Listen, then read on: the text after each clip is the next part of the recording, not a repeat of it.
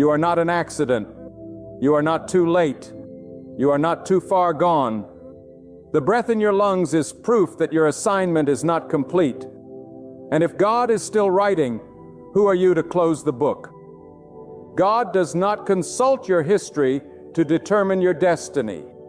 His power is not limited by your past. He specializes in using the unlikely. He chooses the underestimated. He elevates the quiet ones because when it's all said and done, only God can get the glory. When no one believed in you but God lifted you, then it's undeniable. When every odd was against you but you rose anyway, then it's clear that it was God alone who made the way. So open your eyes not to what's going wrong, but to what is still possible. Open your ears not to the noise of the doubters, but to the whisper of God's promise. Open your heart not to fear, but to faith, because God is not done. He is still working. He is still moving. He is still moving. He is still turning dry seasons into rivers, dead ends into exits, ashes into crowns. And when it comes, when the miracle arrives, when the way is finally open, you'll see that every delay had a purpose. You'll realize that what you thought was unanswered was actually being orchestrated behind the scenes. Every tear was watering the soil. Every prayer was setting the atmosphere. Every step of obedience, even when you didn't understand, it was building a path straight to your breakthrough. And in that moment, you will weep, not out of sorrow, but out of awe. You'll say, "Now I see. Now I understand." It was never just about the miracle. It was about the journey.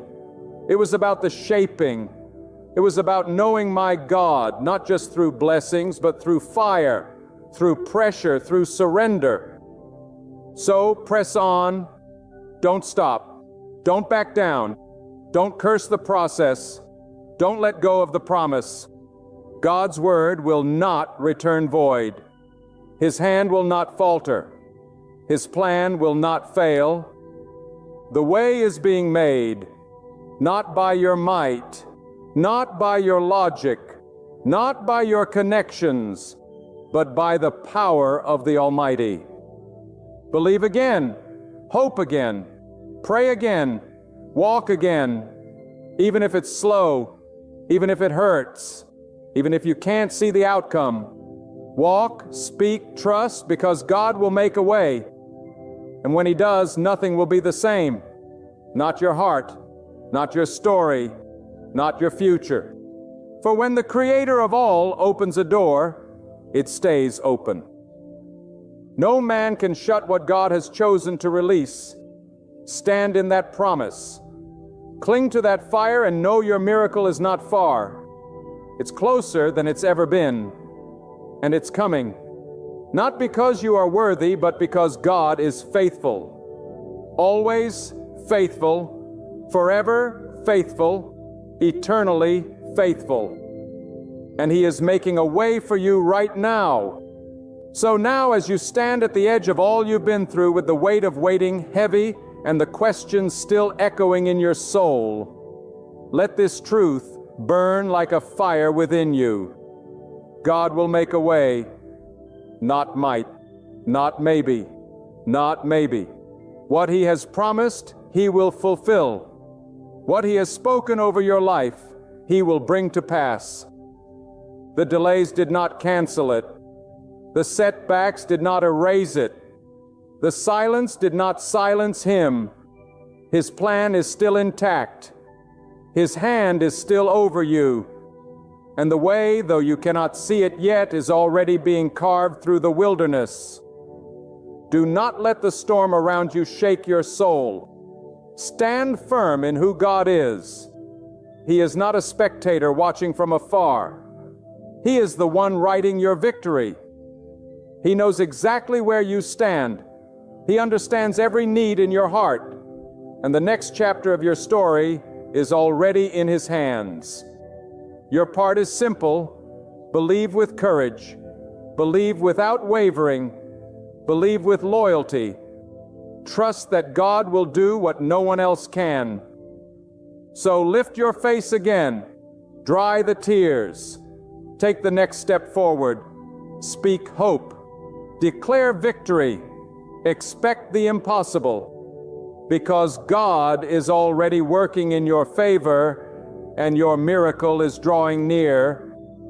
And when it arrives, when the path opens, when the answer comes rushing in, when the door bursts wide, you will stand amazed, realizing it was never about your effort, not your wisdom, not your network. It was God, only God, forever God. Hold fast to faith. The God of miracles will open the way before you. There are moments in every believer's journey, moments that feel like heaven has gone quiet, when everything is still and you begin to wonder if God hears your prayers. Have you ever stood on the edge of something that seemed too overwhelming to carry, too mysterious to explain, yet too sacred to turn away from? That space, my friend, is where God begins His work. It is the holy threshold where He prepares to open a door. But God never flings a door wide without giving notice. He is not a God of chaos. When He is about to transform your life, when He is about to shift the very atmosphere, when He is ready to release favor and blessings long held back, He sends signals. And these signals are never weak or hidden. They are bold. They are unsettling. They stir your spirit awake. And they demand your attention. You cannot overlook them unless your heart has grown dull or distracted. God begins to move right in the middle of your discomfort. He begins to shake the ground beneath you. The very people you once depended on start to drift away. The places you once felt safe in begin to feel tight and suffocating. You try to settle where you are, but something in your spirit refuses to be still. That restlessness you feel is not a mistake. It's a sign that the current place is too small for the next blessing God is about to release. God will not allow you to be comfortable in a place He is calling you to leave. That unease is not from the world. It's from the throne of God. He's awakening you. He's preparing you. He's about to open a door, but He wants to make sure you're ready to walk through it with the strength, faith, and clarity required to carry the weight of the next season. And when God is about to open a door, you will start to feel isolated. Yes, isolation is a sign God will separate you before He elevates you. You might wonder why people no longer call, why invitations stop coming, why familiar voices go silent. But it's not rejection, it's redirection. God removes the noise so you can hear His voice more clearly. Sometimes the greatest promotion begins with divine separation. God doesn't need a crowd to bless you. He doesn't need applause to validate you. He needs your full attention, your surrendered will, and your trust in Him alone. That silence you hear is sacred. It's the space where God whispers secrets about your future. It's the quiet before the storm of blessing. But oh, that silence can feel like abandonment if you don't understand the sign. When the crowd disappears and the room feels empty, lift your eyes to heaven and know that God is getting ready to fill your life with something greater. Do not confuse isolation with punishment. It is protection. It is preparation. You see, God cannot open a new door while you are still clinging to the comfort of the old hallway. He must strip away what no longer serves you. He must prune you like a wise gardener so that you can bear much fruit in the season to come. The branches He removes are not always dead. Some were just not destined to grow with you. Let them go. If they walk away while you are still waiting, thank God. If they misunderstand your calling, bless God. If they speak against you in your stillness, praise God. Because when God is about to open a door, He clears the path. And sometimes that clearing looks like people leaving, doors shutting, and plans failing. But it's not the end. It's the beginning of a divine shift. You will also begin to feel an urgency in your spirit, an unshakable fire that burns not from your emotions, but from the very breath of God. You will wake up with ideas that don't make sense. You'll begin to dream again. You will see visions of things far beyond your reach, and yet they will not leave you. You'll try to silence them, dismiss them, ignore them, but they will come back stronger. That's because when God is about to open a door, He begins to ignite purpose within you. He doesn't show you the full picture. He gives you glimpses just enough to awaken your faith. That holy discomfort you feel in your spirit is not your imagination. It is the voice of God stirring your soul. God does not awaken you for nothing. He does not give you vision without intention. If the vision keeps coming, it's a sign. If the fire won't die, it's a sign. If your soul is being pulled to do something greater, it's a sign.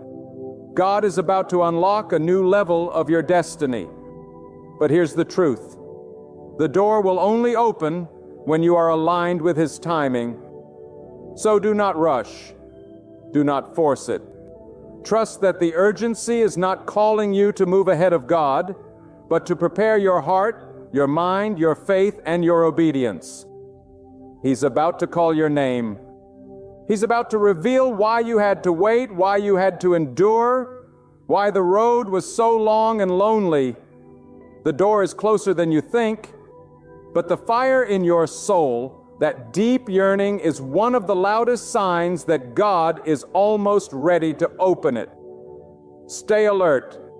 Keep your oil full. Keep your spirit tuned in. For when the door opens, it will be sudden, and you must be ready. When God is about to open a door, He will often disturb your environment. You'll begin to notice that things you once enjoyed no longer satisfy you. The friendships that once fueled you now feel forced. The places you used to find comfort and begin to irritate your soul. This is not a coincidence. It's a divine disruption. God is shifting your atmosphere to prepare you for a new realm. He's tearing away your attachments to the temporary so you can embrace the eternal. The very ground beneath your feet may start to feel unstable, but this shaking is not to destroy you, it's to awaken you. You may begin to face opposition from unexpected places. People you trusted may turn cold, and systems that used to work may suddenly fail. But don't panic. This chaos is not a curse. It is a sign that God is breaking old patterns and opening new pathways. He is removing anything that could sabotage your next season. When your foundation feels like it's crumbling, remember this: God often breaks the soil before He plants the seed. That breaking is sacred. It's painful, yes, but it's proof that something new is about to be birthed. So if you feel the ground shaking, do not retreat. Stand still. If you see doors slamming shut, do not cry. Lift your hand, for behind every closed door is the echo of a new one unlocking. God is not ignoring your prayers. He's aligning your surroundings. And sometimes that alignment requires a holy disruption. You may not understand the why in the moment, but one day you'll look back and thank God for every storm, every silence, every setback, because each one pushed you closer to the doorway He was preparing for you. You see, God does not need your comfort to bless you. He needs your obedience, your faith, and your surrender. So if it feels like the world around you is falling apart, take heart. It may be the very moment God is building a future you cannot yet see.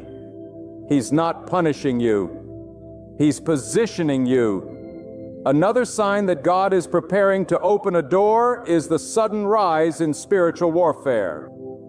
The enemy does not waste time attacking empty vessels. He targets those who are carrying something valuable. If you are facing unusual resistance, unexplained weariness, dreams that disturb your peace, or sudden waves of anxiety and fear, do not dismiss them. These are not random. They are indicators that the spiritual realm has taken notice of what God is about to release in your life.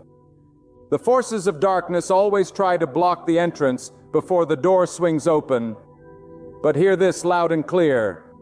No weapon formed against you will prosper, not because of your strength, but because God is your defender. When God places His hand upon you, no force in the universe can cancel your calling. But you must be aware. You must remain vigilant.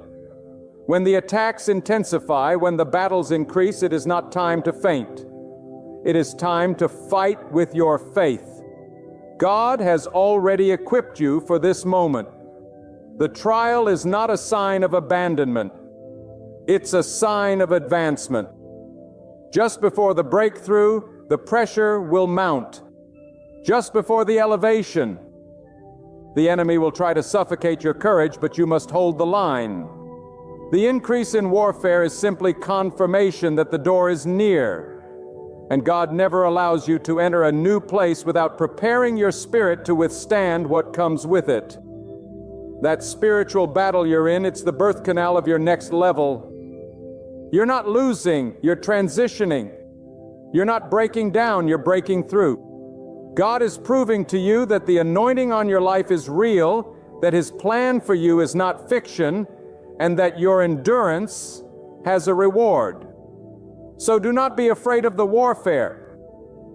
Let it remind you that heaven is backing you and hell is trembling because the door is about to open and nothing can stop what God has ordained. When God is about to open a door, He begins to awaken your discernment. Suddenly, your spirit becomes sensitive to things you once ignored.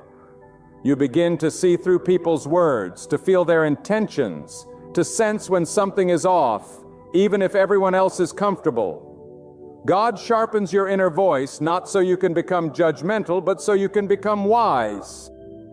This sharpening is a sign that He's preparing to trust you with more.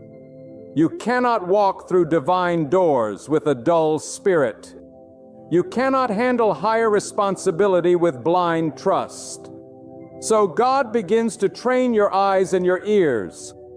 He trains your spirit to detect distractions wrapped in good intentions. Not every opportunity is from Him. Not every open door is divine. Some doors are traps in disguise. So before He opens the one that is truly yours, God will teach you to wait, to listen, to observe. He will teach you how to say no without guilt and yes with clarity. When you begin to lose interest in things that once excited you, when you find yourself turning away from shallow conversations and meaningless pursuits, that's not boredom. It's spiritual maturity. God is detaching your spirit from the counterfeit so you won't miss the authentic. He is calling you to walk with eyes wide open and a heart anchored in Him. If you are feeling unusually quiet lately, if your desire to be seen, heard, or validated has faded, it is not depression, it's preparation. God is pulling you inward to align you with what's coming outward. And when the door opens, your discernment will be your weapon, your compass, and your shield. Do not despise the season of spiritual awakening. Do not fear the loss of interest in worldly things. This is the sacred space where God tunes your spirit to His frequency. And once you learn His voice, you'll never again be deceived by noise. That door you're waiting for requires a spirit that can hear even when the world is loud, a soul that moves when God whispers, and a heart that obeys without delay. He's preparing you in silence so that when the moment comes, you'll step through with confidence, not confusion. And when God is about to open a door, He begins to increase your capacity. What once overwhelmed you becomes manageable. What once intimidated you now challenges you to grow. You will begin to notice that your tolerance for negativity decreases. You no longer entertain gossip, fear, or the opinions of those who lack vision. That's because your spirit is expanding. God is enlarging your capacity to carry more, to endure more, to believe for more. This expansion doesn't always come with applause. It often comes with pressure. You will feel stretched beyond what you thought you could handle. You may find yourself managing more responsibility than before, handling more trials than usual, and standing in spaces you once felt unqualified for. That's not an accident. It's divine stretching. God is proving to you that you are stronger than your past, wiser than your mistakes, and more capable than your fears suggest. Every test, every burden, every challenge is a tool in God's hand to prepare you for the weight of the next season. The door God is about to open isn't just for blessing, it's for purpose. And purpose requires endurance. It requires stability. It requires a backbone of faith that won't collapse under pressure. So when you feel stretched, don't pray for escape. Pray for strength. When life feels like too much, remember that God never increases pressure without increasing grace. The more He is about to give you, the more He must prepare you. That increase in capacity is evidence that your time is near. The spiritual muscles being developed in this season are what will sustain you when you walk through that open door. The people who doubted you will no longer recognize you, not because you changed to fit their mold, but because God transformed you to fit His purpose. You are not who you used to be. You are becoming who God intended you to be all along. And when that door swings open, you will not walk in timidly. You will walk in fully equipped, divinely prepared, and spiritually refined. Not by your own doing, but by the hand of God, who molded you in secret for a purpose that could only be revealed in time. When God is about to open a door, you will start to feel drawn to deeper places of prayer, not out of obligation, but out of necessity. Your soul begins to crave stillness. You'll find yourself turning off distractions, avoiding meaningless conversations, and seeking moments alone, not for escape, but to commune with the one who holds your future. This desire to be alone with God is not your doing, it's a sign. It's how God begins to separate you from noise so you can hear instructions that are not meant for the crowd. There are some doors that only open through private revelation. God knows that in the next season, you cannot depend on others to carry your spirit. You must be anchored in Him alone. Another undeniable sign that God is about to open a door is the rise of divine connections. Relationships that don't make sense in the natural, but are orchestrated with perfect timing and purpose. These aren't casual friendships or surface-level acquaintances. These are God-sent people who speak to your purpose, not your past. They challenge your thinking, stretch your vision, and confirm what you've only dared to whisper in prayer.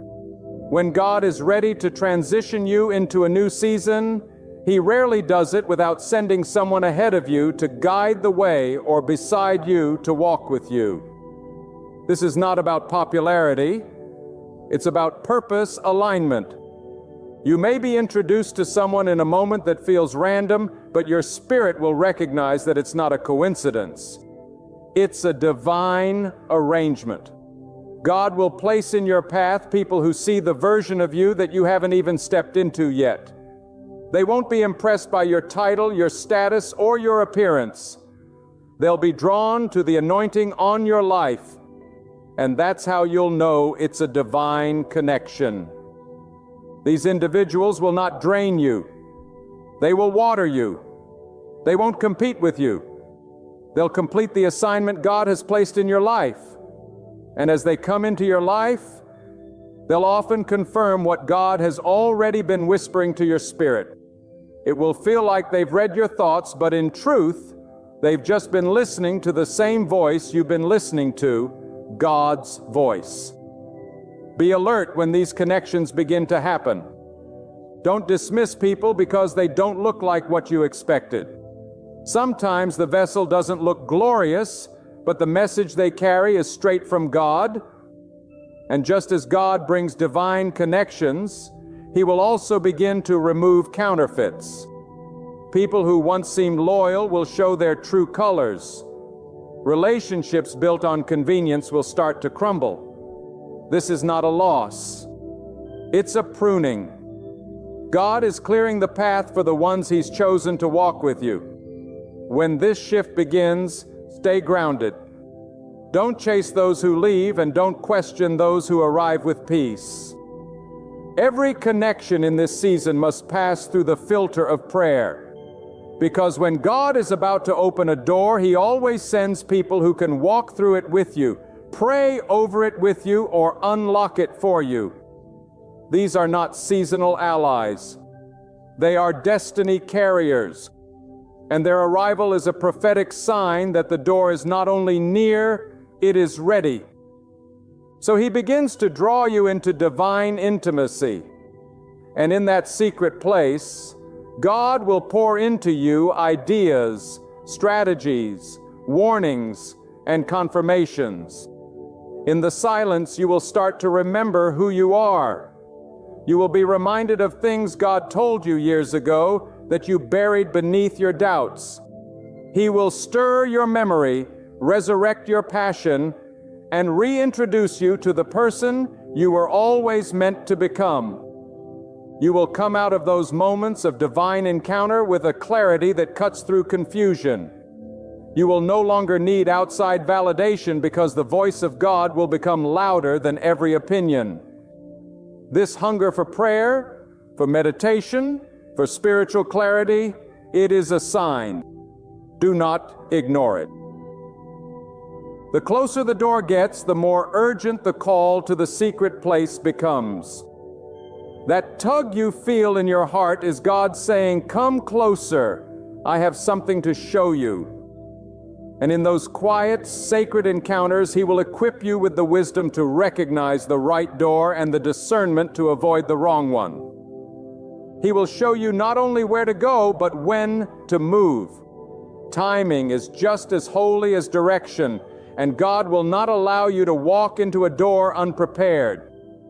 So if you find yourself yearning to pray more, to be still more, to seek more, know this: the door is closed, the blessing is near, the breakthrough is around the corner. But it is your connection with God that will give you the strength to walk through and stay there. For what good is an open door if you are not spiritually prepared to handle what's on the other side? Let God prepare you in the quiet. So when the moment comes, you won't miss it because you were distracted by noise. When God is about to open a door, He will test your ability to walk by faith, not by sight. In this sacred space between the promise and its fulfillment, God often chooses to withhold visible evidence, not to frustrate you, but to stretch your trust in Him. You may find yourself in a season where nothing around you looks like what God has spoken over your life. The terrain seems barren. Your efforts seem fruitless. And every step forward feels like a battle. Yet within your spirit, there is a quiet assurance that something greater is coming. This tension is not a contradiction. It is a divine setup. God is building in you the kind of faith that does not collapse under silence. He's training your heart to believe even when your eyes see nothing. You must understand that God does not measure your readiness by how loud your praise is in the light, but by how steady your trust remains in the dark. If you are in a place where it feels like heaven has gone quiet, Rejoice, because God often speaks the loudest in silence. He wants you to trust His presence. Even when He withholds the plan, that door you're waiting for, it may not appear with flashing signs or trumpets. It may come quietly, unexpectedly, wrapped in obedience. You may be required to move before the full picture is clear, but that's where real faith lives, in the space where logic ends and trust begins. And God honors that kind of faith. He rewards those who hold on when others let go. He elevates those who build altars of praise in valleys of uncertainty. The door you're praying for may not open because of how hard you work, but because of how deeply you believe. And make no mistake, God sees every act of obedience. Every time you chose faith over fear, every moment you praised Him when there was no visible reason.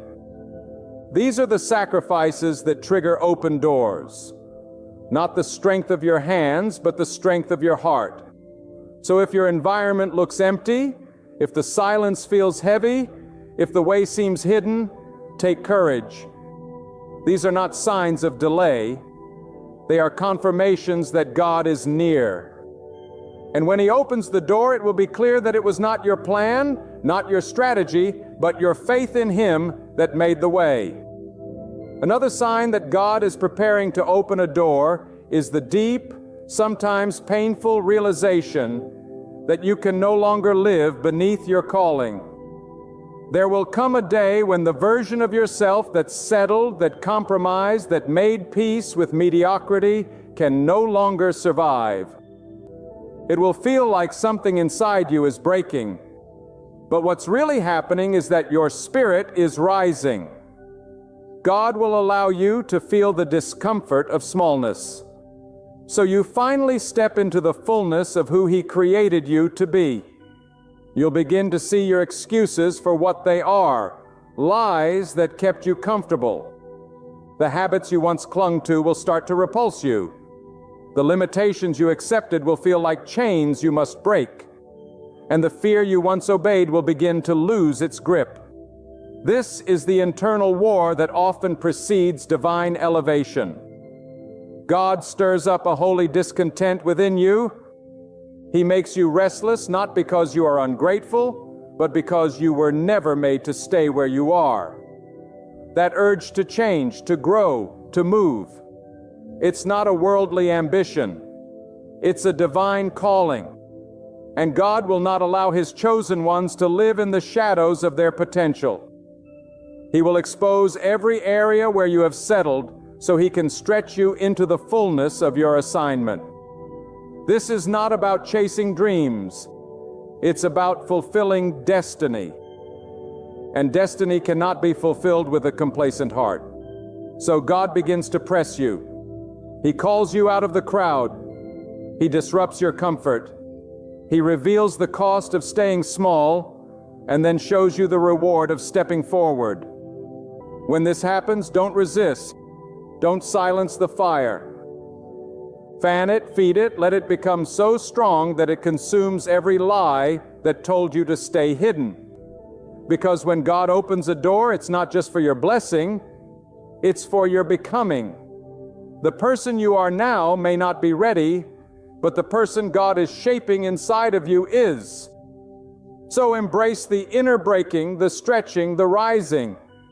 It is not a breakdown, it is a breakthrough. And on the other side of it is the door God has prepared, waiting for the version of you that refuses to live beneath what He has spoken over your life. When God is about to open a door, one of the clearest signs you will encounter is an increased sensitivity to time. Suddenly, wasted moments begin to grieve your spirit. Conversations that once amused you now feel like distractions. You become sharply aware that every second matters, that your days must align with purpose, and that you can no longer afford to live carelessly. This urgency is not coming from your flesh. It is a signal from God. It is heaven's reminder that time is sacred and delay is dangerous. God is revealing that your next season will demand focused preparation and that the window of opportunity is not eternal. While God is patient, He also operates in divine timing. When the time appointed by Him draws near, your spirit will begin to stir with a sense of holy pressure. You'll feel an invisible clock ticking, not to rush you into anxiety, but to alert you that your moment is approaching. What you do now matters more than ever. Your prayers, your routines, your decisions, they are not by chance. They are molding the person who will stand before that open threshold. And that threshold won't wait for your ease. It will wait for your preparedness. God is saying, bring your life into alignment with the dream I've placed inside you. Stop spending days trying to squeeze into doors I've already called you away from. Stop feeding what drains your spirit. A sudden, holy urgency arrives when God is about to rearrange your path. He doesn't want you to miss what He's about to do, so He heightens your senses.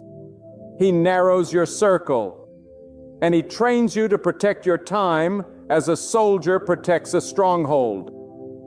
If you find you can no longer tolerate wasting moments in empty places, it's because God is shaping you for significant purpose. You were never designed for mere comfort. You were designed for a calling. And when that door opens, it won't come to those who toyed away their days. It will open for those who prepared in secret, respected time, and trained their hearts to follow God with urgency and discipline. So don't ignore the clock ticking in your soul. It's not fear. It's faith calling you higher. God is doing something new, and the time to act is not tomorrow. It is now. When God is about to open a door, He will allow you to come face to face with your old self. Not to shame you, but to remind you how far He's brought you and how much further He's taking you. You'll find yourself confronted by thoughts you thought you buried. Insecurities you believed you overcame may try to return. Doubts may knock on the doors of your confidence. But don't be discouraged. This is not regression. It's refinement. God is showing you the final layers that need to be stripped before you walk into your next dimension. The enemy will try to convince you that because old emotions are resurfacing, you're going backward. But the truth is, light always exposes hidden residue before a fresh release. You're not being attacked because you're weak. You're being refined because you're strong enough to carry what's next. When God is about to trust you with more, He purifies your foundation. He will not build on anything unstable. So He brings to light every lie, every hidden fear, every root of bitterness, every lingering insecurity, not to condemn, but to cleanse. And this cleansing feels like a storm. It shakes you. It humbles you. It reminds you that without God, you are nothing. But that's the beauty of it. God is not looking for perfect vessels. He's looking for purified ones. The fire you're feeling in your soul, the pressure, the tension, the unexpected emotions, they're not setbacks. They're the signs of a holy fire burning everything that cannot go with you into your next season. Embrace the process. Lean into the discomfort.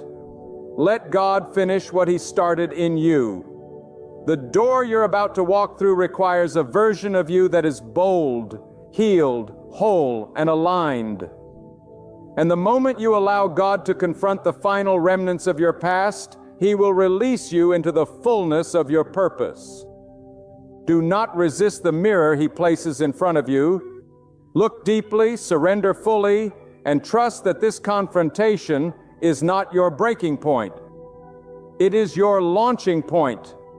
Because when God completes a work in your inner man, the outer breakthrough cannot be stopped. You are not being defeated, you are being delivered. And right on the other side of that deliverance stands the very door you've been waiting for. When God is about to open a door, He will intensify your awareness of what no longer belongs in your life. You will begin to notice certain behaviors, attachments, and even thought patterns that once seemed harmless but now feel like obstacles. The conversations that used to entertain you will begin to drain you. The relationships that once defined you will start to limit you. The comforts you clung to will feel like chains. This is not you becoming arrogant. This is you becoming awakened. God is making you allergic to what is beneath your destiny. He's not just removing things from around you. He's removing things from within you. Old desires will begin to die. Old cycles will start to feel suffocating, and your spirit will crave purity, truth, and alignment. This stripping is not punishment. It's purification. God is making room. He is decluttering your soul. He's preparing you to walk through a door that demands clarity, focus, and unwavering commitment. You cannot carry clutter into your calling. You cannot walk into purpose while dragging the dead weight of your past. So God begins to highlight the habits, the compromises, the inner conversations that silently poison your progress. It may be painful, but it's necessary. The door you've been praying for is too powerful to be approached with divided loyalty. God wants your full attention. He wants your spirit undistracted. And to get you there, He begins to cleanse you of everything that could become a stumbling block. You may not even realize how deeply rooted some of these things are until God shines His light on them. And when He does, do not harden your heart. Submit, let go. Trust that if God is asking you to release something, it's because He's about to replace it with something greater. This is the sign few recognize. The sudden urge to purify your life, to fast from distraction, to pursue a new level of spiritual discipline. It's not religion, it's revelation. God is sanctifying your path because what He's about to open will require a cleaner vessel, a clearer mind, and a stronger spirit. Let Him do the work. Because once He removes the unnecessary, the path to the door will become undeniable. And then, just before the door opens, God will allow a moment that tests your identity one final time. It might be a rejection, a betrayal, a delay that seems to mock everything you believe. You will find yourself standing at the edge of breakthrough, but it will feel like everything is falling apart. Do not be fooled. This is the final fire. God will always test who you think you are before He reveals who He knows you to be. He'll ask, will you still believe when it looks like I've forgotten you? Will you still praise me when the answer hasn't come? Will you still trust me when the door you expected isn't the one I open? This is where many fall away. They misinterpret the final test as failure. But it's not failure, it's formation. God is molding your character to match the weight of the door you're about to walk through. The final battle before elevation is always identity. You must know who you are in God before you step into what He's promised. Because if you enter unsure of your worth, you'll second-guess the blessing. If you walk through the door still seeking validation, you'll allow fear to rob you of the favor. So God creates a situation that forces you to decide, is your faith built on what you see or on who He is? Are you attached to the outcome or surrendered to the process? This is where you grow, not upward, but inward. And in that sacred wrestling match with your own doubt, your real strength is born. You emerge not as the person who begged for the door, but as the person who is ready to walk through it. And once your identity is sealed in God, the door cannot remain shut. because it was never just about access, it was about becoming. And when you become who God called you to be, no man, no circumstance, no demon can deny what heaven has already ordained. So if you're in the fire, don't retreat. If you're in the test, don't crumble. Lift your head and recognize the pattern. The breaking point is the birthing point. You are closer now than you've ever been. And when you pass this test, the door will open, not because you forced it, but because you were formed for it. When God is about to open a door, He may cause your current resources to dry up. What once sustained you may suddenly become unreliable. The job that brought you comfort may begin to feel unstable. The people who supported you may grow distant. Even your physical strength may feel diminished. But this isn't abandonment. It's divine strategy. God knows that as long as you depend on the brook, you will not move toward the river. As long as your needs are being met in the old place, you won't seek the new place. So He allows the brook to dry up, not to punish you, but to propel you. This kind of divine disruption is hard to understand in the moment. It will feel like everything is slipping through your hands. You'll question your decisions. You'll revisit your faith. You'll ask, why now, God? Why this? But God, in His perfect wisdom, is not cutting you off. He's cutting you loose. Loose from the things you thought were your source. Loose from the structures you've leaned on more than Him. Loose from the old way of thinking, surviving, and living. The drying brook is not the end. It is the push.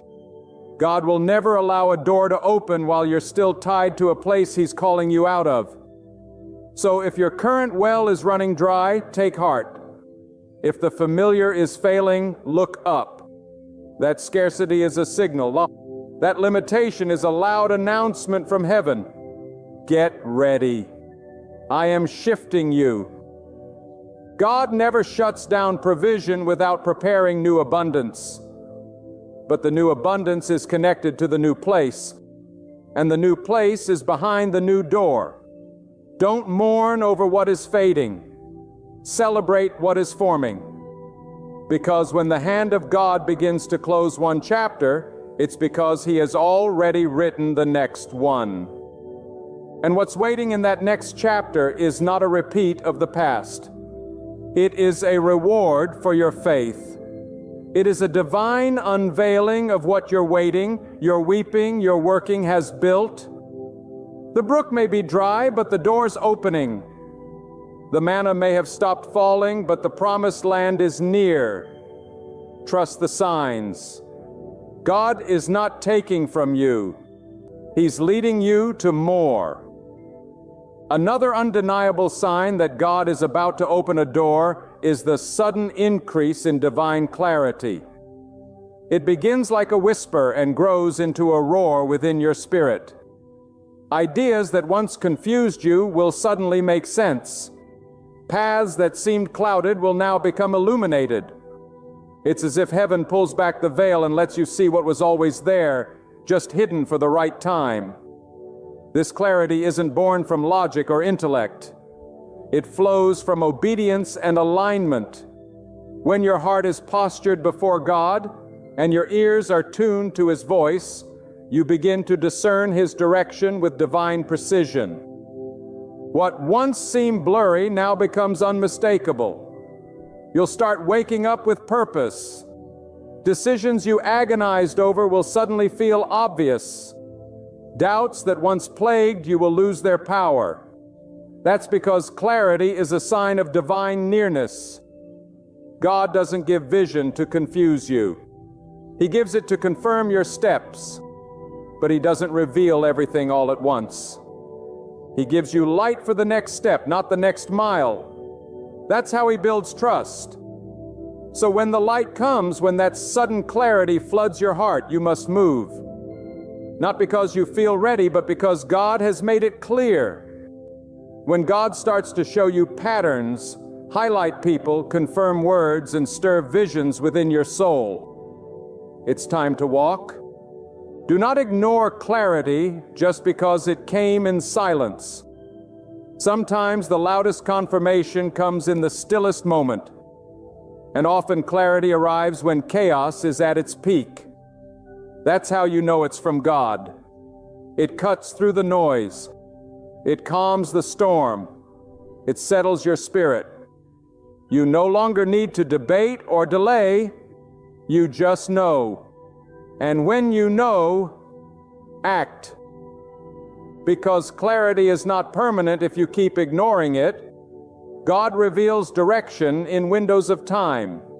If you refuse to act when He confirms the way, that clarity will turn back into confusion. Not because God is unclear, but because you hesitated when you should have moved. The open door is not just about opportunity, it's about timing. And when God gives you divine clarity, it's a sign the time is now. Don't look back.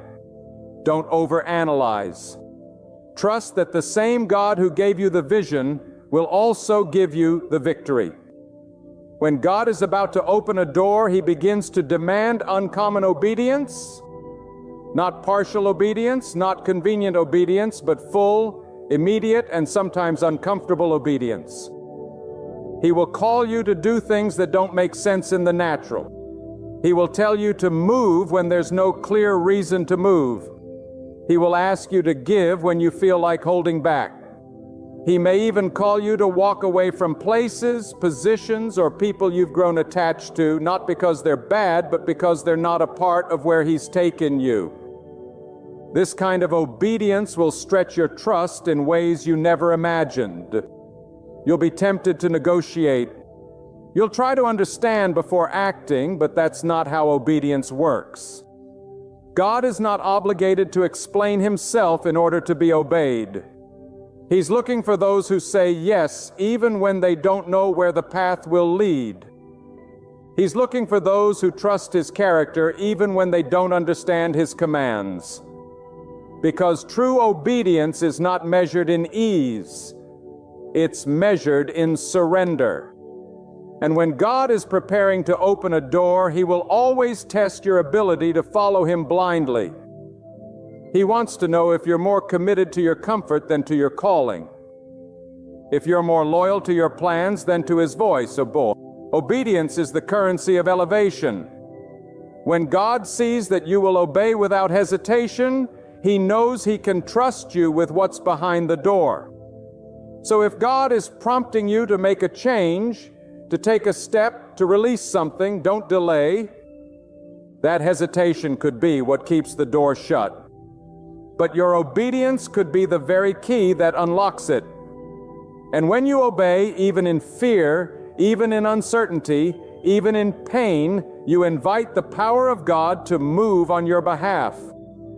There is no door too big, no barrier too strong, and no delay too long when obedience walks ahead of you. Move when He says move. Wait when He says wait. And act when He says act. Because obedience is not just your responsibility, it is your preparation. And then after all the waiting, all the stretching, all the stripping and testing, when your heart is aligned, your faith is matured, and your obedience is proven, God opens the door. Not a door you force, not a door you beg for, but the one that He appointed from the beginning. And when it opens, you will understand why the wait had to be long, why the pain had to be deep, why the loneliness had to be real. Because what God is about to release is not small, it's not temporary, it's not average, it is divine, it is lasting, it is purposeful. And when that door swings open, everything that was once confusing will suddenly make sense. You'll see why He had to delay it. You'll see why certain people had to leave. You'll understand why some seasons felt like silence. It was all part of the preparation. Because the door God opens is not just about blessing you, it's about using you. It's about positioning you to be a vessel to carry His light, His truth, and His wisdom into places that were once dark. You didn't endure the fire just to enjoy the view. You endured it so you could stand in rooms you were once unqualified for and walk with the authority of someone who has been processed by God. When the door opens, walk through it boldly, not arrogantly, but confidently. Not because you're perfect, but because God prepared you. This is not the time to shrink. This is not the time to second guess. This is the moment to step fully into what you were born for. And know this, the God who opens the door will also sustain you behind it. He doesn't just prepare the path, He prepares you for the path. And when the time is right, not a second too soon, not a moment too late, the door will open. And it will be clear that it was never about luck, chance, or effort. It was about alignment with the one who orders all things. So if you find yourself in the fire, hold on. If your spirit feels restless, stay alert. If your surroundings are shifting, take heart. These are not signs of failure. You are hearing heaven's quiet nudges, the small voices that say something is coming, that God is at work, that the doorway is nearer than you imagine. Let faith lift you above every tremor of fear. Let obedience drown out the whispers of doubt. Let your reliance on God outweigh your need to control. For when God cracks a door open, no human hand can shut it. No power can stand against it. No enemy can nullify it. You are not called to batter that door down. Your role is to wait prepared. Prepare, believe, obey, and release your grip. And when the entrance at last appears, step through as someone remade by trial, tempered in silence, honed in the wilderness, and possessing a confidence anchored not in self, but in God's timing and strength. The doors God opens are more than opportunities. They are missions. They are holy trusts. They are reserved for those courageous enough to trust through the waiting and faithful enough to move the moment God says now. There's a reason the Lord commands us to guard our heart, because from the heart flows the very source of life. When emotions are left unprotected, they become open doors where chaos can freely enter. Anger ushers in ruin. Jealousy breeds bitterness. Fear welcomes doubt. An unrestrained sorrow can drag the soul into the depths of despair. But when emotions are laid at God's feet, He takes His place as the guardian of your inner being. He defends your heart like a mighty fortress, shielding it from overreaction, deception, and emotional sabotage. Make no mistake, your feelings are not always truthful. They can mislead. They often speak from unhealed wounds, from disappointments that still ache, from expectations that were never met.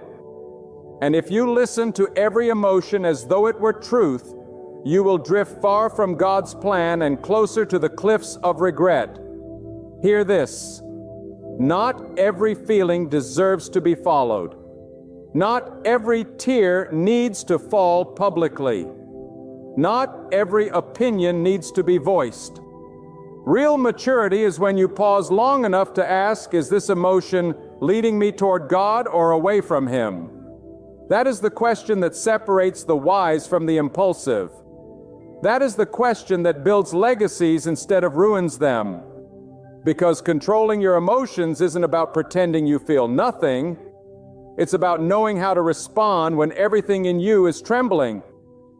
And God honors the one who chooses discipline over disaster. He honors the one who says, yes, I feel broken, but I will not lash out. Yes, I feel offended, but I will not destroy with my words. Yes, I am afraid, but I will not let fear be my master. This is not weakness. This is the highest form of strength, a strength that flows not from muscles or might, but from submission to the will of God. And do not think for 1 second that God is silent in your moments of emotional turmoil. No, He is closest when the storm inside you rages the loudest. He is watching, waiting, whispering, "Let me take this from you. Let me quiet the fire. Let me give you my peace." But the problem is many of us run to everything else before we run to God. We run to distractions, to validation, to venting, to bitterness, to revenge. And when these things fail to heal us, we collapse wondering why peace won't come. Peace only comes when you go to the source of it. And God is not just the creator of peace. He is peace. You cannot find calmness if you keep feeding your emotions with chaos. You cannot find clarity if you are drowning your mind in noise. You cannot be free if you are always reacting. So stop reacting and start reflecting. Before you speak, reflect. Before you post, reflect. Before you accuse, reflect before you accuse. Reflect. Before you accuse, reflect. Before you explode, reflect. And in that moment of reflection, invite God into the decision. Because when God enters that moment, He gives you perspective. He shows you the end from the beginning. He reminds you that this feeling, this anger, this fear, this sadness is temporary. But the damage it can cause may not be. So choose restraint. Choose stillness. Choose to pause not because you're weak, but because you are led by something higher than emotion. You are led by divine wisdom. You are guided by the one who sees beyond the now. And what a gift it is to not be controlled by how you feel, but to be led by what you know. That God is greater than your storm. That God is stronger than your struggle. That God's voice is more powerful than your emotion. If you trust Him, truly trust Him, then your emotions become a tool, not a trap. They can be used to serve you, not sabotage you. Anger can become holy boldness. Sadness can turn into compassion. Fear can become reverence, but only when surrendered to God. Left to yourself, your emotions will use you. But under God's authority, they will serve you. That is the difference between bondage and freedom. That is the difference between chaos and purpose. And every day you must choose, will I be led by fleeting emotion, or will I be anchored in eternal truth? There is a sacred strength in silence, an inner power and restraint that the world often mocks, but God honors. In a culture where people are applauded for speaking first and thinking later, where every offense must be answered, every emotion expressed, and every slight avenged, the one who chooses stillness is seen as weak.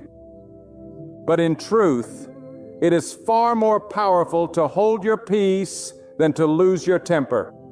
God never created you to be reactive like a leaf tossed by the wind.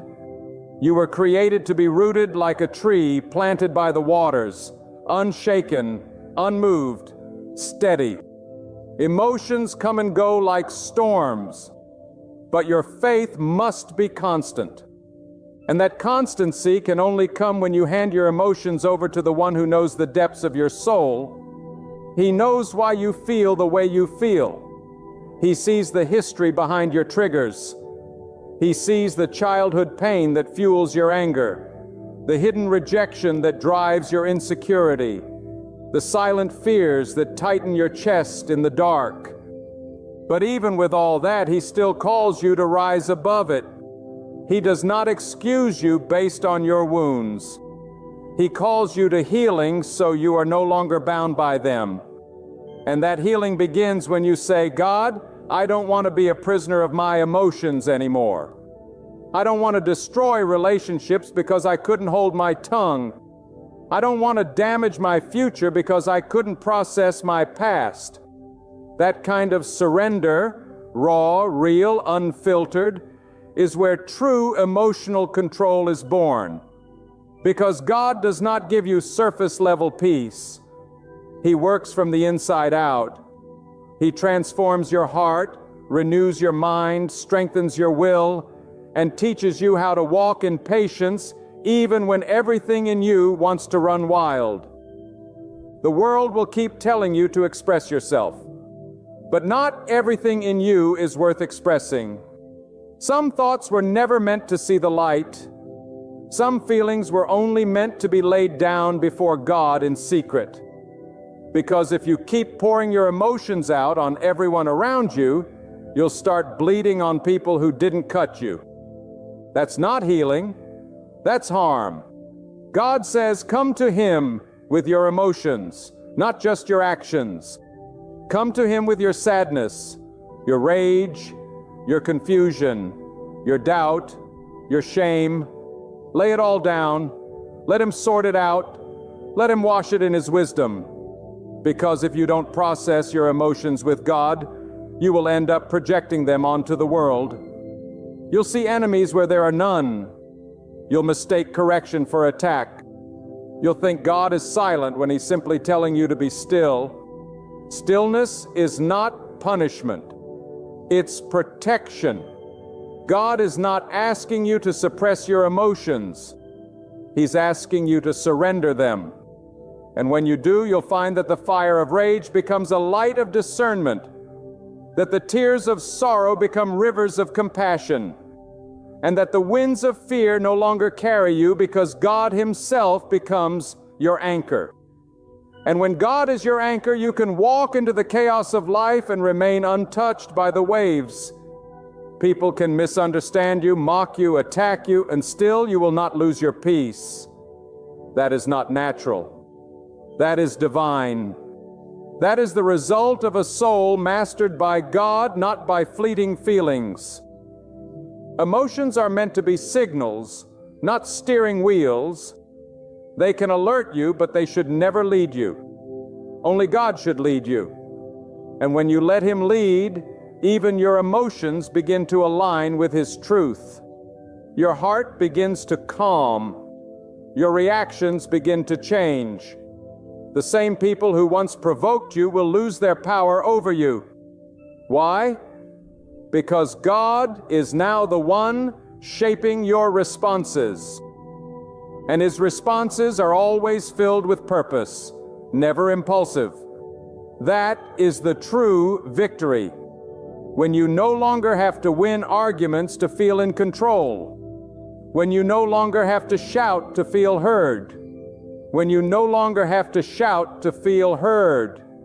When you no longer need revenge to feel validated because God has filled you so deeply that the opinions of others no longer stir the storm. And even if the storm rages, it cannot enter your spirit. You have been sealed. You have been strengthened. You have been taught by the Most High how to rule your own soul. And that is something no person, no insult, no betrayal can take away from you. But understand this. This level of emotional strength does not come overnight. It is built, it is forged in the fires of daily surrender. It is practiced in the moments when you want to lose control but choose to pray instead. It is built when you want to lash out but choose to walk away. It is strengthened when you are tempted to speak in anger but choose to speak life instead. Every time you choose God over your emotion, you are building spiritual muscle. You are becoming unshakable. And that is what God wants for you. Not to be cold, not to be distant, but to be wise, disciplined, and strong. So that when the emotional waves rise, you are not tossed around like everyone else. You stand tall. You breathe deeply. You say nothing if God hasn't spoken. And in your silence, in your calm, in your self-control, people will see something in you they cannot explain. They will see the mark of God's authority resting on your spirit. And that, my friend, is how you rise.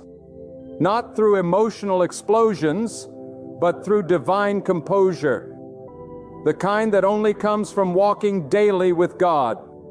The world will tempt you daily to lose your emotional footing. You will be tested not once, not twice, but over and over again.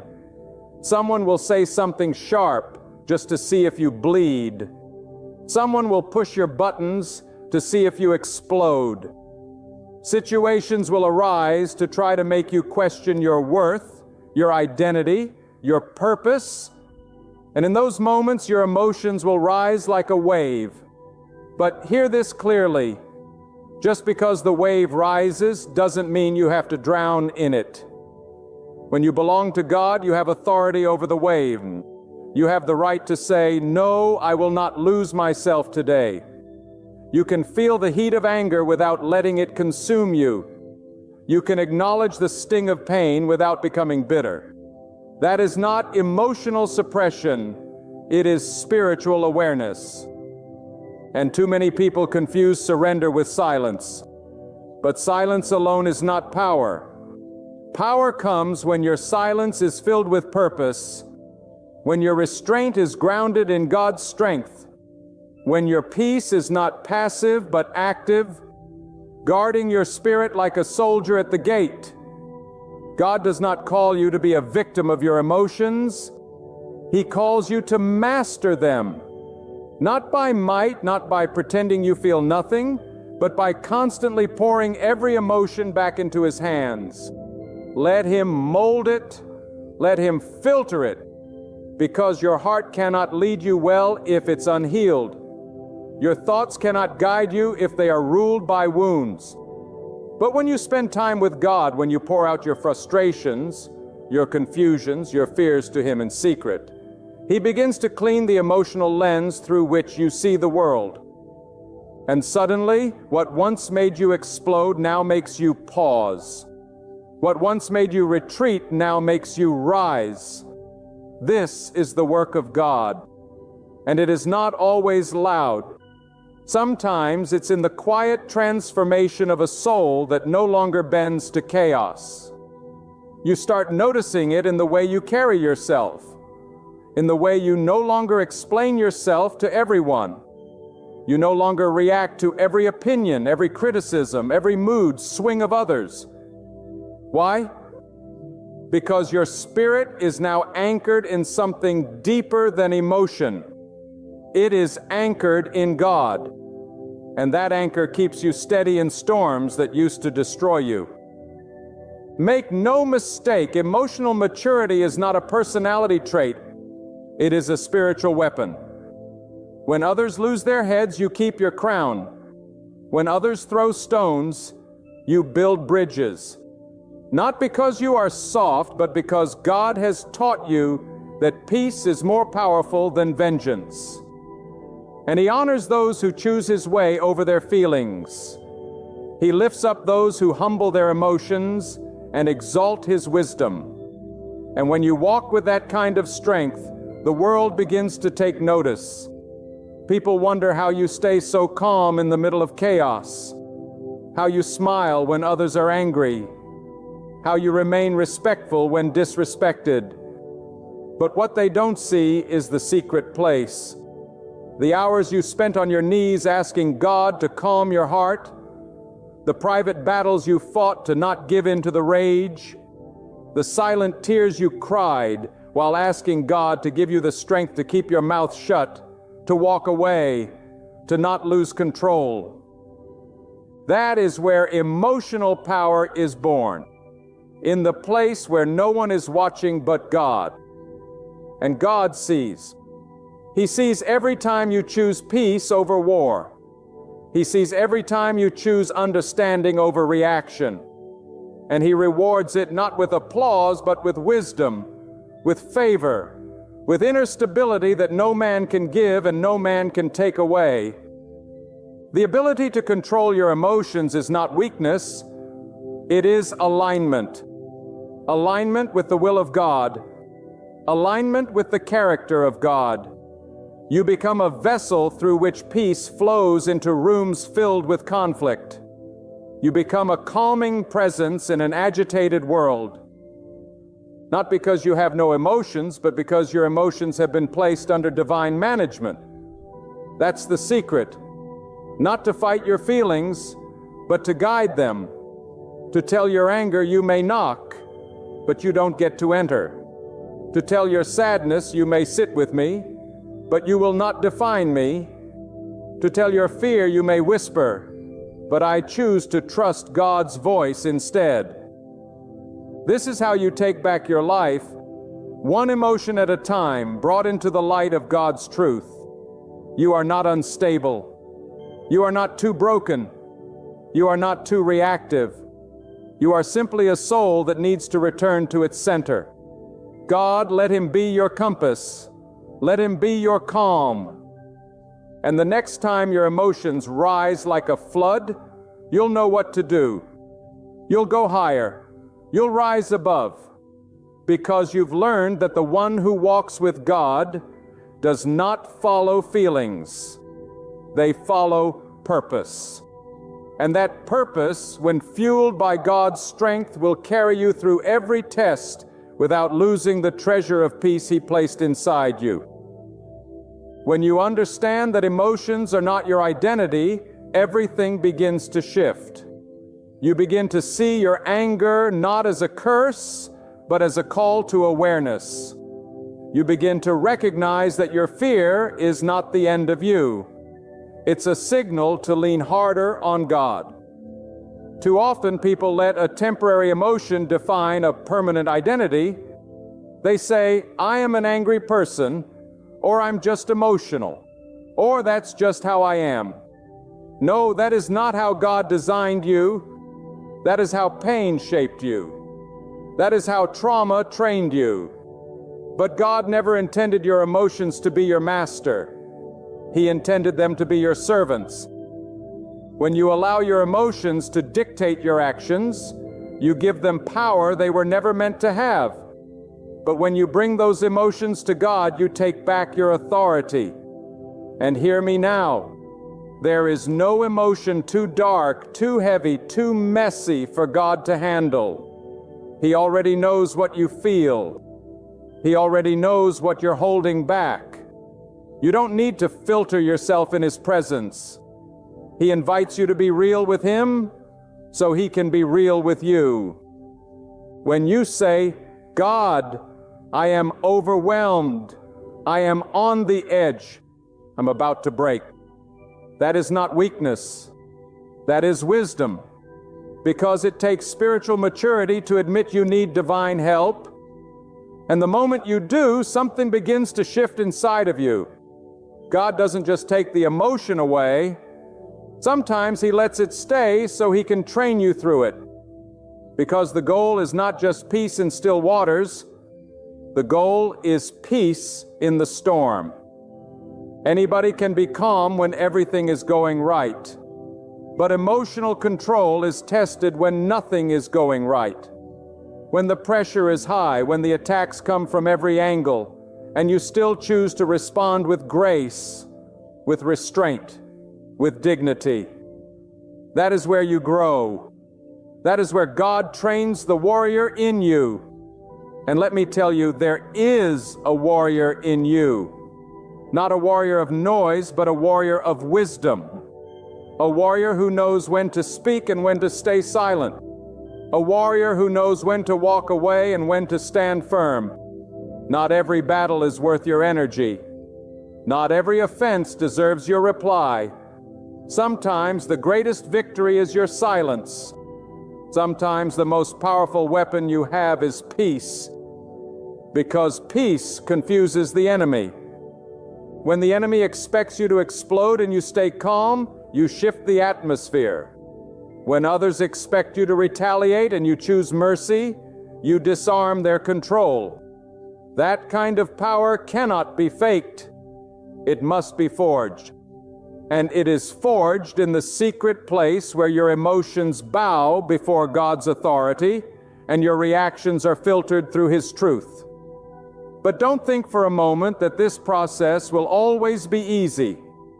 There will be days when you want to give in. Days when your emotions scream louder than your prayers. Days when you feel like you're slipping back into your old ways. And in those moments, you must remind yourself you are not who you used to be. You may feel the old emotions rising, but you don't have to let them rule you. You may feel the urge to snap, to vent, to explode, but you have a choice now. You have the wisdom of God planted deep inside you, and it is stronger than your impulses. Emotions are quick, they want resolution now. But God is patient. God works over time. And the more you trust Him with your emotional responses, the more your spirit becomes disciplined. Discipline doesn't mean you don't feel. It means you don't bow. It means you acknowledge the feeling but refuse to let it rule. And this kind of strength isn't always loud. Sometimes it's found in a whisper, in a breath, in the decision to say, God, take over. That quiet moment of surrender is more powerful than any outburst. Because in that moment, you're not just avoiding conflict. You're building character. You're laying the foundation for future peace. You're protecting the version of yourself that God is shaping. Because every time you choose emotional control, you are preserving your purpose. You are guarding your anointing. You are maintaining your clarity. And that clarity is priceless in a world drowning in confusion. When you see through God's eyes, you understand that not everything requires a reaction. Some things require prayer. Some things require distance. Some things require silence. That's not avoidance. It's alignment. And when you live in alignment with God, you begin to experience a freedom that no emotional chaos can destroy. You walk differently. You speak differently. You move through the fire without being burned, not because you're emotionless, but because your emotions are no longer your God. God is. And when He takes His rightful place in your heart, you will begin to experience a peace that surpasses understanding. A peace that cannot be shaken by betrayal, insult, or pain. Because God will not only calm the storm around you, He will calm the storm within you. And when that happens, you won't just survive life's challenges. You'll master them, one emotion at a time. Do not underestimate the damage that uncontrolled emotions can bring into your life. One word spoken in wrath can pierce deeper than a sword. One decision made in haste can open doors you were never meant to walk through. One moment of pride can shut out blessings God was preparing to pour over your life. You must understand, emotional control is not just about behaving better. It is about protecting your destiny. It is about building a spiritual shield around what God has placed inside you. Because when the enemy can't steal your faith, he'll come after your peace. He'll use frustration to poison your joy. He'll use offense to make you bitter. He'll use stress to make you impatient. And once you start reacting emotionally to everything, you become vulnerable, easy to manipulate, easy to offend, easy to derail. But when your emotions are governed by God, you become a different kind of person. You are no longer easily provoked. You don't jump at every insult. You don't lose sleep over every disagreement. You begin to live above the noise. And that is where God wants you. Above the noise, above the chaos, above the emotional drama of life. You may still feel it, but you are no longer ruled by it. This is not the result of positive thinking or personality. It is the result of spiritual transformation. When you spend time with God, when you consistently surrender your feelings to Him, He rewires how you think, how you perceive, how you respond. You begin to see life through a higher lens. And from that view, you no longer panic. You no longer rage. You no longer crumble. You understand that emotions are not enemies, but neither are they leaders. Emotions must take their rightful place beneath wisdom, beneath faith, beneath discernment. When feelings are surrendered to God's truth, they stop working against you and begin to work for your calling. Anger transforms into boldness. Grief becomes compassion. Even fear laid before the Lord shifts into holy reverence instead of panic. But this change isn't instant. It unfolds moment by moment every time you choose God's path over your own. When you declare, "I could lash out, but I won't. I could shout, but I'll stay quiet.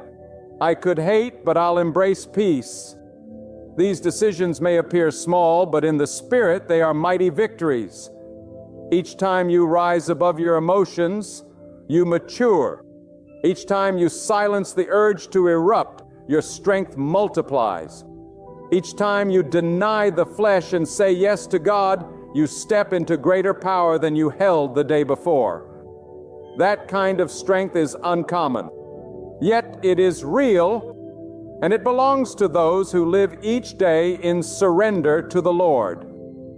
And perhaps one of the greatest lies ever told is that emotions are more authentic than faith. That how you feel should always be followed no matter the cost. But that's not truth. That's deception. Because your feelings, while real, are not always right. And if you allow them to take the lead, they will lead you into destruction. But when God becomes your center, He teaches you how to filter every emotion through His wisdom. He teaches you how to slow down, to breathe, to pause and reflect before you act. He teaches you how to become steady in an unsteady world. And let me tell you something. There is a deep holy strength in emotional steadiness. Not numbness, not denial, but spiritual control. A strength that keeps you from burning bridges that God built.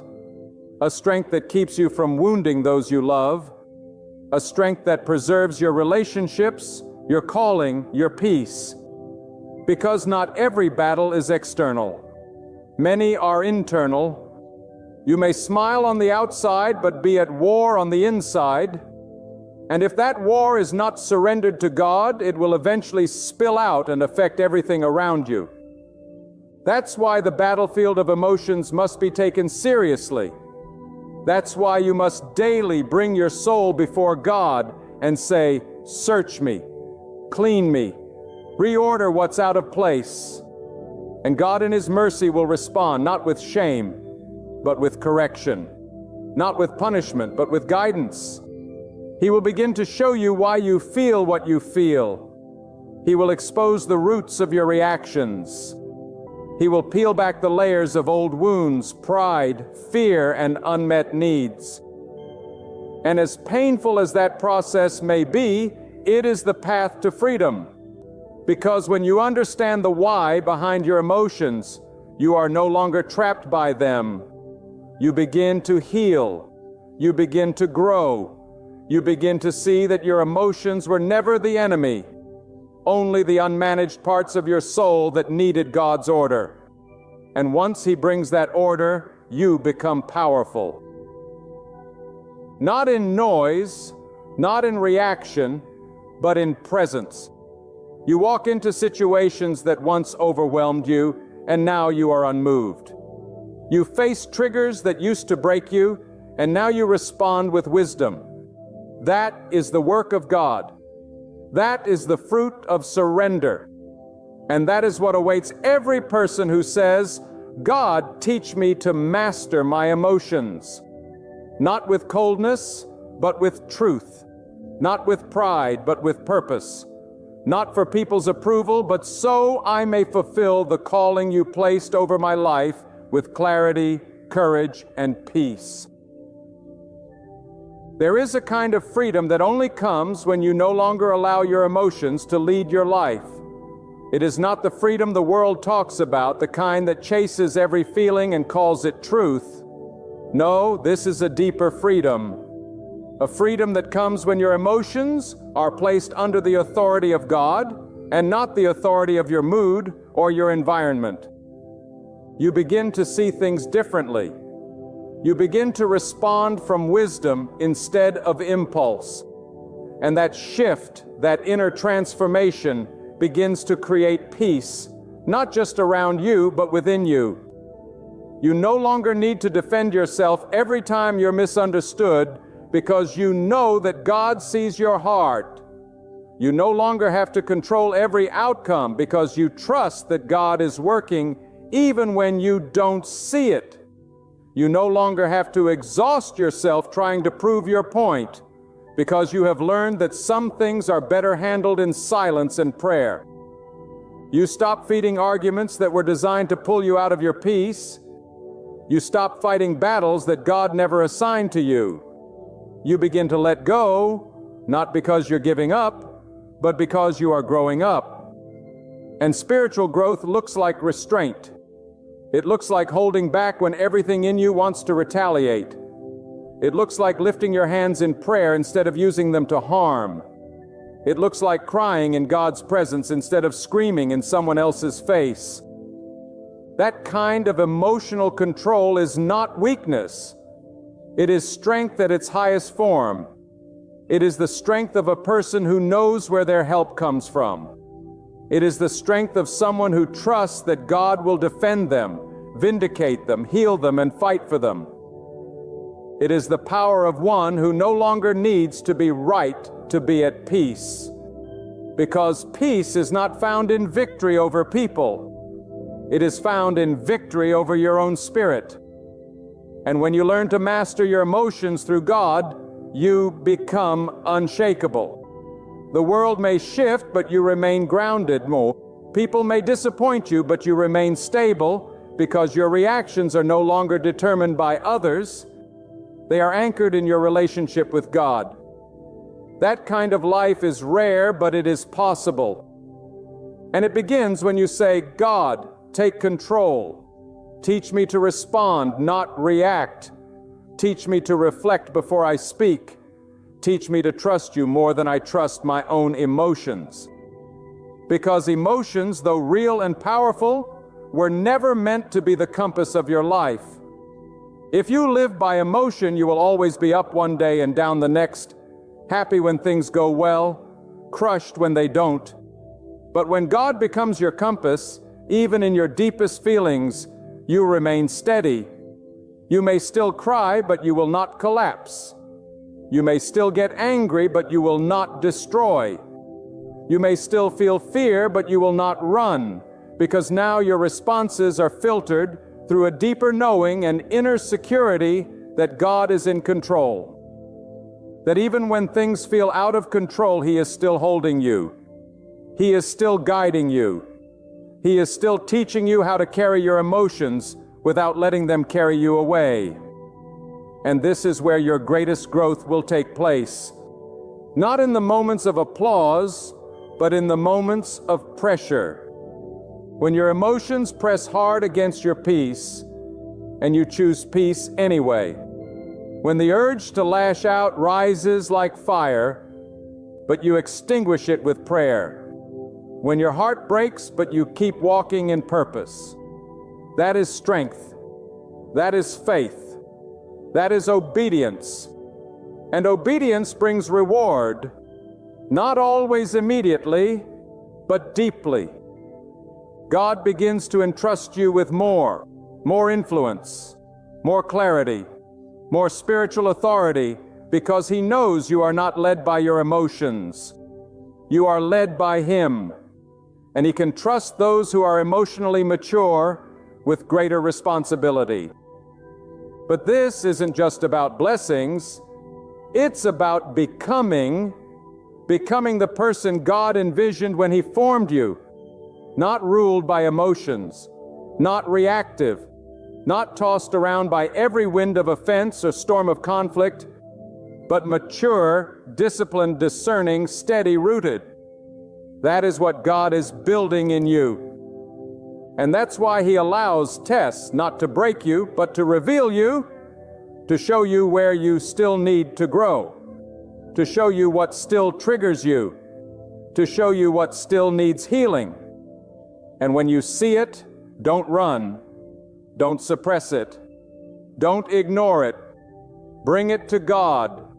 Say, "Here it is, God.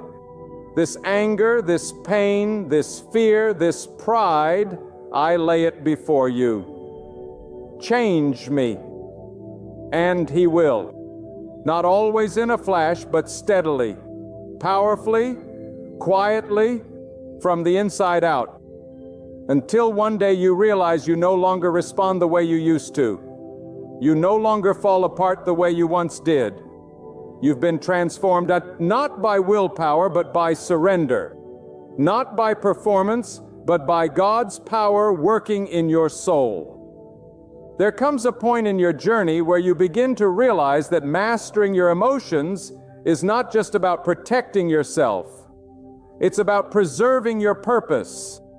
Your calling is too great to be constantly derailed by emotional reactions. Your destiny is too sacred to be thrown off course by momentary feelings. God did not place you here to be swayed by the winds of mood swings and instability. He placed you here to carry something eternal. And anything eternal must be protected. Emotional discipline is not just self-help. It is soul preservation. When you keep losing your temper, you delay your progress. When you keep giving in to offense, you distance yourself from growth. When you act out of insecurity, you stop short of the confidence that God is trying to build in you. But when you stand still and let God rule your reactions, the ground beneath your feet begins to solidify. Suddenly, the things that used to shake you don't anymore. The people who used to provoke you can't anymore. The situations that used to drain you fade into silence because you've changed. You no longer give your power away to people who didn't create you. You no longer hand your peace to situations that have no eternal weight, because now you've tasted something better. You've experienced what it feels like to walk in God's composure, to live from the inside out, not the outside in. And that shift changes everything. You begin to pray more than you speak. You begin to think more than you react. You begin to love more deeply because your love is no longer conditional on how others treat you. You are not living based on feelings. You are living based on God's truth. And that truth grounds you, holds you, lifts you. You become the kind of person who brings calm into chaos, who speaks life when others curse, who builds where others destroy. Not because you're perfect, not because you don't feel, but because you've surrendered those feelings into the hands of the one who made you. And He has reshaped you from the inside. He has given you authority over the very emotions that once ruled you. And now you are not a slave. You are a steward. You steward your anger. You steward your sorrow. You steward your joy. And in doing so, you walk in power, quiet, unshakable, God-given power. And so, as you go forward, remember this. Every emotion is an opportunity to choose either to bow to the flesh or to rise in faith. Anger will come, but you don't have to serve it. Fear will knock, but you don't have to answer. Sorrow will whisper, but you don't have to surrender. You have a choice. And every time you choose God's way over your own, you are not just becoming better, you are becoming who you were always meant to be. Strong, grounded, wise, peaceful. And not because life is easy, but because God is with you. This is not about pretending. This is not about suppression. This is not about hiding how you feel. It is about inviting God into every emotion and letting Him purify it, direct it, and use it for good. You can be real and still be righteous. You can feel deeply and still respond wisely. You can be fully human and still fully surrendered. That's what God desires. Not perfection, but partnership. He wants to walk with you through the messiness of your heart and bring clarity where there's confusion, healing where there's hurt, order where there's chaos. So don't run from your emotions. Run to God with them. Don't deny what you feel. Lay it down at His feet. Let Him show you what to keep and what to cast off. Let Him show you what to keep and what to cast off. Let Him teach you when to speak and when to be silent. Let Him shape your reactions until they reflect His character, not your past. Because the more you walk with God, the more you will find yourself becoming steady in a world that trembles.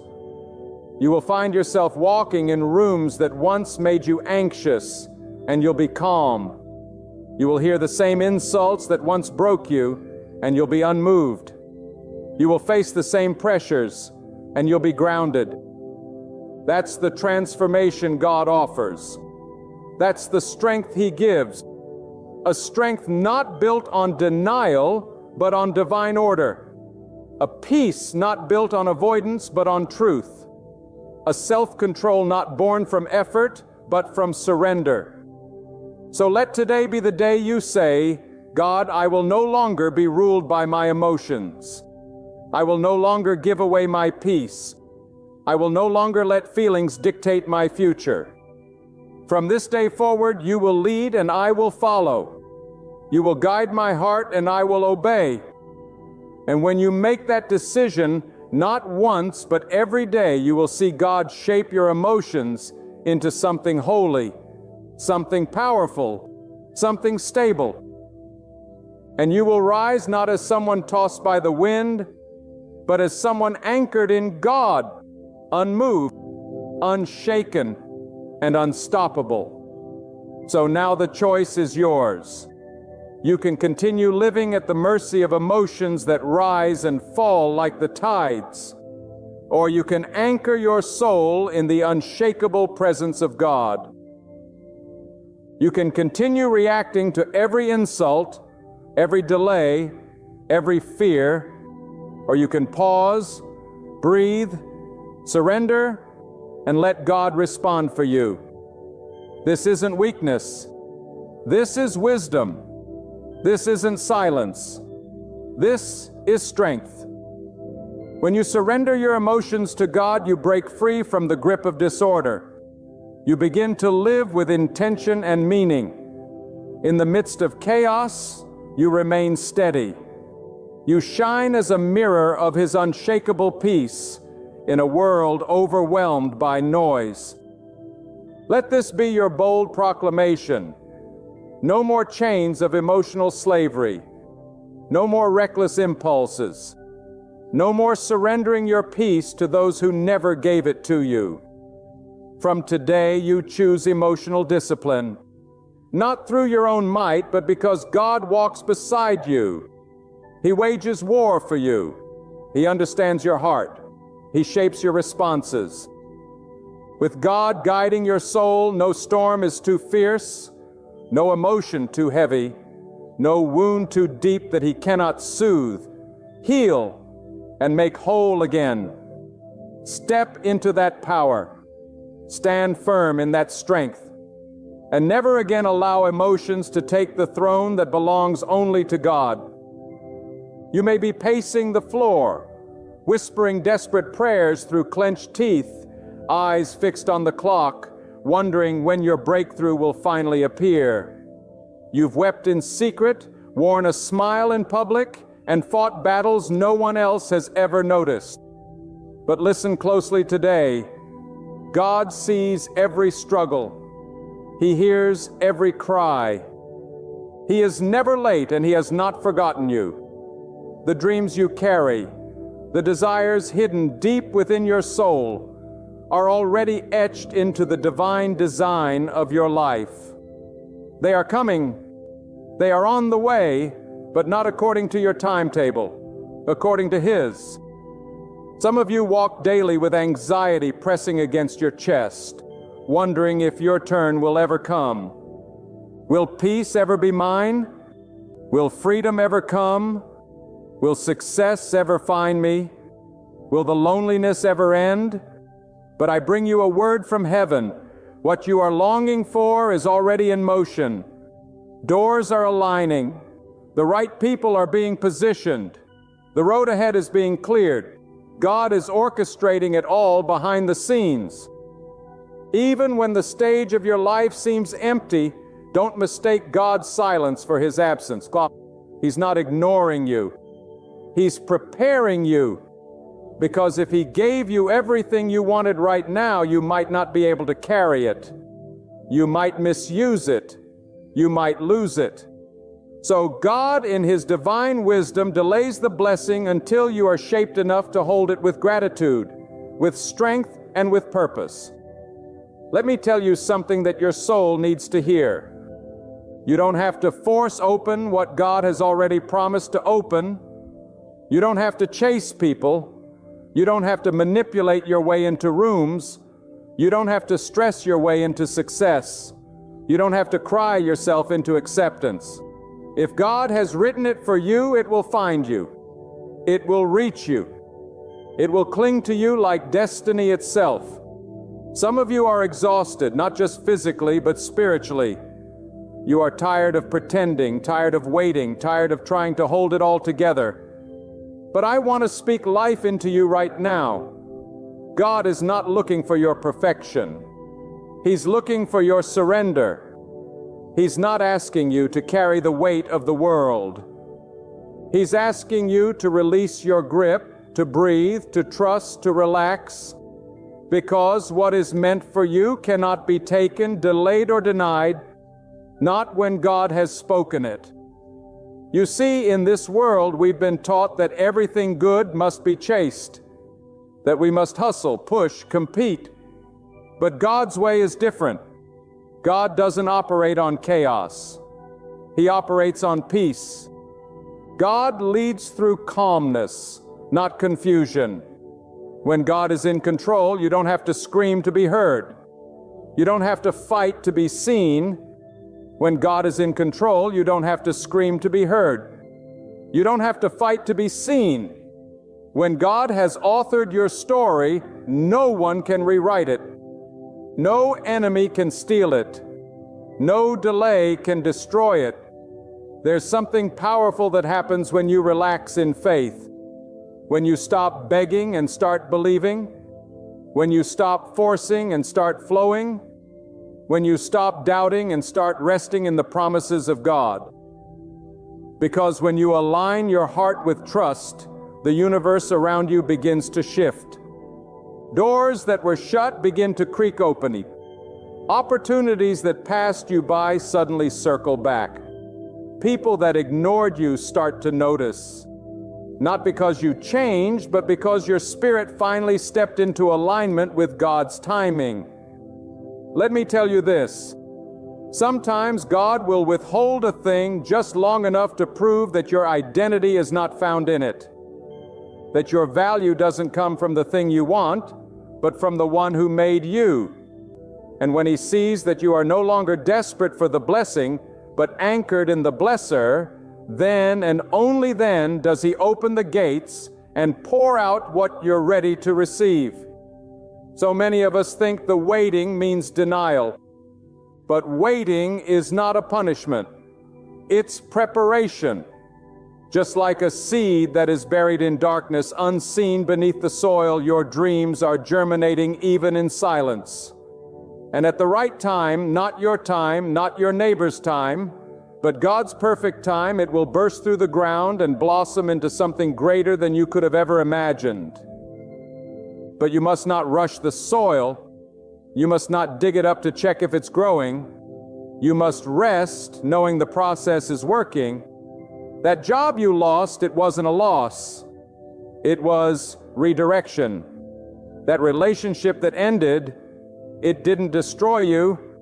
It protected you. That opportunity that passed you by, it wasn't for you. Because God only withholds to prepare. He only delays to strengthen. He only closes doors to lead you to better ones. But if you keep panicking, you'll miss the peace. If you keep doubting, you'll miss the blessing. If you keep rushing, you'll end up in places you were never meant to be. Relax, child of God. You will get what you want, but not before God has prepared your character to carry it. The promise is not just about receiving, it's about becoming. Because God is not just interested in giving you things. He's interested in growing you through things. And sometimes the very waiting you hate is the training your soul needs. You've got to stop comparing your timing with someone else's. Stop scrolling through social media thinking you're behind. You're not behind. You're not late. You are exactly where God needs you to be for this chapter of your life. The pain has purpose. The delay has direction. The confusion has correction. And the waiting has weight. It builds something in you that instant success never could. Think about it. When the sun rises, it doesn't rush. It rises with calmness, with authority. It stretches over the earth like a quiet promise. That's how your blessing will come. Not in panic, not in fear, but in quiet power. God doesn't bless you through anxiety. He blesses you through assurance. You see, anxiety is the enemy's tool to choke your trust in God, to make you believe that if it hasn't happened yet, it never will. But God didn't bring you this far to abandon you. He didn't shape your character through all those trials to leave you empty-handed. If He led you through the fire, it's because there's gold in you. And gold must go through fire to shine.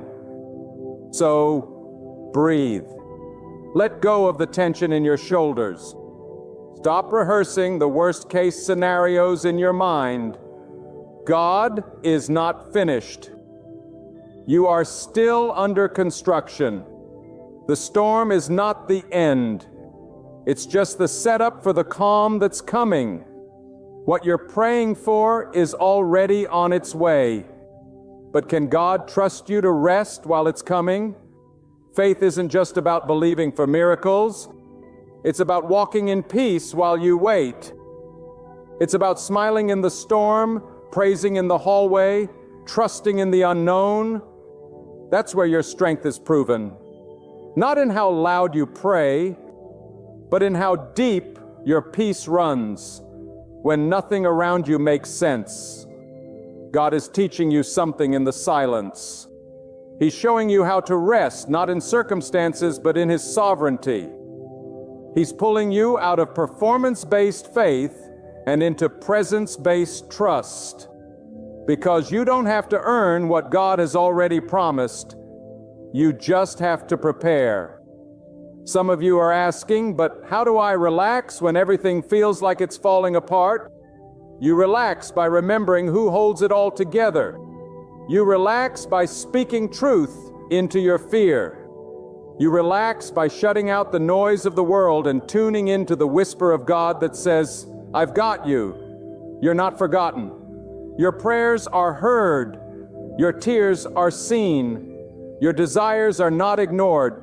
And even if you've made mistakes, even if you've failed, stumbled, doubted, God doesn't cancel your blessing because of your weakness. He works through it. He shapes it. He redeems it. He uses the cracks in your life to let His light shine through. Because the blessing is not based on your perfection. It's based on God's plan. You see, when God is writing your story, delays are not denials. They are divine pauses. You may think that everything is going wrong, but sometimes God is removing what you thought you needed to give you what your soul truly longs for, not what your flesh wants, but what your spirit craves. God knows the difference between what looks good and what is good. And sometimes God's greatest mercy is not in what He gives, but in what He withholds. Because the gifts that come from God come without sorrow. They come in peace, with clarity, and with lasting purpose.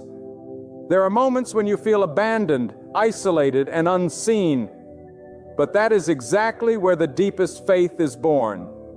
It's in the shadows that your character is forged. It's in the stillness that your trust is tested.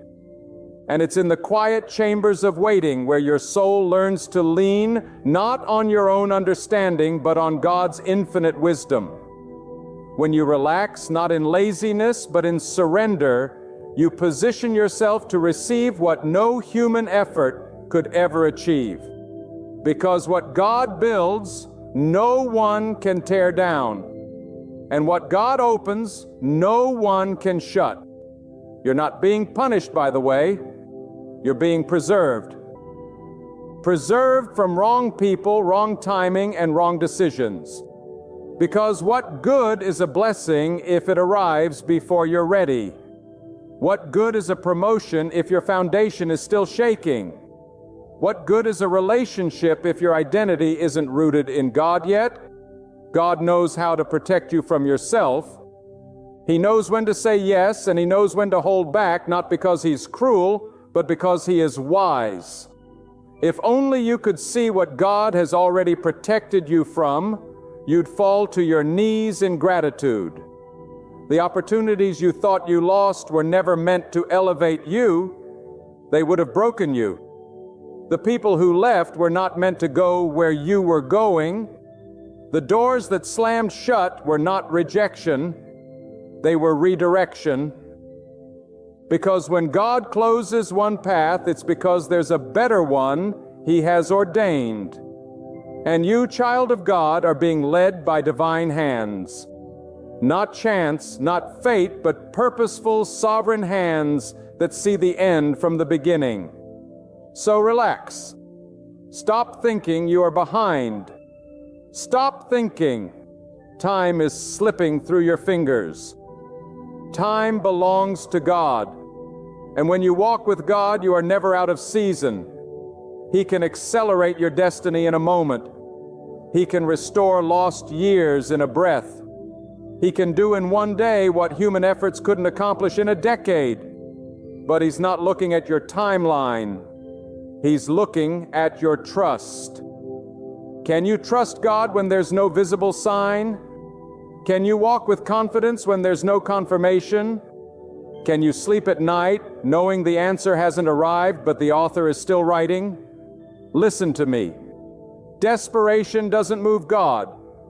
Faith does. God responds to the heart that says, even if I don't see it yet, I believe you're working. That's when the atmosphere shifts. That's when chains fall. That's when provision comes. Not because you begged for it, but because you believed for it.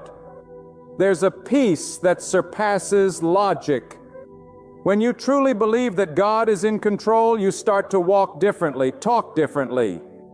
You don't compete. You don't chase. You wait, you rest, you prepare. And preparation is never passive. Preparation is obedience in the quiet. It's showing up even when nothing is moving. It's doing the small things with excellence while you wait for the big thing. It's trusting that even the mundane is sacred when done in faith. That's what separates the anxious from the anchored. The understanding that the waiting room is not wasted time. It's the workshop of destiny. It's where God shapes your patience, molds your attitude, and refines your intentions. Many cry out, God, when will you do it? But the deeper question is, God, what are you doing in me while I wait? Because every promise has a process. Every dream has a desert. Every breakthrough has a battle. And God is not just trying to get you to the blessing. He's trying to make sure you don't lose your soul when you get it.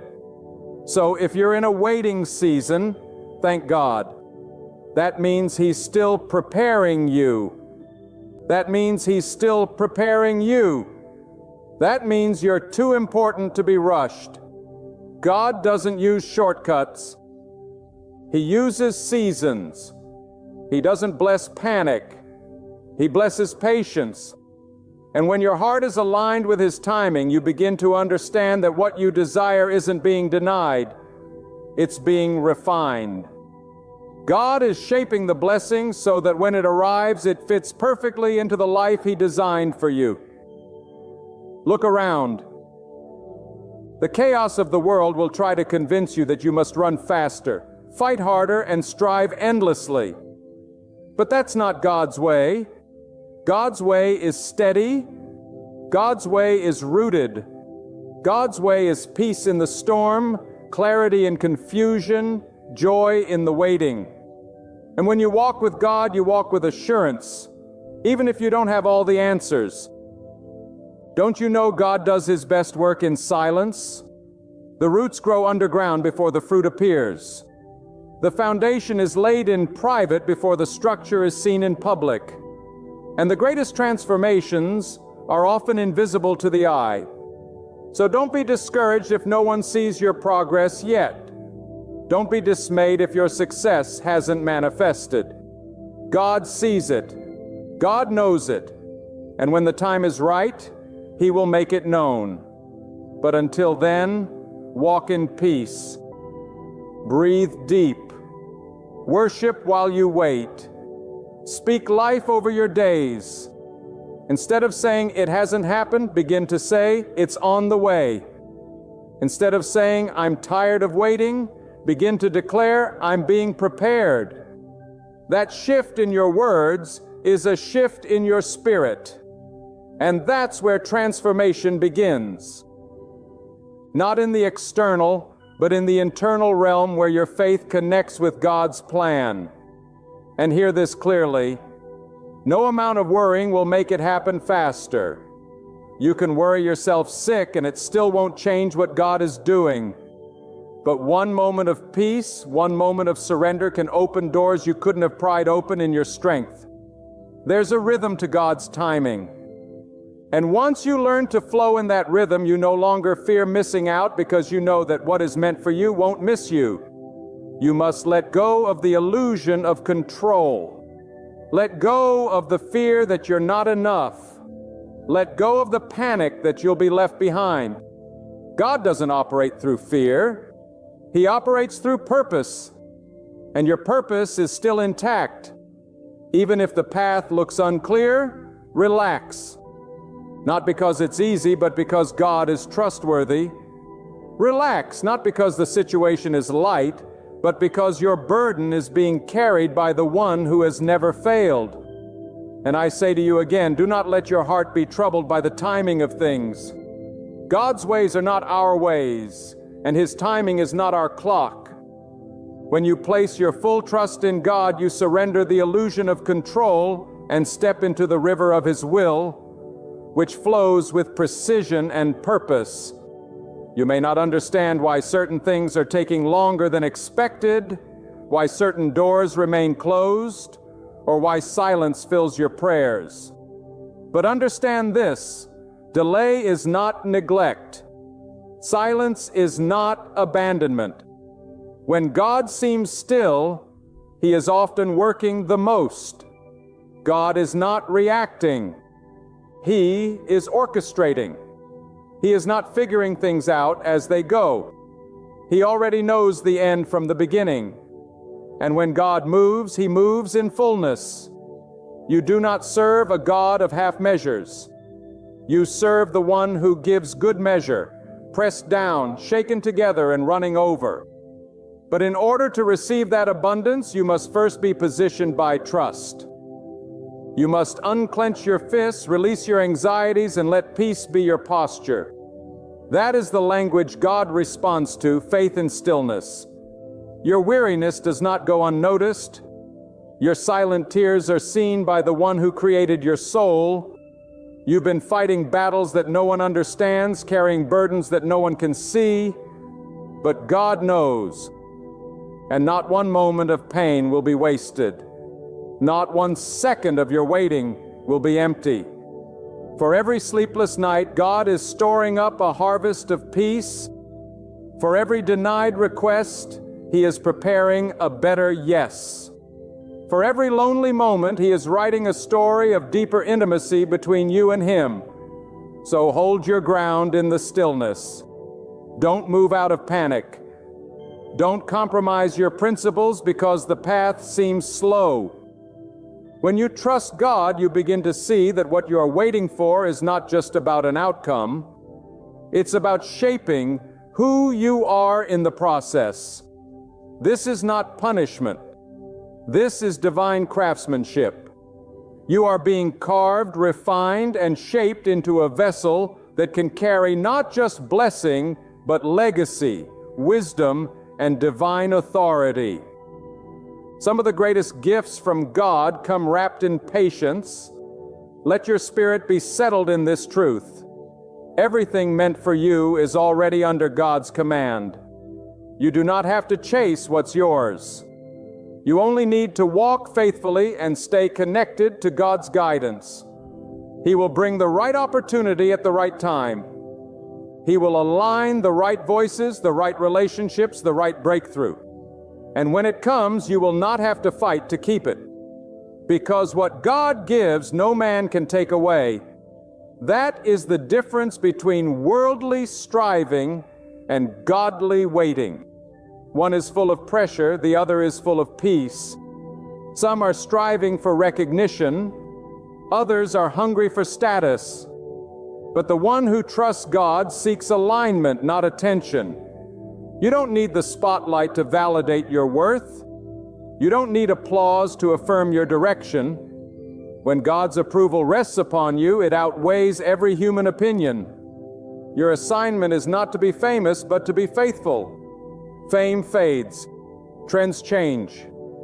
But a life rooted in God's will stands unshaken through the storms. You must understand this. The weight of your desire reveals the magnitude of your destiny. If the weight feels heavy, it's because the promise is great. Don't curse the heaviness. Don't despise the longing. That longing is your spirit recognizing the greatness that is coming. But it will not come through fear. It will not come through anxious striving. It will come through surrender, through reverence, through your unwavering belief that God's hand is mighty to save, mighty to provide, and mighty to deliver exactly when it is best for you. Stop looking at what others have and wondering why it hasn't happened for you yet. Their path is not your path. Their season is not your season. What God is doing in your life is tailor-made, uniquely crafted, and perfectly timed. Do not insult the craftsmanship of God by comparing your story with someone else's chapter. You don't know what they had to go through. You don't know the battles they faced, and they don't know the glory that's coming in your life. Keep your eyes on your own journey. Focus not on speed, but on surrender. Your trials are not proof that God is harsh. They are proof that He trusts you. He trusts you to walk by faith. He trusts you to believe in what your eyes cannot yet see. He trusts you to speak words of life even when your world feels lifeless. You may not notice the fruit now, but the roots are digging deeper. And when the roots are strong, the harvest is guaranteed. A pause in the fruit does not signal the seed has died, and it means the foundation is being strengthened. God is shaping you in hidden places. So rejoice even when you cannot see. Lift your praise in the quiet seasons. Celebrate what is coming even if your hands are still waiting to hold it. Because praise like this unsettles the enemy. Peace like this silences fear. And trust like this makes mountains move. Be at ease. What you long for will not come by force, but by faith. It won't arrive through worry, but through worship. Not by manipulation, but by maturity.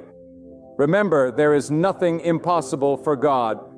No distance is too far for His hand. No obstacle too great, no heart too closed, no problem too difficult for Him. And if it has taken long, then trust that God is using that time to make it last. Some blessings come fast and fade fast, but the ones that are deeply rooted, those come with time, but they endure. They transform you from the inside out. They don't just satisfy your desire, they expand your capacity.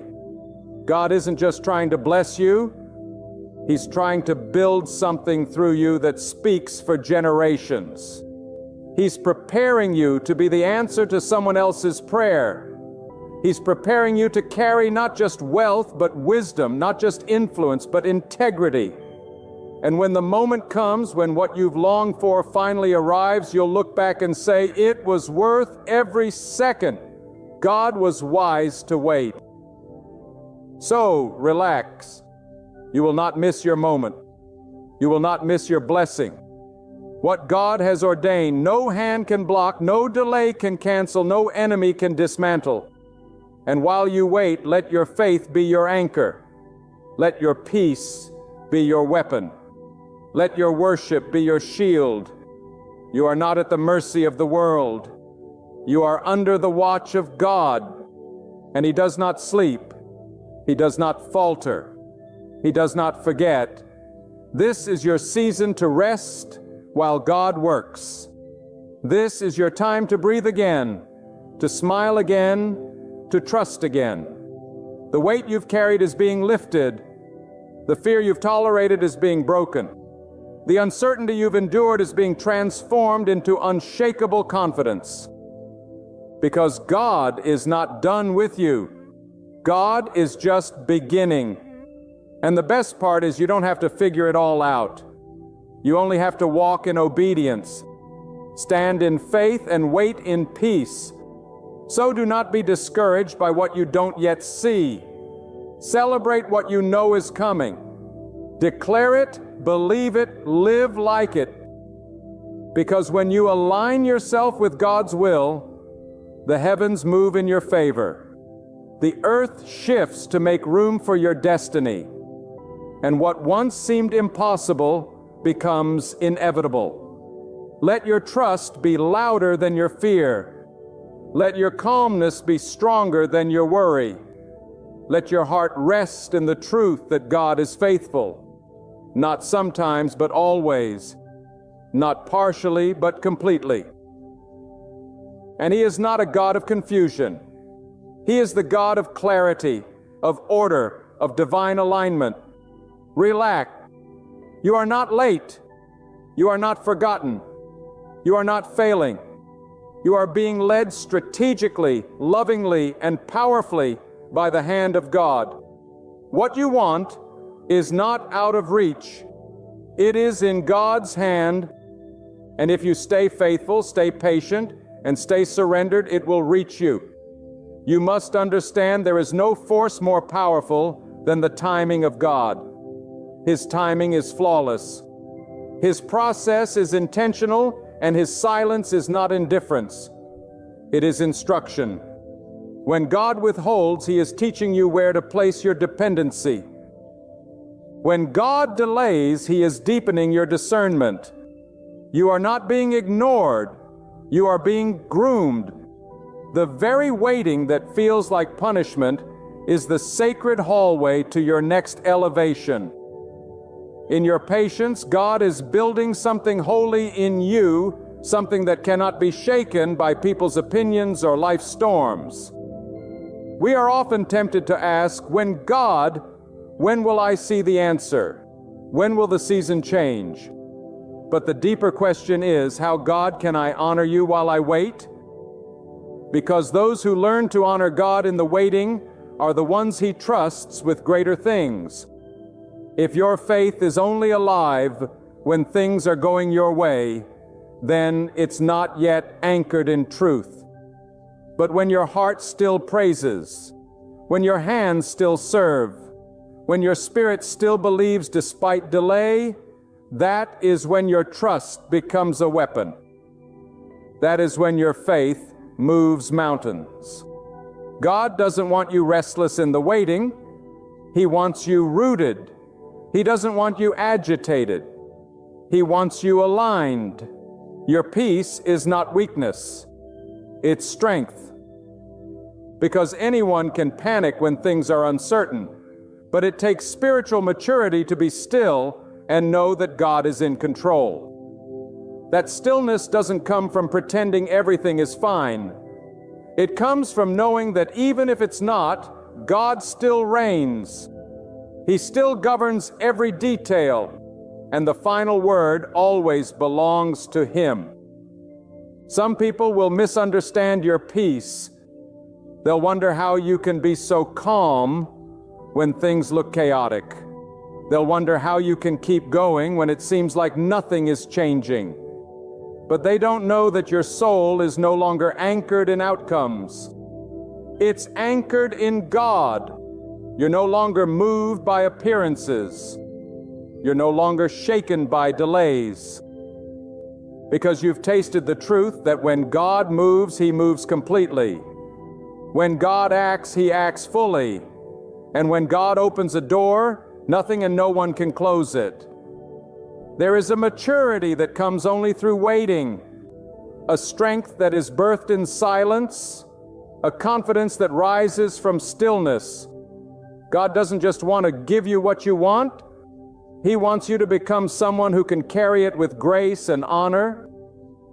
So if it's taking time, it's because what's forming in you is greater than what's forming around you. Don't curse this season. Don't resist it. Embrace it as sacred. Every day of waiting is a day of preparation. Every moment of surrender is a moment of shaping. God is doing something deep, and it requires your full trust. Do not look for shortcuts. Do not look for the easy path, because shortcuts often lead to shallow places, and shallow roots cannot sustain deep blessings. God doesn't want to give you something you can't maintain. He's more interested in your foundation than your decoration. What looks like delay is actually divine reinforcement, so that when the blessing comes, it will not crush you. It will lift you. It will not be a burden. It will be a testimony. You must learn to protect your peace in the process. The enemy wants to disturb your soul with doubt, confusion, and fear. But you have the authority to silence those voices. You have the authority to guard your mind, to speak life, and to declare truth over your situation. Don't let anxiety be your guide. Let assurance be your compass. Don't let emotions make your decisions. Let wisdom rooted in God lead the way. And even if others receive what you're praying for before you do, don't let comparison kill your contentment. What God gives to someone else doesn't diminish what He has for you. Their blessing is not your loss. Their open door is not your rejection. Celebrate them, bless them, and then keep walking, knowing that your door will open too in your appointed time. Envy is a distraction, but gratitude sharpens your focus. You don't have to manipulate anything to make it happen. If God has called it yours, you will not have to beg for it. You will not have to chase it down. It will come with grace, not with grief. It will come with peace, not with pressure. It will come in a way that honors God, not compromises your integrity. If you must lose your values to gain something, it is not from God. But if you gain it while keeping your peace, your truth, and your dignity, that is the fingerprint of God. God doesn't operate through desperation. He operates through devotion. The more you focus on Him, the less you will need to prove yourself to the world. The more you worship, the less you will worry. The more you lean into His plan, the more you'll release your own. And when you do that, your heart will stop asking, "Why hasn't it happened yet?" and start saying, "God, I trust your timing even when I don't understand it." That shift is everything. It's the difference between surviving the wait and thriving in the wait. And when you thrive in the wait, you become the kind of person who can handle what you've been praying for. Because the blessing is not just in the result, it's in the becoming. What God is doing in you is preparing you to become a steward of the very thing you've been asking for. So don't just prepare your hands to receive, prepare your heart to carry. And let me say this to the one who feels forgotten. God has not forgotten you. Even when people overlook you, even when opportunities pass you by, even when doors close in your face, God still sees you. And when He sees you, He sees the full picture. Not just who you are now, but who you are becoming. Not just what you need now, but what your future demands. And He is working it out step by step, moment by moment. The blessing that is coming will be bigger than your worry, deeper than your fear, and more powerful than your pain. But you must not give up now. You must not abort the process just because the wait is uncomfortable. You must not trade the promise for something quicker and cheaper. Hold your ground, keep your peace, strengthen your spirit, and stay surrendered. Relax not because everything makes sense, but because God never makes a mistake. Relax not because the journey is easy, but because God walks every step with you. Relax because what is meant for you is secured by God Himself. And in the right time, in the right way, for the right reason, it will manifest. Not through fear, not through force, but through faith. So lift your head, settle your soul, breathe deeply, and walk forward with assurance. God has never failed you, and go. And He won't start now. What you desire, if it is good and right, is already being arranged in the unseen. So let peace be your position. Let faith be your anchor. Let trust be your testimony. You will get what you want when your heart is fully aligned with what God knows is best.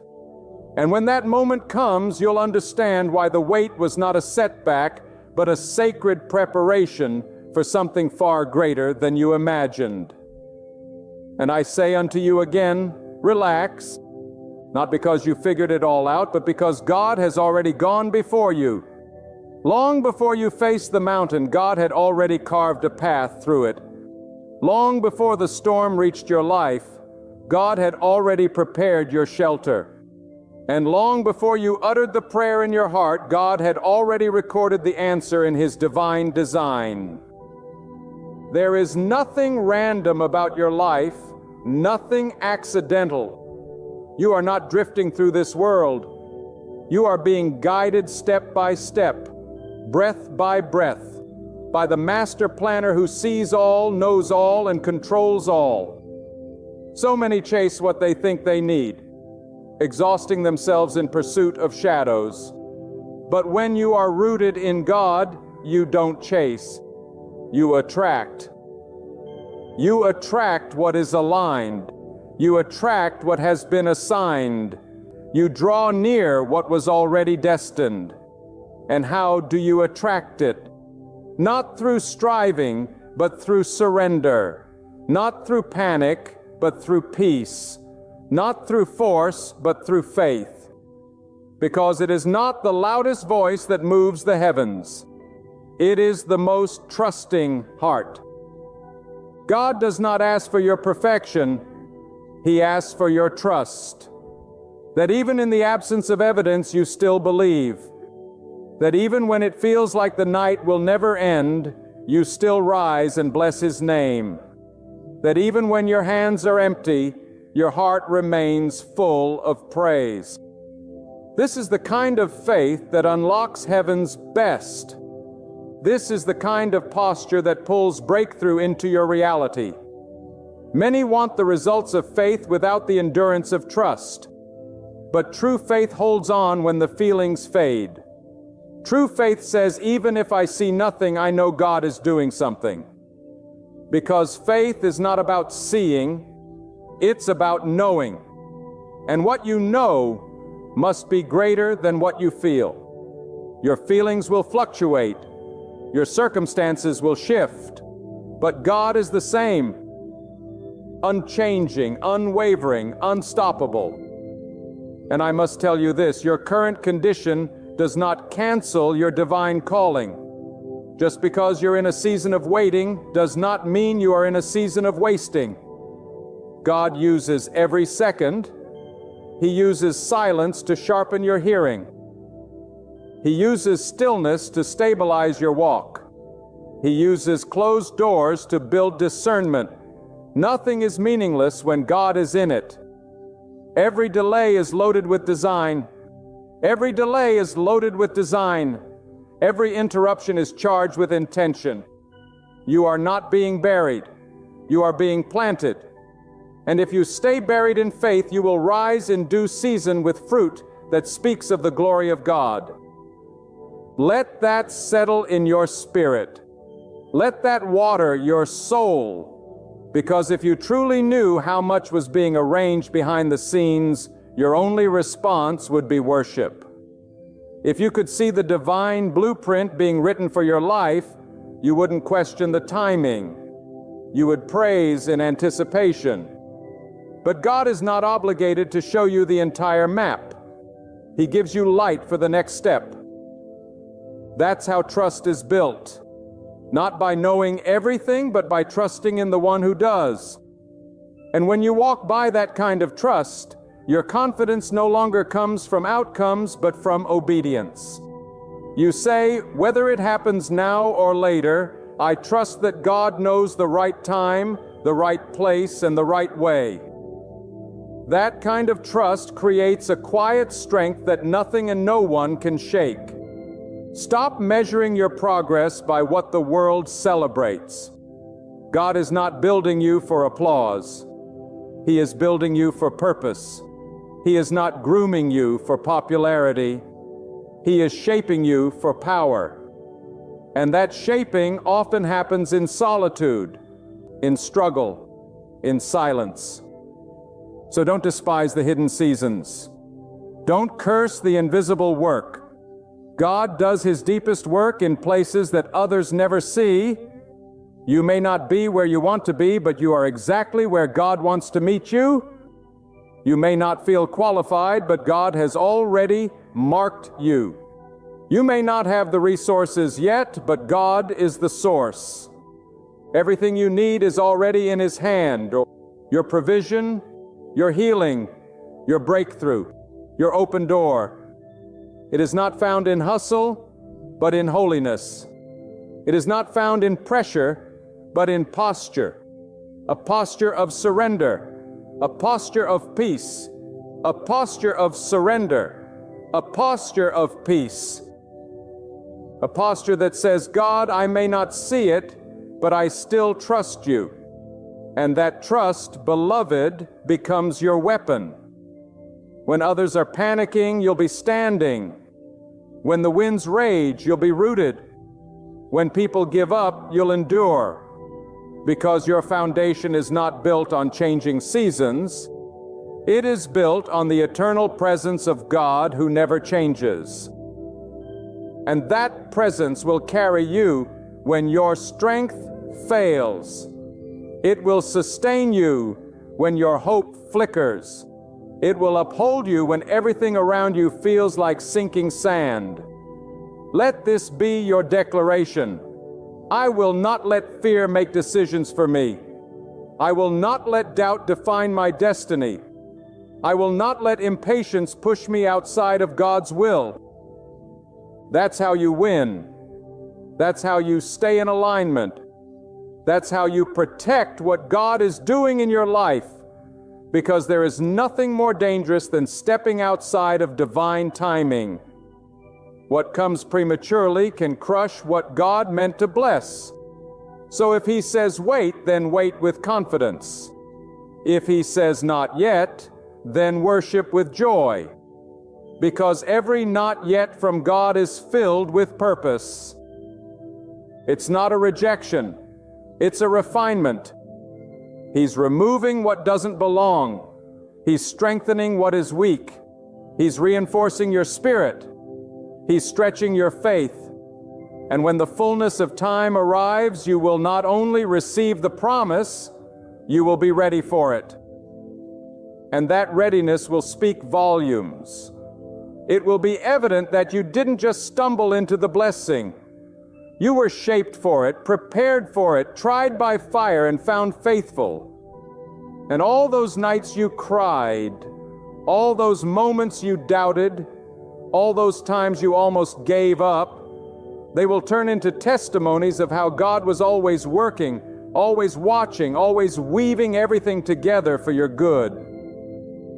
So I tell you again, not as a suggestion, but as a charge from heaven. Relax. Let your soul return to rest. Let your spirit settle in truth. You will get what you want, but even greater, you will get what God wants for you. And what He wants for you far outweighs anything you could have imagined. He is not limited by human timelines. He is not confined by your environment. He speaks and it is. He wills and it becomes. You are closer than you think. You are stronger than you feel. You are more prepared than you know because God has been working on you the entire time. Even in the waiting, even in the silence, and even in the pain, He has been working. And He will not stop until His purpose is fulfilled. So lift up your head, quiet your mind, still your anxious thoughts, and rest in this truth. What is yours? What has been written by the hand of God will not pass you by. And when it comes, it will come wrapped in peace, sealed in purpose, and filled with glory. Stay faithful, stay humble, stay ready, relax. God is not finished, and the best is yet to come. So now let this truth settle deep within your spirit. God has not forgotten you. God has not overlooked your prayers nor ignored your tears. Every silent cry, every whispered plea, every moment you felt like giving up, He saw it all. And not a single second of it was wasted. You may have thought you were being delayed, but in truth, you were being developed. You may have felt forgotten, but in reality, you were being favored. Because the blessing that is shaped by God's own hand does not arrive early, and it never comes late. It comes right on time. And when it arrives, you will know it wasn't luck. It wasn't coincidence. It wasn't the work of man. It was the unfolding of God's perfect will. You'll stand in awe, not just because you received what you wanted, but because you'll see how every struggle shaped you, every detour directed you, and every disappointment disciplined you. For this very moment, God was never trying to harm you. He was preparing you for more than you asked for, preparing you for what eyes have not seen, ears have not heard, and hearts have not yet conceived. So walk away from worry, detach yourself from the lies of fear, silence the voices that tell you it's too late, that you're not enough, that it's never going to happen. Those voices don't speak truth. They speak limitations. And God is not limited. He is limitless. He is mighty. He is faithful. If God Himself placed that longing within your heart, then He has already prepared its fulfillment in your destiny. There is no need to run after what has already been promised to you. There is no reason to fear what rests securely in His hands. Your part is simple: trust. And in that trust, find rest. Inhale peace. Carry a smile of expectation. Step forward with courage. Speak words full of assurance. For walking with God means walking in victory. Long before triumph is visible, peace will already be with you. Even as the promise is still unfolding, remain calm. Every good thing that is right for you, that aligns with truth, and that belongs in God's perfect design for your life will come at the appointed time. And when it does arrive, you will see it was never just an answered prayer. It will be a revelation, a holy reminder that God has never overlooked you and never will. So trust Him, honor Him, wait patiently for Him, and rest knowing your blessing is already on its way. At times, the heaviest loss becomes the very foundation for divine elevation. Do not mistake your pain for punishment. What appears to be defeat in the natural is often God making room for something far greater. God never removes without reason. He never subtracts without divine intention. When the storm rises, it does not always come to ruin you. It comes to reveal what cannot remain as you step into your next season. When people walk out, when doors close, when what you thought was essential slips away, do not lose heart. That very loss may be the greatest act of mercy God has ever given you. That setback may be the chosen path God is using to prepare you for more than you could ever imagine. You may be left asking, why me? Why did this have to happen? Why did I lose what I prayed so desperately for? But hear this. Sometimes God allows you to release what you believed was everything so He can place in your hands the everything He truly designed for you. What slipped away was never the blessing itself. What's coming is God doesn't restore back to the way things were. God multiplies, God increases, God expands. And when He brings restoration, it is not just equal, it is greater. But you must recognize the signs. You must stay alert, because when God is about to give you more than you lost, the enemy will increase the pressure. The spiritual warfare will intensify. The confusion will deepen. But that is your cue. It is evidence that breakthrough is close. Look around. What has fallen apart in your life? What has dried up? What doors have closed so violently it left you breathless? Those are signs that God is about to do something mighty. When God is about to restore, He first allows everything that is not built on His foundation to collapse. He removes the shaky structures. He tears down what was built on pride, on fear, on false confidence. He allows the hidden rot to surface so that you can no longer ignore it. And though it feels like punishment, it is mercy, it is love, it is preparation. Because God never blesses what is unstable. He builds upon strength. And if you've been through the fire, if you've been through the loss, then know this: you've been refined. There are things you prayed for in your past that God didn't give you, not because you weren't worthy, but because He was protecting you from small blessings that would limit your growth. You were thinking in inches, but God was preparing you for miles. You were asking for enough to survive, but God is about to give you enough to thrive. But He had to first break the idol of self-dependence. He had to shatter your limited vision so you could receive His unlimited provision. If you feel empty, that is good, because God cannot fill what is already full. He cannot pour new oil into an old wineskin. The loss created room for abundance. And let me tell you, when God is about to bless you, things will not make sense. People will distance themselves. The very ones you thought would celebrate you will fall silent.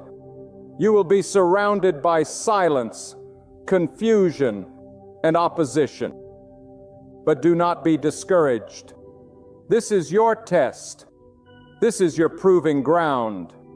When God is about to open the floodgates of blessing, He first tests your endurance. He sees if you will still praise Him in the drought.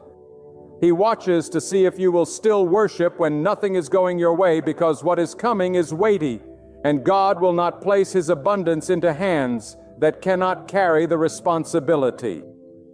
Some of you are in that waiting room of life. You've cried the prayers. You've endured the betrayal. You've stood alone while everyone else moved forward. But hear me, delay is not denial. God is never late. What He promised He will fulfill, but He will not give you what you cannot handle. And if you feel like you've lost everything, then lift up your eyes, because God is about to give you more than you lost. Your tears were not in vain. Your prayers did not fall to the ground. Heaven has recorded every sacrifice, every heartbreak, every sleepless night, and the reward is coming. But it will come God's way, in God's time, for God's purpose. When you are about to receive more than you lost, God will begin to stir discomfort in places you used to find comfort. You'll no longer be satisfied with what once gave you joy. Old friendships will feel distant. Familiar routines will lose their flavor. Why? Because God is making you uncomfortable in the old, so you will not resist the new. He is calling you out. He is pulling you away from small thinking, from toxic environments, from patterns that limit His blessing. And though it may feel like loneliness, it is sacred separation. It is divine distancing. God is isolating you to elevate you. If your surroundings feel unfamiliar, if your heart feels restless, if your life feels like it's in transition but you can't see where it's going, rejoice. Because when God is about to give you more than you lost, He doesn't just change your situation. He changes you. He upgrades your thinking. He purifies your motives. He stretches your faith. Because what He's about to give you requires a different version of you. You can't walk into the next blessing with the same mindset that lost the last one. You must grow. You must transform. And that transformation often comes through fire. Do not despise the fire. The fire is not there to destroy you. It is there to reveal what is eternal. When you pass through the fire of loss, the fire of rejection, the fire of delay, you will come out refined, not ruined. You will come out stronger, not weaker. You will come out wiser, not bitter, because God uses what was meant to harm you to elevate you. That is how He operates. That is His way. He allows the enemy to play his part only to reverse the weapon and turn it into a testimony. What was meant to bury you will be the very platform God uses to bless you. There are some watching this right now. You feel forgotten and you feel invisible. You've watched others be blessed while you remain stuck. But let me remind you, sometimes God hides you before He promotes you. Sometimes the greatest favor is not being seen, because God is doing a private work in you that will lead to a public reward. Do not rush His process. Do not resent His timing, because when the blessing comes, it will come in such a way that no man can take credit for it. Only God. Only God will get the glory for what is about to take place in your life. And when the blessing arrives, you'll recognize it. It will carry peace, not confusion. It will bring alignment, not chaos. It will multiply, not drain. And it will match the pain you went through. For every tear, God will pour out joy. For every closed door, He will open one no man can shut. For every betrayal, He will send divine connections. For every year the locusts have eaten, He will restore. That is the nature of God. He doesn't just repair, He renews. He doesn't just repair, He renews. He doesn't just replace, He multiplies. Some of you have been clinging to memories of what you lost. But hear this: what's ahead of you is greater than what's behind you. Let go of the ashes. Let go of the bitterness. Let go of the regret. The loss was painful, but the promise is powerful. The loss was real, but the reward will be greater. God is not done with you. Your story is not over. In fact, the next chapter is about to begin, and it will be written in bold, undeniable favor. If you can sense the shifting, if your spirit feels the trembling of change, don't be afraid. You're not crazy. You're not alone. You are standing at the edge of something divine. You're closer than you think. Don't give up. Don't stop believing. Don't settle for comfort when God is calling you into abundance. Because when He gives more than enough. And when He restores, He exceeds expectation. What's coming will make sense of everything that didn't. What's coming will silence every voice that doubted you. What's coming will prove that God was with you all along. You are not forgotten. You are not forsaken. You are being positioned. God is aligning the right people, the right opportunities, the right moments. And when it all collides, you'll look back and say, now I understand why I had to go through the fire. Now I understand why I had to be alone. Now I understand why I had to lose what I thought I couldn't live without. Because if you had not gone through the valley, you wouldn't appreciate the mountaintop. If you hadn't tasted the bitterness of loss, you wouldn't savor the sweetness of restoration. When everything is stripped away, when the people you trusted have walked out, when the doors you prayed would open slam shut, when your strength is dried up and your heart is shattered in silence, listen closely, because this is the sound of God preparing to give you more than you lost.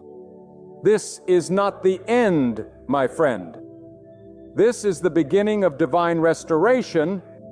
This is the threshold of a blessing that is far greater than the pain you endured. And if you can open your spiritual eyes, you will begin to see the signs that God is about to repay you. Pressed down, shaken together, and running over. Sometimes the deepest loss is the greatest setup for divine elevation. Do not misinterpret your suffering. What looks like defeat in the physical realm is often God's way of clearing space for something greater. God doesn't take without purpose. God doesn't subtract without intention. When the storm hits, it is not always to destroy you. It is to expose what cannot go with you into your next season. When friends walk away, when opportunities fall apart, when you lose what you thought you couldn't live without, do not despair. That loss may be the greatest mercy you've ever received. That setback may be the exact path God is using to prepare you for more than you ever imagined. You may be looking around and asking, why me? Why did I have to go through this? Why did I lose what I prayed so hard for? But I say to you, sometimes God allows you to lose what you thought was everything, so He can give you everything He truly intended for you. What you lost was not the blessing. What's coming is. God doesn't restore back to the way things were. God multiplies. God increases. God expands. And when He brings restoration, it is not just equal. It is greater. But you must recognize the sign. You must stay alert. Because when God is about to give you more than you lost, the enemy will increase the pressure. The spiritual warfare will intensify. The confusion will deepen. But that is your cue. It is evidence that breakthrough is close. Look around. What has fallen apart in your life? What has dried up? What doors have closed so violently it left you breathless? Those are signs that God is about to do something mighty. When God is about to restore, He first allows everything that is not built on His foundation to collapse. He removes the shaky structures, He tears down what was built on pride, on fear, on false confidence. He allows the hidden rot to surface so that you can no longer ignore it. And though it feels like punishment, it is mercy. It is love. It is preparation. Because God never blesses what is unstable. He builds upon strength. And if you've been through the fire, if you've been through the loss, then know this: you've been refined. There are things you prayed for in your past that God didn't give you, not because you weren't worthy, but because He was protecting you from small blessings that would limit your growth. You were thinking in inches, but God was preparing you for miles. You were asking for enough to survive, but God is about to give you enough to thrive. But He had to first break the idol of self-dependence. He had to shatter your limited vision so you could receive His unlimited provision. If you feel empty, that is good, because God cannot fill what is already full. He cannot pour new oil into an old wineskin. The loss created room for abundance. And let me tell you, when God is about to bless you, things will not make sense. People will distance themselves. The very ones you thought would celebrate you will fall silent. You will be surrounded by silence, confusion, and opposition. But do not be discouraged. This is your test. This is your proving ground. When God is about to open the floodgates of blessing, He first tests your endurance. He sees if you will still praise Him in the drought. He watches to see if you will still worship when nothing is going your way. Because what is coming is waiting. And God will not place His abundance into hands that cannot carry the responsibility. Some of you are in that waiting room of life. You've cried the prayers. You've endured the betrayal. You've stood alone while everyone else moved forward. But hear me. Delay is not denial. God is never late. What He promised, He will fulfill. But He will not give you what you cannot handle. And if you feel like you've lost everything, then lift up your eyes, because God is about to give you more than you lost. Your tears were not in vain. Your prayers did not fall to the ground. Heaven has recorded every sacrifice, every heartbreak, every sleepless night, and the reward is coming. But it will come God's way in God's time for God's purpose. When you are about to receive more than you lost, God will begin to stir discomfort in places you use to find comfort. You'll no longer be satisfied with what once gave you joy. Old friendships will feel distant. Familiar routines will lose their flavor. Why? Because God is making you uncomfortable in the old so you will not resist the new. He is calling you out. He is pulling you away from small thinking, from toxic environments, from patterns that limit His blessing. And though it may feel like loneliness, it is sacred separation. It is divine distancing. God is isolating you to elevate you. If your surroundings feel unfamiliar, if your heart feels restless, if your life feels like it's in transition, but you can't see where it's going, rejoice. Because when God is about to give you more than you lost, He doesn't just change your situation, He changes you. He upgrades your thinking. He purifies your motives. He stretches your faith. Because what He's about to give you requires a different version of you. You can't walk into the next blessing with the same mindset that lost the last one. You must grow. You must transform. And that transformation often comes through fire. Do not despise the fire. The fire is not there to destroy you. It is there to reveal what is eternal. When you pass through the fire of loss, the fire of rejection, the fire of delay, You will come out refined, not ruined. You will come out stronger, not weaker. You will come out wiser, not bitter. Because God uses what was meant to harm you to elevate you. That is how He operates. That is His way. He allows the enemy to play his part only to reverse the weapon and turn it into a testimony. What was meant to bury you will be the very platform God uses to bless you. There are some watching this right now. You feel forgotten. You feel invisible. You've watched others be blessed while you remain stuck. But let me remind you, sometimes God hides you before He promotes you. Sometimes the greatest favor is not being seen because God is doing a private work in you that will lead to a public reward. Do not rush His process. Do not resent His timing, because when the blessing comes, it will come in such a way that no man can take credit for it. Only God will get the glory for what is about to take place in your life. And when the blessing arrives, you'll recognize it. No, it will carry peace, not confusion. It will bring alignment, not chaos.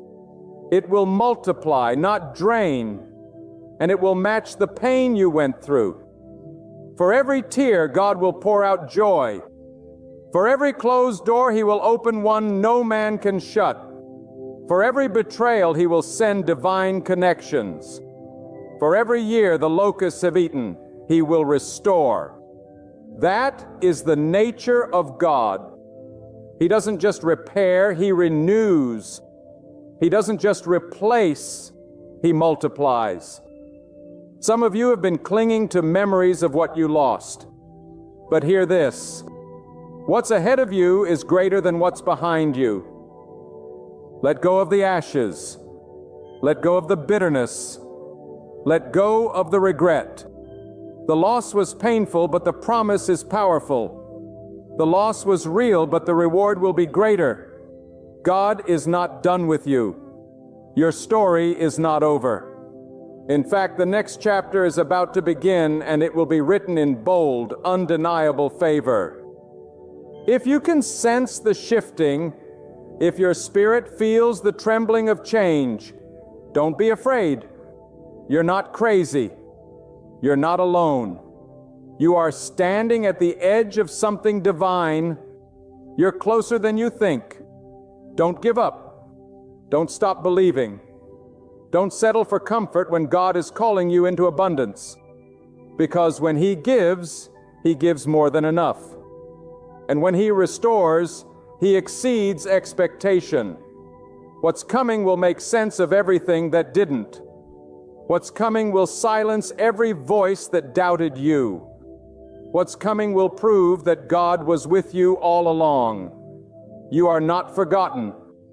You are not forsaken. You are being positioned. God is aligning the right people, the right opportunities, the right moments. And when it all collides, you'll look back and say, now I understand why I had to go through the fire. Now I understand why I had to be alone. Now I understand why I had to lose what I thought I couldn't live without. Because if you had not gone through the valley, you wouldn't appreciate the mountaintop. If you hadn't tasted the bitterness of loss, you wouldn't savor the sweetness of restoration. And now hear this with every fiber of your soul. When God is about to give you more than you lost, the environment around you begins to shift. People will misread you. Some will question your silence, while others will resent your growth. But do not be distracted. No, do not be pulled into battles God never asked you to fight. When God is preparing to elevate you, He will often separate you. This separation is sacred. It is strategic. It is not rejection. It is redirection. God removes noise from your life so you can better hear His voice. He allows the counterfeit to walk away so the authentic can find you. He closes doors not to punish you, but to protect the miracle that is coming. You may not feel strong right now. You may feel bruised. tired, and stretched beyond what you can bear. But listen, the presence of pain does not mean the absence of God. Sometimes the pain is proof that God is working on the deepest levels of your life. He is breaking cycles. He is disrupting generational pattern. He is rebuilding you from the inside out. And yes, it hurts, but it is the pain of birth, not death. You are not being buried. You are being planted. And what is planted in tears will rise in triumph. What is hidden in the soil will emerge in glory. When God is about to give you more than you lost, He gives you a new level of clarity. Your spirit becomes more sensitive to His direction. You begin to discern what is for you and what is not. You stop chasing what drains you and start guarding what feeds you. You stop explaining yourself to people who were never meant to understand your purpose. Because divine restoration always carries divine wisdom. And with wisdom flows discernment. And from discernment springs peace. That deep, steady, unshakable peace is the confirmation that your spirit is aligned with God's will. There is a sacred tension that precedes every breakthrough. A moment where everything feels suspended, where nothing shifts, where prayers seem unanswered. But know this, stillness is not the same as stagnation. God performs His greatest work in the stillness. He does not rush as people do. He is never pressed, never uncertain, never without control. When God is preparing to restore more than what you lost, He takes His time because what He establishes endures. God is not after fleeting applause. He is crafting eternal purpose. And the process you're walking through is greater than yourself. It is about legacy. It is about destiny. It is about what will carry on long after you. And when the moment of restoration arrives, it will not be hidden. It will not be silent. God will move in such a way that it silences every critic, every doubt, every lingering fear. And in that moment, you will realize the reason for the delay. You will understand why He said, "Not yet." When you begged for right now, because had He given it to you before, it would have overwhelmed you. It would have crushed you. But now your hands are stronger. Now your spirit is more disciplined. Now your character has been refined, and now you are ready to carry the more He has prepared for you. God is not limited by statistics. He is not bound by the timelines of man. He is not influenced by the opinions of those who cannot see what He sees in you. When people say it's over, God says, "I am just beginning." When they walk away, He steps in. When the doors close, He creates new ones. You serve the God who makes a way where there is no way. The God who causes rivers to flow in deserts. The God who brings light into darkness. And when He moves, nothing remains the same. You've been through seasons that almost broke you. You've endured disappointments that still echo in your memory. But here you are, still breathing, still standing, still hoping. That is not by accident. That is evidence that God's hand has been on you all along. Evidence that the promise is still alive. Evidence that restoration is not just a possibility. It is a certainty for those who remain faithful, because God never forgets the cries of the faithful. He never overlooks the humility of the broken. He never ignores the prayer that is whispered in surrender. Sometimes the signs that God is about to give you more than you lost come through your own transformation. Your appetite for certain things changes. You begin to desire purpose over popularity, truth over convenience, wisdom over noise. This inner shift is a reflection of divine preparation. Because God does not bless the version of you that is attached to the past. He blesses the virgin that has surrendered to His will. He anoints the one who says, even if I don't understand, I will still trust. Even if I can't see it, I will still believe. And hear me, what is coming is not random. It is not coincidental. It is strategic.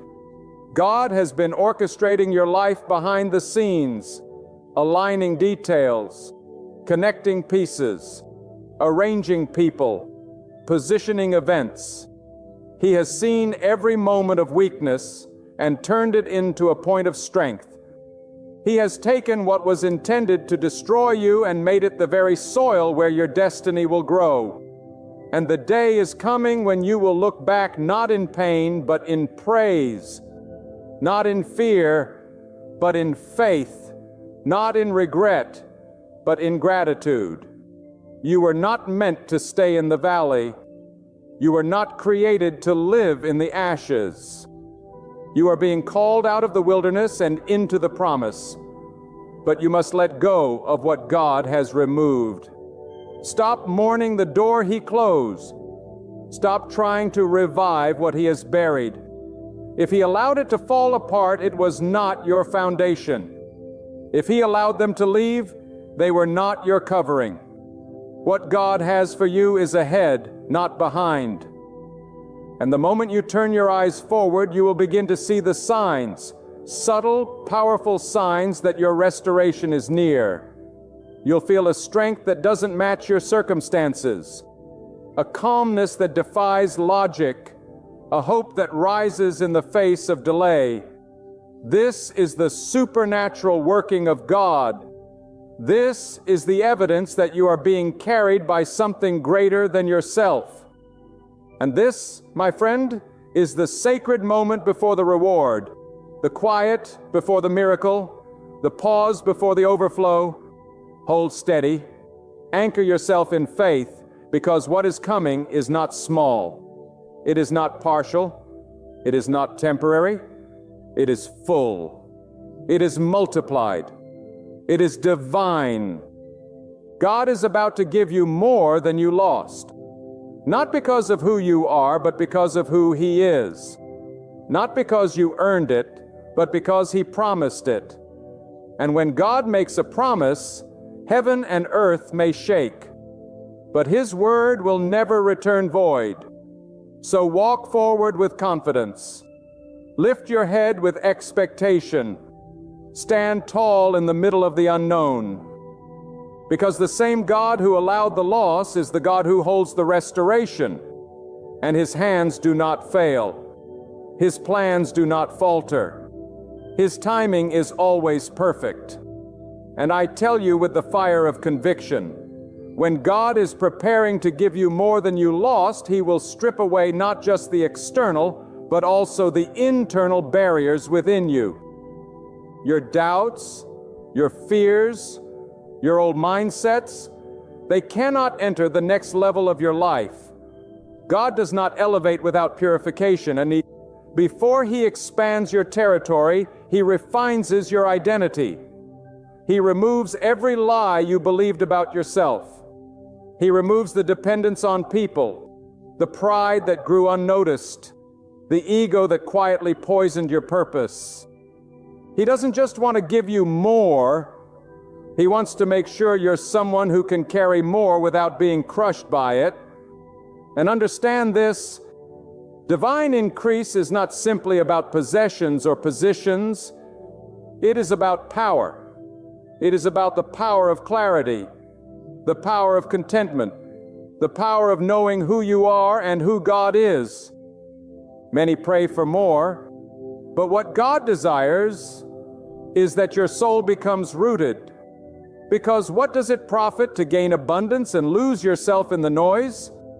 So God in His mercy often slows down the blessing until your inner foundation is unshakable, until your joy is no longer dependent on applause, until your peace is not tied to outcomes, until your value is not determined by validation. That is when He gives you more. when you no longer need it to feel worthy. When God is about to reward you, He will often ask you to walk through places that look like the opposite of what you prayed for. You will be called to stand in faith in a season of famine. You will be asked to praise while surrounded by pressure. You will be commanded to believe even when all evidence points to delay. But this is not punishment. It is divine testing. Because reward that comes without the shaping of your soul will become your downfall. But reward that follows obedience becomes your testimony.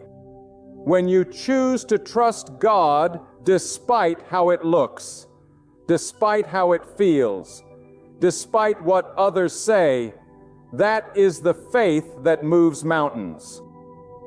Let me tell you, when God begins to restore, He doesn't ask for permission.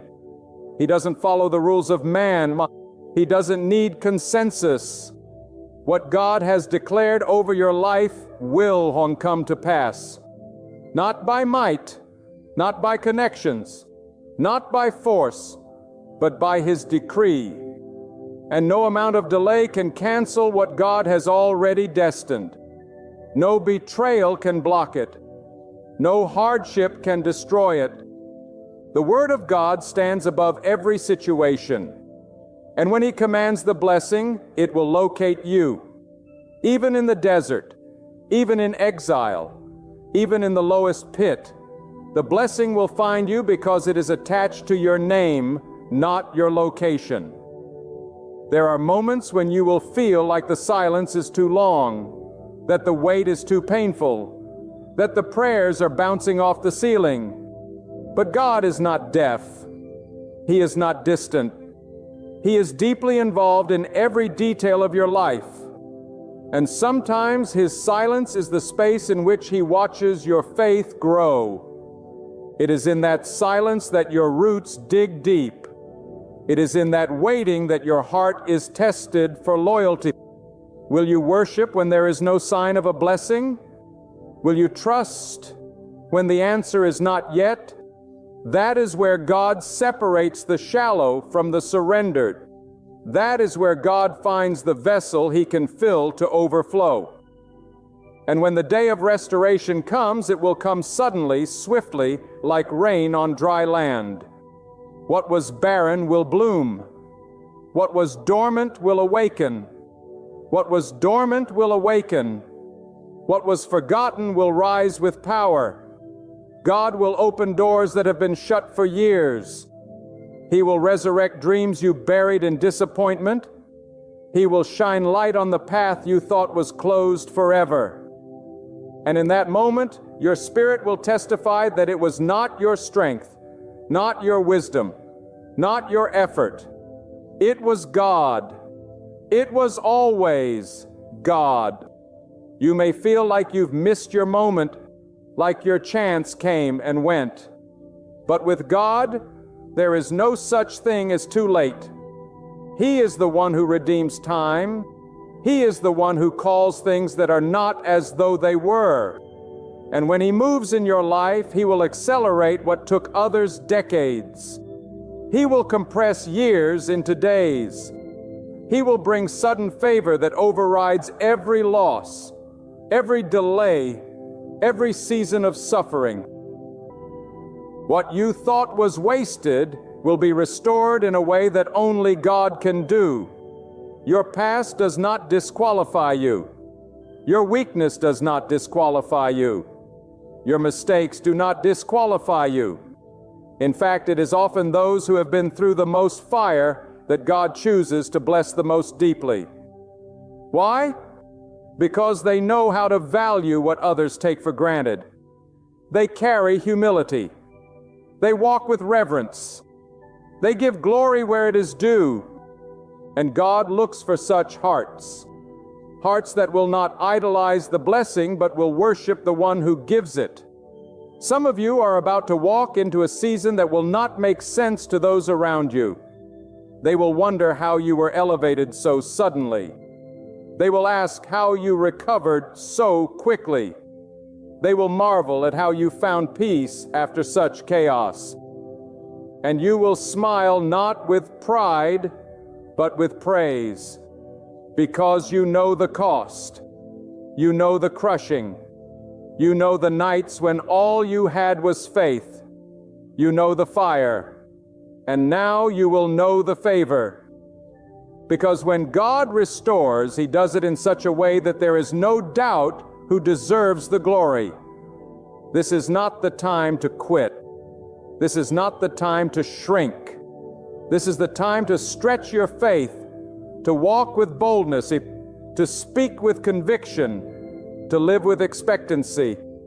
Because when God is about to give you more than you lost, He will not whisper it. He will confirm it. You will see signs. You will feel the stirring. You will sense the shift. The wind of change will blow through your life, and everything that once seemed immovable will begin to shift at the sound of His voice. And listen now with the ears of your soul when God is about to give you more than you lost. You will find yourself tested in your ability to let go. The blessing God wants to place in your hands cannot fit where fear still lives. There are moments when the old must be entirely dismantled, so that the new can be born clean and strong. You cannot cling to past disappointments and expect future glory to manifest. God will often ask you to release the very thing you thought you needed to make room for what He knows will sustain you. And don't think it's strange when God removes certain people from your life. Sometimes subtraction is the first step to multiplication. When God begins to separate you from what is familiar, it is because He is elevating your path beyond what your current circle can handle. Not everyone can walk with you where you're going. Not everyone can handle the weight of what God is about to do through you. Do not mourn every goodbye. Some were orchestrated by the hand of God. He saw what you couldn't. He heard the conversations you didn't. He felt the intentions that were hidden. And in His mercy, He moved them out so He could move you forward. You see, divine preparation often comes wrapped in discomfort. It disguises itself in delay, in detours, in disruptions. But behind it all is the sovereign wisdom of God. He is not wasting your time. He is preparing your timeline. He is not ignoring your cry. He is tuning your heart. Because when you receive more than you lost, you must also be more than you were. You must be wiser. You must be stronger. You must be rooted in faith, not just emotion. You must be grounded in purpose, not popularity. When God begins to increase your territory, the attacks may increase too. Don't be alarmed. Resistance is a sign of movement. The enemy doesn't fight what poses no threat. So if you're under pressure, if your peace is being tested, if your mind feels under siege, know this. The enemy senses that something is being birthed through your obedience. But no opposition can overturn what God has ordained. No storm can wash away the foundation God has laid. No weapon formed against your destiny will prosper when your heart remains anchored in God.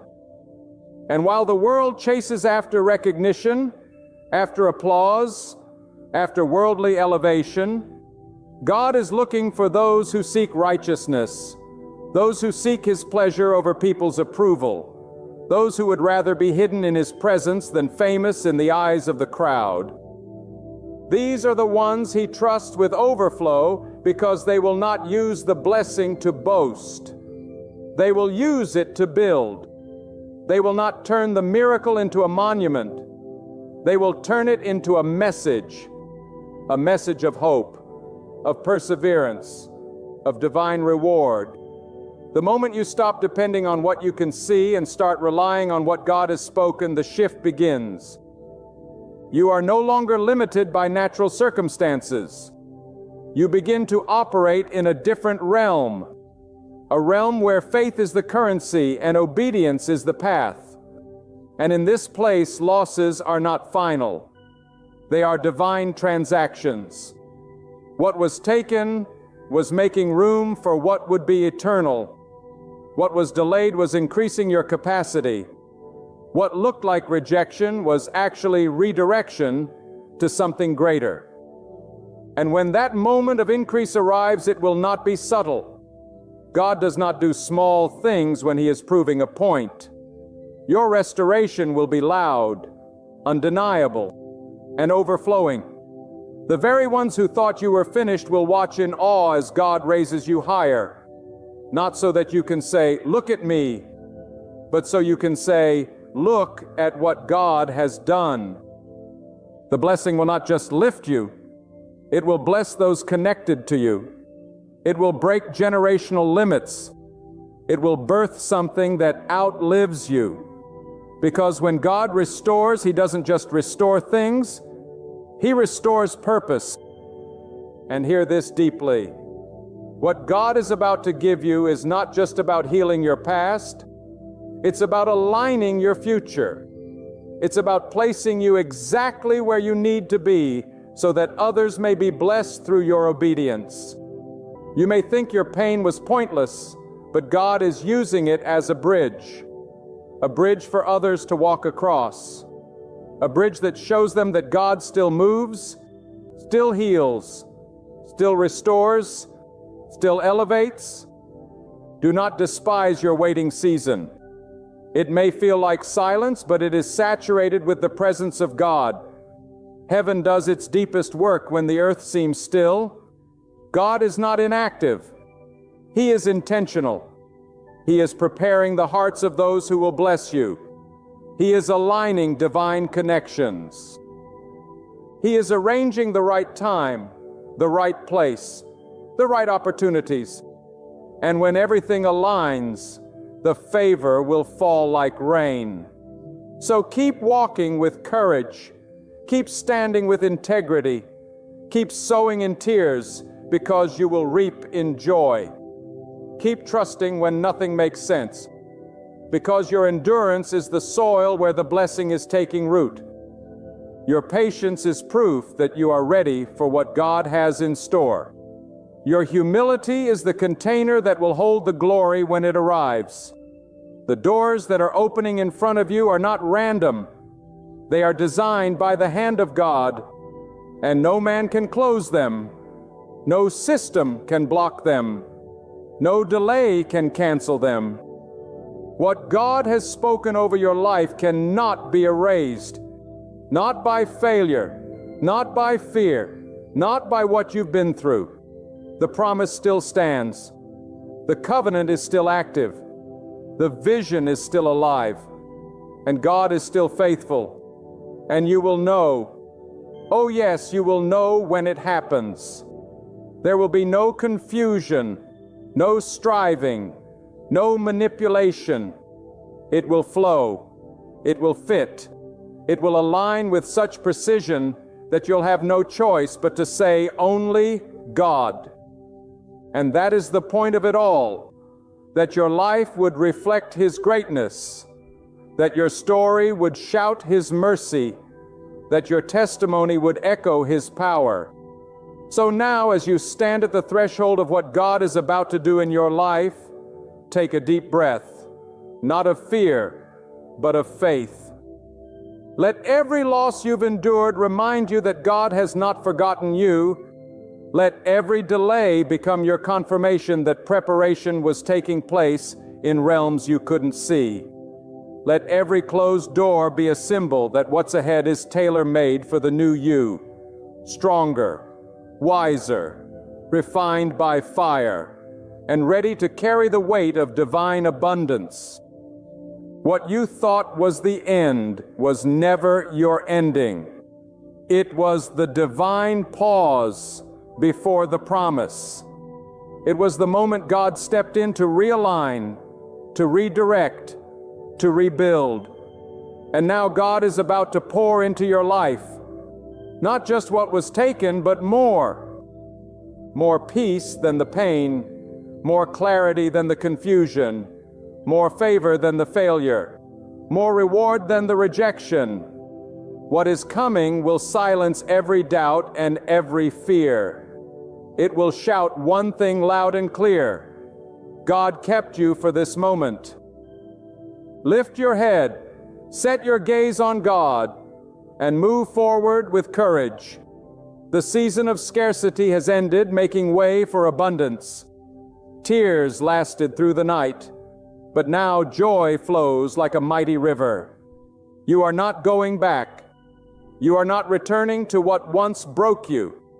You are stepping into healing, into elevation, into the divine increase God prepared, long before you even realized how broken things had become. You did not fail. God was pruning. You were not cast aside. God was shielding you. You were not deserted. God was getting you ready. And now the appointed moment has arrived. The signs are before you. The shift is here. And when it all comes to pass, you will fall on your knees in awe and cry out from the depths of your soul, God has given me far more than what I lost.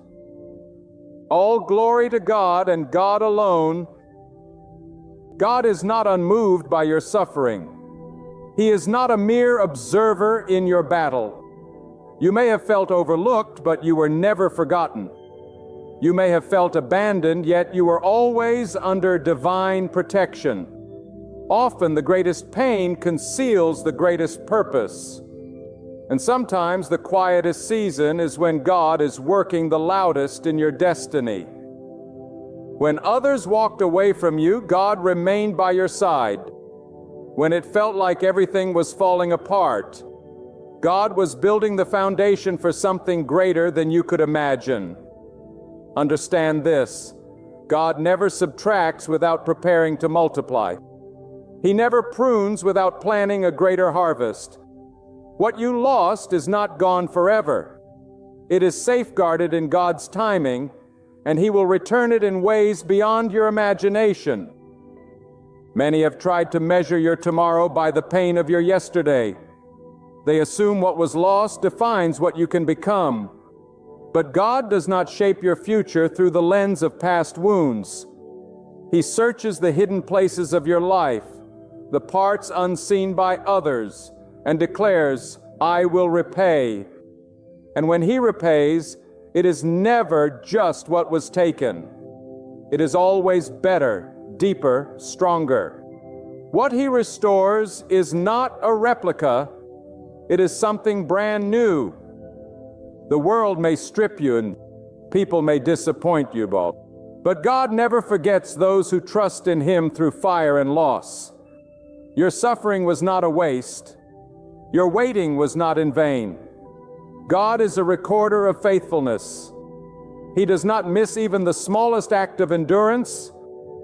Some of you endured heartbreak silently. You didn't retaliate. You didn't seek revenge. You chose peace. And maybe you thought no one noticed, but God did. And now the season is coming where God will reward what you kept hidden. The sacrifices you made, the patience you showed, the love you gave even when it wasn't returned. These things were written in the eternal record, and God never forgets. He will repay you not only to comfort you, but to glorify His power through your life. There are times when we look around and see everyone else winning, growing, receiving, rising, and we wonder why our prayers go unanswered. But what if the delay is not denial? What if the silence is the setup? God doesn't rush because He's not trying to give you a temporary solution. He's preparing an eternal result. You may be walking through a dry season right now. You may be carrying disappointment like a cloak over your shoulders. But listen, this is the kind of pain that produces purpose. This is the kind of suffering that shapes a destiny. And when the hand of God moves, it moves with precision, not panic. It moves with power, not pity. Some of the people who left your life were never meant to stay. Some of the things that crumbled were never built to last. God removed what would have poisoned your future. God blocked what would have broken you later. You cried when it happened. But one day, you will thank Him. You will look back and understand that the loss made room for the blessing, that the closed door was protection, that the silence was sacred, that the emptiness created space for something eternal. And here is what must be known. When God repays, it will come at a time when you least expect it. You won't have to chase it. You won't have to beg for it. The repayment of God is not earned. It is received by those who endure. It is for those who kept walking when everything told them to stop. It is for those who believed even when there was no evidence. That's who God rewards. Not the strongest, not the loudest, but the faithful. Those who said, "I don't understand, but I will keep trusting." That kind of heart touches the throne of heaven. If you've lost years to pain, to trauma, to injustice, God can restore in one moment what was taken in 10 years. If you've lost relationships, God can bring the right ones in due time. If you've lost dignity, peace, or stability, watch as God restores not just what was lost, but more than you imagined. You're not forgotten. You're not overlooked. You're not cast aside. You are on the mind of the one who rules all things. And when He repays, the world will know it wasn't you. It was God. It wasn't your effort. It was His mercy. It wasn't your strength. It was His divine favor. Every loss you endured in silence was a seed planted in God's soil. And the harvest is on its way. Not just a restoration of what was, but a transformation of who you are. That's the real repayment. Not just external blessings, but internal strength. Not just material things, but deep peace. Not just reputation, but wisdom that cannot be stolen. And once you receive that kind of reward, no one can take it away because it didn't come from people. It didn't come from people. It didn't come from the world. It came from God, and it belongs to you. You may have been broken, but you are not defeated.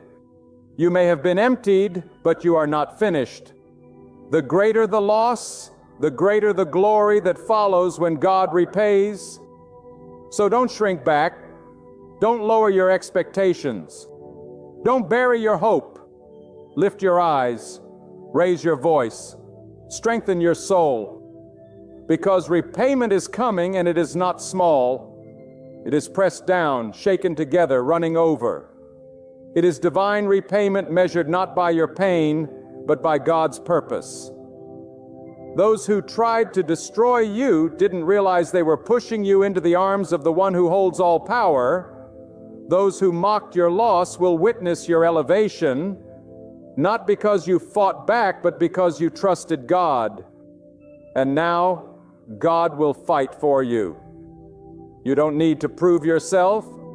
You don't need to explain your journey. When God repays, He speaks louder than any critic. He moves stronger than any enemy.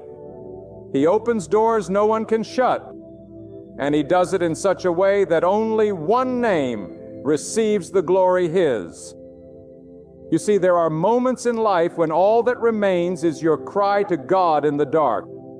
The friends are gone. The opportunities have dried up, and even your strength has run thin. And it's in that sacred space when the world goes silent that God's voice begins to thunder in your soul. God speaks most clearly when everything else has been stripped away. You thought the silence meant God had left you, but it was the silence that brought you into alignment with the sound of His power. It was in the quiet that you became unshakable.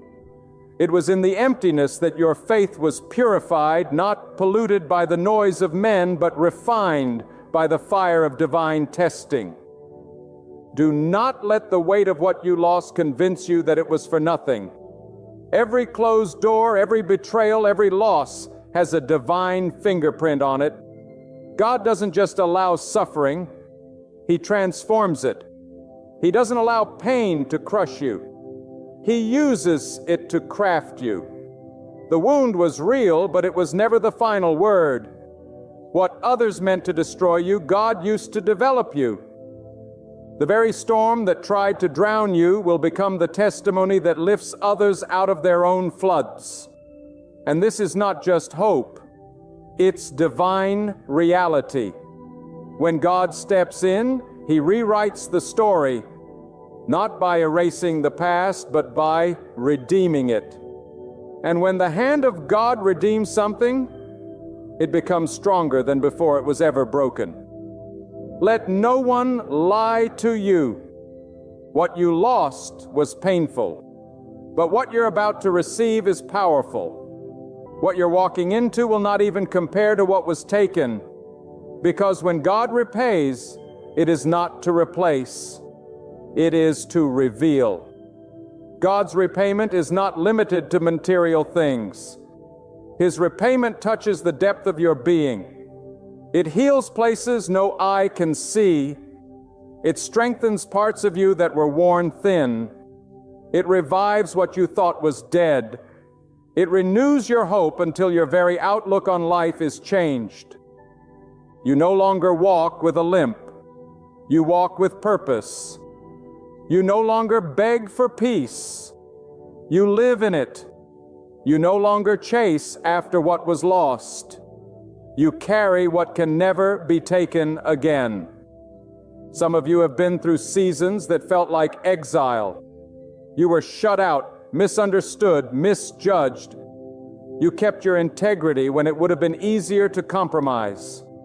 You stood in truth when lies would have opened more doors. And though it seemed like you were passed over, forgotten by everyone, God was watching.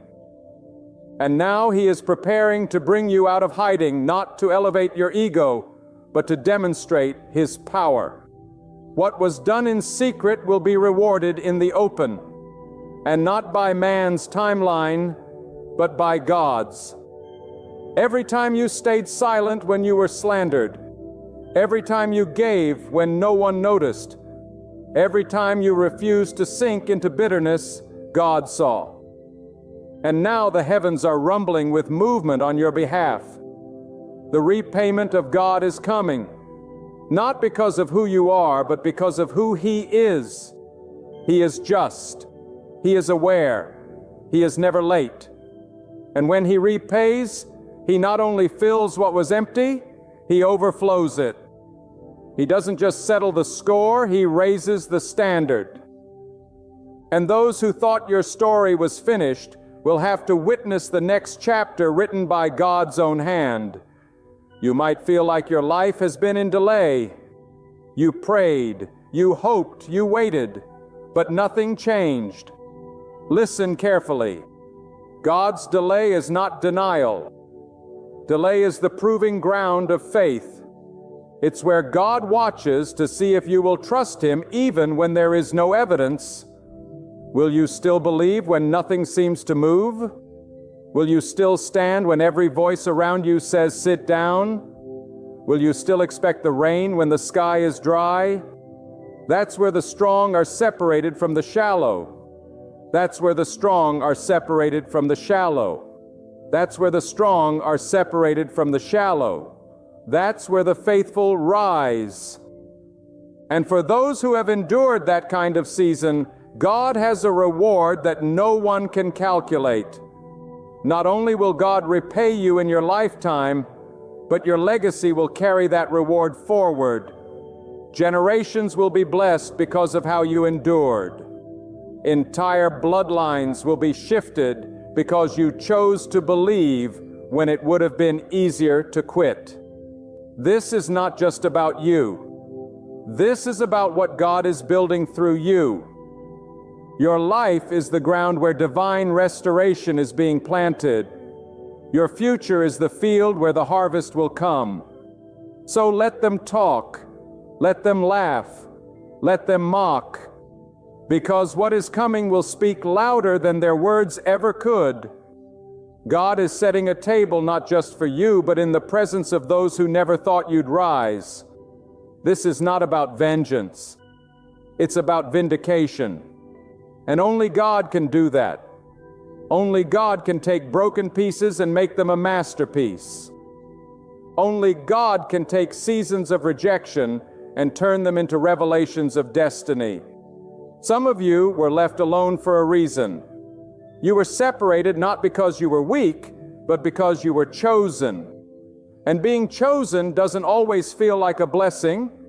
It feels like isolation. It feels like no one understands you. It feels like the weight is too much to carry. But that's where God steps in. And when He steps in, He lifts not only the burden, but lifts you with it. He carries you through the valley, not around it, because He wants to show you who He is in the dark, not just in the light. The scars you carry are not signs of defeat. They are signs of survival. You made it. You didn't break. You didn't surrender. You bent, yes, but you did not break. And for that endurance, there is a reward. There is a divine repayment coming. Not from the hands of those who took from you, but from the hand of the one who owns everything. God is not looking for perfect people. He's looking for persevering people. He's looking for the ones who still lift their eyes to the sky when everything around them screams, "Give up." Keep standing, keep trusting, keep preparing your heart, because the hour of restoration is closer than you think. And when it comes, you will know that it was not your strength that brought it. It was your surrender. It was not your connections, your plans, or your brilliance. It was your quiet faith, your unseen prayers, your unseen prayers, your unseen prayers, your unseen prayers, your unwavering trust in God alone. When God repays, nothing is left undone. He settles debts seen and unseen. He repairs what human hands cannot touch. He releases blessings that eyes haven't seen, ears haven't heard, and minds have not conceived. That is who God is, and that is what He's about to do. You didn't suffer for nothing. You didn't lose for no reason. You didn't wait in vain. The hand of God is moving. The reward is coming. The season is shifting. And the story will not end in sorrow, but in glory. All from the one who never forgets, never forsakes, and always fulfills what He has promised. You must understand this. When God allows the stripping away of things from your life, it is not an act of cruelty, but an act of cleansing. God removes to renew. He tears down what was never meant to stay, so that He can build upon solid ground. Many of the things you lost were not stolen. They were surrendered by divine design. They were allowed to exit your life because they could not go with you to where God is taking you. And what God is preparing for you requires space. It requires clarity. It requires a deeper trust in Him alone. Because if your faith is still anchored in what people say, in what your eyes see, or in what your hands can hold, then it's not yet anchored in God. There is a kind of peace that only comes after the storm. There is a kind of wisdom that is born from waiting. There is a strength that only rises when you've been brought low. And that's why some of you had to go through the pain, the loss, the confusion, so that what you now carry is not shallow belief, but unshakable conviction. God is not interested in surface-level faith. He desires a heart that knows Him in the valley as deeply as it does on the mountain. He desires a soul that doesn't need applause to keep going, that doesn't need affirmation to keep believing. God wants you to know Him as your source, your sustainer, your rewarder. You see, when people repay you, they pay you back with the same measure you gave. But when God repays, He adds purpose to the pain, beauty to the ashes, and eternal value to what was temporary suffering. You're not just receiving compensation, you're being crowned with wisdom, with dignity, with a story that no one can take from you. People can take positions, they can take recognition, they can even try to steal your voice, but they cannot take what God has deposited in your spirit. And when that spirit is built upon trust in the Almighty, nothing on this earth can uproot it. You didn't walk through fire for nothing. You didn't weep in the shadows for no reason. God has a way of taking what looked like defeat and turning it into distinction. He has a way of putting favor on the faithful in such a way that it confounds logic. And when it happens, no one will be able to explain it. They will try to find a reason. They will search for a cause. But all they will find is the evidence of God's hand at work. Let them wonder. Let them ask how you made it. Let them ask how you survived what should have crushed you. And let the only answer be this: God did it. Not talent, not timing, not opportunity, but God. God lifted. God restored. God opened the way. And God repaid. This is not theory. This is truth. And you're not just hearing it, you're about to live it. There are things you lost that you haven't even grieved properly because life moved on too fast. But God doesn't forget what your soul remembers. He knows the weight you carry in silence. And His repayment comes not just to replace, but to redeem. He doesn't return things as they were. He transforms them into what they were always meant to be. That broken relationship you cried over, that opportunity that slipped through your fingers, that time you feel you wasted, none of it was meaningless. In God's hands, even regret becomes a tool for renewal. Some of you are carrying the pressure of proving yourself. You feel like you have to succeed just to silence the voices of doubt around you. But listen carefully.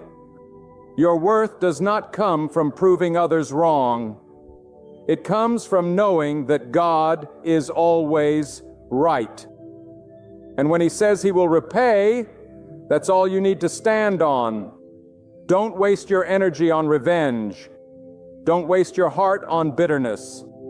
Don't waste your future trying to make sense of why it happened.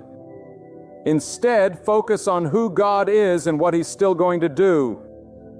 You haven't missed your moment. You haven't gone too far. You haven't failed too deeply. What you lost may have shaped your past, but it cannot define your future unless you let it. And when God repays, He doesn't consult your past to determine your blessing. He consults your faith. He looks at your heart. He looks at what no one else sees. And from that hidden place, He brings forth public restoration. God knows how to take a buried seed and cause it to bloom in a new season. Just because you can't see it doesn't mean it's not growing. And just because you're still hurting doesn't mean healing isn't happening. Sometimes the deepest healing takes place beneath the surface, far before the harvest ever appears. But if you keep trusting, if you keep believing, if you keep walking in alignment with His will, the day will come when everything will make sense. And that day will not come because the world gave you closure, but because God gave you peace. Peace is part of the repayment. Clarity is part of the repayment. Stability is part of the repayment. God doesn't just restore outward success, He restores inward security. The kind of assurance that lets you sleep at night. The kind of strength that allows you to smile again. The kind of perspective that makes you thank God even for what didn't work out. Because when you look back, you'll realize that every no was a setup for a greater yes.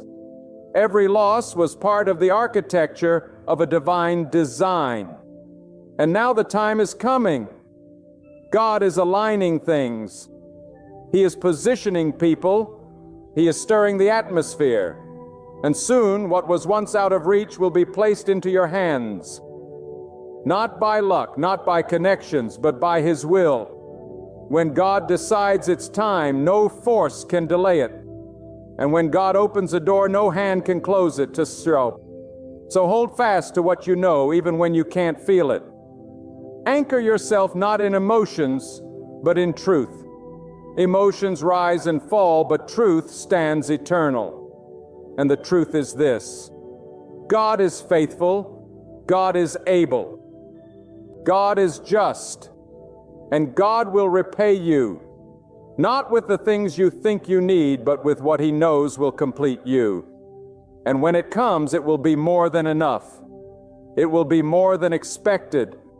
It will be more than you can contain, because that's how God repays, pressed down, shaken together, and overflowing. You're not at the end. You are not being punished. You are being placed. What you thought was buried is about to spring to life.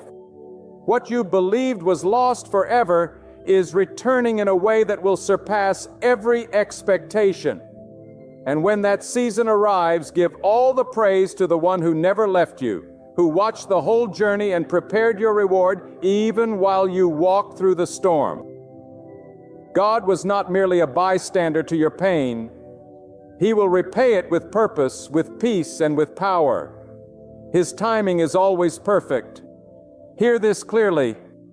When God promises restoration, He does not do it in pieces. He does not return only a portion of what was taken. He brings increase. What was stolen in sorrow will come back to you in triumph. What was endured in silence will return in joy. What was buried in darkness will rise in the light.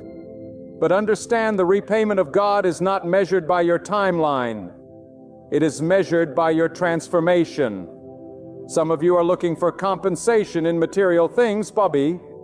But God is preparing to give you something much greater: unshakable peace, divine discernment, and a soul fortified by truth. You must not confuse the process with punishment. You must not mistake waiting for being forgotten. God delays only because He is perfecting. And when He perfects, He makes no error. The weight you carried was not because God was unaware. It was because He was preparing you to carry something heavier, something holier, something more permanent. It takes strength to receive a blessing and not be crushed by it.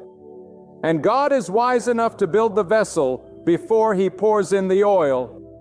What you call delay, God calls design. And the day is coming when you will understand why it couldn't happen sooner, why it had to fall apart first, why they had to leave, why the door had to close. Because when the divine answer finally comes, it will not come to the old version of you. It will come to the version that pain prepared. Let the world chase quick gain. Let them celebrate temporary victories. But as for those who trust in God, we are anchored in something far deeper. Our blessing is not in the rush. It's in the root. God does not raise people for applause. He raises them for purpose. And when He lifts you, no voice can silence you. No hand can pull you down. No enemy can erase what God has ordained. The repayment you're about to receive will not be based on fairness. It will be based on divine justice.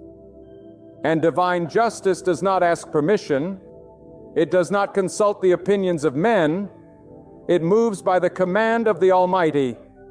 You must be ready. Ready not only to receive, but to carry the responsibility of what is coming. For with every blessing comes a new level of vision, a higher level of clarity, and a greater level of accountability. This is not about restoring what was convenient. This is about walking into what is consecrated. You are not going back to what was familiar. You are being drawn into what is sacred. And that is why the journey has been long. That is why the fire was intense.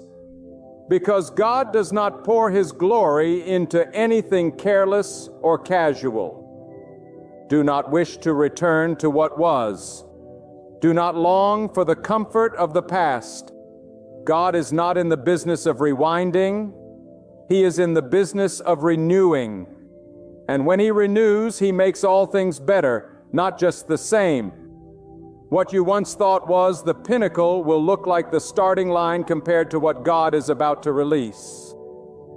You are standing on the edge of something so vast, so precise, so divinely orchestrated that only God could have written it.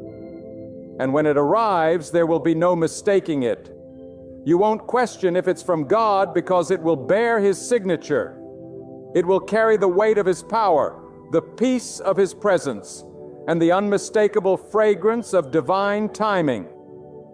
What once looked like misfortune will become the very foundation of your testimony. The valley you cried through will become the place of your rising. The season you begged to escape will become the season you thank God for. Because in that place, God was forming something eternal in you. Something the world cannot give and cannot take. Understand this: your journey is not just about you. It's about what God will do through you. Your restoration will become a roadmap for others. Your scars will speak when words fall short. Your endurance will inspire those who feel forgotten. And all of it will point to God, not to your strength, but to His faithfulness. When people see your rising, they will ask, "How did this happen?" And your answer will be simple and unshakable. God did it.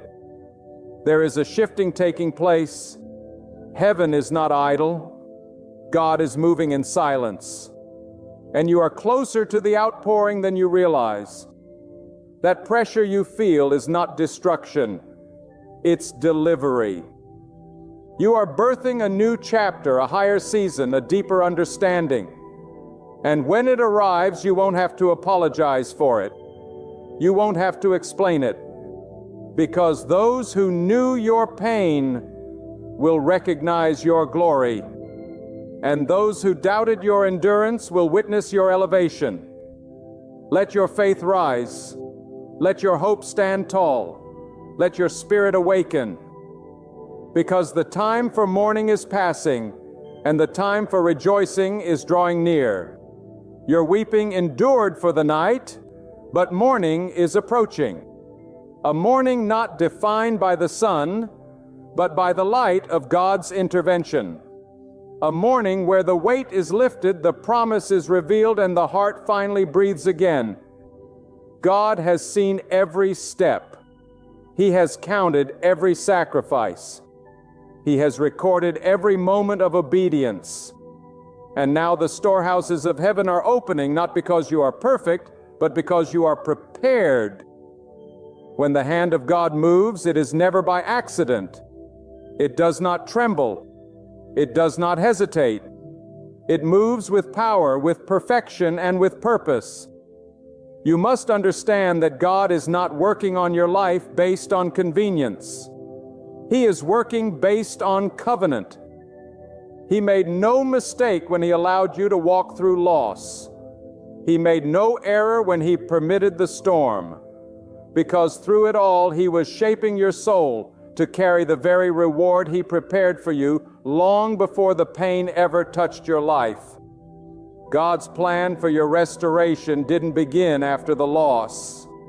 It was already in motion before the first tear ever fell. There are some seasons where you feel invisible, not because you are insignificant, but because God has hidden you in His protection. God does not expose what He values prematurely. You weren't rejected. You were preserved. You weren't discarded. You were hidden. When others couldn't see your worth, it wasn't because you had none. It was because God was keeping you from the wrong hands. He was concealing what He intended to reveal in the fullness of time. And when the time is right, not even your enemies will be able to deny the work of God in your life. Every delay, every detour, every disappointment was building something within you that could not be developed in comfort. God trains those He intends to trust with something greater. You were not abandoned in the dark. You were anointed in the dark. And now the season of revealing is coming. Not because you forced it, not because you earned it, but because God decided it was time to repay. You see, God's repayment doesn't arrive as a reward for doing everything right. It arrives because you stayed faithful when things went wrong. Because you didn't give up when you were confused. Because you held on to hope when everything around you shouted despair. The reward of God is not just what He gives you, it's what He makes you. His greatest repayment is not gold or silver. It's wisdom, maturity, peace that doesn't waver, joy that can't be stolen, strength that doesn't collapse under pressure. He is creating within you the kind of character that can carry favor without being destroyed by it. God will not place greatness in fragile hands. So if your journey has been heavy, it's because the blessing that's coming will be weighty. And what is weighty must be carried by those who have been forged in fire. And here is the truth that must be declared when God decides to honor your endurance. He does not need your enemies to agree. He does not need your critics to understand. He does not need your circumstances to be ideal. When God repays, He shifts things suddenly. What was closed will open. What was blocked will be released. What was denied will be delivered. And when that shift comes, you won't need to knock on doors. Those doors will swing wide of their own accord, because it was never about human favor. It was always about divine timing. Do not envy those who seem to rise quickly. Do not compare your journey to theirs. What God is building in you is deeper than what can be seen on the surface. Their platform may be tall, but yours will be rooted. And anything rooted in God cannot be shaken. While others build fast and fall hard, you are being grounded, established, and fortified by divine hands. And when the time comes, what God has for you will last. Because what He plants, He waters. What He raises, He defends. What He blesses, He protects. So do not be anxious about how long it has taken. The blessing that comes too soon can crush the unprepared, but the blessing that comes after the pressing, that is the blessing that builds legacies. That is the blessing that touches generations. And that is the blessing God is preparing for you. Your story will not end in lack. It will not conclude in silence. It will crescendo with glory that belongs to God alone. There is a clarity that comes after chaos. There is a focus that comes after the fire. You are not who you were when you began. You have been changed. You have been refined.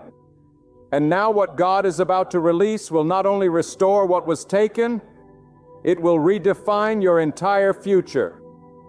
You are being aligned not just with opportunity, but with purpose. God is not blessing you with a replacement. He is rewarding you with destiny. You thought you were chasing healing, but God was preparing wholeness. You thought you were asking for survival, but He is delivering victory. And when it arrives, you will no longer carry the wounds of your past. You will carry the wisdom of your journey. Everything you endured has a purpose, and everything you lost has a return. But you must not lose your focus now.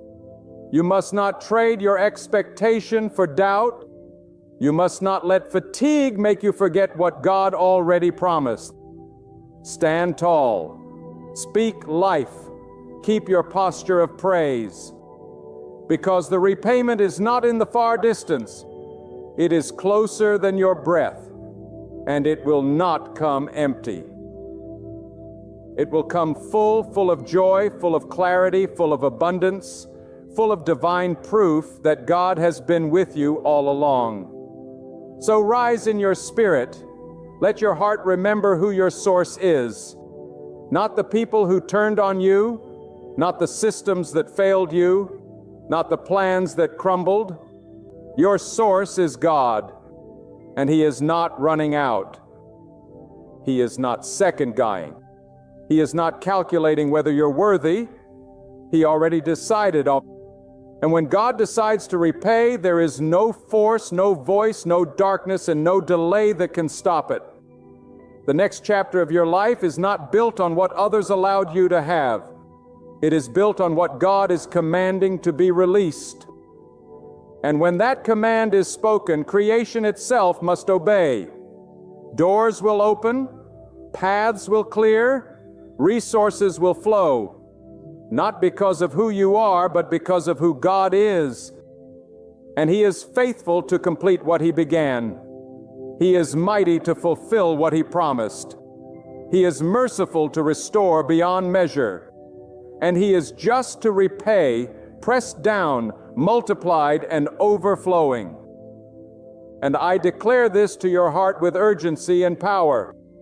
When God chooses to act on your behalf, no force in existence can block it. No opposition can reverse it. No delay can cancel it. For God does not operate within the limitations of human understanding. He transcends time. He surpasses logic and He exceeds expectations. What you thought was buried for good, God is about to resurrect in such a way that not only will it rise, it will shine brighter than it ever did before. What you once held with trembling hands, you will now carry with strength because you've been tried, tested, and made ready by God Himself. There are times when it may feel like you've reached the end of your strength. You've cried until the tears stopped flowing. You've waited until the clock seemed irrelevant. You've hoped against all odds, and still it looks like nothing has changed. But listen closely.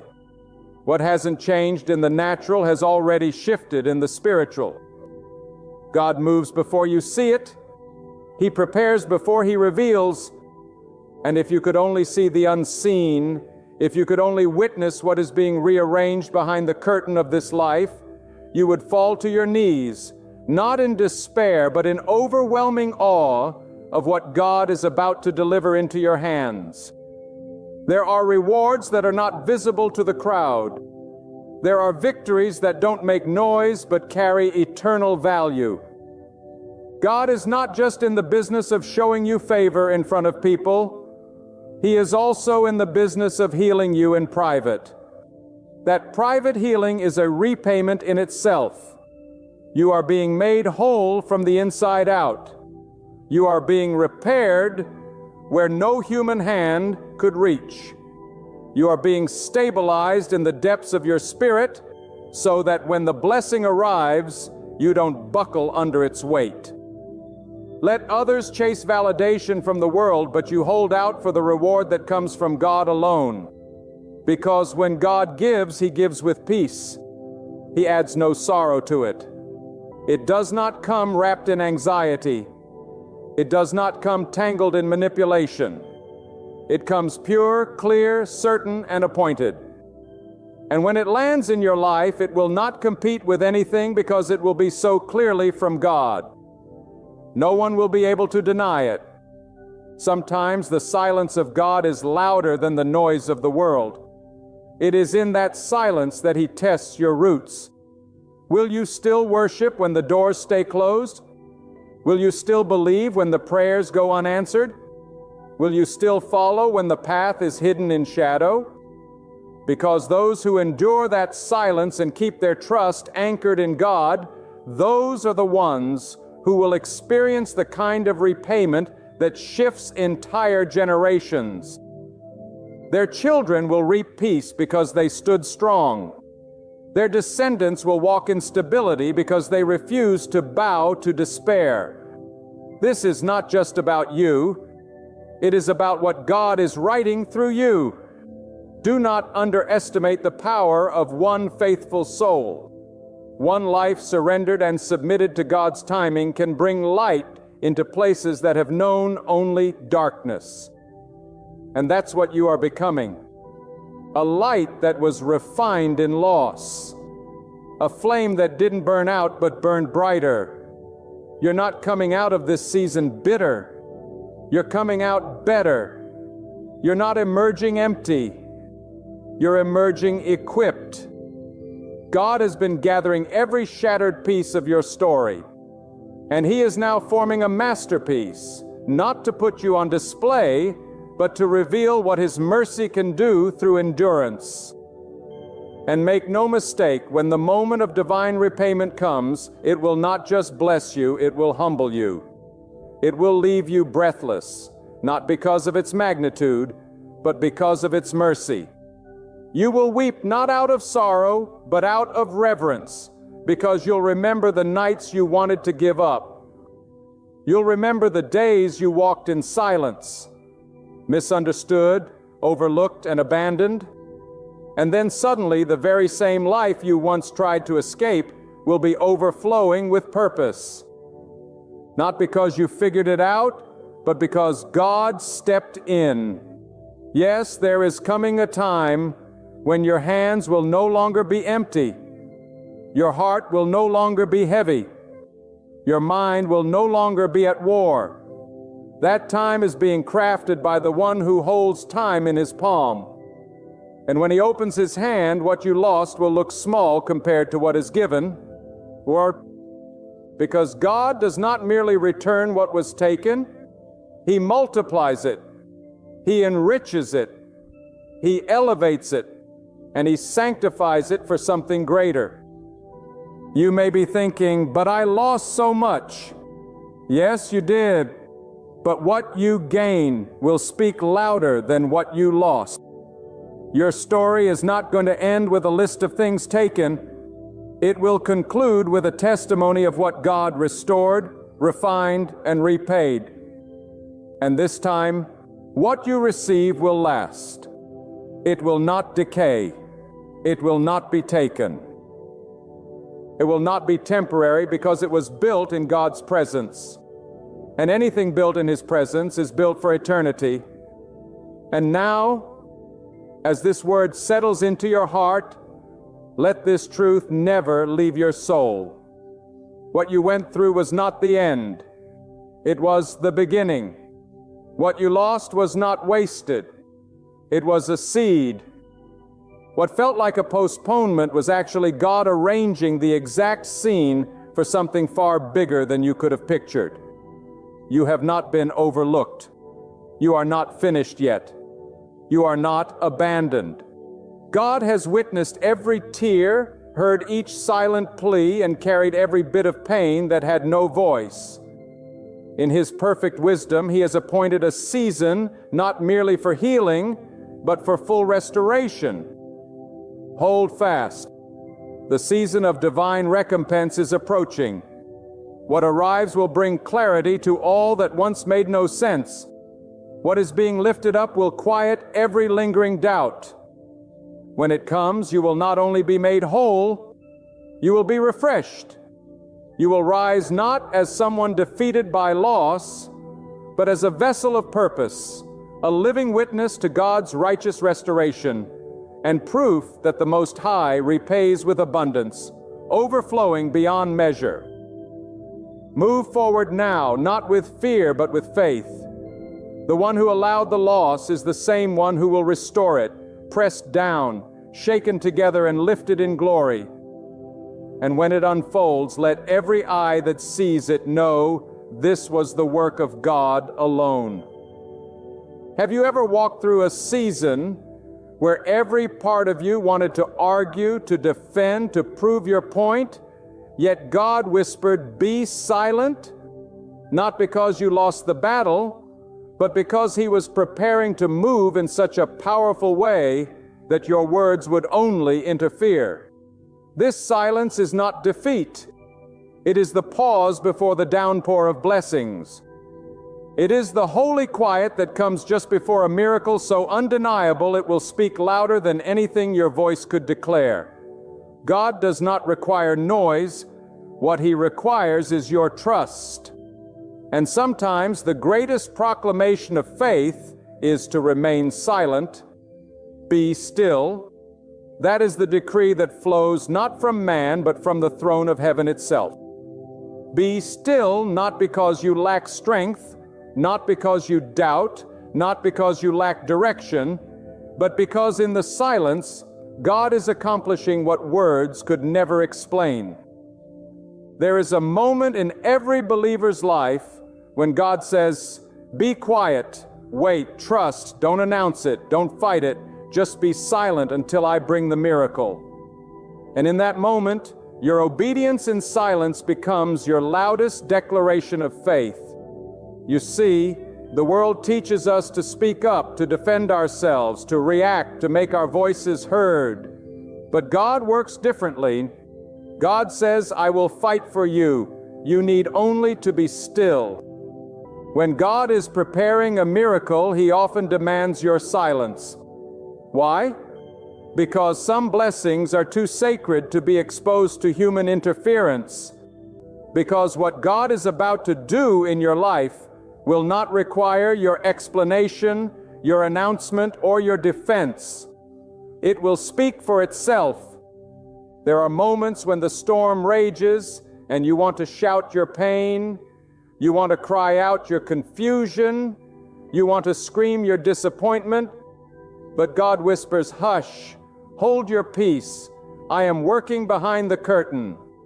And those who obey, those who choose silence in the middle of chaos, are the ones who witness the glory of God in full measure. Because silence is not weakness, silence is reverence, silence is trust, silence is the language of those who know that God is still on the throne. Think of it. When a seed is planted in the earth, no sound is heard. No trumpet sounds when the roots take hold. No announcement is made when the first sprout pushes through the soil. But beneath the silence, something is growing, something is shifting, something is becoming. So it is with your life. While the world sees stillness, God sees preparation. While others see nothing, God is nurturing a miracle beneath the surface of your silence. You must understand, when God tells you to be silent, it is not to punish you, but to protect what He is birthing in you. There are spiritual enemies who feed on your word. There are people in your life who would destroy your dream if they heard even a whisper of it. That's why God silences you, not to stop your destiny, but to preserve it. Some miracles require privacy. Some victories must begin in the quiet place, where only God sees and only God knows. There is a holy power in being silent when everything inside you wants to speak. When they lie about you, God says, be silent. When they misunderstand your heart, God says, be silent. When they walk away and you're tempted to chase after them, God says, be silent. Because your silence is not the end of the story. It is the opening act of something glorious. You are not losing when you are quiet. You are building. You are trusting. You are aligning with the rhythm of heaven, where stillness speaks louder than words. Let them think what they want. Let them draw their conclusions. Let them assume. You do not need to defend yourself when God is your defender. You do not need to argue when the truth will outlive the lie. You do not need to explain when God is about to make it clear. Some miracles are so divine, so sacred, so overwhelming that the only right response is to step back and let God speak through the outcome. Too many people miss their miracle because they couldn't stay silent long enough to see it unfold. They opened their mouth and exposed what God meant to hide. They told people who weren't meant to understand. They defended themselves when God was already preparing their vindication. But not you. You will be different. You will wait in silence because you trust the God who does not sleep, who does not forget, who does not fail. You see, silence is not passive. It is powerful. Silence does not mean nothing is happening. It means everything is happening. But under divine management, the most powerful moments in your life may come not when you shout, but when you are silent and let God move. Your silence becomes a sanctuary. It becomes a testimony. It becomes a holy space where God says, "Now I can work without interference." When God tells you to be silent, He is inviting you into a sacred partnership. He's saying, "Let me speak for you. Let me make the way. Let me shut the mouths of the lions. Let me silence your accusers. Let me show them what I can do with a vessel that knows how to wait in stillness." Because those who wait in silence are those who rise in strength. They don't waste energy trying to prove anything. They don't exhaust themselves explaining to people who were never meant to understand. They conserve their faith. They protect their promise. They guard their peace. And yes, it's hard. It's hard when you're misunderstood. It's hard when people walk away. It's hard when your name is dragged through the mud and all you want to do is shout the truth. But God is not asking you to shout. He's asking you to trust. He's asking you to let Him reveal the truth. Because when God vindicates you, it will be undeniable. When God blesses you, even your enemies will have to admit that something divine has taken place.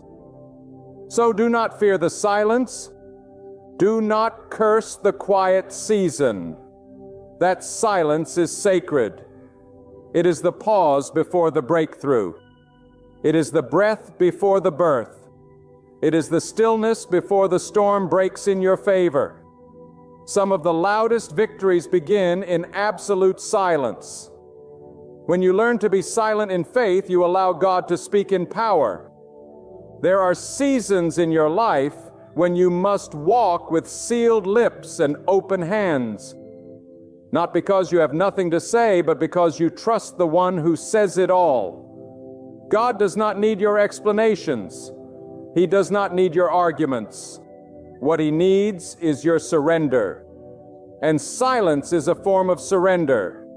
Silence says, "I could speak, but I choose to trust."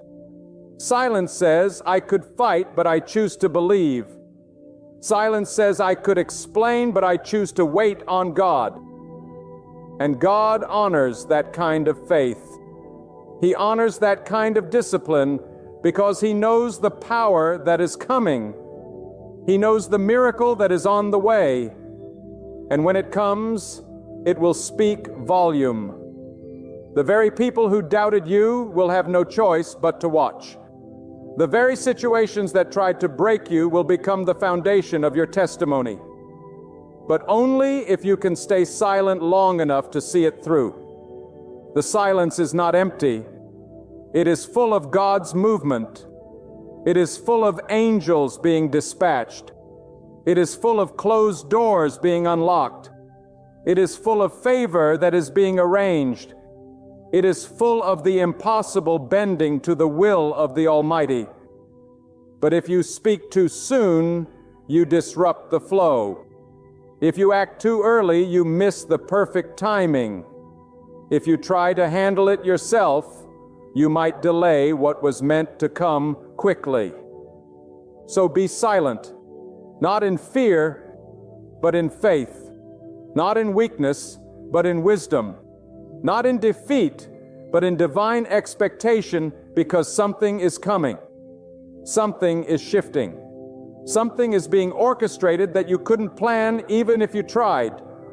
But it requires your stillness. It requires your restraint. It requires your ability to sit in the presence of God and let Him do what only He can do. Some of you have been praying for something big, something life-changing, and God heard you, but now He's saying, let me work. Let me finish what I started. Stay quiet while I build the miracle. Your job is not to announce it. Your job is to prepare for it. Your job is to stay in the secret place, holding on to your peace, keeping your mouth shut and your heart open. Because the more silent you become, the louder God will speak through the outcome. The more you resist the urge to speak prematurely, the more glorious the testimony will be when the time is right. And when it happens when it happens, it will not require an introduction. The miracle will be its own announcement. The blessing will be its own defense. The power of God will be so evident that even the doubters will fall silent. You do not have to fight for what God has already promised you. You do not have to scream for what God has already secured. Be silent and let the evidence speak. Be silent and let the harvest reveal what was planted in secret. Be silent and let God show the world who He has been shaping you to become. Because the truth is, the ones who are the most powerful in the kingdom are not the loudest. They are the most obedient. They know when to speak and when to be silent. They understand the rhythm of God's timing.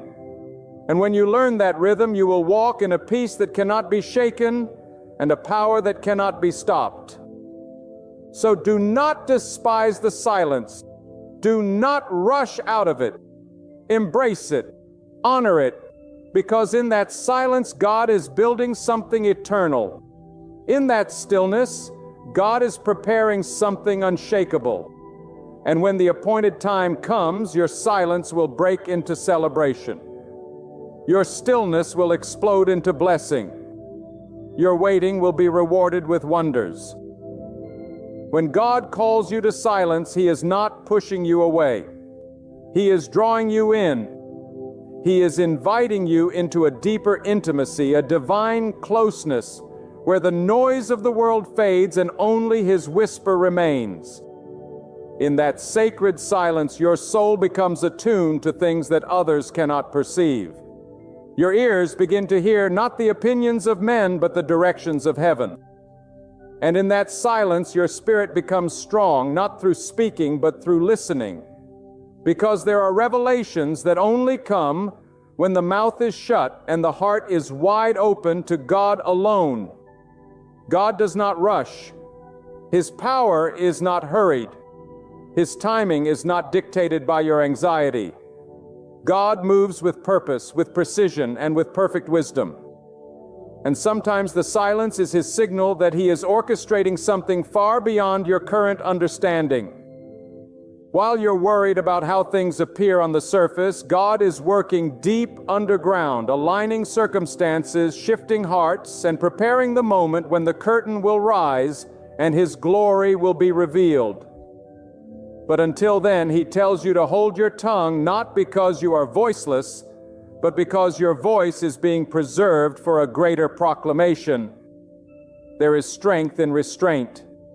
There is victory in waiting. God honors the one who trusts His pace more than their emotions. When you feel surrounded, when you feel overlooked, when your spirit is weary from battles that no one sees, do not break your silence with fear or frustration. Speak only in prayer. Speak only in faith. Let your soul cry out to God in the quiet, not in the noise of panic. Because God hears what no human ear can catch. He listens to the silent prayers, the ones that have no words, only groans, tears, and unspoken hopes. Do you know why God wants you to be silent before the miracle? Because words have power, and in moments of testing, careless words can sabotage divine timing. You might confess doubt when you should be declaring trust. You might invite negativity when you are meant to guard your atmosphere. You might release fear into your environment when faith was supposed to saturate the room. That's why silence is not just avoidance. It is spiritual discipline. It is strategic stillness. It is guarding the atmosphere of your miracle. God is not asking you to pretend everything is fine. He's asking you to put your trust in the unseen. He's asking you to stop managing the outcome and start surrendering to His authority. Because your silence is not ignorance. It is recognition. Recognition that God is wiser than your plans. Recognition that your insight is limited, but His vision is eternal. And when you choose to be silent, you're proclaiming with your soul, I don't need to know everything. I only need to trust the one who does. There are sacred moments in life when your silence becomes your shield, when words would only ignite warfare that God never meant for you to fight, when explanations would only feed curiosity that God never intended for others to have. Some things are meant to be carried in silence because they are too holy to be mishandled by careless ears. God is saying, let me conceal you for now. Let me preserve this for the right time. And if you obey, if you stay silent when everything in you wants to speak, you will witness a miracle that no human power could manufacture. Silence is not a pause in your story. It is part of the plot. It is a page being written with invisible ink, soon to be revealed under the light of God's timing. You may not see it now, but silence is sacred soil. It is where your roots grow deep, your character is refined, and your spirit is anchored. When God keeps you quiet, it is not rejection. It is preparation. You are being forged in the fire of faith. You are being trained to carry glory that cannot be tainted by the noise of this world. Don't confuse silence with stagnation. Just because you don't see movement doesn't mean there isn't progress. God does some of His most powerful work in the dark, in the quiet, in the unseen. Look at the sky. It moves in silence. The earth rotates without a sound. The heart beats without shouting. The most essential forces in life operate without noise. So it is with God. His greatest acts often come wrapped in silence until the moment they explode into undeniable reality. God may silence you not to hold you back, but to push you forward without distraction. He may be keeping you quiet so He can shield your vision, protect your growth, and prepare your breakthrough in a chamber of stillness. Sometimes the silence is your ark, the place where you are sealed off from the flood of confusion and opinion. God shuts the door not to isolate you, but to preserve you. And when the rain stops and the waters recede, you will step out into new territory, refreshed, renewed, and ready. God is not in the business of empty silences. Every quiet season has a divine purpose. Every unanswered question, every restrained word, every withheld explanation, all serve a greater plan. You may not understand it today, but one day when the miracle unfolds, you will look back and thank God that He taught you to keep your peace. Because if you had spoken too soon, if you had exposed the vision too early, if you had tried to explain what only heaven could interpret, you might have delayed what was destined to be yours. You must understand God is not only working in your situation, He is working in you. The silence is molding you. It is teaching you the strength of stillness, the courage of surrender, the wisdom of restraint. You are learning that not everything deserves your reaction. Not every situation requires your words. Sometimes the most powerful thing you can say is nothing and let God be the one who responds. Even when they question your silence, even when they mock your stillness, even when they pressure you to speak, stay grounded. Trust that God sees what others don't. Trust that He is building a testimony that will require no introduction. Trust that what He has promised in the quiet will come to pass in the light. The And when it does, those who laughed at your silence will be silenced by your results. Let your quiet confidence in God become your shield. Walk through the storm with peace. Let the winds rage. Let the doubters speak. Let the noise rise. None of it will move you because you are anchored in the presence of the Almighty. You don't need to shout when heaven is already roaring in your defense. You don't need to prove yourself when God is the author of your reputation. In time, the silence will end. In time, the voice of God will thunder. In time, the miracle will manifest. And when it does, your obedience will have been the seed that unlocked it. So hold fast. Don't break the silence just to satisfy the flesh. Don't disrupt the process just to ease your emotions. There is a reward for those who wait quietly, faithfully, fully surrendered to the will of God. When the appointed time arrives, your silence will turn to song. Your stillness will erupt into strength. Your private trust will produce public breakthrough. And all will know it was not your words that brought the victory. It was your surrender. It was your obedience. It was your willingness to be silent, even when silence was misunderstood. There is a time when silence becomes your shield, not just from the chaos around you, but from the traps the enemy sets ahead of you. The enemy thrives on your reactions.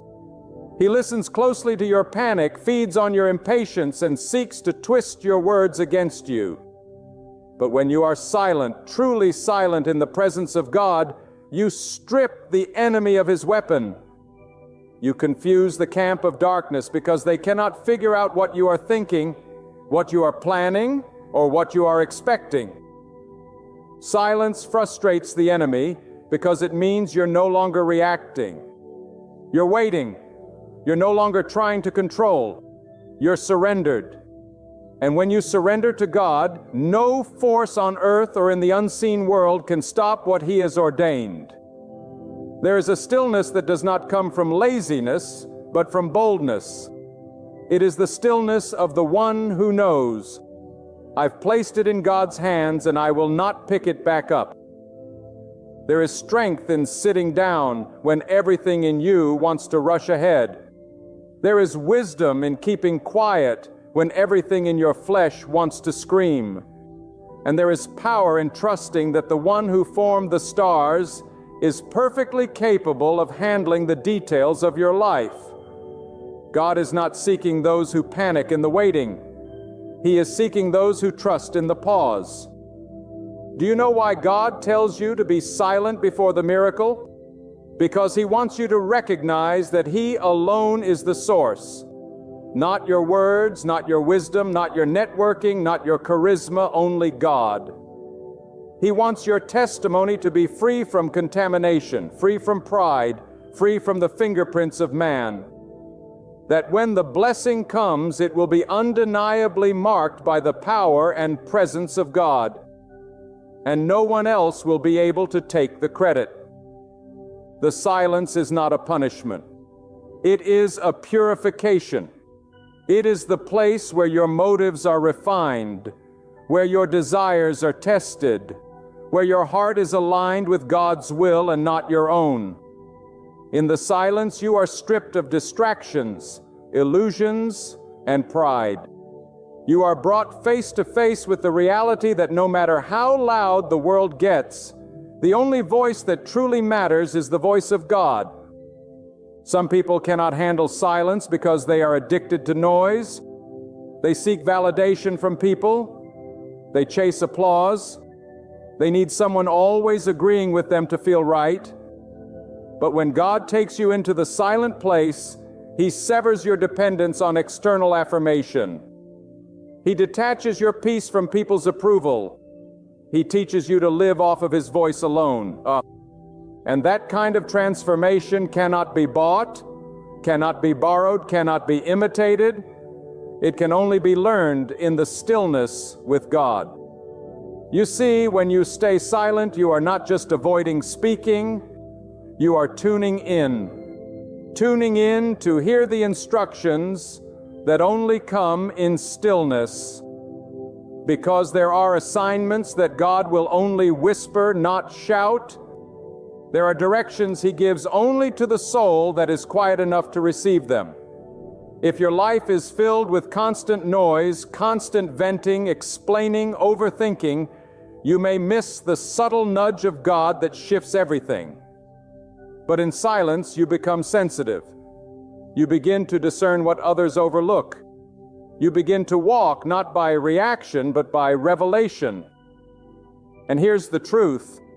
Not everyone is meant to understand what God is doing in your life. Some things are so holy, so delicate, that even sharing them too soon can cause spiritual damage. There is a reason God says, conceal a matter until the time is ripe. Your silence becomes a covering for the sacred. When you keep quiet, you preserve the oil. You protect the process. You shield the seed until it becomes fruit. Do not let the pressure of others force your voice before God gives you permission to speak. Let the world assume. Let them question. Let them laugh. Because in the end, it won't be your argument that convinces them. It will be the undeniable manifestation of what God has done. There is coming a moment, if you remain faithful, when your silence will burst into a result so clear, even your critics will fall silent. That is the power of letting God handle what your mouth wants to manage. And in that stillness, your relationship with God deepens. You begin to experience not just what He does, but who He is. You no longer serve God just for the miracles. You serve Him because you trust His character even when there is no evidence around you. That's where maturity begins. Not when you praise God after the blessing, but when you can be silent before the blessing because you know He is working even when you see nothing. Silence allows God to expose what cannot be seen in the noise. Sometimes it is in your quietest season that the deepest healing takes place. You begin to confront yourself. You realize how much you were trying to force, how often you were trying to fix what only God can redeem. You stop talking to everyone else and finally start talking to God in a way that is raw, real, and reverent. And that silence becomes your secret weapon. You step into every space with a steady calm because the tears have already been poured out in the hidden place. You carry yourself with assurance, not because your world is flawless, but because you've released the need to control it. You let God be who He is. And when you surrender like that, His peace takes its seat in your heart. Even when storms rage around you, there's no need to defend what God is constructing. No need to broadcast what He is preparing. Simply remain aligned, remain still, and remain faithful. Quiet consistency carries more weight than loud declarations. When you honor God in the unseen waiting, you are planting seeds for a harvest no enemy can touch. And the time will come when every unspoken prayer, every hidden tear, every promise you clung to, every whisper in the dark will be answered, not with explanations, but with undeniable evidence. People won't have to ask what happened. They'll see what God did. The doors will open. The favor will fall. The healing will manifest. The opportunity will arise. And they will know it was God and only God. There is a sacred mystery in the way God works that defies human logic. We live in a world obsessed with instant results, constant communication, and quick validation. But God is not bound by the noise of the world. He is drawn to the stillness of trust. While the world shouts for answers, God whispers to the soul that waits in silence. While others panic in uncertainty, those who know God walk quietly, confidently through the valley, knowing that silence in the hands of God is never empty. It is preparation. It is strategy. It is power wrapped in quiet surrender. Silence is not an absence of faith. It is the very evidence of it.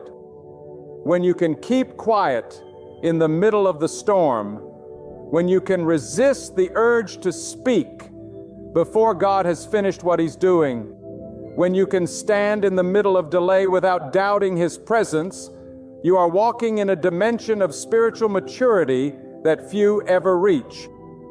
Because silence is not just the absence of speech. It is the fullness of trust. It is the soul saying, God, even if I don't understand it, I believe you are good. Even if I don't see the way, I know you are leading. Even if I don't hear the answer, I know you have already spoken it into existence.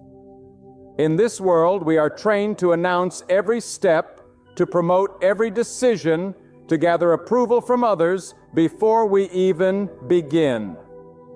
But when God places a vision inside you, He often requires that you conceal it until it has matured. You are not hiding it out of fear.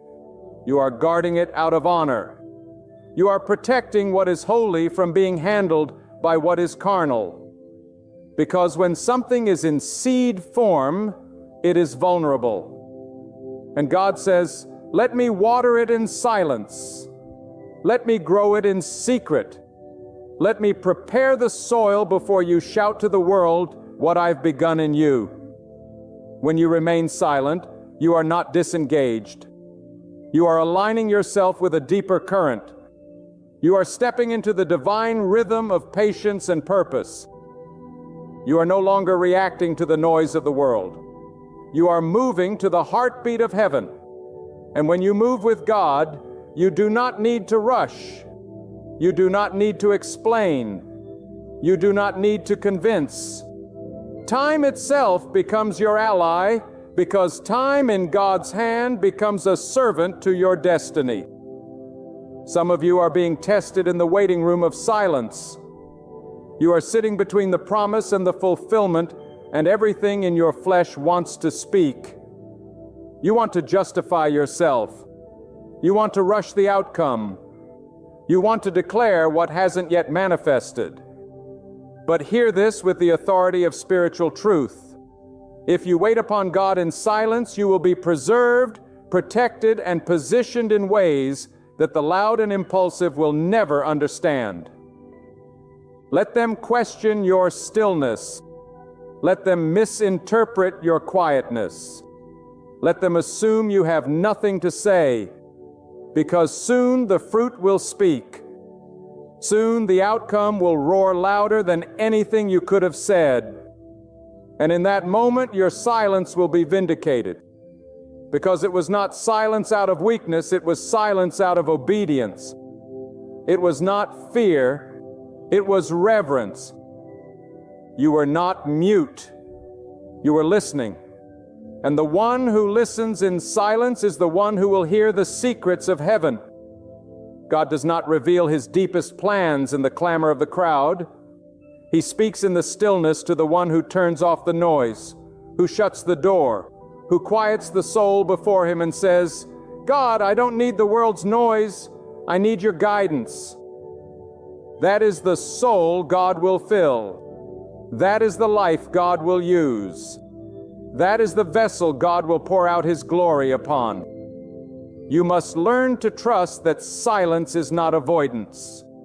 It is a vessel that holds the promises, the instructions, the whispers of God that carry more weight than the loudest human voice. When God instructed His chosen ones to walk around the city walls without speaking a word, it was not for lack of courage. It was a divine strategy, because sometimes the miracle does not come when you shout. It comes when you are willing to walk in silence, trusting that the command of God is greater than your need to be understood. There are moments in your life when the silence will be your shield from destruction. If you speak too soon, you may reveal the blueprint to those who will sabotage it. If you share too early, you may allow doubt to enter through the voice of others. But if you wait, if you hold your peace, if you stay silent under God's covering, He will bring you out in such glory, such undeniable victory that no words will be needed. The miracle will declare its own origin. The blessing will testify of its source. Do not underestimate the value of unseen growth. Do not despise the quiet season. Do not curse the days when it seems nothing is happening, because in the hands of God the invisible becomes invincible. In His time the hidden becomes holy. What you sow in silence you will reap in glory. What you carry in secret you will birth in power. But only if you trust the process enough to keep your mouth closed and your heart open. God is not a God of confusion. He is a God of perfect order. And part of that order is teaching His people when to speak and when to be silent. The world may never understand the strength it takes to be still. They won't see the tears you cry behind closed doors, the prayers you whisper into your pillow, the trust you carry when nothing makes sense. But God sees, and He honors that kind of faith. He responds to that kind of discipline. He is moved by the soul that says, God, I will not try to control what only You can complete. I will stay silent until the miracle speaks. And when it does, it will shake the foundations. It will silence the critics. It will shift the atmosphere. Because a miracle birthed in silence carries the fingerprint of God in ways that nothing else can. It cannot be explained. It cannot be denied. It cannot be touched by human arrogance.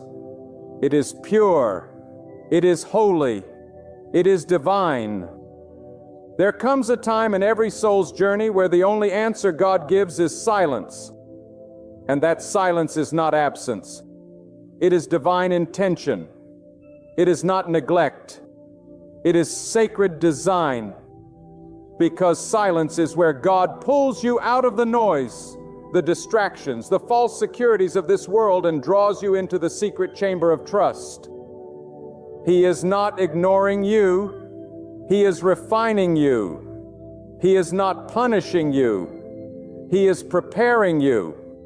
In that quiet space where it seems nothing is moving, nothing is changing, nothing is speaking, God is laying the foundation for something that will shake everything around you when it comes to pass. Silence is not avoidance. See, it is an altar. It is where pride dies. It is where ego is crushed. It is where dependence on self is dismantled. It is where you stop asking God to bless your timing and start surrendering to His. And when you reach that place, when you no longer need the reassurance of constant signs, when you no longer crave the validation of people's approval, then God knows you are ready. Ready not just to receive the miracle, but to carry it, protect it, and steward it with reverence and humility. God's silence is never without purpose. It teaches your spirit how to mature. It trains your inner man to see beyond the natural. While others are reacting to what they can see and hear, you are walking by something higher, by conviction, by faith, by an unshakable knowing that the Creator of all things is working behind the scenes. You are not blind. You are focused. You are not lost. You are being led through a path that no eye has seen and no ear has heard. And for that kind of journey, silence is not just required. It is holy. God sometimes commands silence because speaking too soon would contaminate what is sacred.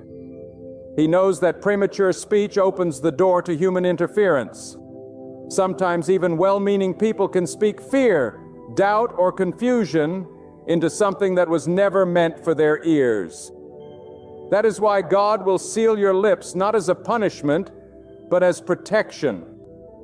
He will keep your vision hidden in the womb of time until it's ready to be birthed in power.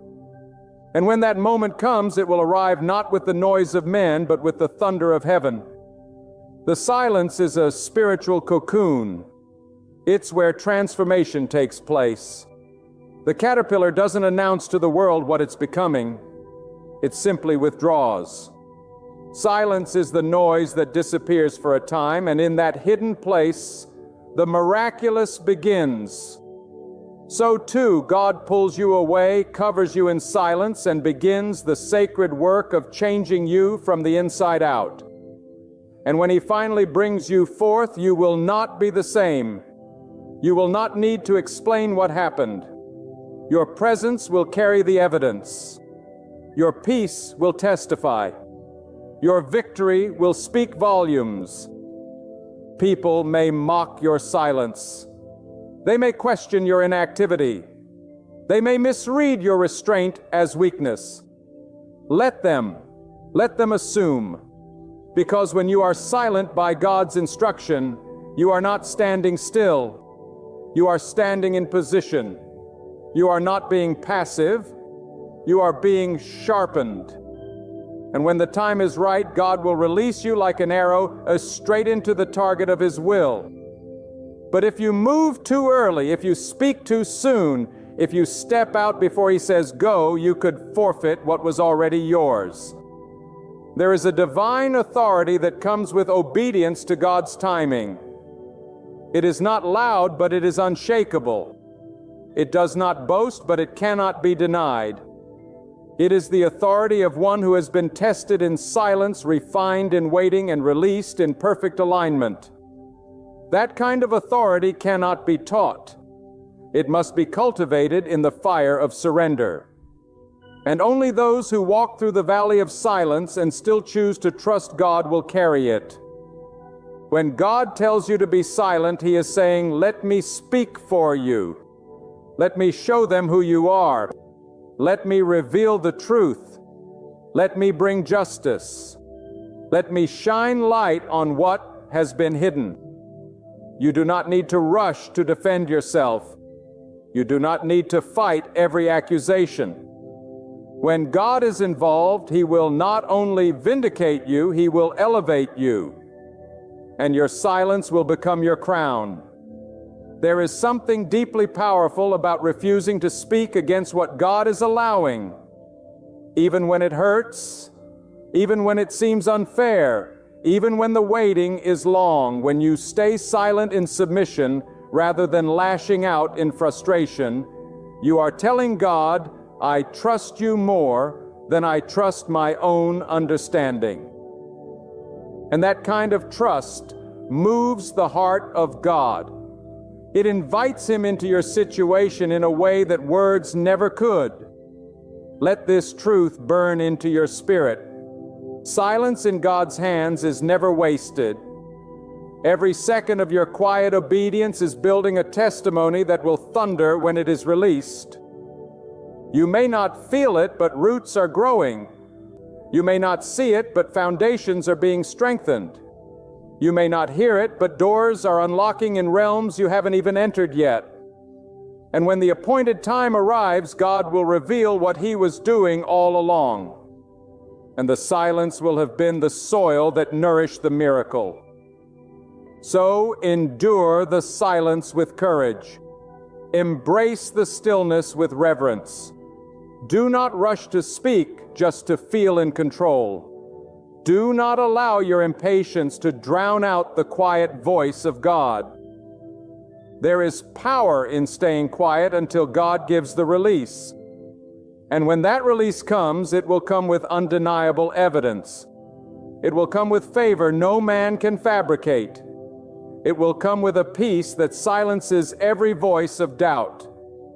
Remember, even the earth had to wait in silence before light was spoken into existence. Even the night must yield in stillness before the morning breaks. And even your life must sometimes dwell in silence before the next season begins. Don't fear the quiet. Don't fight the pause. Don't resent the wait. God is not inactive. He is preparing something so complete, so holy, so divine, that it requires a stillness you must honor. So remain grounded.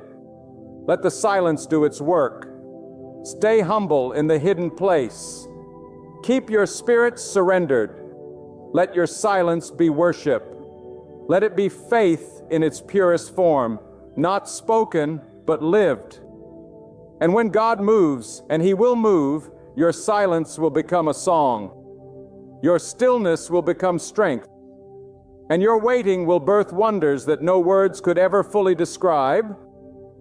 And now, beloved soul, hear this final truth with the weight it deserves. Silence is not the absence of faith. It is the highest expression of it. When you choose to close your mouth and open your heart to God's timing, you are declaring with your entire being, God, I trust you more than I trust my feelings. I believe in your plan more than I believe in what I see. That kind of faith does not tremble. It stands firm.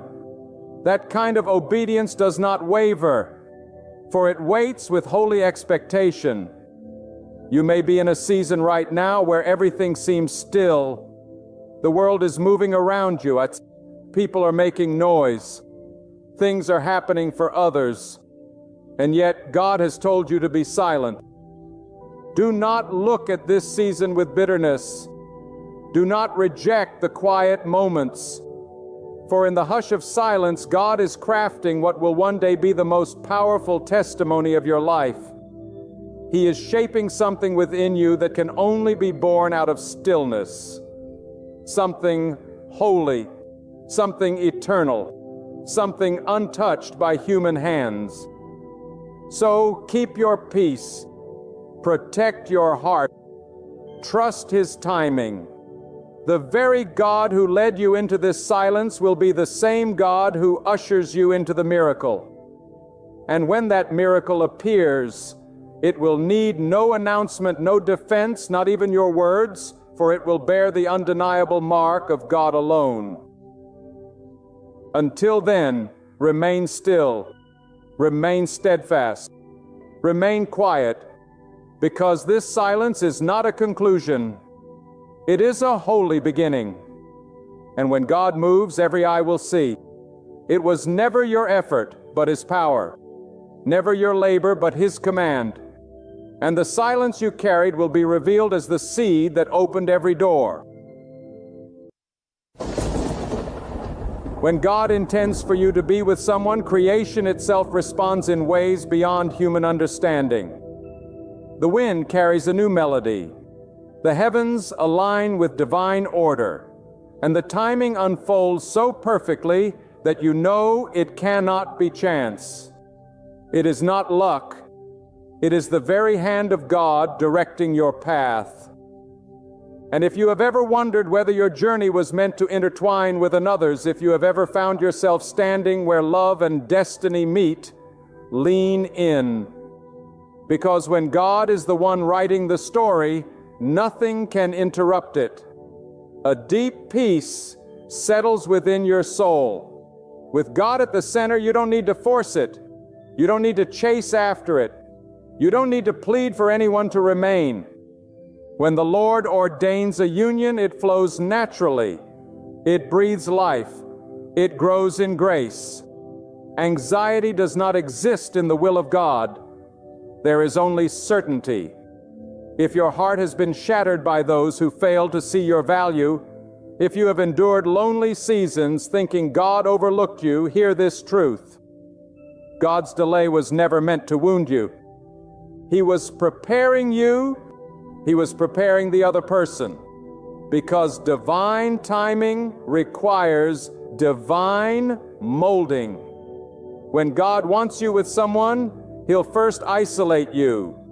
He'll pull you away from distractions, from toxic attachments, from what your flesh wants, so that your spirit can begin to discern what is truly sent by Him. He will break down your own desires until your will aligns with His. That is why some relationships had to fall apart. That is why some people walked away. It wasn't rejection, it was redirection. God removes what is not meant for your destiny so you can receive what is designed to build you, bless you, and bring you closer to Him.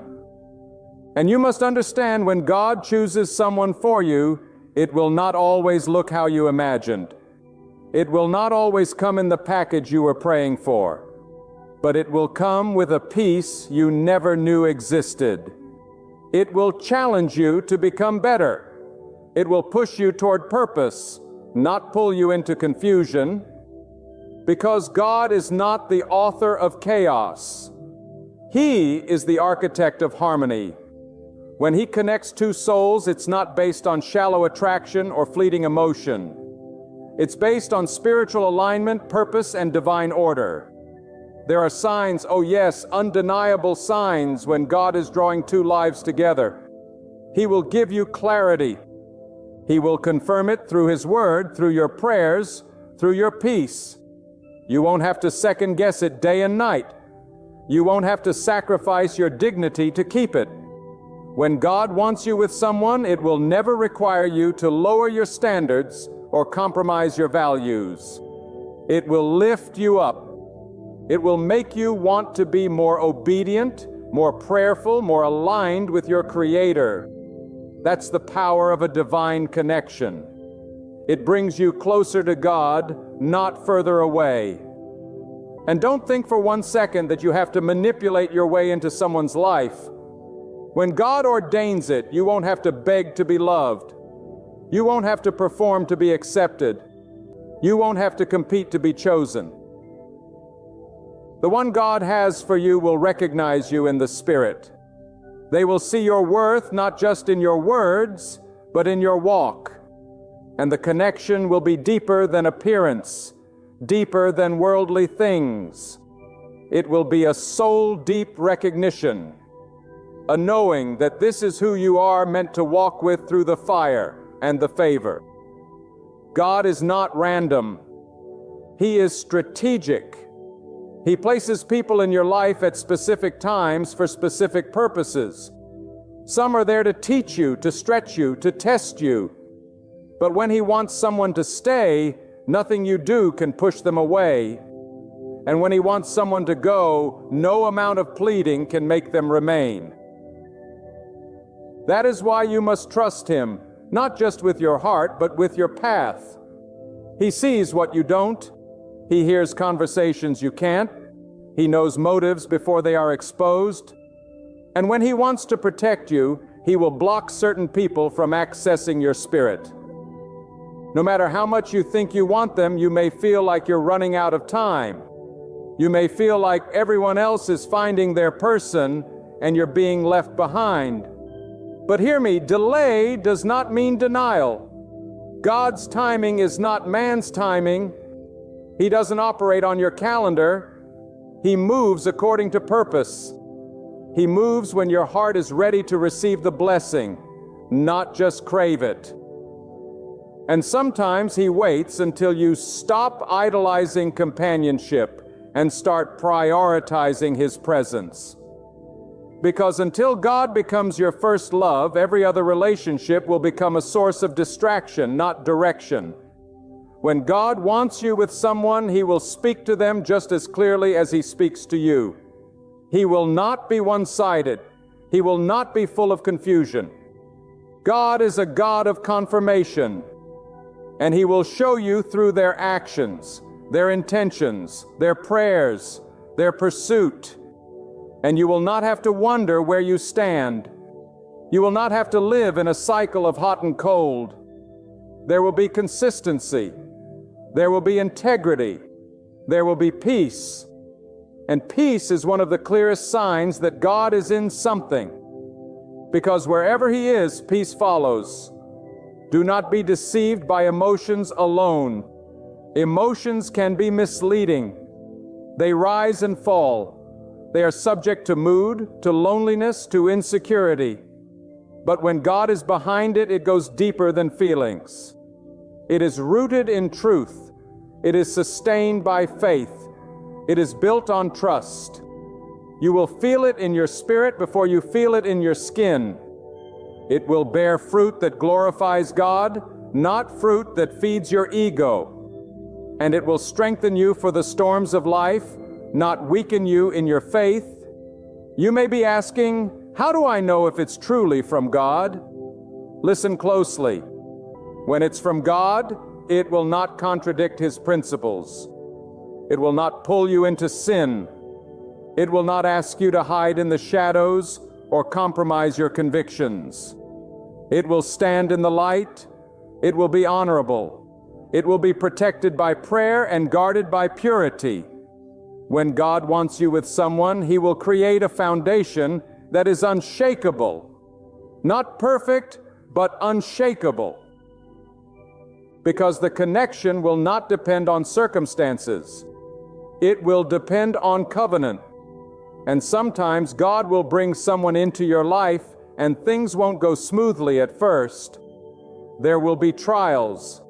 There will be distance. There will be seasons of waiting. But do not mistake process for punishment. What God is doing behind the scenes is bigger than what you can see in the present. He may be refining both of you in the fire, so that when He brings you together, the union is strong, refined, and ready to fulfill its divine assignment. Because every God-ordained relationship has a purpose beyond just companionship. It has a mission.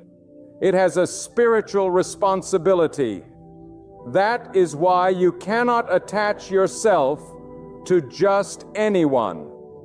The wrong connection can delay your destiny. The wrong person can drain your purpose. Be careful who you align your life with. Not everyone is called to walk beside you. Not everyone is carrying what you need. But when God brings the right person, your strengths will complement one another, your faith will multiply, your vision will align. You will sharpen one another, not sabotage each other. You will find that the relationship does not distract you from God. It drives you deeper into His presence. You begin to pray more. You begin to walk in humility. You begin to operate in wisdom. That's how you know it's not just good, it's God. And when it's God, you don't have to fear the future. You don't have to worry about betrayal. Because what God ordains, He sustains. And no weapon formed against it can prosper. No voice raised against it can curse it. When God says yes, no man can say no. Now you must also prepare yourself, because God is not just working on the other person, He is working on you. You must become the person who can carry what you're praying for. You must be healed from past wounds. You must be free from bitterness. You must walk in forgiveness. Because if you carry old baggage into a new blessing, you will contaminate what God has designed to be pure. Let Him purify your heart. Let Him strip away the ego, the pride, the insecurities. Let Him rebuild you into the person who is ready for love that is rooted in heaven, not earth. And if you've already met someone and you feel the pull, but things seem uncertain, go to God, not to your friends, not to social media. Take it to the one who sees all. Fast, pray, seek wisdom, ask for discernment, and be willing to walk away if God gives you no peace. Do not hold on to something just because it feels good. Feelings lie, but the Spirit of God does not.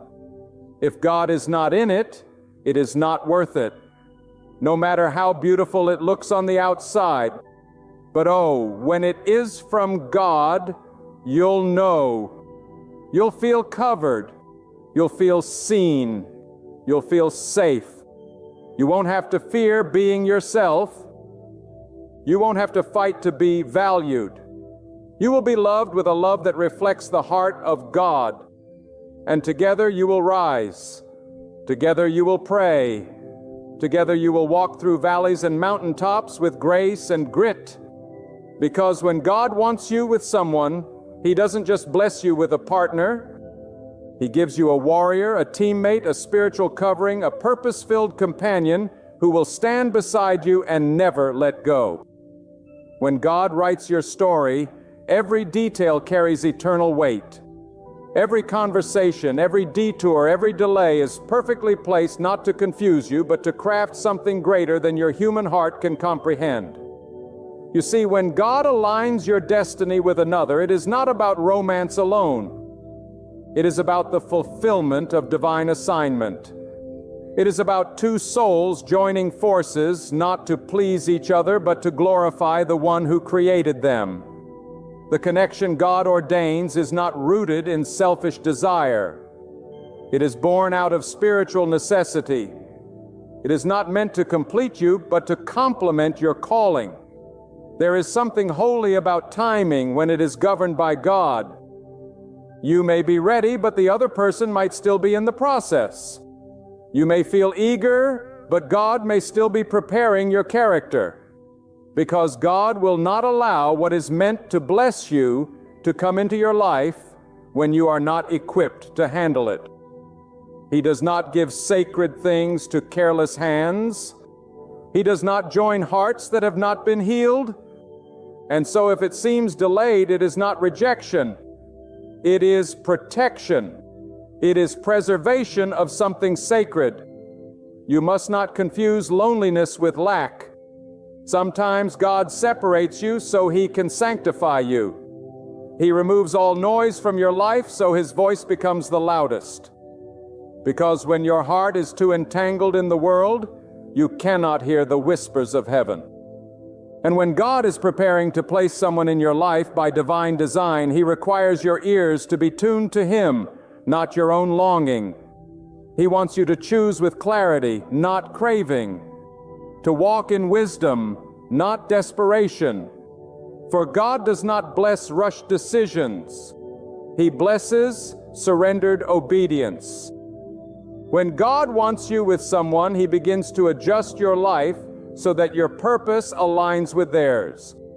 He will shut doors that seem promising.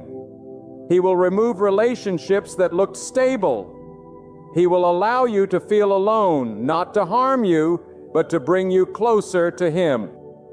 Because only in that solitude do you truly learn that no one can fill your soul like God. And until that lesson is rooted deep within you, every relationship you pursue will fall short, will crumble under pressure, will turn to dust. Because no human can carry what only God is meant to uphold in your life. God doesn't just send you what you prayed for. Oh, He sends what will grow you. That's why when the right person comes, you will not only feel loved, you will feel stretched. Your comfort zone will be challenged. Your hidden wounds will be revealed for healing. Your faith will be tested and your character refined. And through it all, God will be the center, guiding, correcting, strengthening. Because a God-ordained relationship is not a destination. It is a journey. It is the starting point of a greater assignment. And if you're not willing to walk in truth, to sacrifice, to forgive, to remain faithful, you are not yet ready for what God has planned. This is not about finding someone to make you feel good. This is about God positioning you beside someone who mirrors your values, honors your presence, and joins you in the sacred task of walking upright before the Almighty. When God places someone in your life, they will not pull you into darkness. They will push you into purpose. They will not cause you to hide. They will inspire you to rise. They will not drain your spirit. They will water your soul with truth, with discipline, with encouragement rooted in righteousness. And your union will not only bless you, it will become a testimony to others of what happens when God is the matchmaker. And do not expect perfection. God does not pair perfect people. He pairs purpose-driven people. He brings together those who, though flawed, are willing to surrender to His will. Those who recognize their weaknesses, yet strive daily to walk in humility. And when trials come, and they will, it is not your feelings that will hold you together, but your faith. It is not your emotions that will carry you, but your obedience to the one who brought you together. Because in God-ordained unions, love is not simply a feeling. It is a decision rooted in reverence for God and fueled by commitment to His plan. So be alert, be watchful. There are many who will come into your life with smooth words and smiling faces, but they are not from God. They are distractions, not destiny. And if you do not have discernment, you will fall for charm and miss the covenant. But when God sends someone, their spirit will confirm what their words proclaim. Their presence will reflect reverence for God, not confusion. Their actions will reflect reverence for God, not just attraction to you. Because when it is God, you won't have to guess. You will know deep down in your soul that this is not ordinary. This is divine. And for those who are weary from waiting, for those who have cried in silence, wondering if God sees your loneliness, know this: God has not forgotten you. Your prayers have not been in vain. Your patience has not gone unnoticed. God honors those who wait on Him. He rewards those who place their trust in His wisdom, not their own timeline. And in the perfect moment when your heart is ready and your path has been prepared, He will unveil what He has kept hidden for you. And it will be worth every tear, every sleepless night, every moment of longing. Because what comes from God comes with peace, with power, with purpose.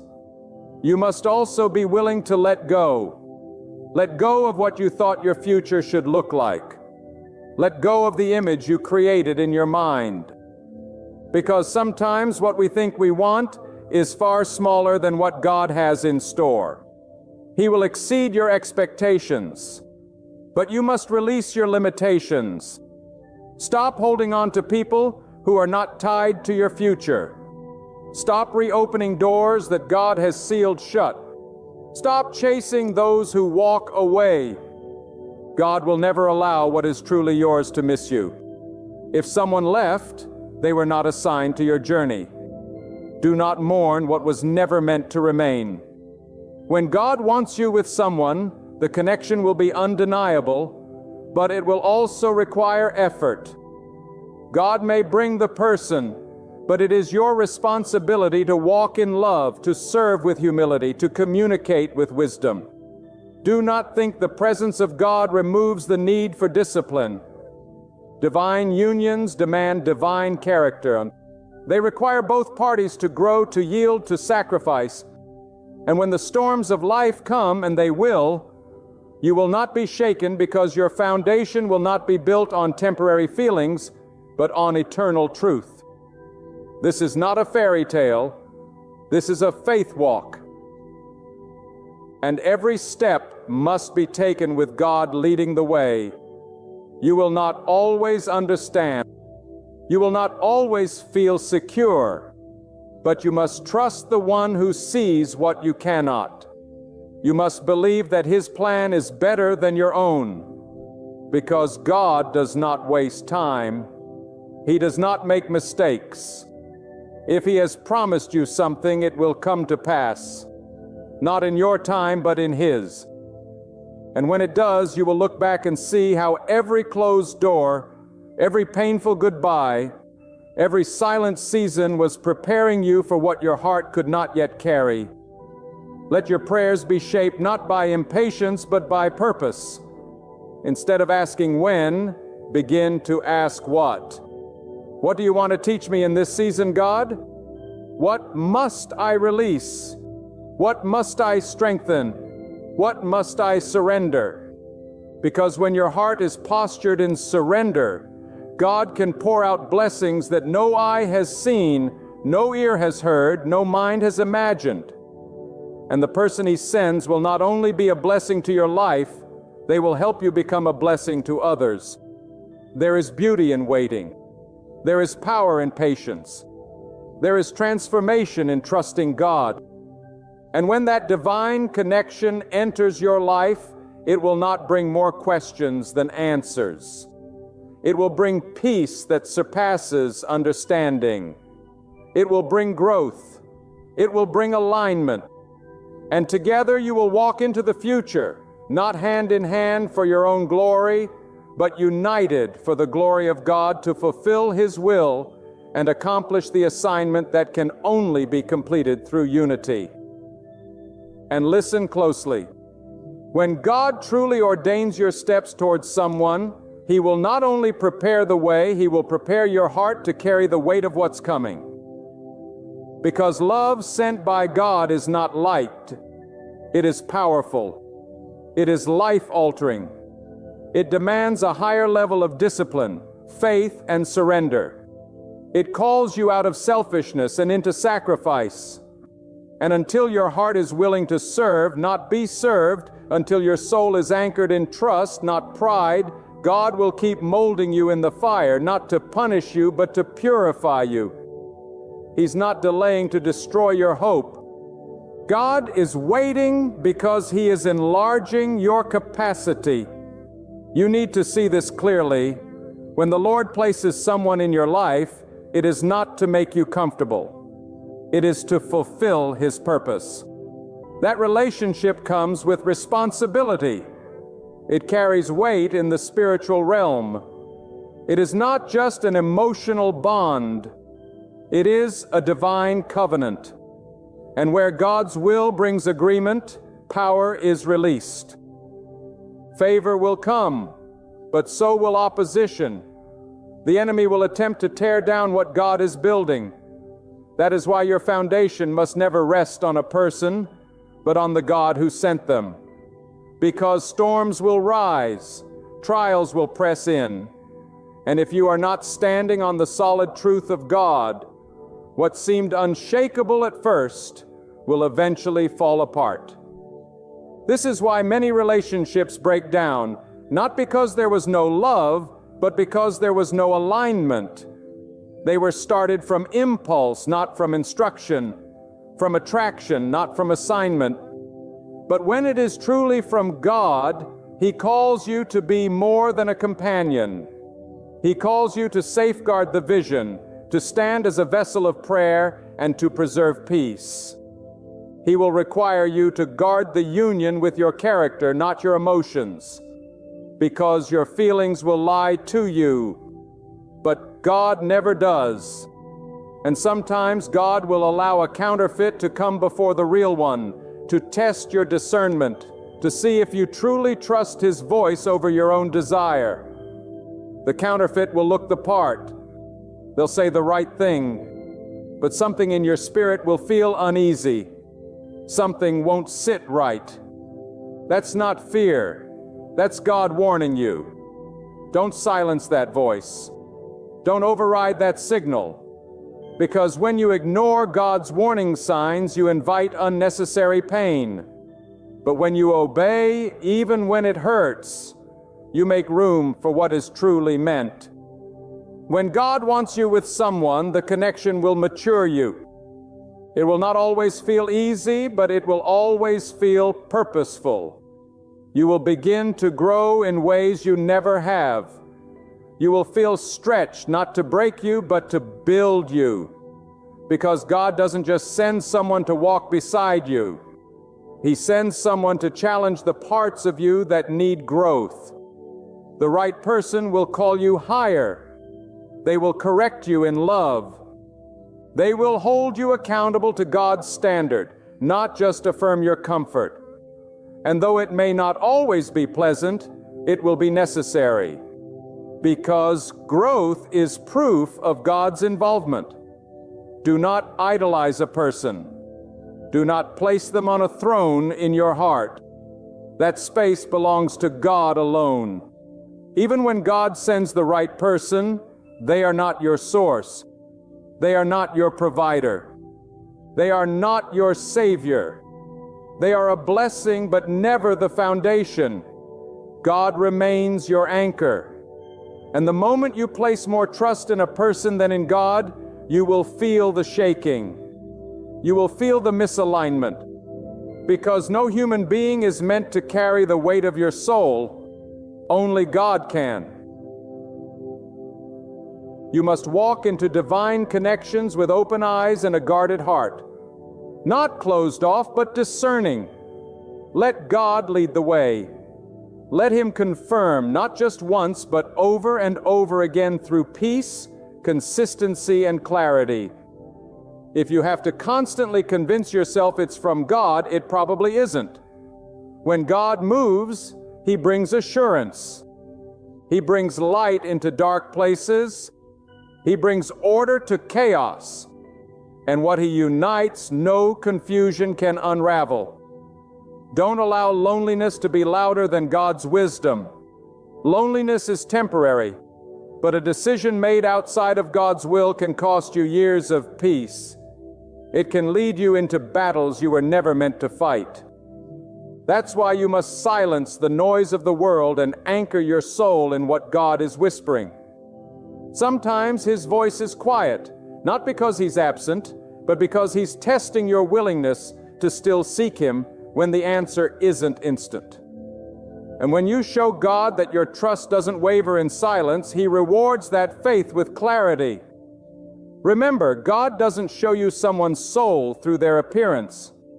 He reveals it through their patterns. Pay attention. Are they stable? Are they consistent? Are they guided by principles or by emotions? Are they bringing you closer to God or closer to compromise? These questions are not rooted in fear, they're rooted in wisdom. Because what you join your life to will either lift you or limit you. And when God wants you with someone, that person will be a builder, not a burden. A multiplier, not a divider. A carrier of peace, not confusion. Sometimes the connection will come after you've been broken, after you've healed from battles that left you breathless, and you'll wonder why God waited so long. But the truth is, He was waiting for the version of you that is whole, not wounded. Because if He sent the right person when you were still carrying the residue of your past, you would sabotage what He intended to bless. So He waited. He protected you. He held back the blessing until you were ready to receive it with wisdom and walk in it with responsibility. And don't mistake quiet seasons for empty seasons. When God is silent, He is still working. When nothing seems to be moving, trust that He is positioning everything behind the scenes. He is aligning schedules. He is softening hearts. He is removing obstacles. And when everything is ready, He will bring that person into your life in such a way that you will know only God could have done this. The timing, the setting, the mutual recognition, it will be divine. Not because it's dramatic, but because it's drenched in God's fingerprints. This is not about romantic feelings alone. This is about divine purpose. When God joins you to someone, your missions will intertwine. Your spiritual paths will align.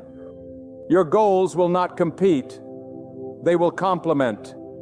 You will build something that outlives your emotions, something that stands as a testimony of obedience, faith, and surrender. And when people see your union, they will not just see two people in love. They will see what God can do when two souls walk in agreement under His hand. You are not forgotten. You are not unseen. God is faithful to complete what He begins. And if He has whispered to your spirit that He has someone for you, trust Him. Keep building your character. Keep walking in truth. Keep praying with boldness. Keep releasing what doesn't belong. Because when the appointed time comes, the door will open. not through your striving, but through your submission. When God brings someone into your life, you won't have to compete for their attention. You won't have to chase their affection. God does not write stories of desperation. He writes stories of destiny. He does not pair a confusion with purpose. He does not place peace in the arms of chaos. What He brings will be whole. What He sends will bring stillness to your spirit, not storms. And when He writes the story, you won't have to add to it. You'll just have to walk in it with gratitude and grace. And if you are currently walking alone, know this: solitude with God is never wasted. In this season, He is shaping you. He is strengthening you. He is removing what could destroy you. He is pruning your character so that when He places you beside someone, you will not just survive, you will thrive. You will not just exist in their life, you will enhance it, because you have been molded by the hands of the one who sees the end from the beginning. When God designs a connection, He doesn't look at surface compatibility. He examines the soul. He sees the unseen. He knows what your future holds and what kind of spirit needs to walk beside you. That is why you must stop looking for someone who simply looks the part and start seeking someone who is aligned with the purpose God placed within you. The person who is meant to walk with you will not only share your laughter, they will share your burdens. They will not just celebrate your victories. They will kneel beside you in your battles. Because when it is God ordained, it is not built on convenience. It is built on covenant. And understand this: true union under God requires spiritual maturity. You cannot carry God's plan with an immature heart. You cannot protect what is sacred with a careless mindset. The person God joins you with is not just for your pleasure. They are part of your spiritual assignment. You will be called to protect them in prayer. You will be required to walk in patience, in honor, in selflessness. And if your heart is still led by impulse or entitlement, then God will continue refining you. He will not place precious things into unprepared hands. He is too wise. He is too intentional. And His timing is too perfect to be rushed. Sometimes God will bring someone into your life quietly, without noise or grand announcements. There won't be fireworks. There won't be signs in the sky.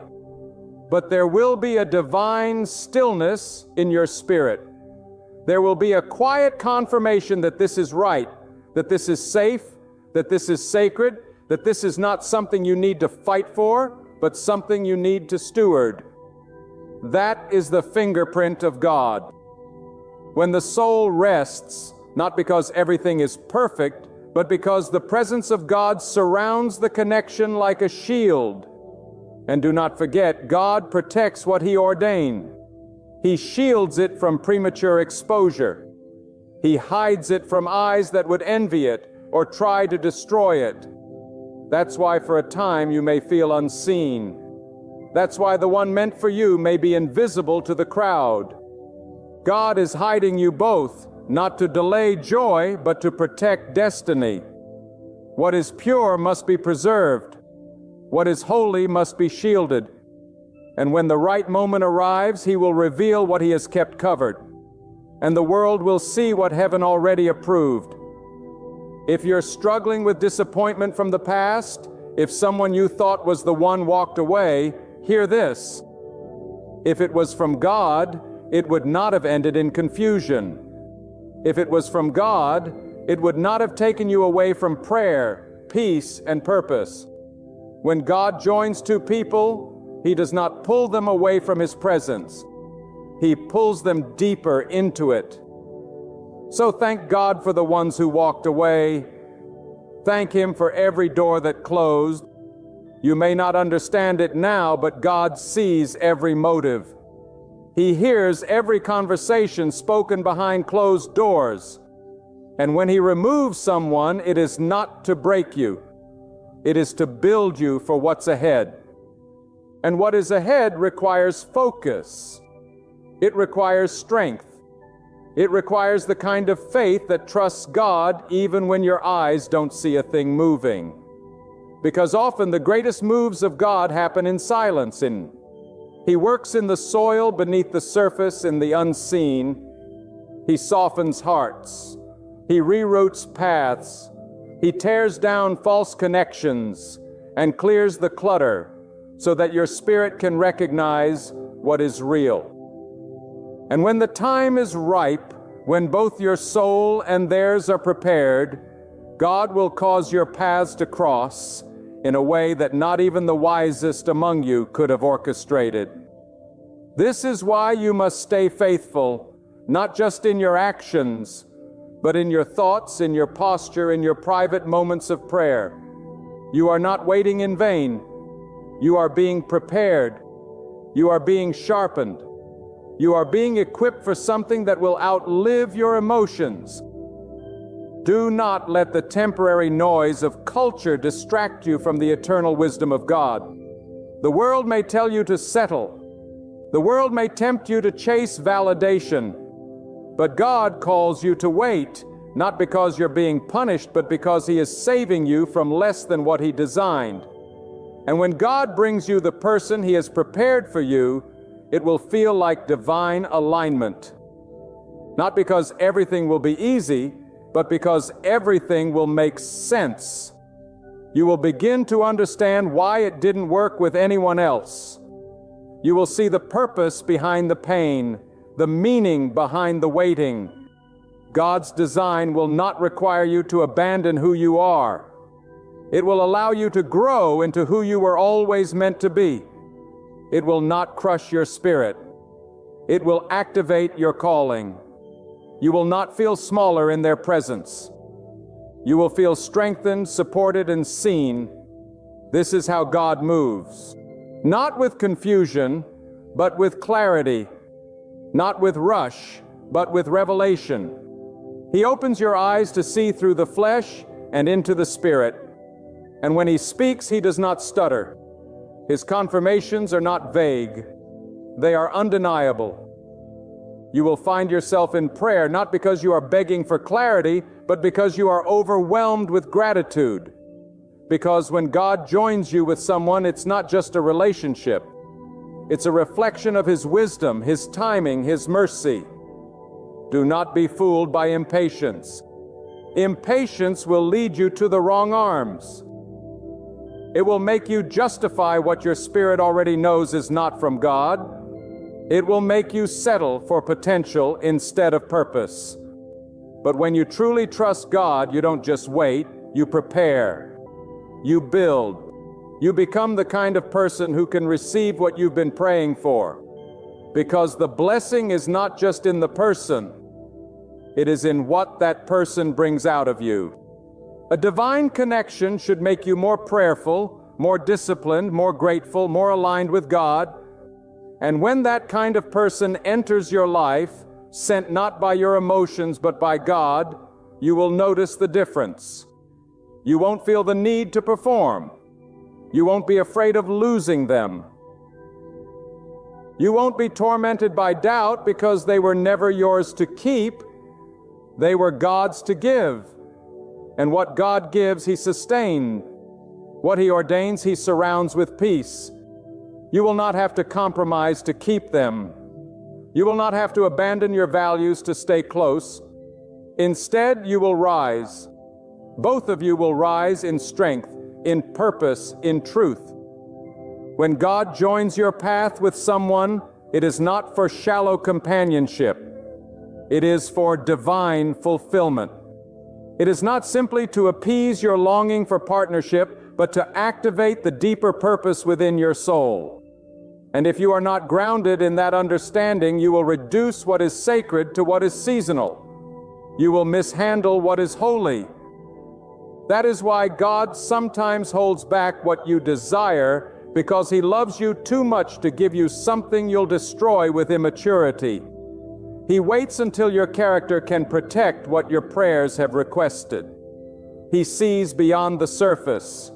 He sees beyond the smile, beyond the words, beyond the physical. God looks at the spirit. He examines the motives. He weighs the intentions. And before He allows someone to walk hand in hand with you into your future, He evaluates their ability to carry the weight of your destiny. Because who you walk with will either multiply your light or drain your fire. The wrong person can silence the voice God placed within you, but the right one will fan the flame. The right one will speak life when you're weary and remind you of who you are when doubt tries to whisper lies.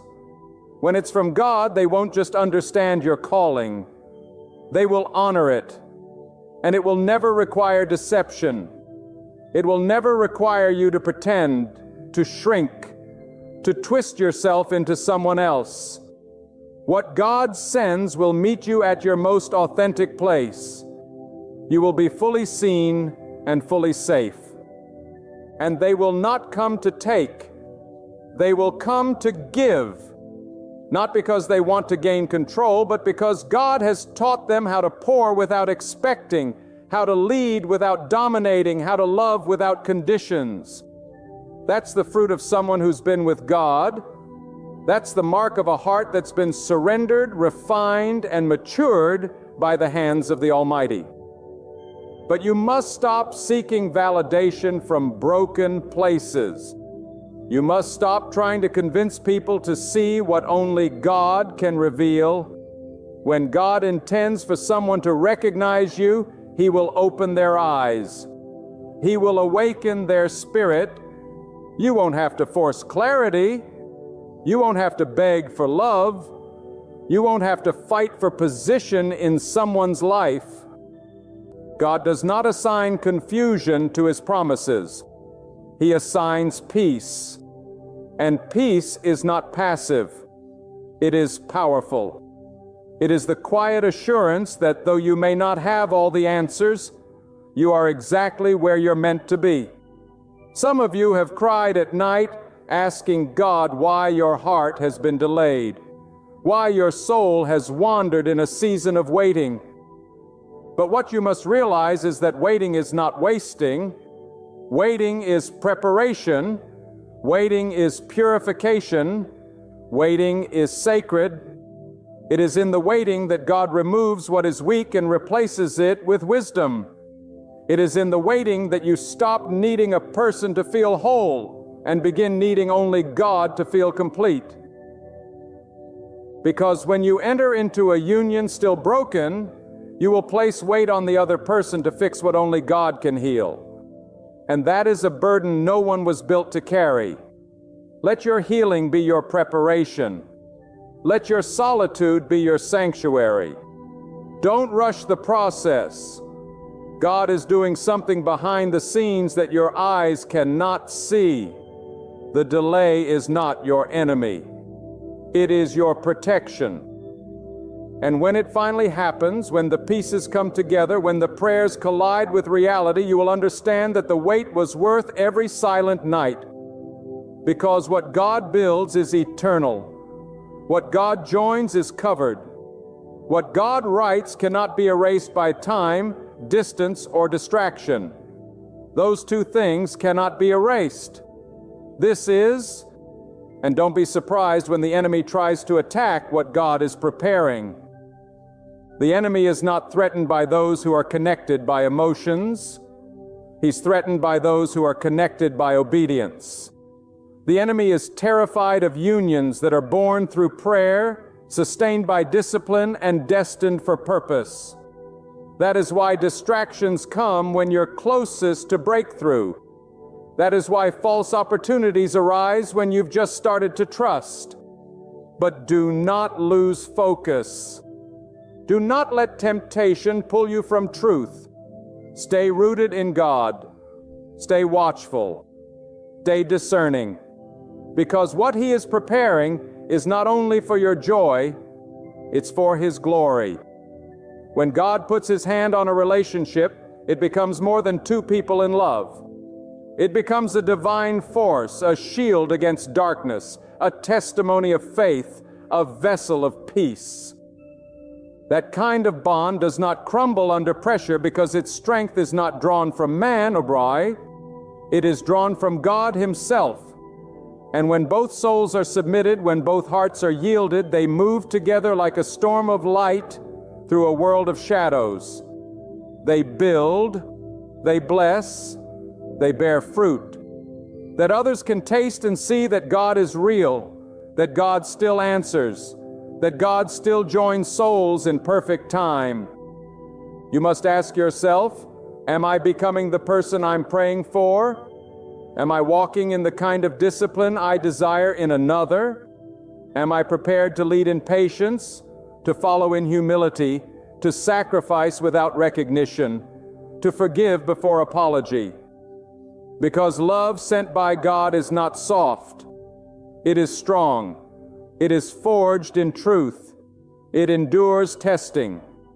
And if you're not prepared to protect what is sacred, then you are not yet ready to receive what is divine.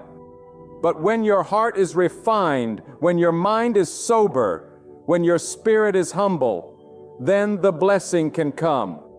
Then the door can open. And when it does, there will be no doubt.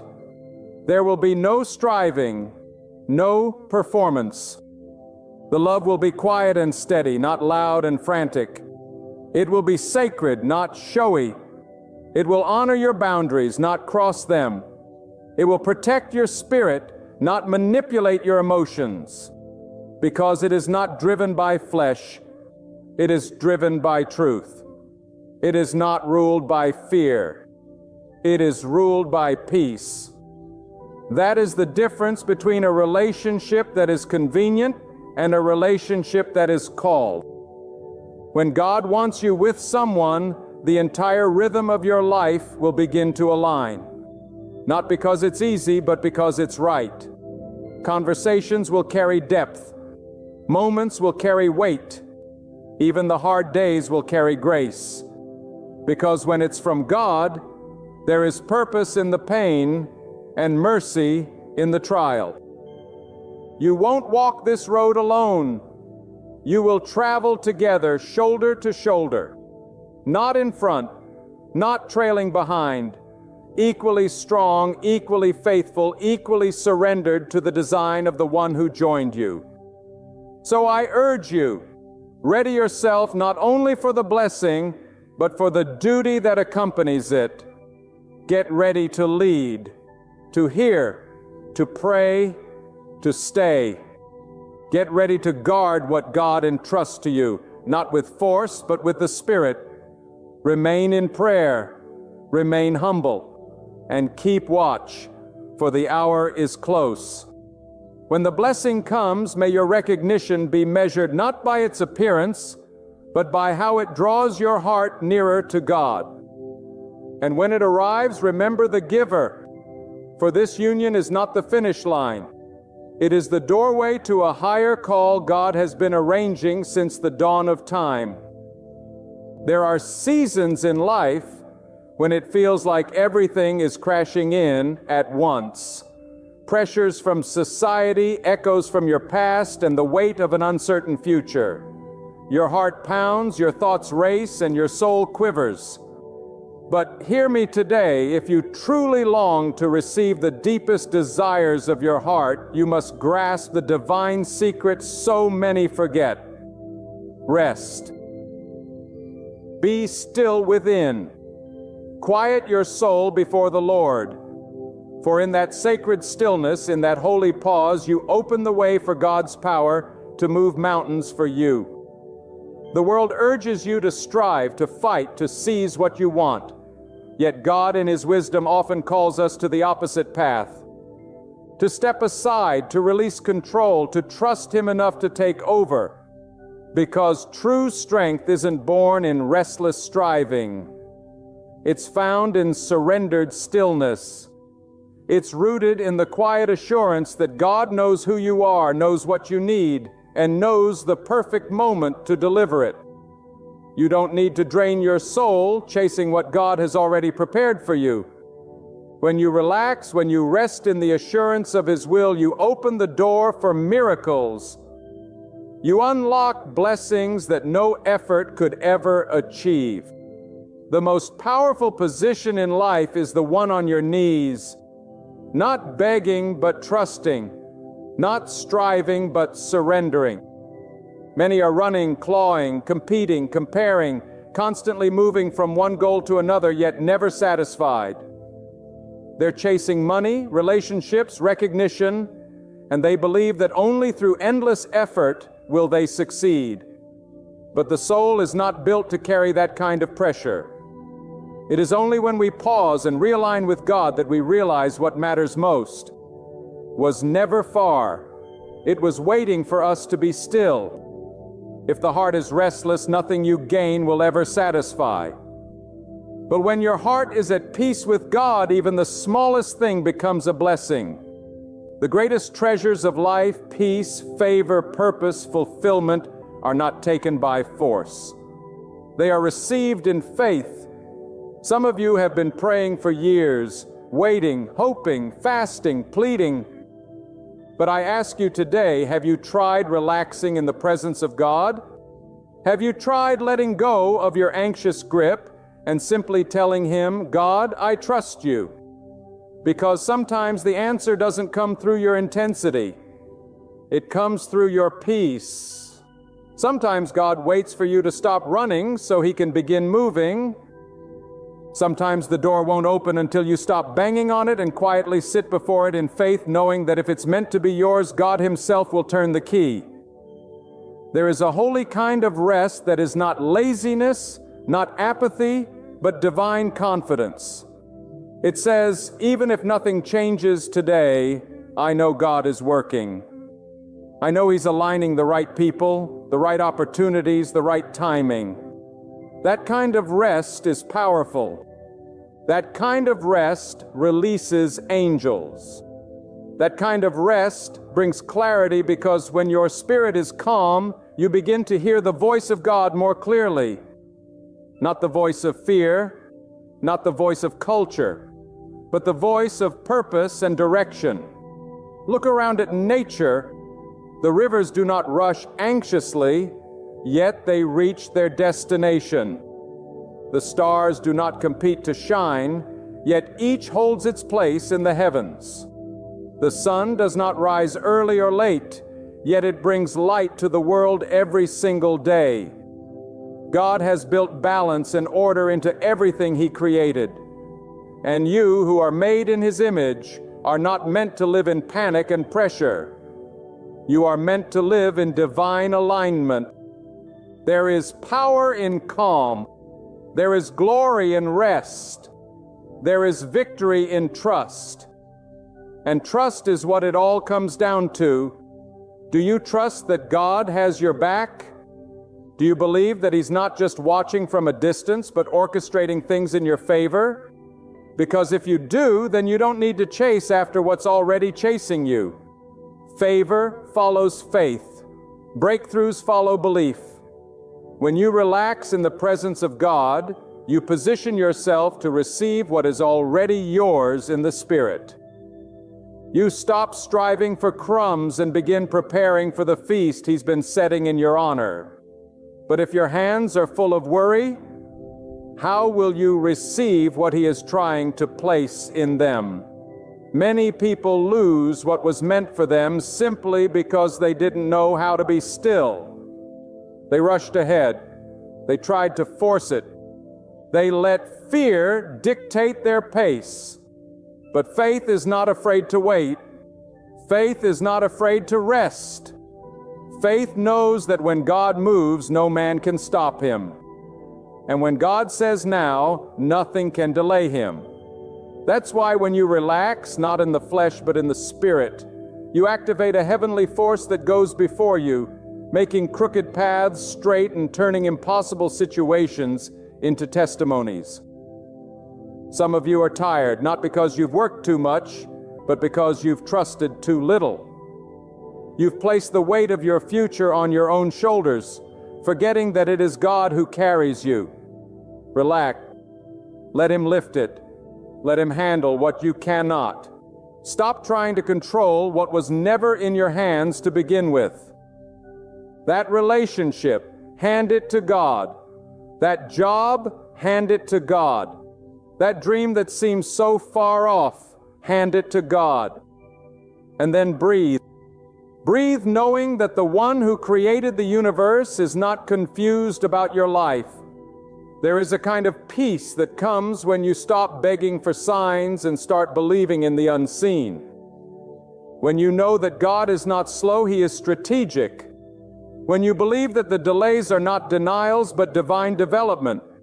Sometimes God is preparing you for the blessing just as much as He is preparing the blessing for you. And if you receive it too early, it may crush you. That's why He says, be still. That's why He tells you to wait. Not because He's forgotten you, but because He's perfecting what concerns you. The world honors those who never resting. They call them hustlers. But heaven honors those who rest in God. They are called the faithful. And the faithful always inherit the promise. They don't miss it. They don't lose it because they understand this one truth. When you stop trying to force your way, God makes a way. And His way is always better. His way doesn't bring burnout. It brings peace. His way doesn't lead to emptiness. It leads to overflow. But it starts with trust. It starts with surrender. It starts with relaxing the grip of fear and picking up the mantle of faith. You've cried enough. You've worried enough. You've begged long enough. Now is the time to rest in God. To lean into Him like never before. To say, God, you see what I cannot, you know what I do not. So I will stop wrestling and I will start resting. And I promise you this, when you relax in Him, He begins to work for you in ways you could never imagine. The closed doors begin to open. The lost opportunities begin to return. The broken pieces begin to form a masterpiece, not because you forced it, but because you trust it. And trust is never passive. It is the most powerful action a soul can take. Trusting God is not doing nothing. It is doing the most. It's declaring to the heavens and to every enemy of your destiny that you believe that no matter what the world says, you are anchored in the unseen. That your confidence is not in what you have, but in who has you. And when you live like that, when you walk with that kind of peace, everything changes. You don't just survive, you thrive. You don't just get through, you rise above. God has not called you to carry every burden. He has called you to cast it. And when you do, when you release what's in your hands, He releases what's in His. And what He holds is far greater than anything you could ever build with your own effort. That's why the most anointed people are not the busiest. They are the most surrendered. They understand the power of letting go. They know the secret of divine flow, that everything they need will come not when they chase it, but when they align with the rhythm of God. When you truly relax in your soul, you begin to see that life is not a race to be won, but a journey to be aligned with the will of God. Every moment, every delay, every unanswered question becomes part of a greater orchestration. God does not operate on the chaotic timelines of this world. He moves according to divine design, eternal timing, and perfect knowledge. While you fret about what you do not yet have, God is preparing what you are not yet ready to receive. And so He teaches you not through speed, but through stillness, not through noise, but through silence. That's why learning to relax in God is not weakness. It is wisdom. It is spiritual maturity. It is the recognition that God's silence is not absence.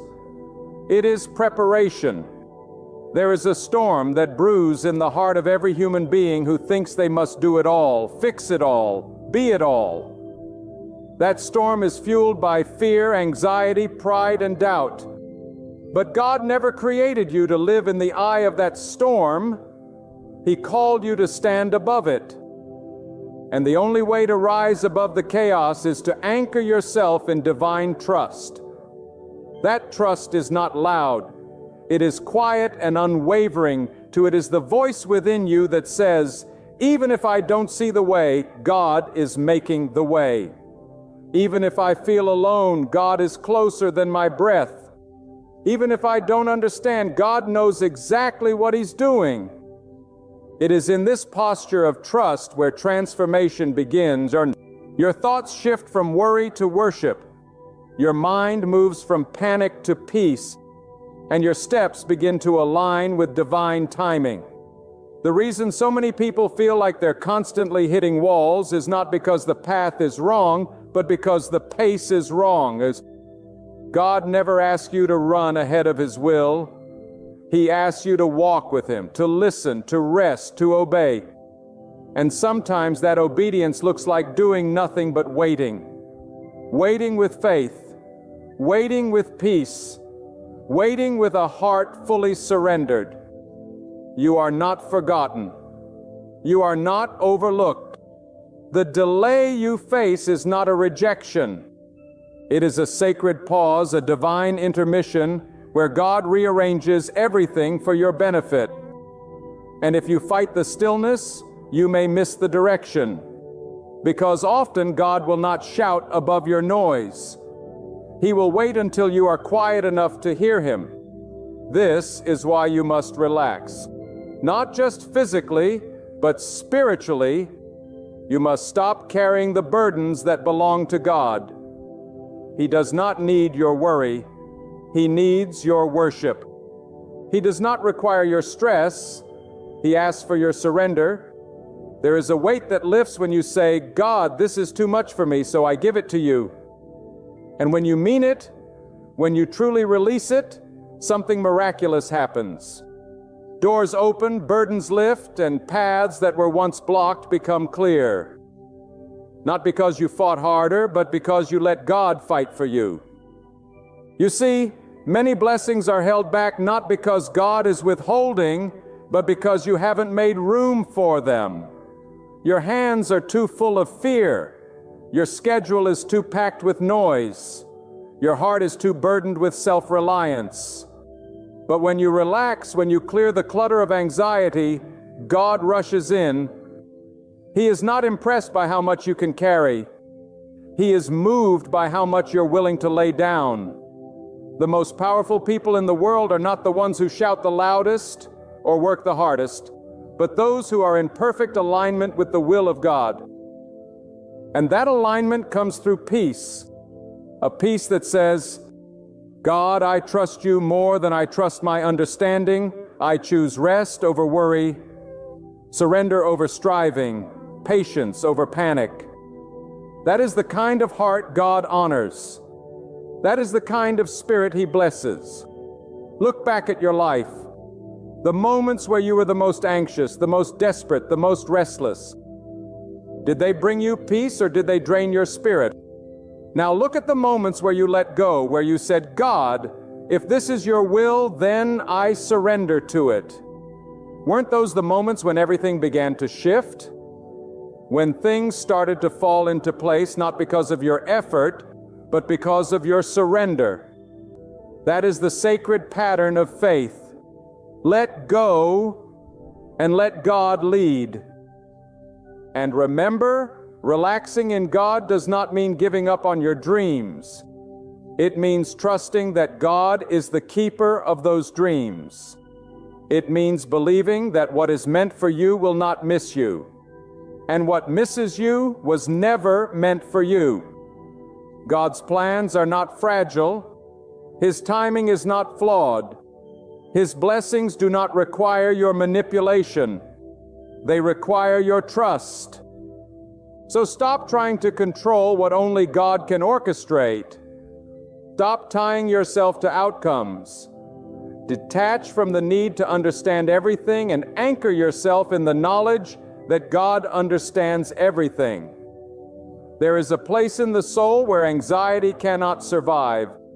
It is the place where you meet God face to face, not in the noise of performance, but in the quiet of trust.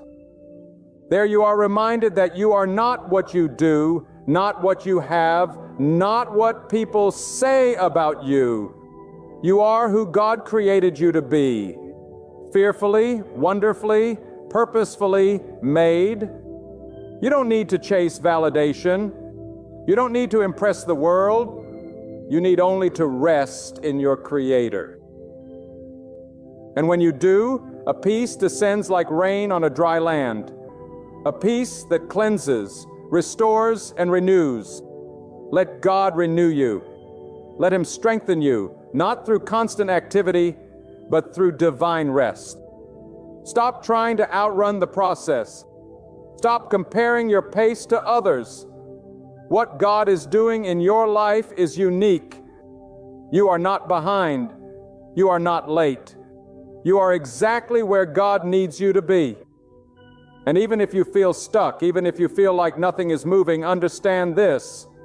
God does His greatest work in stillness, silence, in the soil where nothing seems to be growing, but deep roots are forming beneath the surface.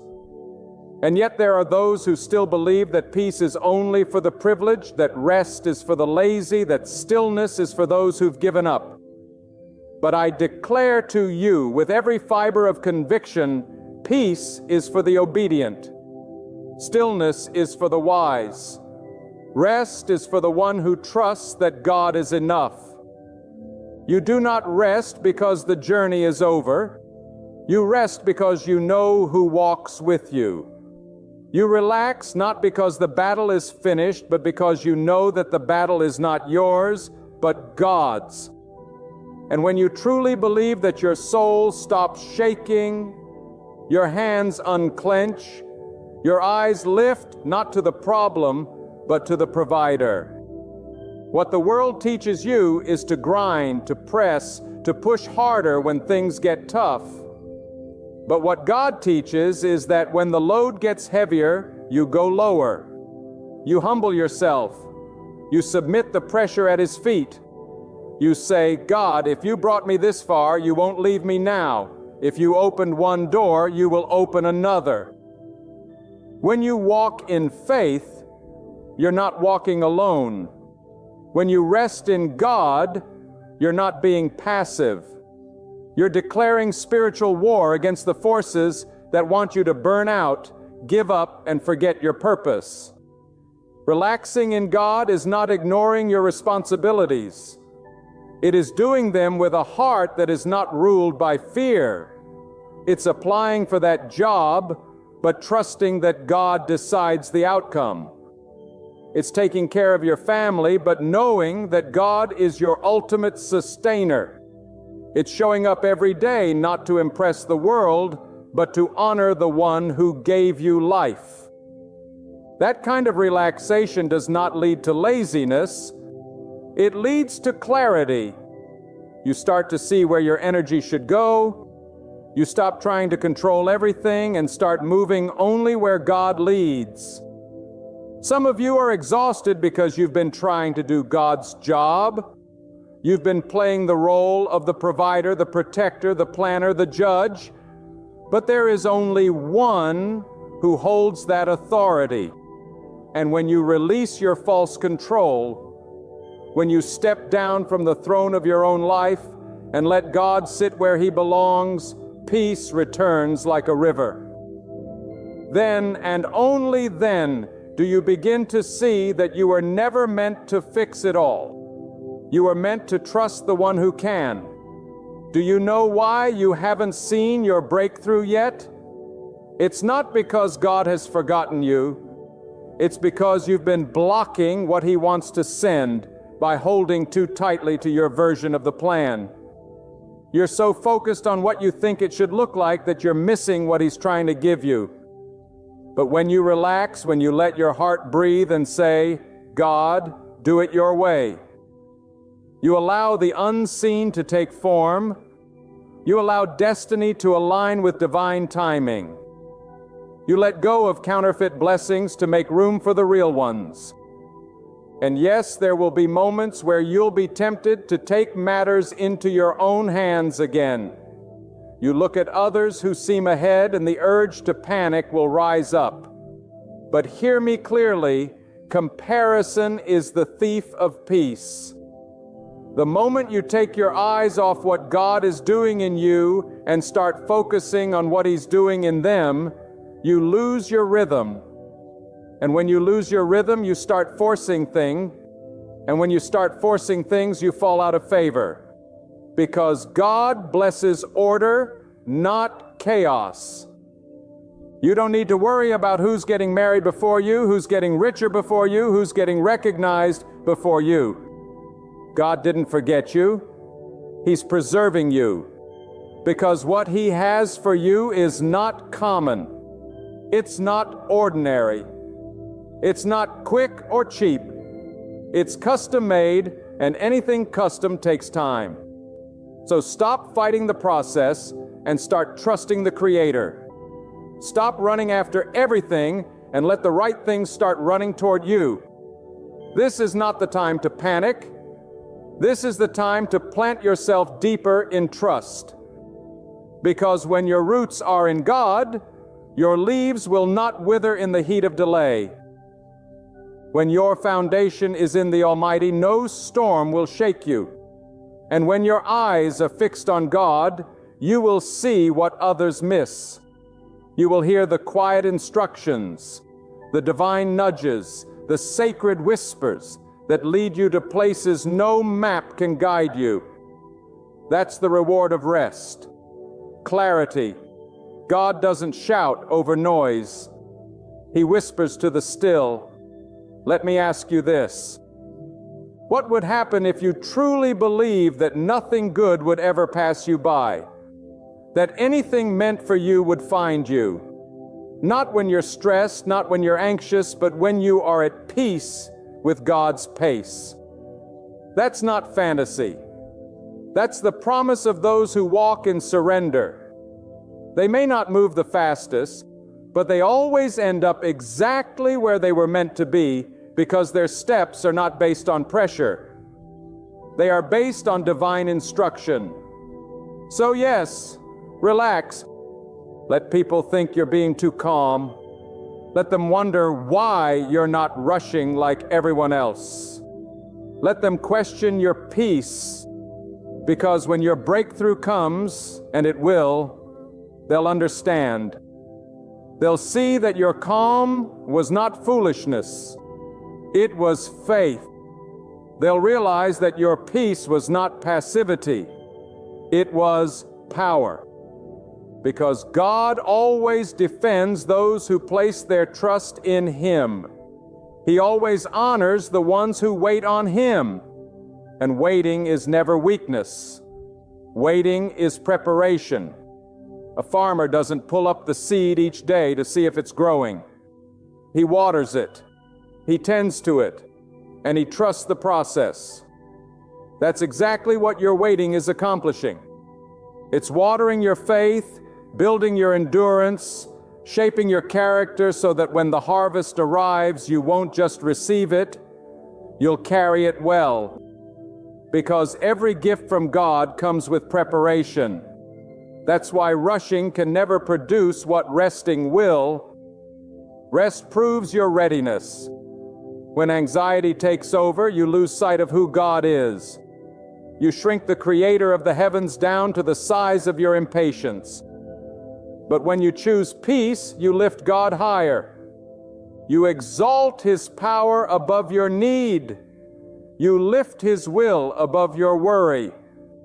And that's when doors swing open. That's when favor follows. That's when heaven moves. Not because you shouted the loudest, but because you trusted the deepest. You don't need to convince God to bless you. You just need to get in position to receive. And the position is peace. The posture is surrender. The expression is trust. That's where the real power is. That's the secret. Most people never discover that the most successful, the most fulfilled, the most anointed people are not always the busiest. They are the most rested in God. They move with purpose. They walk in wisdom. They don't chase, they attract because they are aligned. And alignment always beats ambition. And now I tell you, there is a deeper revelation that comes when you truly make peace with God's pace. It's not just about relaxing your body or even calming your thoughts. It's about entering into a sacred dimension of trust where you realize the timing is not yours. It is God's. The timing of your promotion, the timing of your healing, the timing of your vindication. All of it is governed not by chance, not by coincidence, but by the hands of the Almighty who sees the end from the beginning and the beginning from the end. You must stop living like life is something you have to figure out on your own. You were never created to carry the burden of your own destiny. God didn't design you to be the architect of every detail. You are not God. You are His creation. And your greatest strength will be found in the moment you truly accept this truth. You are not in control. And that's the most freeing thing you will ever realize. Because once you release the illusion of control, God can begin to reveal the divine orchestration already taking place behind the curtain of your circumstances. Let me tell you, there are blessings already in motion that your eyes have not yet seen. There are solutions to problems that haven't even reached you yet. There are provisions being built in secret, not because of your performance, but because of your positioning. And the position God requires is not a frantic hustle, it's faith. Not inaction, but alignment. Because it's possible to be busy and still be disobedient. It's possible to be active and still be far from the will of God. But when your spirit is in tune with His direction, your steps become strategic, your words become anointed, and your rest becomes a weapon.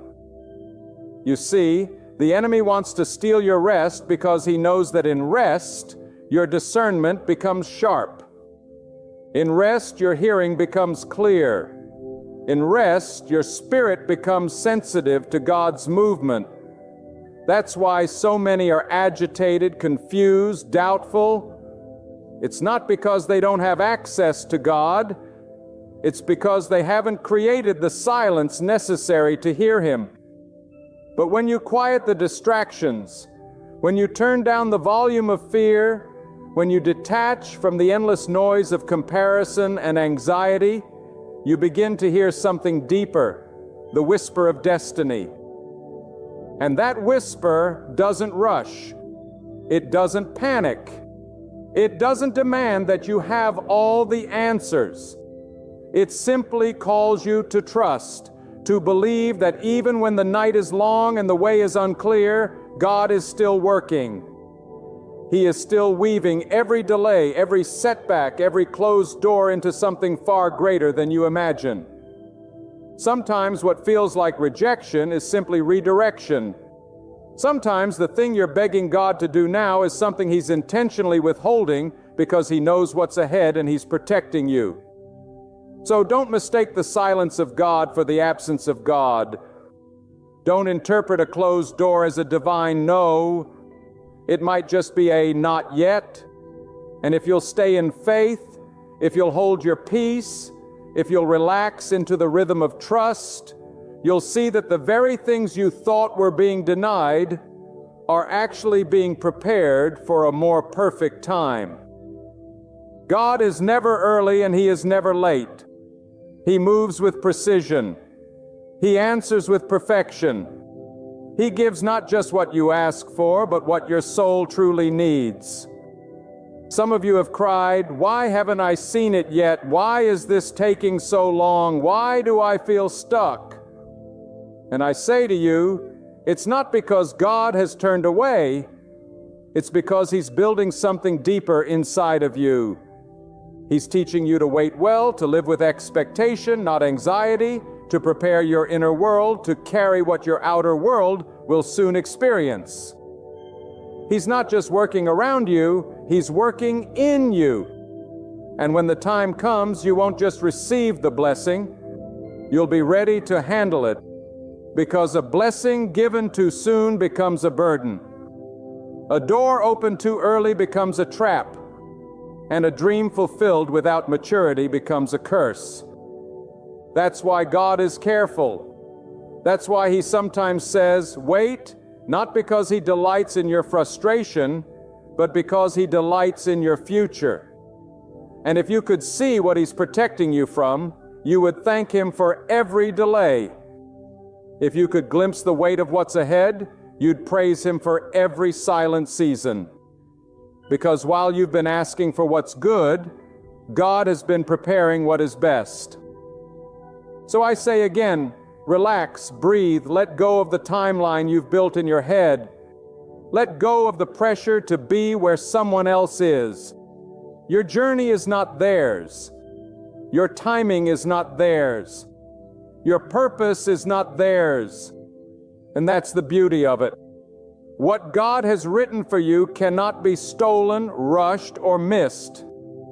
The only thing that can delay it is your resistance to rest. When you try to force open what God has closed, you may find yourself drained, discouraged, and distant from the very peace that was promised to you.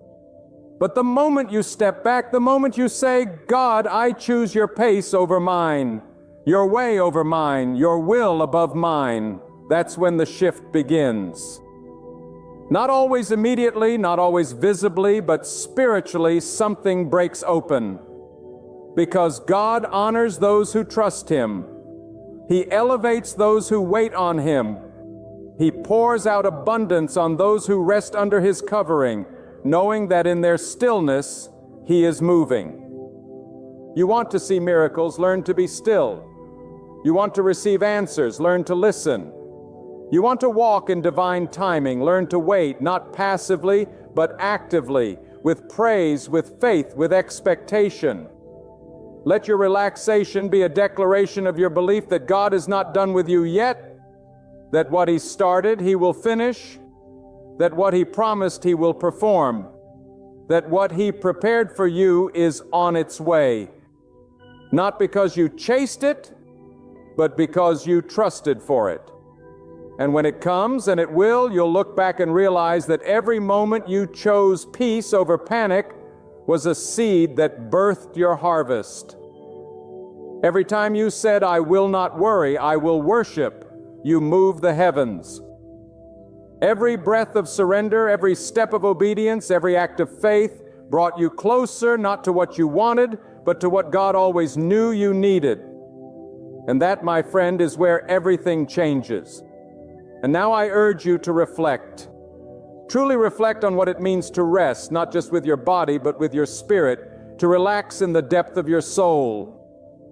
Because some of you have grown weary, not from the work of your hands, but from the war in your mind, the constant thoughts, the racing doubts, the whispers of not enough, the echoes of too late, the torment of what if. These are not just mental battles. They are spiritual attacks sent to steal your focus, your confidence, and your peace. But God, in His mercy, is calling you into a different realm, a higher dimension of trust, where anxiety cannot enter, and fear cannot speak. You see, peace is not the absence of noise. It is the presence of God within the noise. And when you carry God within you, when your heart is saturated with the knowledge that He is in full control, no storm on the outside can shake the stillness within. The enemy's greatest weapon is not disaster, it is distraction. If he can keep you busy with worry, hurried with fear, and pressed with pressure, he can keep you from hearing what God is whispering. But when you choose stillness, When you choose to relax in God's sovereignty, you render the enemy powerless because your peace becomes your shield. Your calm becomes your declaration of war against chaos. There is a supernatural order that begins to unfold when you remove your hands from the wheel and say with every fiber of your being, God, I trust you more than I trust myself. That's not weakness. That's wisdom. That's maturity. That's spiritual courage. Because only the brave can truly let go. Only the spiritually mature can choose to rest when the world demands they panic. Only those who truly know God can say, even if everything falls apart around me, I will not be moved. For I am not held up by my circumstances, but by the invisible hand of the Almighty. And I speak this into your spirit. Now some of you have been grinding, striving, praying with clenched fists, fasting with fearful hearts, pushing doors that won't open, and crying out, why is nothing changing? And the answer is this, because you have not yet surrendered the weight. You have given God your words, but not your worry. You have offered Him your praise, but not your pressure. You have spoken of faith, but lived in fear. And God in His divine love is not punishing you. He is inviting you to a rest so deep, so sacred, so holy, that it shifts your entire atmosphere. When you enter that rest, you stop begging and start believing. You stop chasing and start attracting. You stop surviving and start thriving. Not because life became easier, but because your soul became anchored. Anchored in the truth that God is not watching your life unfold like a spectator. He is writing it like a master author. Every chapter, every page, every punctuation mark is intentional. Nothing is random, nothing is wasted, and nothing is outside of His reach. The pain, the delay, the heartbreak, the confusion, it's all being used, being molded, being transformed into something far greater than your finite mind can grasp. And yes, I know you've waited. I know you've questioned. I know you've wondered if God even hears you. But I declare to you today, He hears. He sees. And He is nearer than you think. But sometimes He waits for your silence before He speaks. Sometimes He waits for your surrender before He sends. Sometimes the greatest answer is not in what He gives, but in what He takes. The burden, the fear, the lie that you have to earn what He has already prepared. God is not withholding from you out of cruelty. He is holding it back because He's perfecting the vessel that must carry the blessing. He knows what you don't. He sees what you can't. And when you try to take what is not yet ready, you rob yourself of the fullness of what was meant to be. That's why the command is simple. Be still. That's not a suggestion. That's not a motivational quote. That is a divine instruction that holds the power to unlock what has been locked for years. There are things in your life that are not broken. They are just paused. They are on divine hold while God finishes what you cannot see. And the moment you stop fighting the delay and start trusting the delay is the moment the spiritual tides begin to turn. God does not operate in panic. He is not hurried. And if you are made in His image, neither should you be.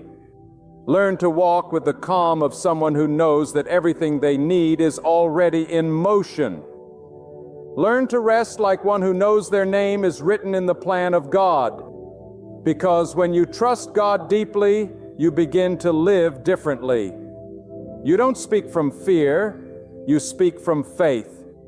You don't act from desperation, you act from direction. You don't run after every opportunity. You wait for the one that has your name on it. And when people ask, why are you so calm? You'll say, because I know who holds my life, I know who guides my steps, and I know that what's meant for me will never pass me by. Let me tell you, the greatest victories are not always loud.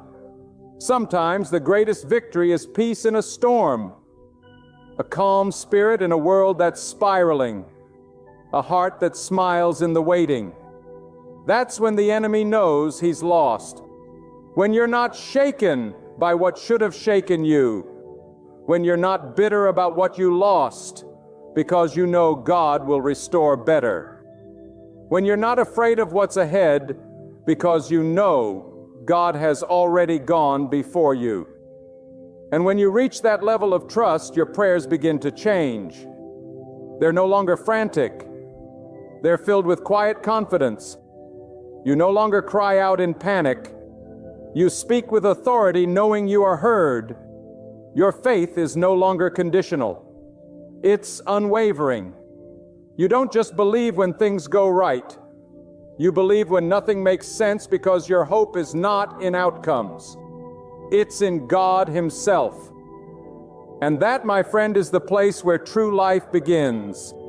Not a life free from struggle, but a life filled with strength. Not a life absent of storms, but a life anchored in peace. Not a life without delay, but a life full of divine timing. And it all begins the moment you relax. Not from indifference, but from unshakable faith. The moment you say, God, I give it back to you. I will move when you say move. I will speak when you say speak.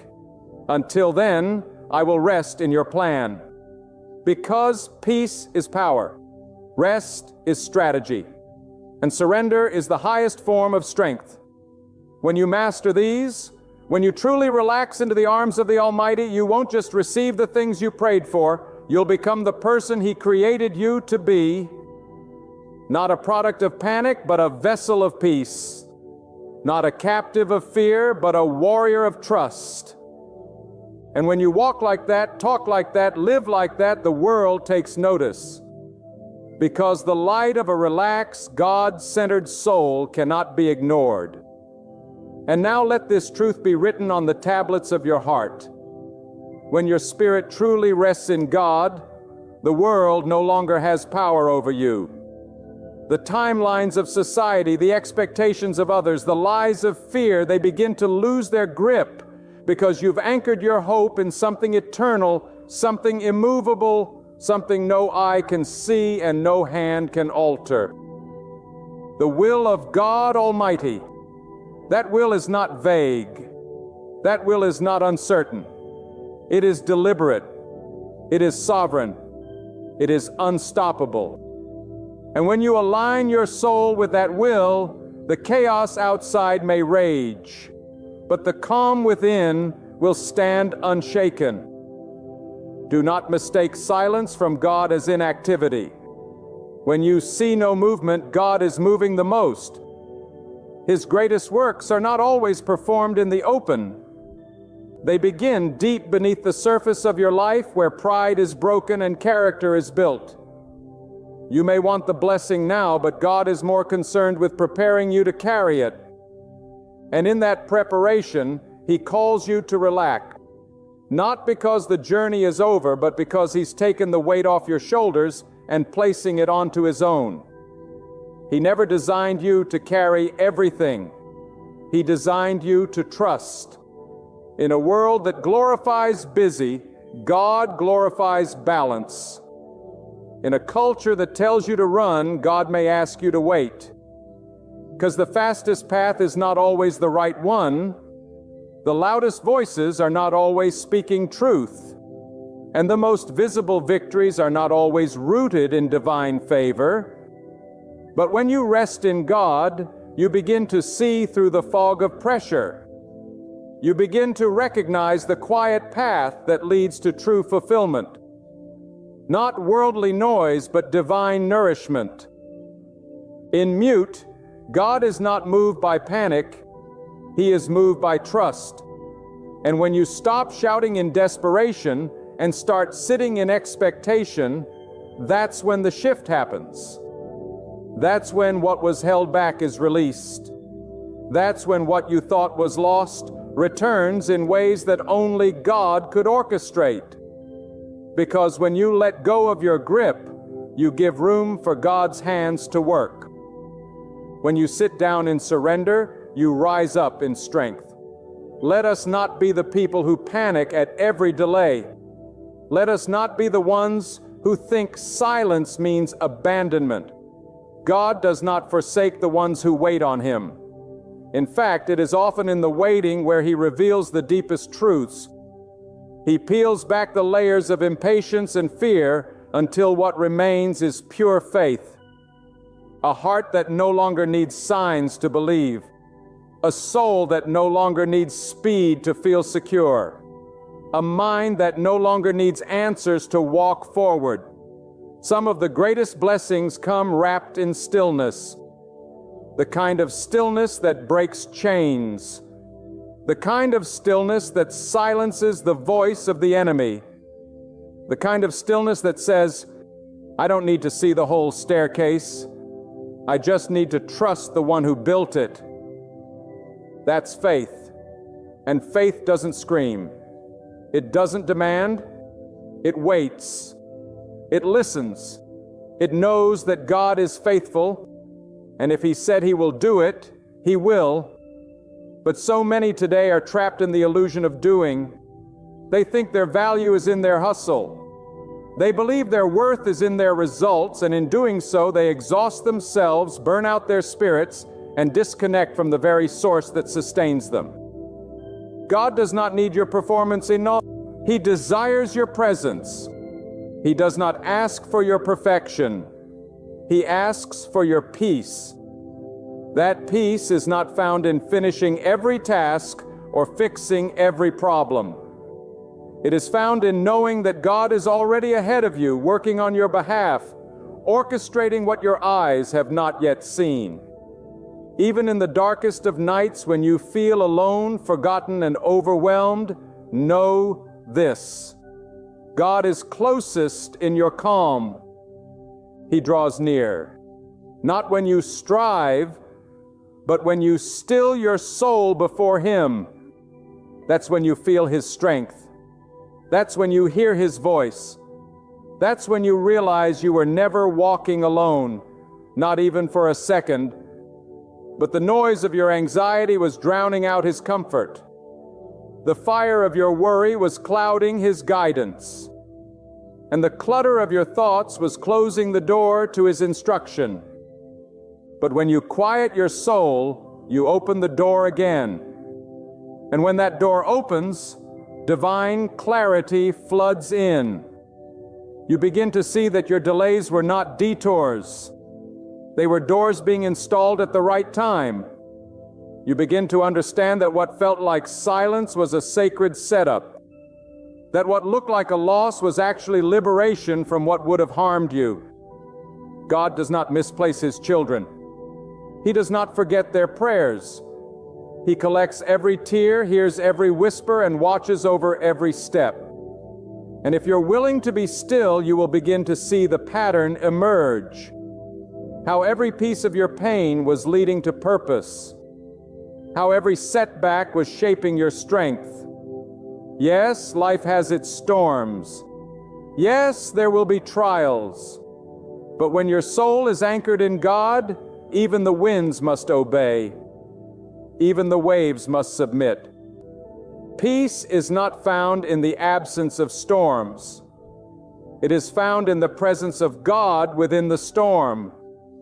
And once you know that kind of peace, the world loses its hold on you. You stop chasing people who walked away. You stop fearing opportunities you missed. You stop regretting what's behind and start rejoicing in what's ahead. Because your future is not in the hands of chance. It's in the hands of God. And those hands do not fail. And so I say to you again, relax, not as an escape, but as an entrance into a deeper dimension of trust. Relax your mind. Let go of the outcomes. Relax your heart. Stop fighting what God is working on. Relax your body. Your exhaustion is not a sign of failure. It's a call back to divine rest. Let your whole being return to the place where strength is born. Not from striving, but from surrender. Because when you relax, you allow God to show you who He truly is. Not a distant power, not a harsh ruler, but a thoughtful, caring Creator who gently directs every beat of your heart. He's not holding you back with silence. He's preparing you for something greater. And the moment you stop resisting that truth is the moment you'll begin to live in it. Let the world drown itself in noise. Let others chase after life in fear. But you choose to be still and believe. Believe that God is God. Believe that He is more than enough. Believe that He can be trusted. And in that belief, everything begins to fall into place. New doors will swing open. Courage will rise. Calm will overflow. And the very blessings you once struggled for will begin to flow toward you. Because when you walk with God, what belongs to you will come without force. Beloved brothers and sisters, pause whatever you're doing and let this truth ring through your soul. The pain you feel now will not write the final lines of your life. The trials you're enduring are not your concluding chapter. God has not abandoned you. He has not turned away.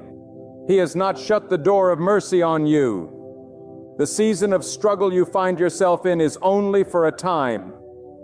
And I proclaim with every bit of conviction in me, God is ready to bring it to an end. You might be shedding tears in the dead of night. You might be crawling through days that stretch like years. Your spirit may feel crushed beneath burdens you cannot voice. Yet this is not the finish line of your story. In His perfect wisdom, God has already appointed the hour when this storm will break and light will pierce your path. He is the writer of your story, and He never closes the book on you with sorrow. He closes it with meaning. Let the winds rage. Let the thunder crash. Let the darkness feel unending. But you stand firm because God is still writing. He sees the pain you've hidden behind your smile. He sees the strength you use just to get through each day. He sees how you continue to be kind while you're breaking inside. And God says, I have seen your tears. I have heard your prayers. I am coming to close this chapter of hardship. You were not created to live in despair. You were not formed from the dust to spend your days under the weight of suffering. God allowed the trial. Yes, He permitted the fire. Yes, but He did not bring you this far to leave you in the ashes. He is the one who lifts people out of the pit and sets them on solid ground. And if you are in the pit right now, then get ready, both. God is preparing your rise in your life. There's some chapters in life that God allows so you can become what you were meant to be. You may not understand the pressure, but it is producing perseverance. You may not understand the rejection, but it is building resilience. You may not understand the silence, but it is strengthening your faith.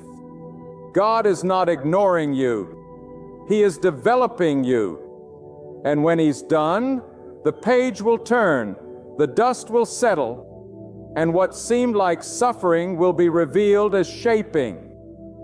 You didn't choose this chapter of hardship, but God allowed it for a reason greater than you can see. The pain wasn't sent to destroy you. It was sent to reveal something within you, something that could not be discovered in comfort. Some of the greatest awakenings happen in the wilderness. Some of the deepest faith is born in silence. Some of the strongest people are shaped in storms. You are not being punished. You are being prepared. When God decides to close a chapter, no devil can keep it open. No enemy can reverse His will. When God declares it is finished, then every weapon that was formed against you loses its power. Every chain that tried to hold you breaks. Every voice that tried to silence you is silenced by His hand. He does not need permission. He does not need explanation. When He says the trial is over, it ends. Hold on to that. Hold on with everything you have. If all you can do is whisper in your heart, God, I trust you, then that is enough. Even now He is moving behind the scene. Even now He is arranging divine appointments, opening doors you don't yet see, aligning the right people, and removing obstacles you didn't even know were there. You may not see it with your eyes, but you must believe it with your spirit. God is working. You may feel like everything is falling apart, but what if everything is actually falling into place? What if this hardship was the very thing God used to guide you, to humble you, to protect you from something you didn't even know was coming? Sometimes the greatest blessings are disguised as burdens. And when the curtain is pulled back, you will see that the hand of God was always on your life. The tears you cried in private will be answered in public. The valley you walk through will be the same valley God uses to elevate you. He never wastes pain. He never abandons the faithful. And if you've been holding on, if you've been faithful through the flood, then get ready because your reward is near. God will not allow your suffering to be permanent. He is too kind. He is too faithful. He is too powerful to let hardship write your whole story. The chapter is closing. The fire is fading. The storm is passing. Do not confuse the silence of God for absence. Do not mistake His patience for neglect. He is waiting for the perfect moment, the divine time. And when He moves, everything will change in an instant. You may feel like you're at the end, but God sees it as the turning point. You may be crying, God, I can't take it anymore. And He's whispering, you're almost there. Do you know why it feels heavier right now? Because you're closer than ever before. The enemy knows his time is short. He's throwing everything he can at you because he sees what God is about to release into your life. So stand. Even if your knees are shaking, stand. Even if your heart is tired, stand. Even if your faith feels small, stand. Because when God closes the chapter of hardship, He opens a chapter of restoration. He repays what was lost. He restores what was broken. He renews what was dying. He brings life to barren places. He heals what no human could ever heal. The very thing that tried to break you will be the proof that God rebuilt you. The very hardship that tried to destroy you will become the testimony that inspires others. God is not just closing this chapter to give you peace. He's closing it so that you can be a witness to others walking through the same fire. Your survival has purpose. You are not forgotten. You are not abandoned. You are not being punished. You are being positioned. There is a difference between being buried and being planted. And right now some of you feel buried. But God says, no, my child, I have planted you. You are not dying. You are about to rise. You are about to grow. You are about to see the light again. Do not underestimate what God can do in a moment. Years of struggle can be overturned in a single act of His will. What you thought was lost forever can be returned, restored, and multiplied. That is the power of God. That is His way. He waits until everyone says it's impossible. Lift your head. Breathe again. Speak life over yourself. Remind your soul that God is still in control. The chapter is almost over. This pain is not forever. You will not weep always. You will not struggle forever. The night will break and morning will come. Every delay has a divine purpose. Every no from heaven was protection. Every closed door was a redirection. You thought you were being held back, but you were being held together. You thought the silence meant abandonment, but it was preparation. God has not changed His mind about your future. What He has promised you is still on the way. And no hardship can cancel what God has spoken over your life. He is the God who opens rivers in the desert. He is the God who brings water from the rock. He is the God who provides bread from the sky. And He is the same God who is with you now. If He did it before, He will do it again. If He made a way then, He will make a way now. The suffering you've endured has not gone unnoticed. Every moment you chose to trust instead of doubt. Every time you praised when it hurt. Every time you forgave when it felt unfair. God saw it all. And He will reward it. He will honor it. He will bless you in ways that eyes have not seen and ears have not heard. He is not just closing the chapter of hardship. He is writing a new one of hope, joy, peace, and provision. But do not rush the process, do not run ahead of Him. Trust His timing. The same God who allowed the pain will decide when it ends. And when it ends, no one will be able to deny that it was God who did it. Let your faith rise. Let your spirit lift. Let your heart again. This is not how your story ends. This is just a chapter. And God has already prepared the next one. You may feel like your strength is gone, but God's strength is limitless. You may feel like your light is flickering, but He never runs out of power. Rest in Him.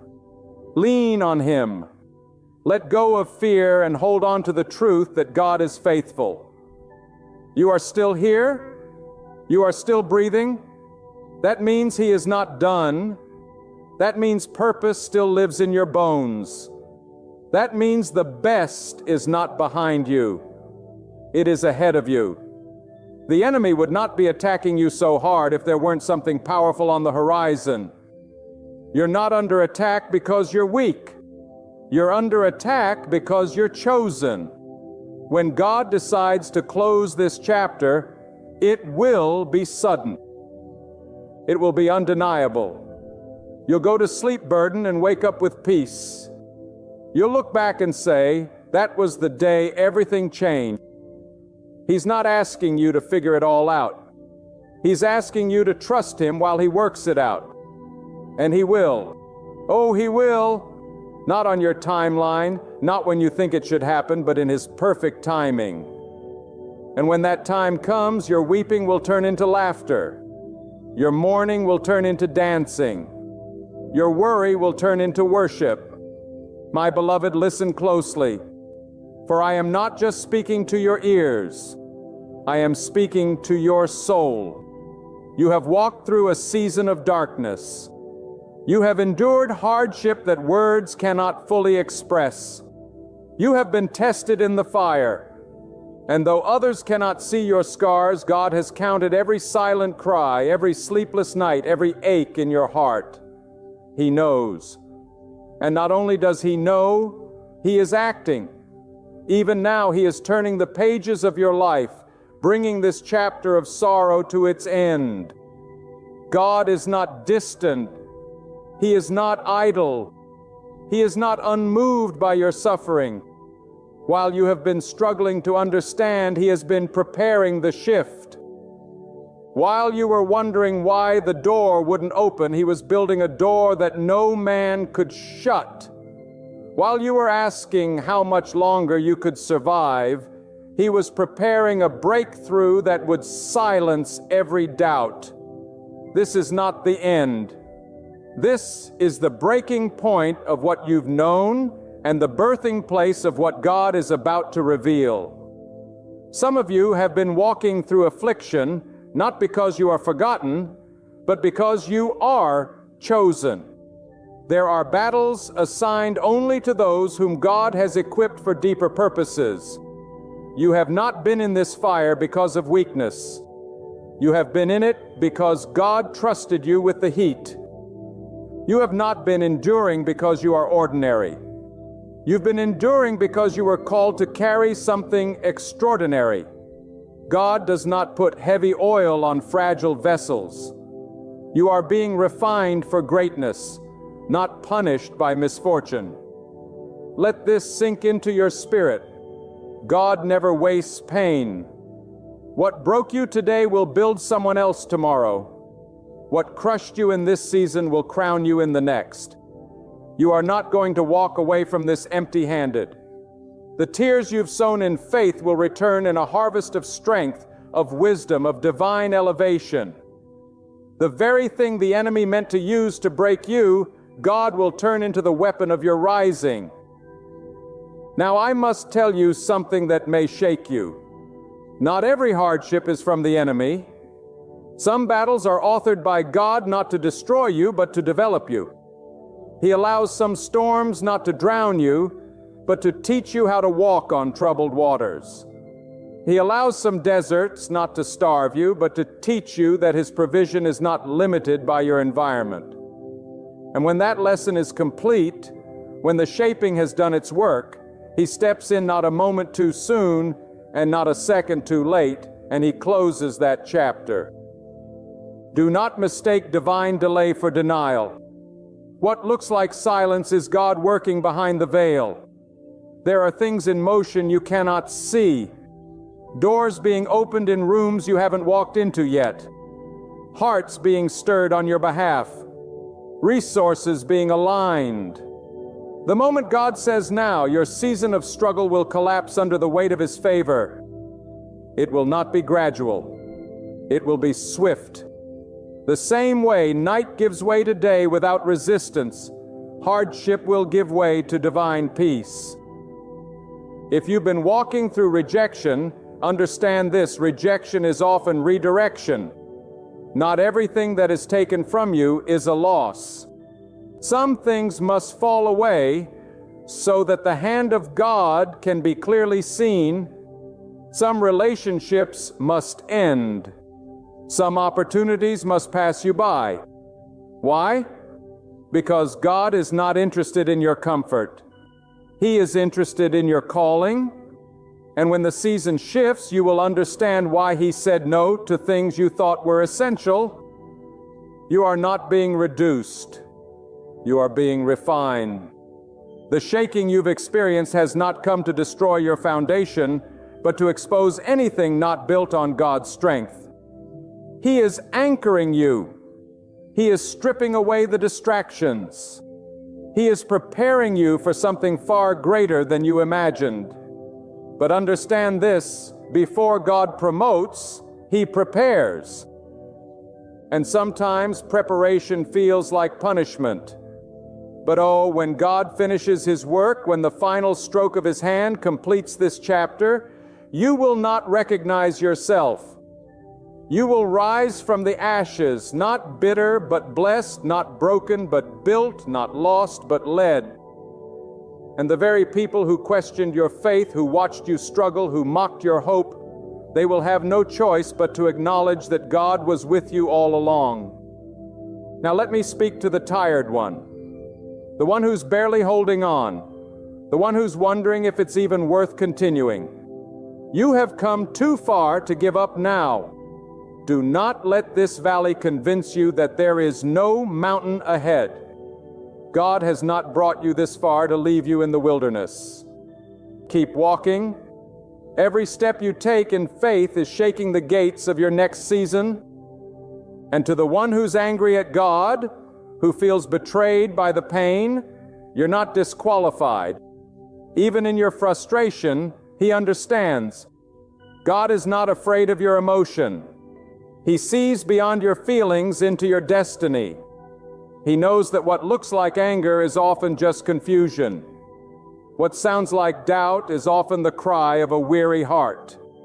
He is not offended. He is patient, and He is still moving on your behalf. What you see as delay, God sees as protection. What you thought was rejection, God calls redirection.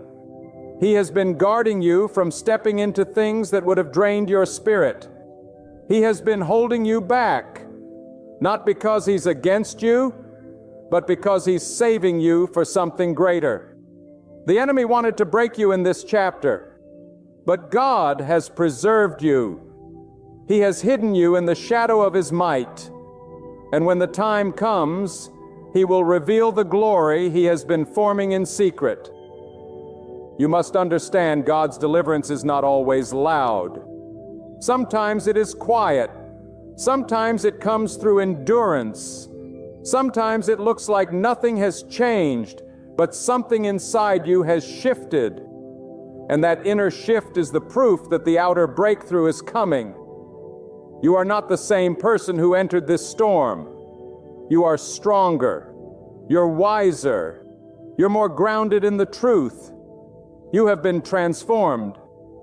This is why your hardship is ending, not because God wants to relieve you, but because His purpose in it is fulfilled. The pressure has produced perseverance. The trial has sharpened your faith. The crushing has released the oil. And now, as surely as the sun rises after the longest night, God will bring closure to what has tormented you, not in the way the world gives peace, but with a peace that comes only when the hand of God moves in power. So, brace yourself. The shift is near. Your prayers have not been ignored. They have been stored in the hands of the one who answers in perfect timing. Your cries have not been lost. They have been recorded in the throne room of the Almighty. And the season is coming when every why will be answered with a now. Every wound will be healed. Every drought will be followed by a flood of favor. Let your spirit rejoice not because of what you see, but because of what God has declared. Let your heart sing not because your pain is gone, but because you trust the one who holds your next chapter. This is not the time to give in to despair. This is the time to anchor your soul in the promise that God does not lie. If He said the hardship would end, then it must. If He said the night will pass, then it shall. If He said He will restore, then get ready. Restoration is coming. You don't need all the answers. You don't need the full picture. All you need is this truth burned into your heart. God is faithful. He has never failed. He cannot fail, and He will not fail you. The chapter of hardship is not eternal. It has an expiration date set by the very hand that formed the heavens and the earth. And now let this truth resound in the deepest corners of your soul. When God chooses to shift the atmosphere around your life, no force in existence can resist His will. The weight you've been carrying is not eternal. The shadow that has loomed over your life is not permanent. Because when God says enough, the winds will obey, the burden will lift, and the chains will fall. God is not watching you suffer from a distance. He is standing at the threshold of your breakthrough, ready to step in and declare the end of your affliction. Do not let the outward appearance of your circumstances mislead you. God does not define you by what you are walking through. He defines you by what He has already spoken over your life. And nothing you face has the power to cancel His word. God is not limited by time, by human logic, or by the weight of your situation. When He speaks, creation responds. When He moves, no one can reverse it. Your struggle has remained not because God is weak, but because He is wise. He allowed it to serve a purpose, but that purpose will not last forever. You might be standing in a season where every door feels locked and nothing seems to shift. But hear this: God does not need an open door. He is the one who creates doors. He does not wait for approval to act. He does not ask your enemies before blessing you. He does not consult your pain to see if it has finished tormenting you. No, when the appointed time arrives, He will speak and hardship will vanish like shadows before the rising sun. What you thought would be your ending will become the very platform for a brand new beginning, authored by the hand of God. Some of you have been walking through a hidden suffering, an internal storm that no one around you understands. You have smiled in public but wrestled with fear in private. You've carried the weight of uncertainty and pain without anyone to lean on. But here's what you must understand. You are never alone. God has been there through every silent battle, through every tear you couldn't explain. And He is not just observing, He is gathering every moment of your endurance like treasures in a storehouse. For every quiet act of faith, for every unseen sacrifice, for every night you chose to believe when you had no evidence, there is a divine response coming. There are moments in life when the soul is pressed so deeply you can no longer rely on your strength. And in those moments when you feel you are at your breaking point, God shows you that He is the one holding you up. Not your job, not your reputation, not your relationships, not your plans, God alone. And it is in those moments that faith is born. Not just belief, but a deep, unshakable trust that even in the dark, even in the silence, God is still in control. Sometimes hardship is God's classroom. It is where He teaches us to listen.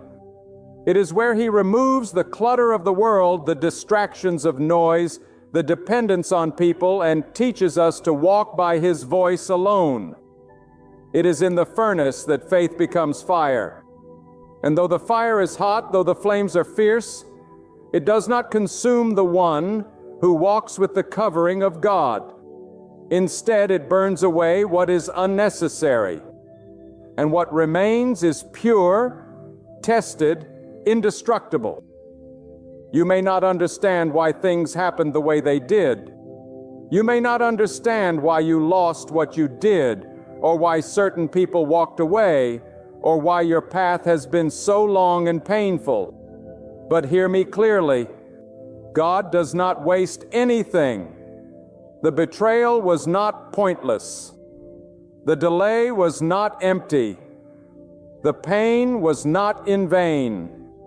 He is weaving something out of it all that will one day cause your heart to say, "Now I understand. Now I see what I could not see before." And until that day comes, hold on to the truth that God is not punishing you. He is preserving you, preserving your mind, preserving your peace, preserving your purpose.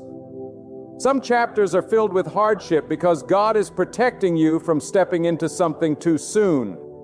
Timing matters, and God's timing is always perfect. When He closes the chapter, it will not just be an escape from pain, it will be an entrance into destiny. God doesn't deliver halfway. He doesn't heal partially. He doesn't restore with limitations. When He moves completely. He shuts doors no man can open and opens doors no man can shut. He will not leave you in the middle of a storm without an ark. He will not leave you in the heat of battle without armor. He will not leave you in the waiting room forever. A time is coming when the very place that has caused you the most pain will become the ground where God displays His glory through your life.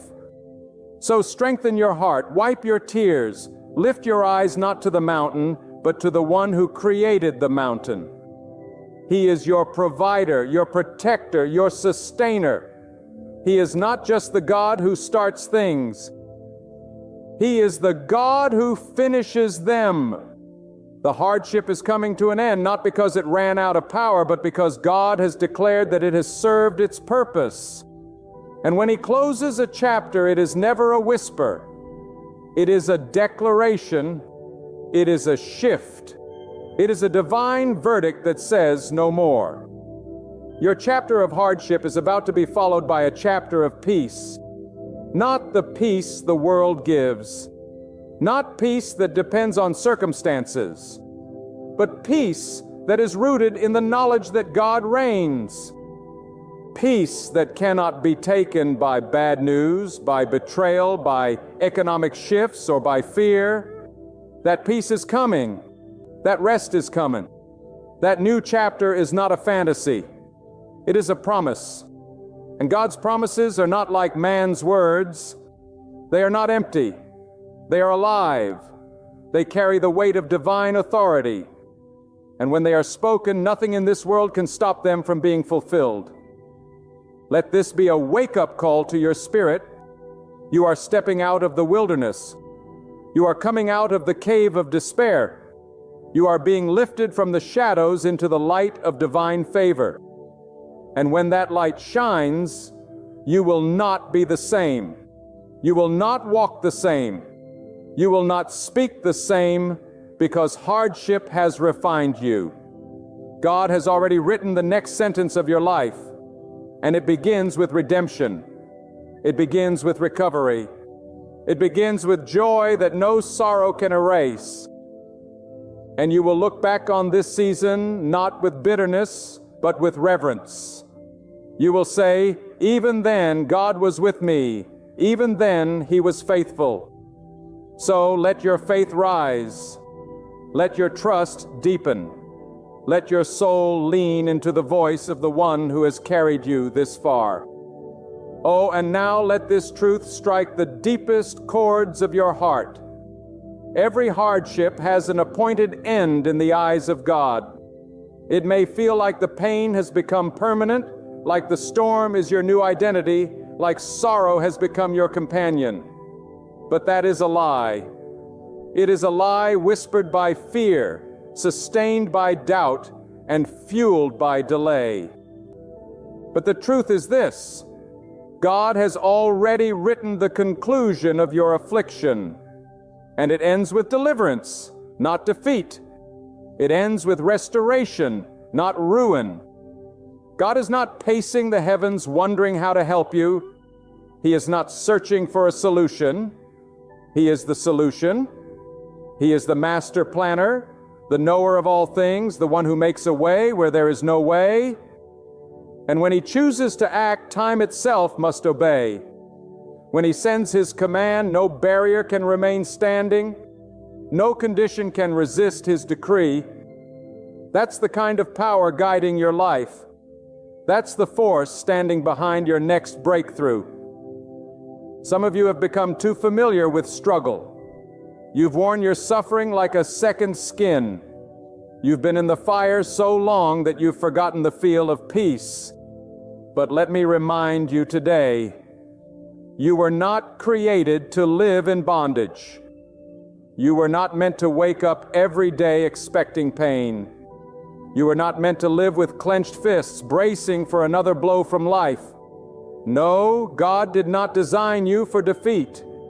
He designed you for victory. He did not form you to remain stuck in trials. He formed you to walk through them.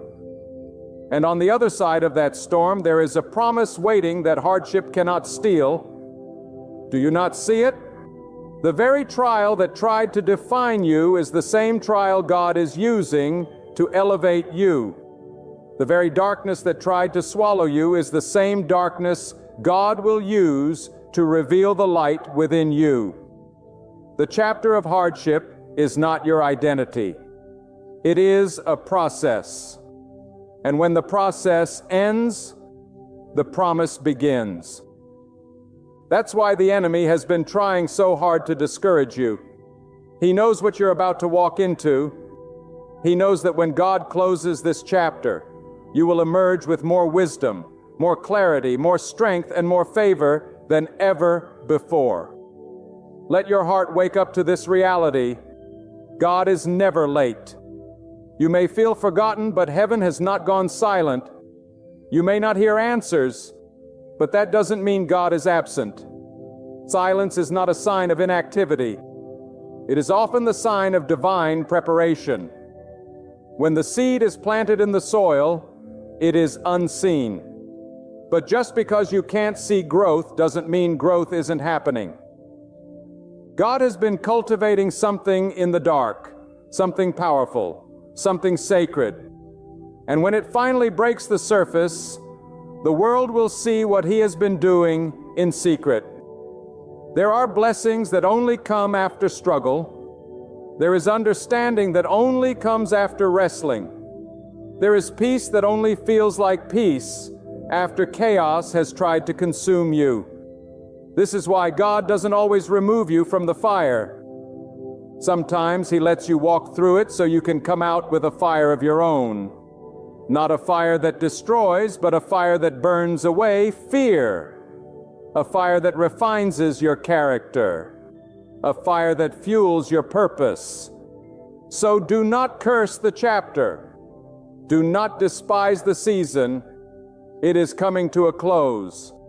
But before it ends, make sure you receive what God wanted to plant in you through it. Let the pain deepen your patience.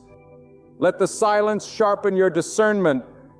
Let the delay increase your dependency on the one who controls time itself. Because when this chapter ends, and it will end, you will need everything it taught you. And then comes the shift. The shift so divine that no one will be able to take credit for it but God. A shift so powerful that even your enemies will be forced to acknowledge that something beyond human strength carried you out of that pit. A shift that will remind you that your prayers were never in vain. Your tears were never wasted. Your waiting was never ignored. The one who heard you in the night will answer you in the daylight. And all will know this was the hand of God. You will not have to fight for recognition. You will not have to chase validation. When God closes a chapter, He doesn't just end the struggle. He honors the survivor. And He will cause those who once overlooked you to see you through new eyes, not because you demanded attention, but because God Himself elevated you. And when God elevates, no man can demote. So what should you do now while you wait for this chapter to close? Stand firm. Do not compromise your character just to escape the discomfort. Do not lower your standards to seek temporary relief. Stay grounded. Stay faithful. Keep walking in the truth. Keep trusting the process. Because the time of testing is also the time of proving. And when it is over, when the trial has run its course, you will emerge with a testimony that no storm can erase. God has already seen your future. He knows what's coming. He knows how it ends. And He's not worried. That's why you don't need to be either. You don't need all the details. You just need the faith to believe that the same hand that allowed this chapter is the hand that will end it. Not because of your strength, but because of His mercy. Not because you earned it, but because He is full of wisdom and compassion. And listen closely. When this chapter closes, you will realize that God not only preserved your life, but He protected your purpose. There are doors you wanted to walk through that God kept shut. There are people you wanted to keep in your life that God removed. So there are opportunities you begged for that never came. And one day you will look back and say, "Thank you, God, for not giving me what I wanted, but giving me what I needed." Because what you needed was not always comfort. It was preparation for the call that's coming next. There is glory on the other side of this grief. There is reward on the other side of this wrestling. There is peace on the other side of this pressure. You are not walking through this fire to be consumed by it. You are walking through it so that when others see you on the other side, they will know you have been touched not by fortune, not by luck, but by the living power of God. He is the one who sustains. He is the one who sees the end from the beginning. He is the one who does not need the approval of man to move on your behalf. And when He moves, the mountains tremble. When He speaks, creation bows. When He decides the struggle is over, it is over. Do not measure the power of God by the pressure of your pain. Do not weigh the promise by the heaviness of the trial. You see only what's in front of you, but God sees the full picture. Every chapter, every turn, every silent cry you whispered into the darkness. You've been waiting and wondering, when will this end? But God has not been still. He has been moving the unseen, shifting the invisible, preparing your path while you were still in the middle of the storm. The silence you mistook for absence was actually the stillness before the miracle. Every hardship you've endured has been under God's watchful eye. Nothing slipped past His wisdom. Not one moment of suffering escaped His attention. And when He allows something to come into your life, it's because He already has the power to use it for your good. You are not defined by the attack. You are defined by the outcome. God has already declared. He's not writing your story as it happens, or He has already written it. And victory is not at the end of the story. It's woven through every page by His hand. Some of you have felt buried, like life has pushed you so deep into the ground that you can barely breathe. But hear this, you are not buried, you are planted. And when a seed is planted, it goes through pressure, darkness, silence, and isolation. But deep in the soil where no one sees, transformation begins. Roots grow, strength forms, and when the time is right, that seed doesn't just rise, it breaks through the ground with power. That is what God is doing in you. He is not breaking you, He is building you. And when your time comes, nothing will be able to hold you down. You may be surrounded by chaos. You may be standing in the ruins of what once was. But let me tell you, God brings beauty from ashes. He does not leave His people in ruin. He does not abandon what He started. And if everything around you has crumbled, then that only means He's about to build something new, something stronger, something no storm can ever destroy again. God does not restore you to what you were. He elevates you beyond what you imagine. You may have walked through loss, but what is coming will be greater than what was taken. Stop looking at your life through the lens of defeat. Start seeing yourself through the eyes of the one who made you. God doesn't see brokenness. He sees potential. He doesn't see what you lost. He sees what He's about to give. He doesn't see a failure. He sees a vessel ready for His power.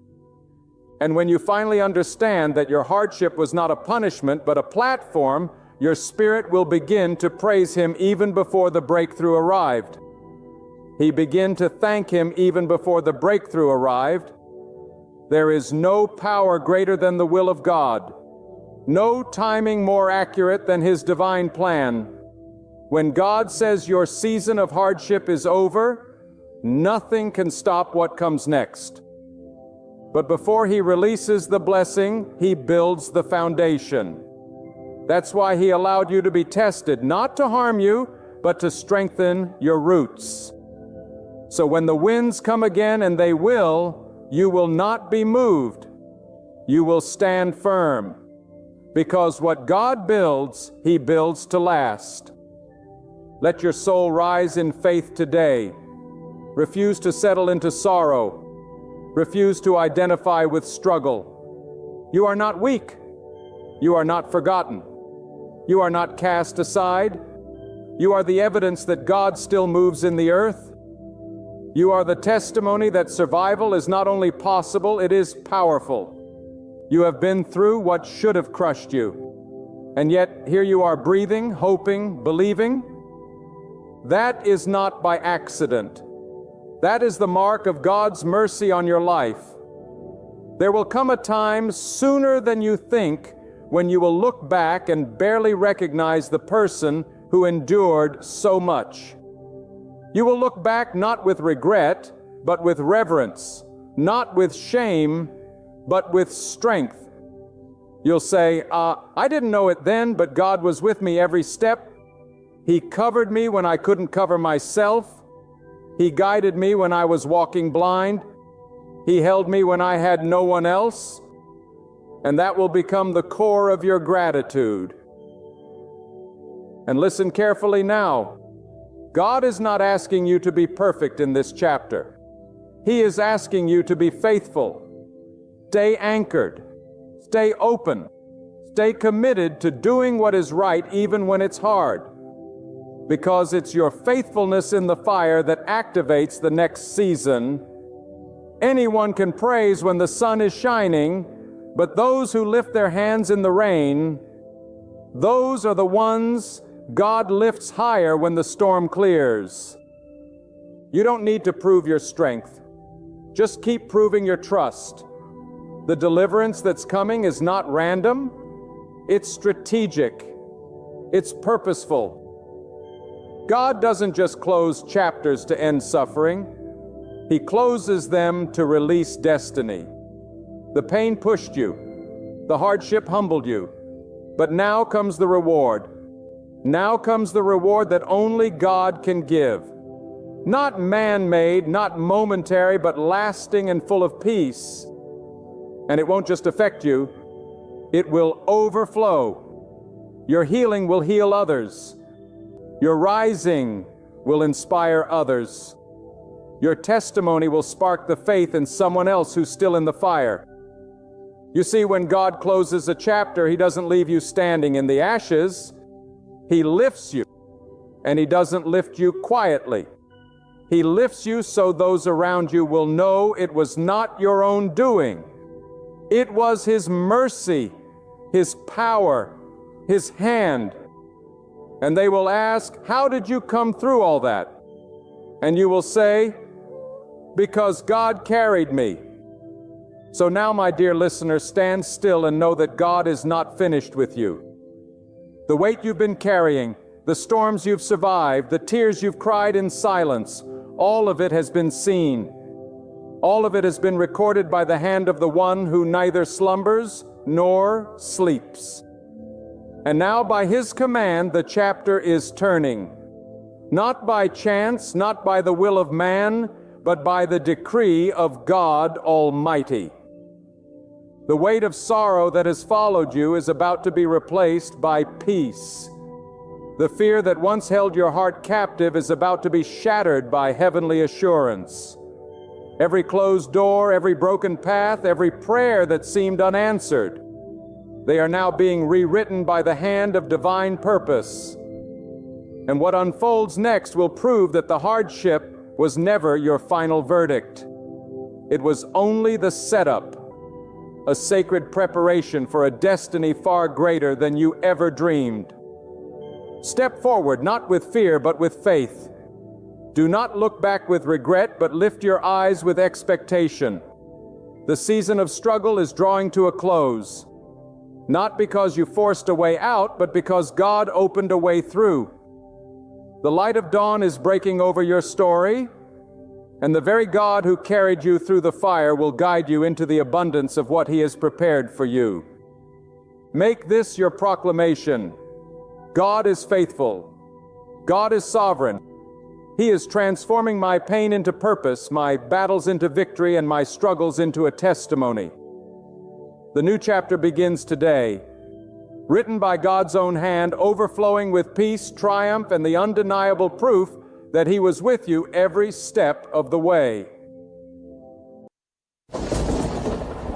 Listen carefully, because what I'm about to say could be the single most important truth you hear all day. A smiling face does not always hide a loving heart. A warm handshake is not always a promise of peace. A gentle voice is not automatically a vessel of God's Spirit. There is a battle unfolding beyond our sight. While many move through life as if blind and deaf, those whose hearts are tuned to God can read the warnings clearly. Evil rarely arrives wearing obvious masks of flame and horns. More often it slips in wrapped in charisma, hidden behind manipulation, and painted over with deceit. Yet God, in His boundless wisdom, has not left you helpless. He marks the red flags. He sets down alarms. He murmurs caution into the spirit of those who walk in His light. God is not the author of confusion, and where evil dwells, confusion reigns. There are those who pretend to walk in the light, but their footsteps betray them. Their fruits are rotten, though they paint the tree in gold. And I declare to you today, if you are walking with God, He will not allow you to be deceived. But you must open your eyes and see. You must open your ears and listen, because the evil in this world hides behind polished faces and honeyed tongues.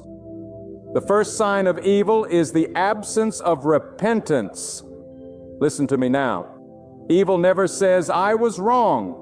Evil never bows in humility before God.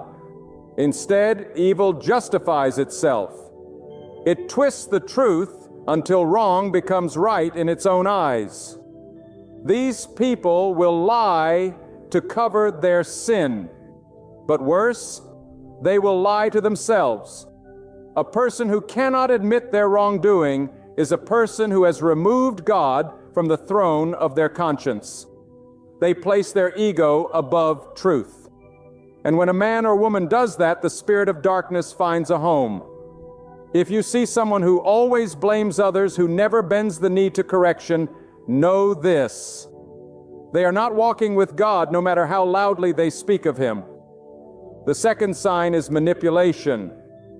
Evil loves to control without force. Evil wraps itself in sweet words and false promises. It lures, it charms, it flatters. It does not take the sword to your throat. It seduces your mind. Evil people are often the most persuasive, the most convincing. They know how to make you doubt yourself and trust them. But God has given you a spirit of truth. He has given you the ability to sense when something is off. Don't ignore the feeling in your spirit when someone says all the right words, but their presence feels wrong. Evil people operate through manipulation, not honesty. Through pressure, not peace. When someone constantly seeks to bend your will for their benefit, watch closely, for evil is near. The third sign is a delight in the downfall of others. Evil people rejoice when others fall. They gossip with pleasure. They spread rumors with a smile. They secretly clap when someone loses their job, their peace, their family, because it makes them feel superior. My brothers and sisters, God is not in that spirit. God uplifts. God mourns with the broken. God restores. But evil feeds off destruction. If someone celebrates your pain, if someone tries to crush you when you're already low, that is not a person of God. That is a vessel being used by something far darker. And no matter how well they mask it with kind gestures or spiritual words, if they laugh at another's tragedy, their heart has turned cold to God. The fourth sign is deceit. A liar walks hand in hand with the forces of evil. Lies are the language of darkness. And the one who lies casually, the one who lies to get ahead, the one who lies to tear another down, they are not just harming others.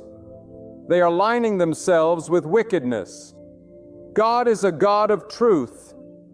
His presence cannot dwell in a deceitful heart. Evil people will look you in the eye and lie without flinching. They will twist facts, rewrite events, and invent stories because the truth is too inconvenient for them. But remember, truth stands the test of time. Truth will expose the liar.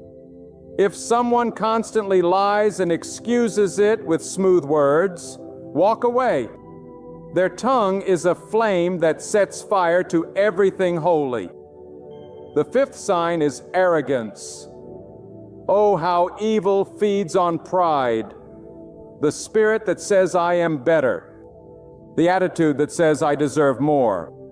The mindset that refuses to serve but demands to rule. That spirit has no fellowship with God. Arrogance is the beginning of rebellion. It is the seed of every fall. It was pride that turned once glorious beings into enemies of God. It is pride that separates the soul from submission. When a person walks with arrogance, they believe they are above rebuke. They believe they are the judge, not the judged. But those who truly walk with God walk with humility. If you meet someone who boasts endlessly, who cannot be corrected, who looks down on others as though they were gods among men, know that evil has crept into their spirit. And the longer they feed that pride, the further they fall from the light. The sixth sign is a pattern of destruction. Wherever they go, evil people leave brokenness behind, broken relationships, broken trust, broken peace. If you trace their steps, you will find people who are used, people who are discarded, people who are wounded and never healed. Evil builds nothing. It only tears down. And those who are being used by evil cannot create harmony because their soul thrives on chaos. God is a builder. He is a restorer. He repairs what is shattered, but evil rejoices in demolition. If someone's presence consistently brings tension, pain, or division, don't ignore that sign. God does not author such confusion. Step back and seek His clarity. The devil sows discord, but God brings peace. And peace is a compass. When it's gone, look around you. Something dark may have entered. The seventh and final sign is a hatred for the truth. Evil people do not just dislike the truth. They hate it. The truth convicts them. The truth exposes them. And so they fight against it. They avoid it. They mock it. And when someone speaks truth to them, they lash out. Not because you are wrong, but because they are trapped in their own deception. A heart that loves God rejoices in truth even when it stings. A heart that belongs to darkness runs from it. If someone becomes hostile when you speak what is right, if they silence you when you speak what is good, then you are dealing with someone who has rejected the truth of God. And where there is no truth, there can be no righteousness. Now hear me and hear me well. These signs are not given so you may judge others with a hard heart. No, these signs are given so you may guard your spirit, protect your peace, and remain in the presence of God. There is a reason why God told you to be watchful. Evil does not knock on the door shouting its name. It whispers. It sneaks. It smiles. It pretends. But God reveals. God warns. God convicts. And He is speaking to you now through this very word. You have seen these signs before, perhaps in a co-worker, perhaps in a friend, perhaps in someone close to your soul. Do not ignore what God is trying to show you. Your safety, your spiritual purity, and your peace may depend on your ability to walk away. And if as you listen, you begin to see some of these signs in your own actions, let that not be a reason for shame, but a moment for awakening. God does not condemn those who turn. He delivers. He forgives. But you must recognize the signs in yourself too. For it is easy to point the finger outward, but wisdom looks inward. And the one who walks in truth must be willing to confront their own darkness. Pride must fall. Lies must die. Manipulation must end. For only then can you walk fully in the light of God. Evil thrives in darkness. It breathes in silence, and it grows in spiritual ignorance. But God has sent you this message as a lamp unto your feet. You were not called to be blind. You were not created to be fooled. You were not chosen to be used by the enemy. You are a vessel for the light. And the closer you walk with God, the clearer you will see. Don't be deceived by charm. Don't be fooled by titles. Don't be silenced by pressure. Evil can wear any face, but it cannot imitate the Spirit of God. And when God is truly present, there will be peace. There will be humility. There will be truth. There will be purity. Then I tell you now, the time for silence is over. God is calling His people to a higher discernment. Not a discernment rooted in suspicion or paranoia, but one rooted in divine awareness. A holy sensitivity to what is of God and what is not. Too long have many tolerated darkness in their lives, not because they were weak, but because they were unwilling to see the sign. Evil does not always come to destroy you with force. It often comes to distract you, to delay you, to drain you. And before it destroys your house, it first desires to enter your mind. It wants to make you question what you know is right. It wants to blur the lines. But when your spirit is anchored in the presence of God, you will see things clearly, and no manipulation can blind you. God gives clarity where evil gives confusion. That is one of the purest signs. In the presence of God, there is peace even in the storm. But when evil is present, there is restlessness even in calm. You could be surrounded by material comfort, but your soul will feel agitated. You could be smiling on the outside, but inside your spirit feels choked. This is not just stress. This is a spiritual warning from God. When you are walking with someone whose presence disturbs your spirit, do not ignore it. That is not your imagination. That is not paranoia. That is God telling you something here is not from me. You do not have to know all the details. You just have to be obedient enough to walk away when He tells you. Some evil people will never reveal their true nature with words, but their actions speak loud enough. Watch how they treat the weak. Watch how they speak about those who can do nothing for them. Watch how they act when no one is watching. God sees what men try to hide, and He gives you glimpses, not to make you bitter, but to make you wiser. Do not be the one who keeps giving chance after chance to someone who God has already exposed. If God shows you someone's true character that is not cruelty, it is mercy. He is protecting you from what you cannot yet see. He is preserving your purpose from contamination. Don't allow pity to override divine wisdom. It is not unkind to walk away from someone who is destroying your peace. It is obedience. And let me speak to your heart now, because someone listening has been spiritually tied to the wrong people for far too long.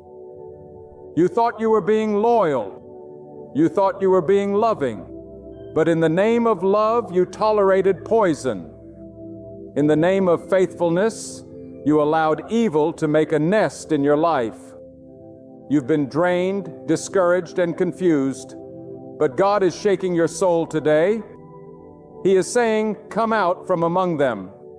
He is saying, clean your circle. Because evil does not always need to possess you.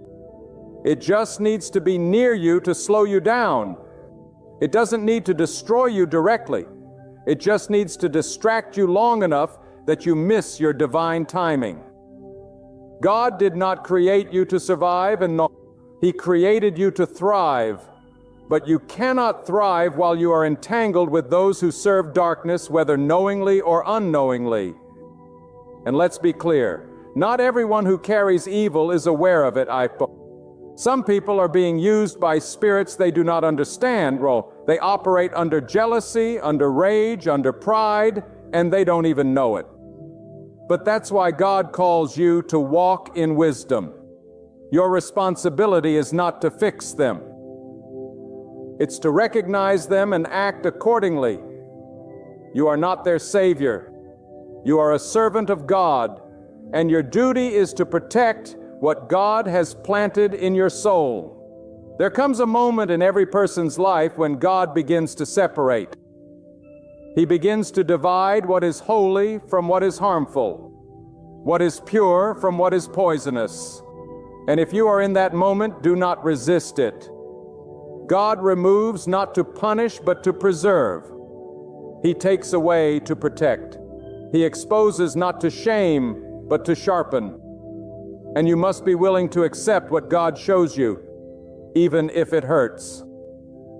Because some of the greatest delays in your life have not come from external attacks. They've come from internal connections. People you kept too close. Voices you gave too much access to. Relationships you refused to release. But now is the time to obey. God has a calling over your life. He has appointed you for impact. But you cannot carry out that calling while you're yoked to people carrying spirits of deception. And let me tell you something, the enemy is strategic. If he cannot destroy you, he will distract you with friendships that feel good, but are spiritually toxic. He will connect you with people who applaud your talents, but drain your anointing. He will place people in your life who feed your ego, but starve your soul. But if you stay close to God, you will begin to feel when something is off. He will cause your spirit to become restless around certain people, not out of hatred, but out of spiritual warning. That uneasiness is not rudeness, it's revelation. And let me speak boldly. Stop ignoring red flags just because you're afraid to be alone.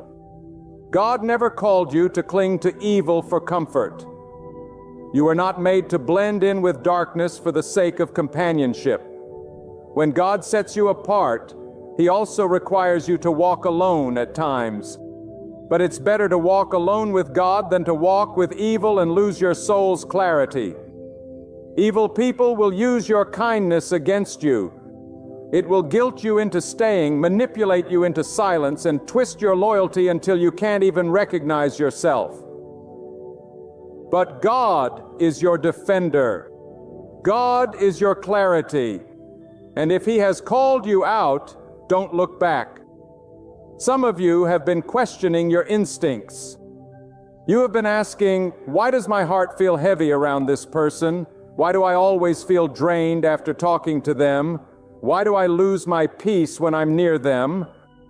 And God is answering you right now, because I never placed them in your life. I never assigned them to your spirit. They are a distraction, not a destiny. God is not the author of anxiety. He is the giver of peace. And where there is no peace, you must pause. Where there is spiritual weight, you must pray. Where there is confusion, you must separate until God speaks. And hear this now. Evil may be subtle, but it is not stronger than the Spirit of God within you. When you walk with God, you walk in power. You do not need to fear those who carry darkness. You do not need to cower before those who hate truth. For greater is God who is with you than the schemes that rise against you. You have the authority to rebuke what is not of God. You have the right to walk away. You have the wisdom to discern, but only if you stay connected to God daily. You cannot walk in clarity if you are disconnected from the one who gives sight. Do not let popularity confuse you. Do not let charisma deceive you. Evil people often rise quickly, but their fall is inevitable. God may allow them to shine for a season, but their roots are rotting. And when the storm comes, they will collapse under the weight of their own deception. But those who walk with God will stand firm. They will not be shaken even when evil surrounds them. Because the foundation of the righteous is built on the unshakable truth of God. You don't need to expose evil with your mouth. Just walk in the light, and the light will do the exposing. God fights for the pure. He defends the upright. You don't need to prove anything. Just stay aligned with God, and everything not sent by Him will fall away. Evil has an expiration date, but righteousness has eternal reward. And let this truth sink deep into your soul. God does not remain silent forever. When evil rises, God responds. When darkness creeps in, the light of God does not retreat. It shines brighter. He watches in patience, but not in passivity. He sees the schemes of the wicked, the plots formed in secret, the words spoken behind closed doors, and in His perfect timing, He brings every hidden thing into the open. You may have wondered why God allows certain people to thrive in their wickedness for a season. But do not confuse delay with approval. God allows space for repentance. But when that space is abused, His justice will not be withheld. Evil will never have the last word. God will. He will toastable justice. He will reap the gospel. He will call the earth God. There are people in this world whose entire mission is to sabotage what God has planted in others. They are not creators. They are destroyers. They do not build. They infiltrate. They do not uplift. They entangle. Their words sound sweet, but their hearts are full of poison. They disguise envy as advice. They applaud you with hands that hide a trap. So be watchful, for with every increase from God you must guard the soil of your life. Not every cheer comes from a sincere heart. Some will rejoice at your wins only to linger close enough to derail your next move. That's why you should pray for God to cleanse both your road and the people around you. When God begins to lift you up, He also creates separation. The higher you ascend, the sharper your discernment must be. You cannot bring vipers into the season ahead. You cannot rise while tied to burdens designed to pull you down. And hear this, some who mean harm will not step away on their own. They will cling like vines to your life, posing as helpers while slowly draining your spiritual strength. So stand firm. Remember, God is the gardener. He will prune, He will cut. He will tear away every false vine, not to hurt you, but to prepare you. Your growth requires removal. Your peace requires boundaries. And your destiny requires obedience. Don't cry over what God removes when you prayed for protection. Some of you are weeping over friendships and relationships that God Himself dissolved. And He is saying, you asked for peace. I had to remove the ones who were stealing it. You asked for clarity. I had to silence the voices of deception. You asked to walk in my will. I had to remove those sent to distract you from it. Evil people will often leave with drama, confusion, and blame. Let them go. Do not chase what God has cut off. Your healing begins at the door you finally stop reopening. And understand this. Evil people often carry the spirit of accusation. They project their darkness onto others.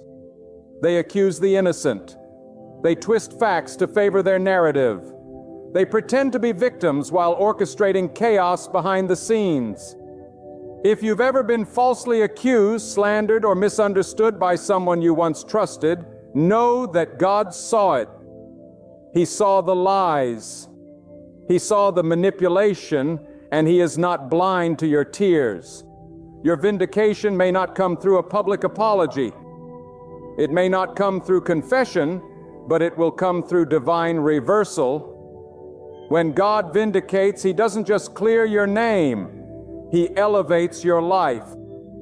He blesses you in the sight of those who tried to curse you. He prepares a table before you not in privacy, but in the presence of your enemies. You do not need revenge. You do not need to fight with flesh and blood. Your battle is not against faces. It is against spirits. And your victory is in staying aligned with God. Evil wants you to retaliate. It wants you to curse back, to gossip in return, to slander, to plot.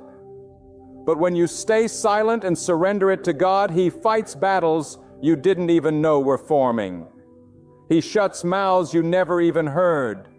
He dismantles plans that never reach your ears.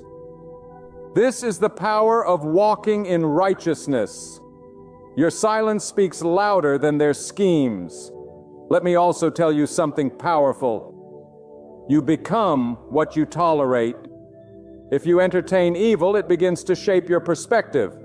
If you excuse evil, it begins to affect your choices. If you protect evil, it begins to corrupt your heart. There is no neutral ground when it comes to righteousness. You're either pushing back against the darkness or you're allowing it to inch closer. And evil doesn't enter your life all at once. It creeps, it tests, it knocks softly. But when you open the door even a little, it enters boldly. That's why you must be ruthless in your discernment, gentle with people, but fierce in your boundaries, merciful in spirit, but unshakable in truth. God is calling His people to rise above superficial kindness. Not all kindness is godliness.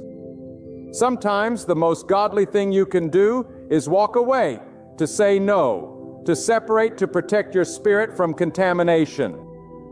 You don't need to explain yourself to everyone. You just need to be obedient to God. When He speaks, move.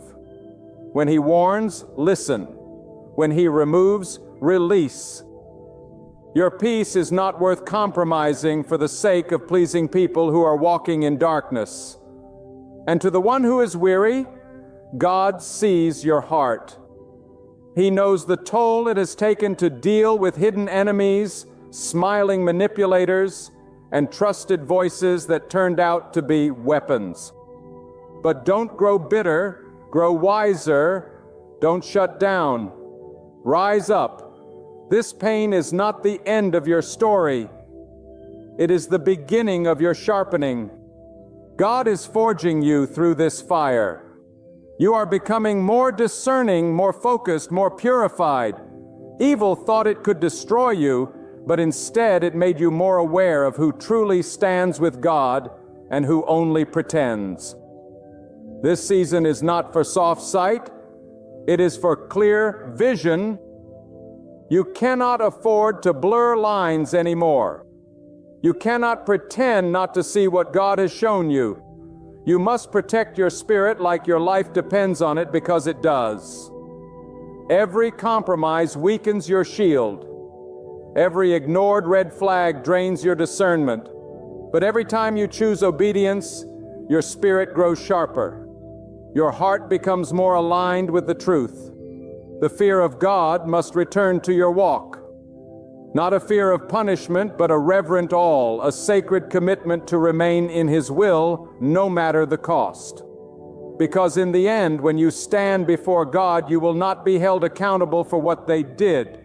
You will be held accountable for what you allowed. Let that settle in your soul. You were never created to blend in with the world. You were created to stand apart, to shine in dark places, to walk with integrity, even when surrounded by evil. And that is not easy, but it is your calling. Do not envy the evil. Their path may seem wide, but it ends in ruin. Their laughter may be loud, but their souls are empty. Their houses may be full, but their spirits are hollow. What they build without God will collapse. What they gain through wickedness will wither. But you, if you walk with God, you will not be shaken. The winds may blow, the storms may rage, but your roots will go deep. Your foundation will hold, and God Himself will sustain you. He will surround you with the right people. He will shield you from the unseen traps.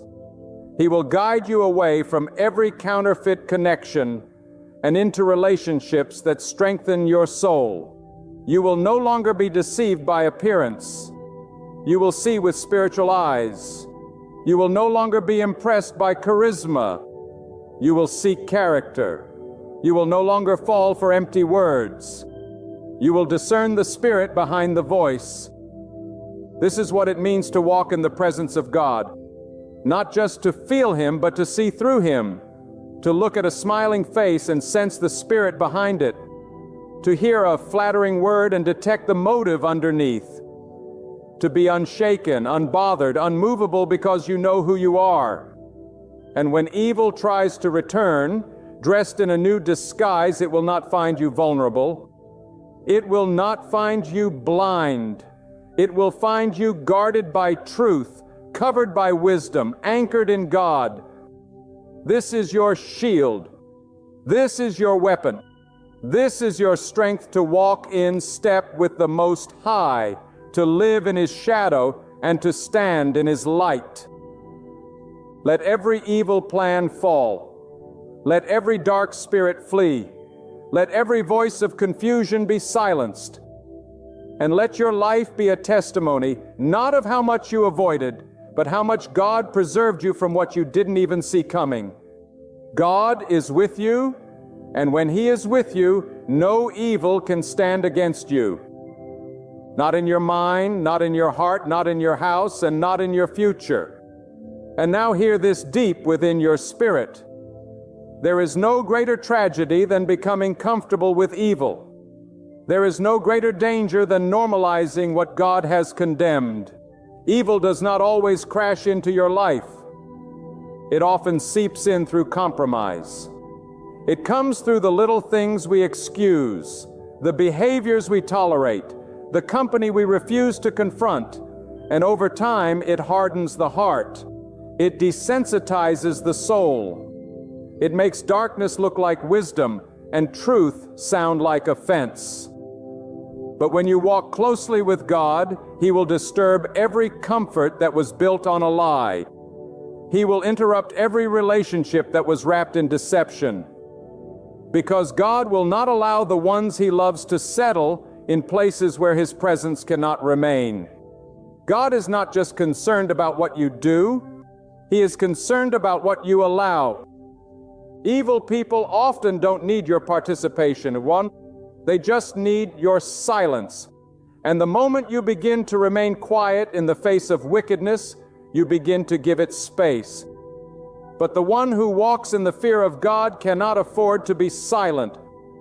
When righteousness is being mocked, when holiness is being distorted, when truth is being buried beneath culture and convenience, you must rise not with hate, not with arrogance, but with spiritual fire, with the boldness to say, "This is not of God. This does not belong in my home, in my heart, or in my spirit." Some people are not evil in appearance. They are evil in influence. Their words sound gentle, but they lead you away from prayer. Their presence feels familiar, but it drowns out the voice of God. They feed your flesh, but starve your purpose. They pull you into conversations that dim your spirit, into decisions that slowly corrode your peace. And if you don't examine the fruit, you will be seduced by the shade of the tree. But remember, God never calls you to comfort that compromises your calling. He calls you to peace that comes from purity. He doesn't just want your praise. He wants your protection. He wants you to protect the anointing He placed on your life. Let me tell you something. When your discernment increases, your circle will decrease. When your eyes begin to open, your tolerance for nonsense begins to shrink. You will start to feel irritated by conversations that used to entertain you. You'll feel out of place in rooms you once fit in. You'll feel the tug to separate, to retreat, to realign. And that is not isolation. That is God's invitation. He is calling you to consecration because there are levels of peace, levels of wisdom, levels of spiritual power that cannot be accessed while you're surrounded by those who carry spiritual toxins. You cannot drink from the cup of God and still feast at the table of evil. You must choose. God does not bless who you pretend to be. He blesses who you are when no one is watching. And if you truly want His presence to overflow in your life, you must begin to unclutter your heart. Examine your loyalties. Inspect your attachments. Ask yourself, does this person feed my spirit or weaken it? Does this voice align with the will of God or lead me into confusion? These are not questions of judgment. They are questions of spiritual survival. Because in a world where evil hides behind influence, discernment is your shield.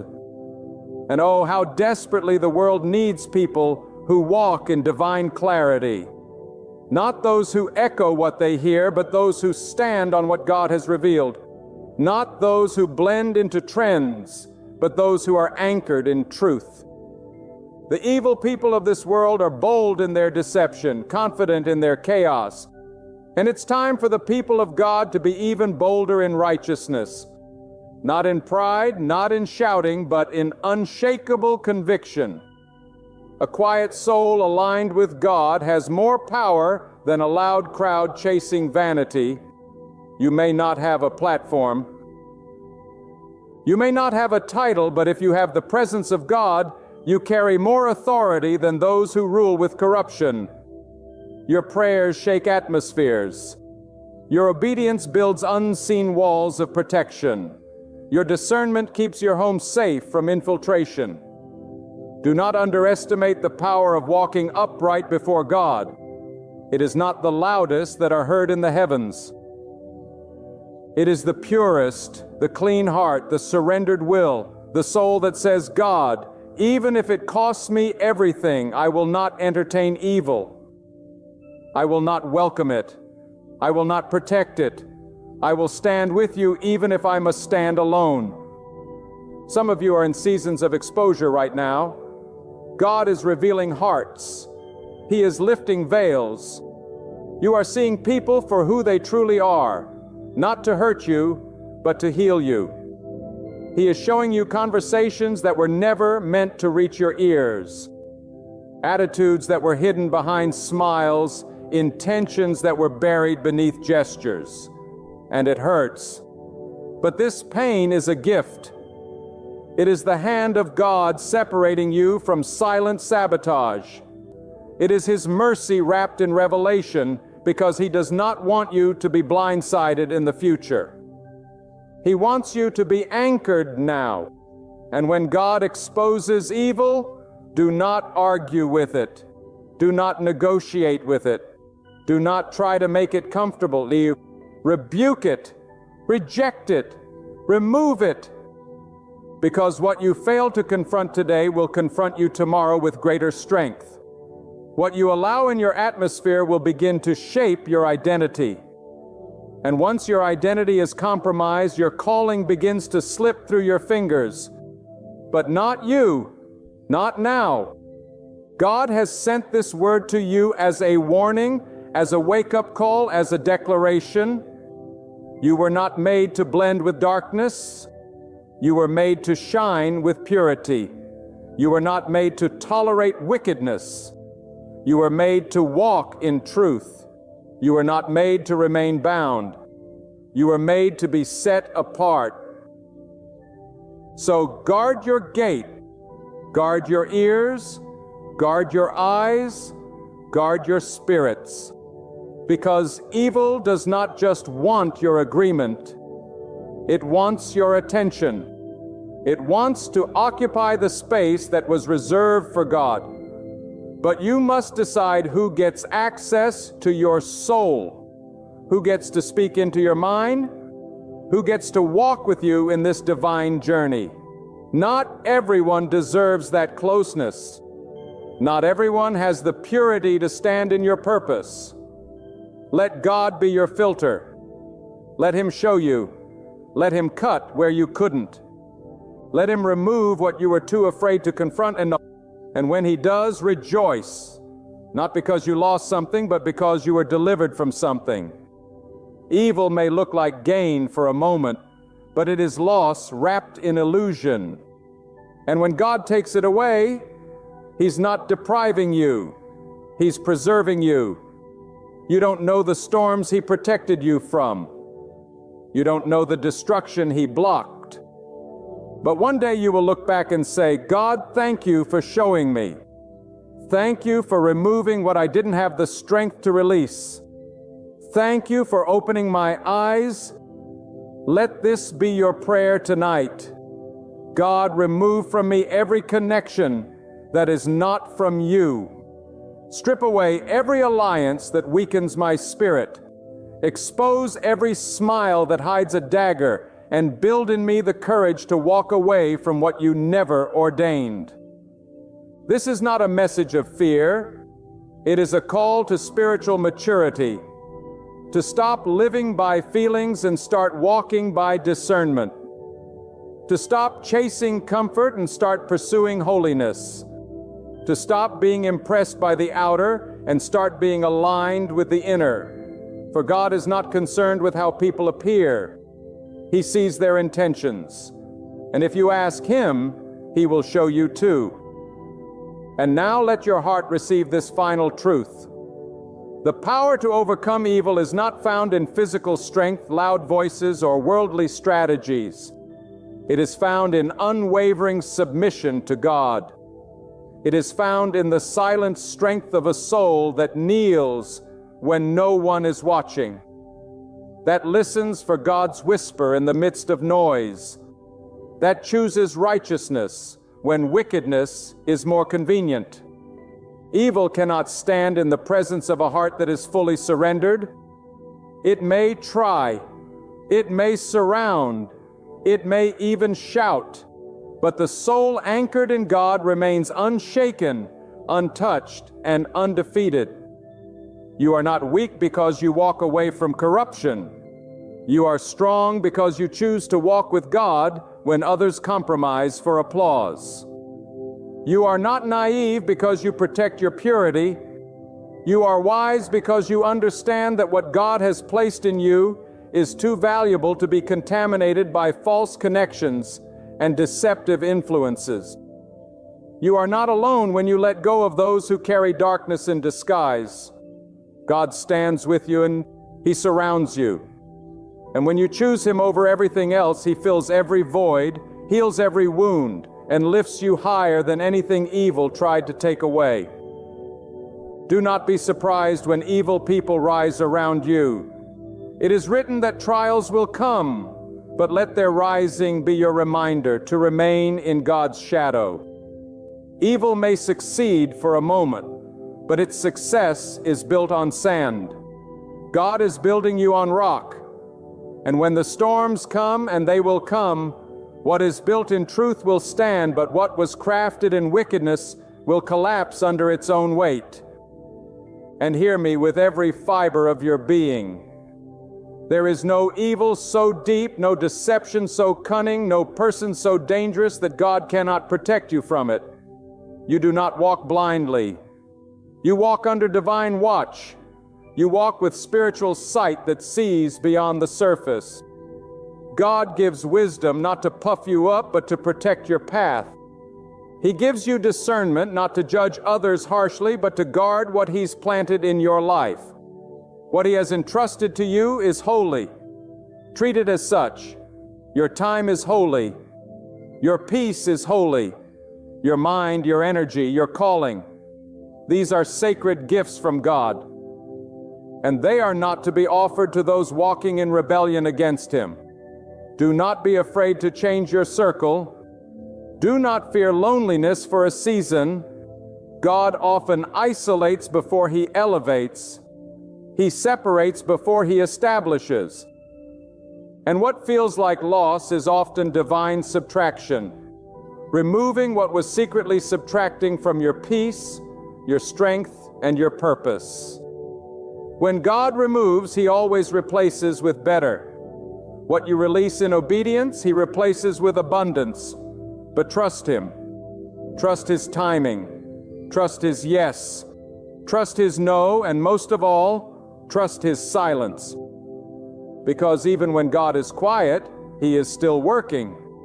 Some of you have spent too long trying to figure out why people changed, why relationships turned, why hearts went cold. But hear this now. It was never about you. It was about the unseen battle over your soul. Evil never attacks the empty. It attacks the anointed. It surrounds the chosen. And if you have been in the fire, if you have felt the sting of betrayal, if you have been pierced by silent warfare, take heart. You are not being destroyed. You are being refined. You are not being abandoned. You are being protected. God has seen every tear, every sleepless night, every cry for clarity, and He has not forgotten you. Lift your head, straighten your back, strengthen your spirit. God is not finished with you. What was meant to break you will build you. What was sent to delay you will develop you. What was designed to confuse you will now clarify you. And when you rise, you will not rise with bitterness, but with boldness. You will not rise with pain, but with purpose. You will not rise with hate, but with heavenly vision, because God has used the darkness to make your light shine brighter. He has used the enemy to teach you how to war. He has used the lost to teach you how to guard what matters. Let this be the moment you stop questioning what God removed and start praising Him for what He's about to release. Let this be the moment you stop entertaining what drains your spirit and start protecting what feeds your soul. Let this be the moment you no longer fear evil people because you are walking hand in hand with the one who has dominion over all creation. And as you go forward, take this final word and seal it in your spirit. Where God dwells, evil has no ground to stand. It cannot invade your thoughts, your household, or the destiny ahead of you. Even when the enemy raises his voice, the Lord's voice thunders louder. Even when the wicked devise clever schemes, God's wisdom outshines them all. Even when shadows close in, a single word from God drives them away.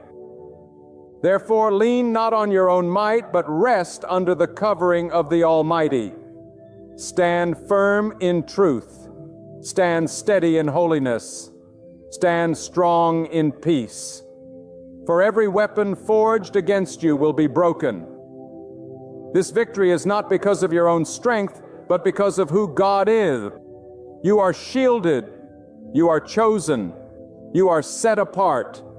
And no force of darkness can undo that truth. Let your very life declare what it means to walk with God, courageous, faithful, and uncompromising. For when you journey with Him, you walk in light. And in that light, darkness has no place to remain. God is ready to catapult you into a fresh realm.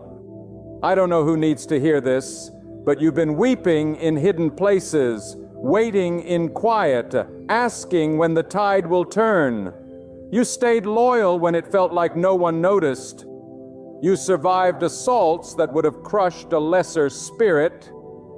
You have walked through flames, weathered storms, been pushed aside, felt isolated, and fought battles that rattled your soul. Yet here you are, still upright. I'm here to proclaim with holy certainty, this is not the finale. This is the launch point. This is the breath before your destiny erupts. God is preparing to move in your life in ways no eye has witnessed, no ear has heard, and no heart has imagined. He is working behind the curtain in the hush, setting the stage to lift you into a realm you have never entered. When God is about to act, He first separates. He draws you away from the familiar so He can shape you in the holy. You may feel like you've been hidden, but hidden does not mean forgotten. Hidden means preserved, protected, set apart for a greater purpose. God hides His chosen ones before He reveals them. He covers what He plans to crown. And you, my friend, have been in the workshop of heaven. God has been refining you, molding you, breaking off every weight, cutting away every distraction, removing every counterfeit connection, because where He's taking you, the old things can't go. There's a stirring in the Spirit right now. Something is shifting. The pain wasn't random. The delay wasn't a denial. The loneliness wasn't punishment. It was preparation. You had to be stripped so that nothing would interfere with what God is getting ready to place in your hands. You had to be crushed so that the fragrance of your life would rise like incense before Him. You had to be humbled so that pride wouldn't poison the blessing that is coming. God never promotes without preparation. And you've been in the furnace. You've been under pressure. You've been crying out, God, when? God, how long? But He hasn't forgotten you. He has heard every prayer, seen every tear, and counted every sleepless night. And I came to tell you with fire in my bones, your waiting is not in vain. God is about to launch you. Not just lift you, not just bless you, hunt you. That means you're not going back to the same level. You're going into a dimension you've never known. A place of authority, a place of power, a place of favor, a place where your enemies will watch from a distance and know God was with you all along. You see, the enemy tried to bury you, but he didn't know you were a seed. He tried to silence you, but he didn't know. God was amplifying your voice through suffering.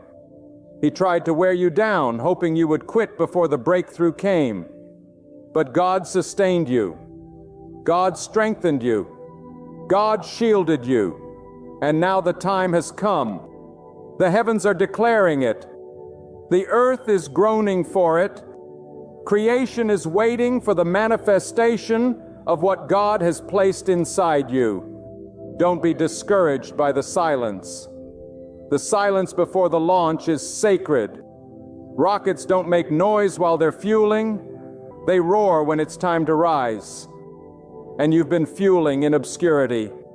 You've been gathering strength in secret. But now the countdown has begun. God is aligning the right doors, the right people, the right moment. Everything is about to converge. And when it does, no man, no devil, no system, and no obstacle will be able to hold you back. You may not feel qualified. You may not feel ready. But God doesn't call the qualified. He qualifies the called. And you have been called. Not just for survival, not just to get by.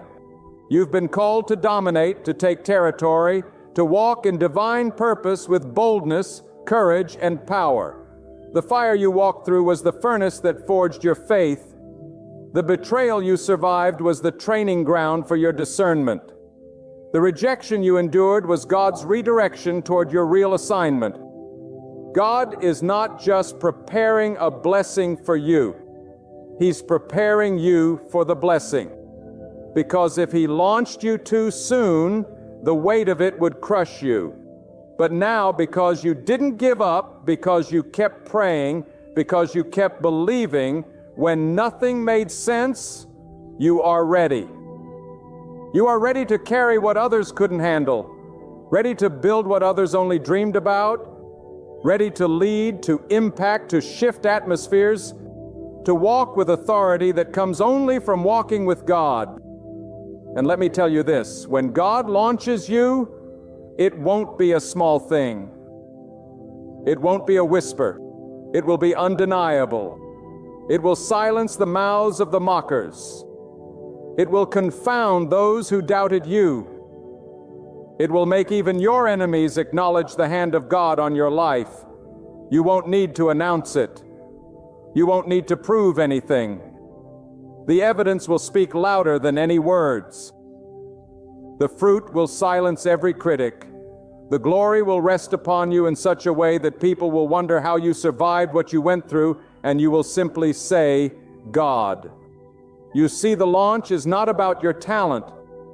It's not about your connections. It's about your obedience.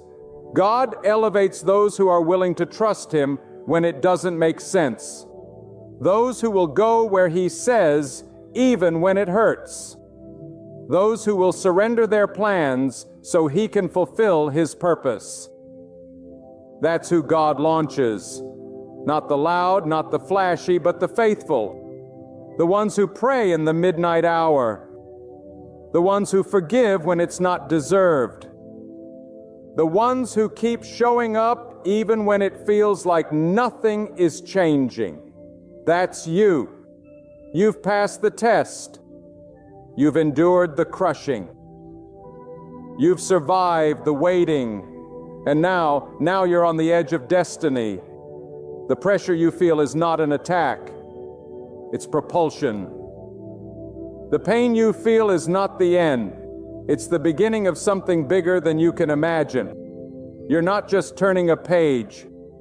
You're stepping into a whole new book. A dimension where favor follows you, where power flows through you, where peace surrounds you like a shield, where your voice carries weight, where your prayers shift atmospheres, where your steps are ordered and your path is lit by the presence of God. The old doors are closing not to punish you, but to push you into what's next. The old relationships are fading not because you failed, but because you outgrew the soil. You're not being punished.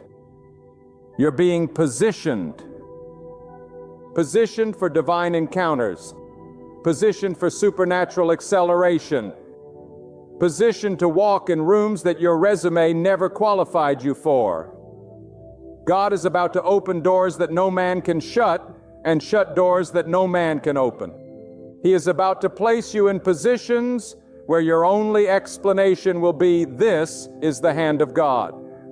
And as God launches you, understand this: not everyone can go with you. Not everyone will understand the shift. Some will question the change in your life, not because you're wrong, but because they're too attached to the version of you that fit their comfort. But God is not launching you to stay familiar. God is launching you to be set apart. You were never meant to blend in. You were meant to stand out. The new dimension God is taking you into requires boldness, obedience, and unwavering trust. It's a realm where compromise cannot survive, and where faith is your only fuel. God does not elevate based on popularity. God elevates based on purity, perseverance, and purpose. You don't need validation from man when you've been commissioned by God. You don't need applause when heaven has already approved you. You've spent too long explaining yourself to people who lack the spiritual eyesight to see what God is doing in your life. Stop shrinking to fit into rooms that were never built for the magnitude of your assignment. Stop watering down your voice to make others comfortable. God is calling you into a dimension where clarity, courage, and conviction will define your every move. This next level requires separation from distractions. God is calling you to a deeper discipline, a higher level of thinking, a sharper level of discernment. You can't carry bitterness where you're going. You can't carry old fears, old wounds, and old patterns. God is trying to take you into a dimension where your spirit is free, your mind is renewed, and your soul is anchored in truth. You're not just entering a season, you're entering a spiritual territory, a domain where your authority is not based on title, but on time spent with God in the secret place. When God launches you, it may feel lonely at first. The higher you rise, the fewer the voices around you. But don't fear the silence. It's in that silence that God begins to download vision, strategies, instructions, wisdom that this world can't offer. You are being entrusted with revelation that can shake systems, shift lives, and break generational cycles. You are being called to carry a voice that disrupts darkness, a presence that changes atmospheres, a spirit that refuses to settle for the ordinary. The dimension God is launching you into is not for the faint of heart. It's not for those who live to please the crowd. It's for those who walk by divine instruction, those who can hear the whisper of God in the middle of noise, those who won't bow to pressure, who won't fold under fire, who won't compromise their integrity for temporary recognition. This is a dimension for the brave, for the pure, or the surrendered. Do you not perceive it? Do you not feel it stirring? God is doing a new thing, not just around you, but inside of you. Your thoughts are changing. Your appetites are changing. Your circle is shifting. Your vision is becoming clearer. You no longer crave what once satisfied you because your spirit is hungry for what only God can provide. You're no longer distracted by surface-level pursuits because your soul is now chasing after deeper purpose. God is releasing you from things that no longer serve your destiny. You thought they were losses, but they were actually divine subtractions. You thought it was rejection, but it was protection. You thought it was a closed door, but it was a divine redirection. And now that the clutter is being cleared, now that the fog is lifting, you can finally see what God has been trying to show you all along. You were born for more. Not more in terms of material things, but more impact, more clarity, more peace, more obedience, more spiritual authority. God is calling you to a place where your prayers shift nations. Your words pierce the hearts of many, and your life becomes a living testimony of the power and sovereignty of God. This is not about fame. This is about fire, a holy fire, a spiritual boldness that will make you walk into rooms and shift the atmosphere without saying a word, because the glory of God will rest on you so heavily that people will feel the weight of your obedience. You didn't go through the pain for nothing. You didn't endure the wilderness to die in it. The dry places were a proving ground. God was watching how you responded when no one else was clapping. He was watching how you responded when your prayers seemed unanswered. When people turned their backs on you, when you had every reason to quit, but you chose to keep going. That's what God honors. Not perfection, but perseverance. Not charisma, but character. And because you remain steadfast, God is now raising you up. You've been faithful over the small things. Now God is about to make you ruler over greater. But understand this, with greater elevation comes greater responsibility. With greater visibility comes greater accountability. You cannot walk into this new dimension carrying an old mindset. You must be renewed, refined, re-entered in the presence of God. Because where you're going, distractions can destroy you. Pride can poison you, but humility will preserve you. So guard your heart, stay in alignment, keep your motives pure. Let your yes to God be louder than your fear of man.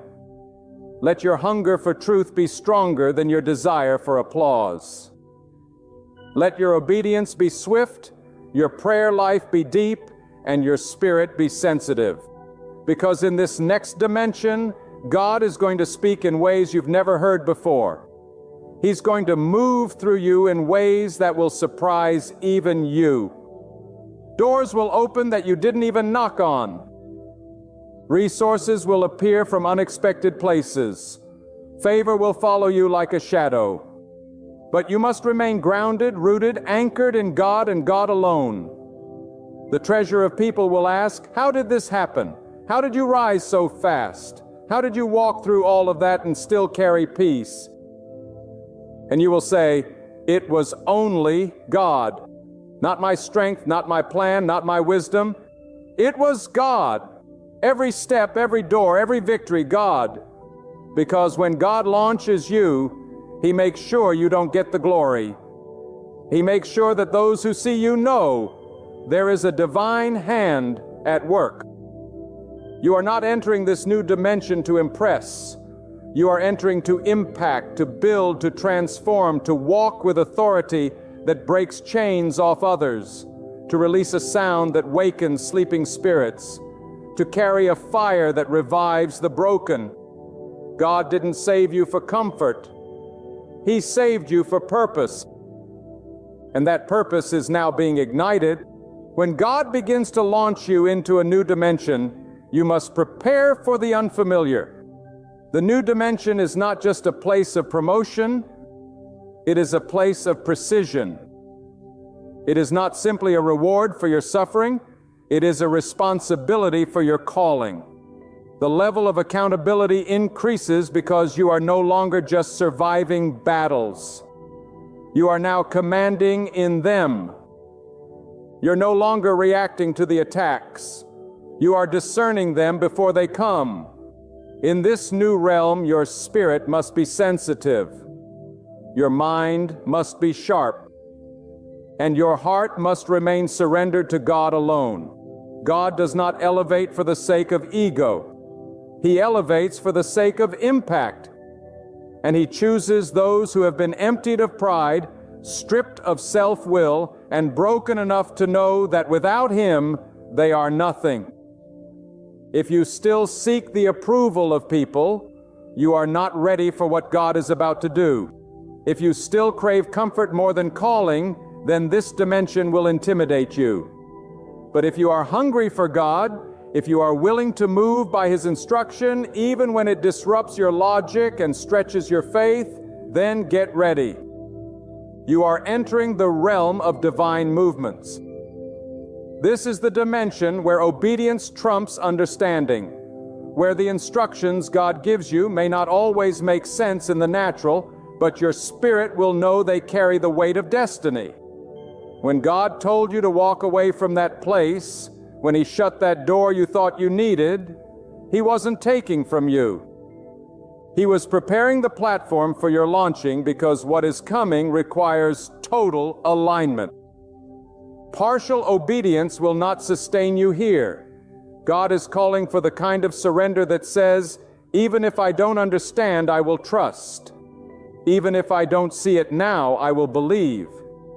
Even if it costs me everything, I will follow.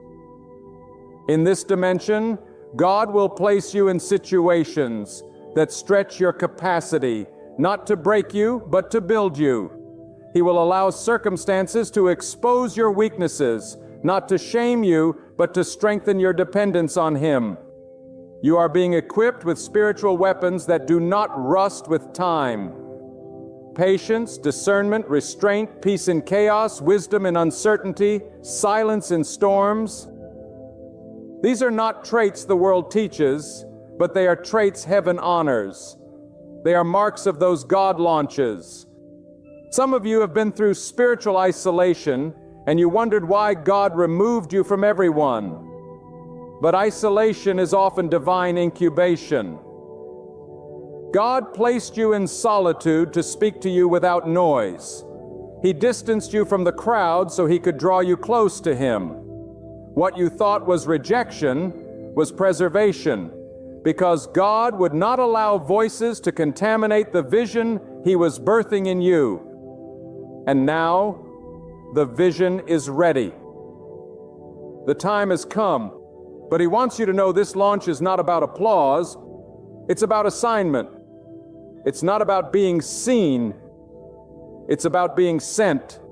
When God launches you, you cannot take old habits into new heights and need.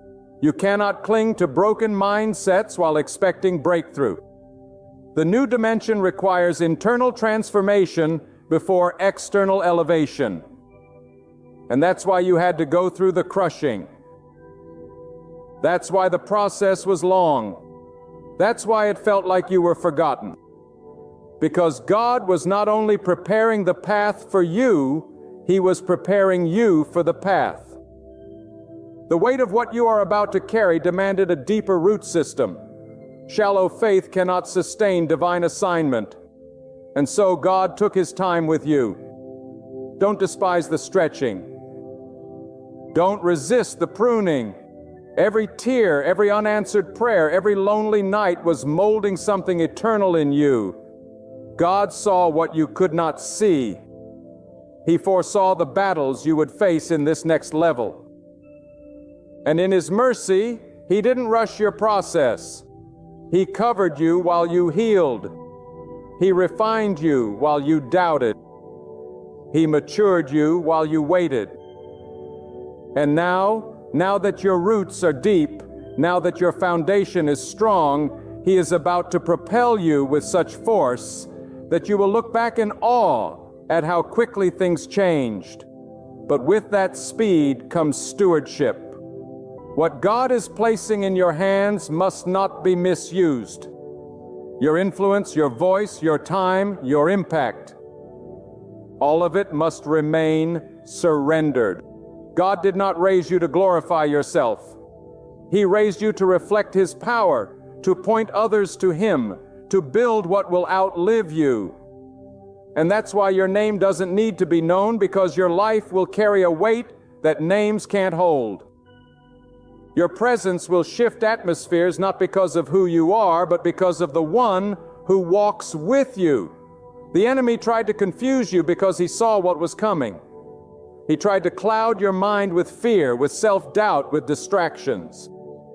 He tried to convince you that you were too late, too broken, too insignificant.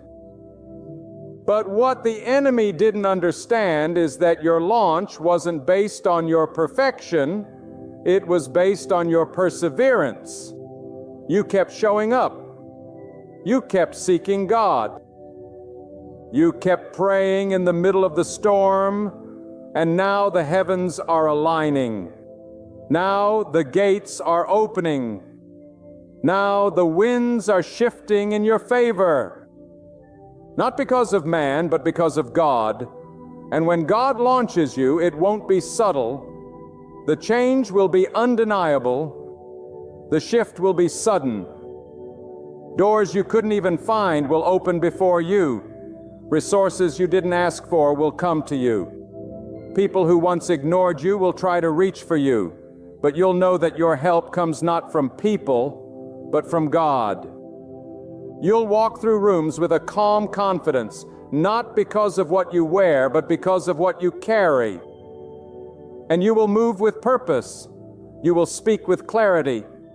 You will serve with humility because you will know this is not your doing. This is God's divine movement and God light here. There will be moments where it feels overwhelming, where the weight of the assignment feels heavy. But remember this, if God launched you into it, He will sustain you through it. His strength is made perfect in your surrender. His guidance is available in your stillness. His provision is hidden in your obedience. You will never lack what you need when you remain anchored in God. He does not send without supply. He does not call without covering. He does not assign without assistance. This is your time. This is the divine window you've been praying for. But you must be courageous. You must rise above the noise, walk past the fear, and step into what God has prepared. The atmosphere around you is about to shift. The people connected to you are about to witness a transformation they cannot explain. Not because you became someone else, but because you finally stepped into who God always said you were. And in that step, the old you falls away. The small thinking dies. The limited living is destroyed because when God launches, He leaves no room for the ordinary. So walk into this next dimension with boldness. Carry the fire of your trials with you. Let it fuel your passion, deepen your compassion, and elevate your intercession. You've been through too much to play small. You've endured too long to second-guess the calling. God is not just lifting you, He is entrusting you. He is placing you where you will influence, restore, and build for His purpose. The old season was your classroom, but now it's time for deployment. The tests are over, The refining is complete. The wind is behind you. The door is before you. And the voice of God is saying, go. You are not who you were. You are who God has shaped through the fire. You are not defined by where you came from, but by where God is sending you. Let that truth steady your feet. Let it silence every doubt, because God is not done. He is only beginning. And you are His vessel for this moment. You are His messenger for this generation. You are His warrior for this battle. And now by His will, by His timing, and for His glory, God is launching you. God is not launching you for convenience. He is launching you for conquest. This is not about stepping into a more comfortable season. This is about stepping into a season of spiritual dominion. You are about to walk into a territory that the enemy once ruled, and your very presence will shake the foundations of darkness. When God launches, it is not for display. It is for disruption. The systems that once oppressed you will now bow to the power God is placing in your voice. The same battles that used to overwhelm you will now be under your feet, because God is not just promoting you. He is positioning you as a force for His divine agenda on earth. Understand the weight of what's being released into your life. This goes beyond a single victory. It moves through generations. The chains you shatter now will liberate faces you'll never meet. The thresholds you step across will remain open so others can follow. The prayers you whispered alone are igniting flames in places you've never set foot. You are more than a beneficiary of God's favor. You are its steward. And carrying something that potent means you cannot treat it lightly. Walk with awe, with deliberate purpose, with fire in your marrow and purity in your motives. In this new realm, God will sometimes call you to voice what others fear, to expose what others ignore, to stand unshaken when others bend, to bring comfort. Do not pull back. Do not dilute the message to make it easier for the spiritually asleep to swallow. You have not been called to lull the weary into deeper slumber. You have been called to awaken the dry bones. You have been chosen to carry a voice that resurrects dead visions, revives broken dreams, and restores wounded hearts. The shift that is coming will not be without resistance. When God begins to launch you, forces will rise to distract, to delay, to derail. But stay focused, stay planted, stay drenched in prayer, because the enemy doesn't attack what isn't a threat. And you, because of what God has placed inside you, are a threat to the kingdom of darkness. Your presence in this world is not an accident. Your pain was not in vain. Your warfare was not wasted. Everything you've endured has prepared you to walk in spiritual boldness. And now that God is moving, you must be ready to act. This dimension will not operate by sight. It will operate by spiritual sensitivity. You must discern where to go, what to say, when to move, and when to be still. Every step must be surrendered. Every decision soaked in prayer. You are not being launched for performance. You're being launched for purpose. And that purpose is not about platforms. It's about people. It's about impact. It's about obedience to the divine blueprint God wrote for your life before you ever took your first breath. Be warned, this next season may cost you some relationships. Everyone who started with you is not meant to finish with you. Some were only there to observe your preparation, not participate in your elevation. Let them go without guilt. Let them walk without explanation. Because where God is taking you, not everyone has the spiritual endurance to follow. Do not drag into your destiny what God already removed in your process. This launch is not dependent on the support of man. It is sustained by the hand of God alone. You've spent enough time questioning whether you're ready. God would not launch you if you weren't equipped. You may not feel ready, but your spirit has been made ready through the trials, the tests, the sleepless nights, the broken prayers, and the moments of deep surrender. You were forged in silence. You were strengthened in private. And now God is calling you to arise in power, not because of who you are, but because of who He is through you. The glory will never be yours. It belongs to God alone. Your story is just the canvas. God is the artist. The world is not in need of more noise. It needs voices that carry the weight of divine encounters. Voices that pierce through confusion with clarity. Lives that reflect the stillness and the strength of one who walks closely with the Most High. You are being launched not to impress, but to illuminate. To be a light in the thickest darkness. To be the echo of truth in a world drowned in deception. You are not called to fit in. You are called to stand out, to rise above, to walk so deeply in your God-given identity that compromise becomes impossible. Do not fear the cost. What you are walking into carries eternal significance. Your obedience now will create waves in generations to come. Your submission to God's timing is setting up divine appointments you haven't yet imagined. You are stepping into a realm where miracles are normal, where favor follows obedience, where your thoughts are not limited by human understanding, but elevated by divine revelation. But all of this requires one thing: complete surrender, not partial obedience, not delayed submission. God is launching those who are fully yielded. This is a sacred moment, a holy acceleration, a divine release. Heaven has recorded every silent yes, every hidden sacrifice, every private battle. And now God is about to make public what He has refined in private.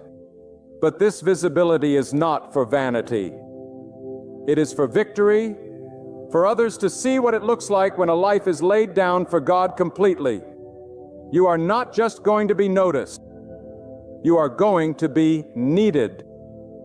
You are not just going to be seen. You are going to be sent. You are not just going to speak. You are going to shift lives. You have been marked. You have been chosen. You have been set apart for such a time as this. The spiritual realm is already adjusting to make room for your arrival. Things that once resisted you will now open at your command. Not because of you, but because God walks with you. Mountains that once stood before you will move. Valleys that once swallowed your joy will now be filled with praise. And places that once knew you as broken will now witness you walking in healing, in purpose, in authority, in power. You must understand that when God launches you, He is not simply shifting your position. He is elevating your entire posture in the Spirit. This is not merely a change of location or situation. It is a transformation of how you walk, how you speak, how you think, and how you war in prayer. This new dimension is not for the emotionally fragile or the spiritually lukewarm. It is for those who have been made firm through fire, who have been taught by tears, and who have come to know God not by comfort but by covenant. You didn't arrive here by luck. You were carved by divine hands, shaped through hardship. And now you are being released to reflect the power of the one who has held you together in your breaking. In this divine season, your movements must be intentional. Your voice must carry clarity. Your steps must be synchronized with God's timing. You can no longer afford to walk by impulse or emotion. Your mission is too great. your purpose too weighty. The margin for error is narrow because where God is taking you, your obedience will be the key that unlocks doors, not only for you but for generations after you. The new dimension God is ushering you into demands a new level of discipline. The comfort of yesterday's routine will not survive in the territory of tomorrow's calling.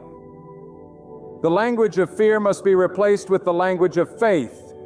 The thoughts of limitation must bow to the truth of divine provision. God is not simply elevating your life. He is shifting your influence. He is turning your pain into a platform, your silence into a sound, and your endurance into evidence. The things that once intimidated you will now serve as reminders of your growth. You no longer respond the same. You no longer fear the noise. You no longer shrink under pressure. You've learned that the most powerful oil flows only after the olive is crushed. And now God is pouring from your life the fragrance of endurance, the aroma of righteousness, the strength that comes from complete dependence on Him. Do not become intoxicated by visibility. Remember, the launch is not the destination, it is the doorway. The dimension God is calling you into is not about being seen, but about being trusted. Being trusted to speak when it's easier to stay silent. Being trusted to remain pure when temptation knocks. Being trusted to serve without recognition. To give without condition and to love without limit. You are being trusted with territory, spiritual territory, that will test your identity, challenge your consistency, and require your unwavering focus. Do not mistake the pressure for punishment. What you feel now is the weight of assignment pressing against your comfort. It is the weight of glory resting on a vessel that has been made ready. You are not being crushed anymore. You are being carried, and God carries those whom He sends. God protects those whom He chooses. There is a hedge around your purpose. There is fire surrounding your steps, and the very things that once wounded you will now become weapons in your hands. Prepare yourself, because not everyone will celebrate this launch. There will be those who question it, those who critique it, those who try to diminish what God is doing in your life because they cannot comprehend it. But you must remain unmoved. Let their doubts strengthen your resolve. Let their silence sharpen your dependence. Let their distance drive you deeper into the presence of God. You were never meant to be defined by the applause or absence of people. Your value is rooted in the one who called you before you were even born. You are stepping into a realm where divine insight will replace natural logic, where God will reveal things to you before they happen, where your decisions will be led by peace, not pressure, where your presence will carry solutions, not just emotions. The world is not desperate for more talk. It is desperate for those who walk in the authority of truth. And you, child of God, have been appointed for such a time as this, not to echo the world, but to echo eternity. Do not be distracted by delay. Divine timing is always perfect. The delays you experienced were not denials. They were divine layers being added to your strength. The season where you saw no movement was the season where God was moving the most within you.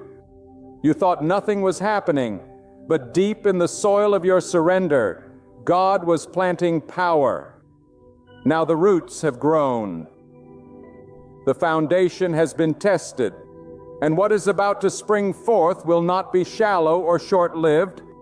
It will be sustained because it was birthed in alignment. As God launches you, prepare for acceleration. You will cover more ground in less time. You will receive wisdom beyond your years. You will recover what was lost, and even gain what was never expected. This is the power of divine positioning. When God says it's time, nothing and no one can hold you back. Not the systems of man, not the opinions of others, not even the past you thought would disqualify you. God is not concerned with where you've been. He's focused on where He's taking you. He is the one who redeems time. He is the one who restores years. He is the one who turns the rejected into rulers, the broken into builders, and the unknown into unshakable. In this new dimension, your posture must change. No more begging, no more doubting, no more pleading for what you already carry. Walk with quiet confidence. Pray with fire. Move with wisdom. Speak with weight. You are no longer who you used to be. You've walked through too much. You've seen too much. You've overcome too much to live like you're still in waiting. You're not waiting anymore. You're walking. You're not wondering anymore. You're witnessing. God is making it happen now, here through you. So let the fear fall off. Let the shame dissolve. Let the comparisons be silenced. You don't need to look like anyone else, sound like anyone else, or move like anyone else. You were never meant to fit in. You are called to stand out, set apart by God's own hand. And when God marks you, there is no duplicate. When He launches you, it is not a repeat. It is a revelation, a new sound, a new strength, a new season. This is not just your moment, it is your mandate. You are not entering lightly. You are being released with fire, with purpose, with divine permission. What lies ahead is sacred. Guard it, honor it, steward it, and above all, remember this. The same God who lifted you will keep you. The same God who launched you will lead you. And the same God who called you will finish what He started in you. This is not the season for hesitation. When God launches you, hesitation becomes disobedience. You must respond when God speaks.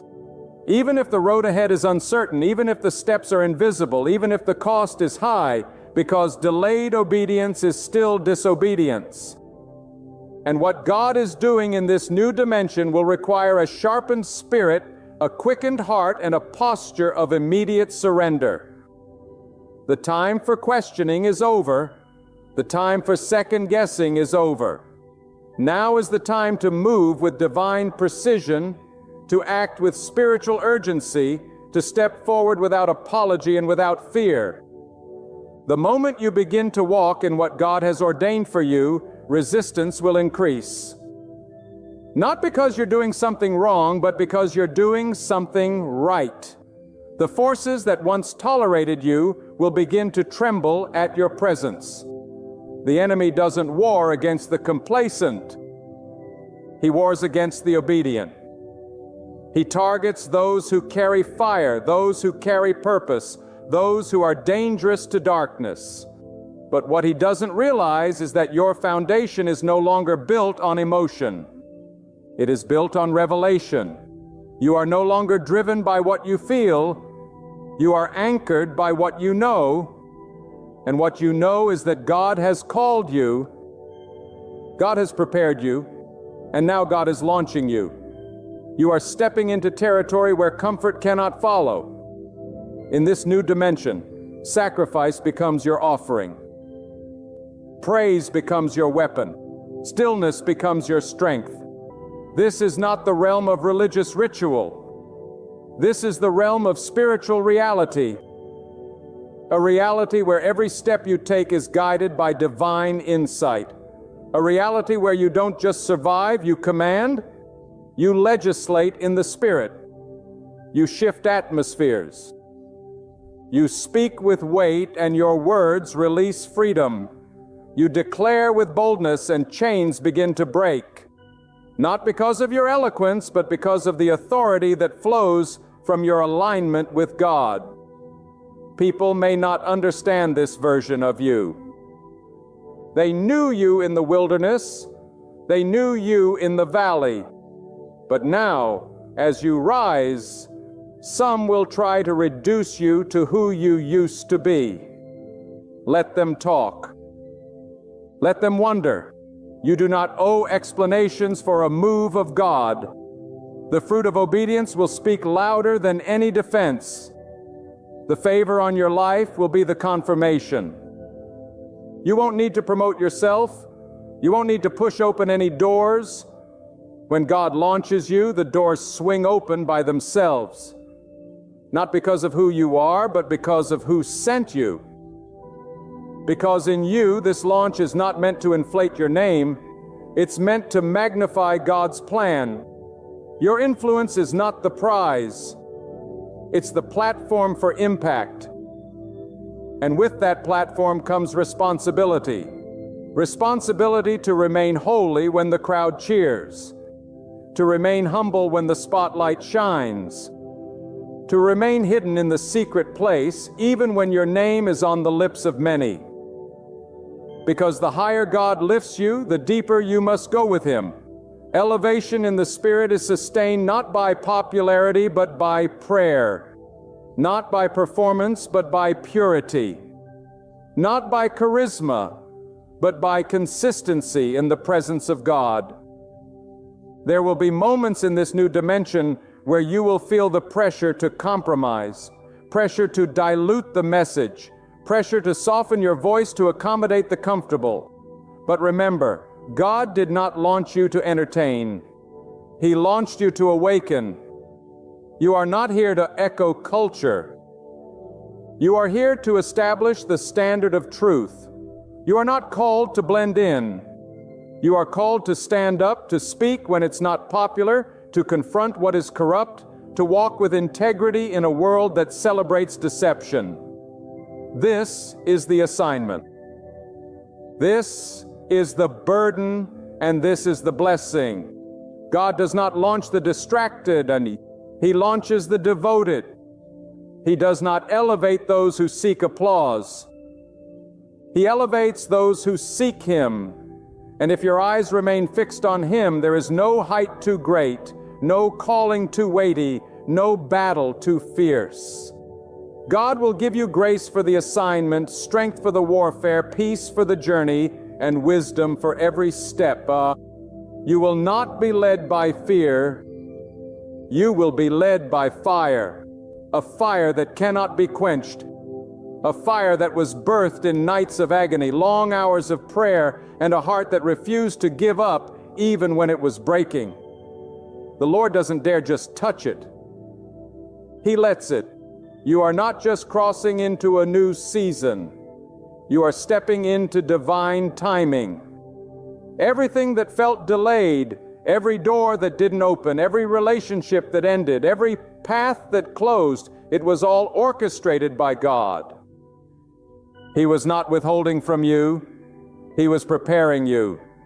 He was stretching your capacity, training your ears, strengthening your resolve. And now, what was once a mystery will soon become a testimony. What confused you in the dark will make sense in the light. What felt like loss will now be seen as protection.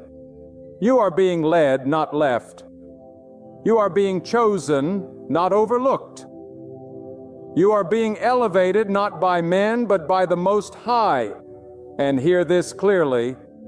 You do not need the support of many when you are backed by God. You do not need the validation of those who once ignored your calling. You do not need permission from those who doubted you.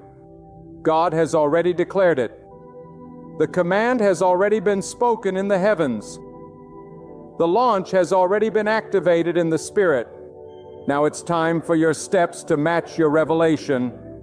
Now it's time to walk in what you've prayed for, what you've cried for, what you've fasted for. This is the dimension of fulfillment. the dimension of execution, the dimension of walking out every promise God whispered to your spirit when no one else was listening. This is the call to listen. So stand without fear, stand without delay, stand without regret. You do not stand by yourself. The presence of God walks ahead of you. His strength wraps around you. His voice directs you. His hand holds you steady.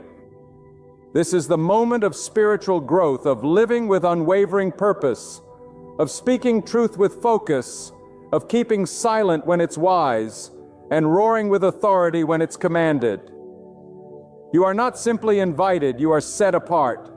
Not just talented, you are ordained. Not just prepared, you are released. And once God releases you, no power on earth can undo it. So remain in His presence, walk in His will, hunger for His word, and let your life be the undeniable testimony that when God sends you forth, nothing is ever the same. Imagine this, buried deep within you, yes, you, rests a power so holy, so godly, that should it fully awaken, it would rattle the very foundations of hell. Imagine the heavens leaning in, holding their breath, not because of your skill, not because of your notoriety, and not because of your history, but because of a gift God placed inside you long before the world began. What if the enemy has targeted you not for who you are today, but for the treasure God seated in you that you are yet to uncover? Friend, I declare this to you, you are God-gifted. Now is the time. It is time to uncover that gift and set it ablaze for heaven's glory. Too many drift through life like spiritual orphans, unaware of the inheritance breathed into their spirit by God. They attend services, pray the right prayers, try to live rightly, yet they never step into the fullness of their divine calling. Why?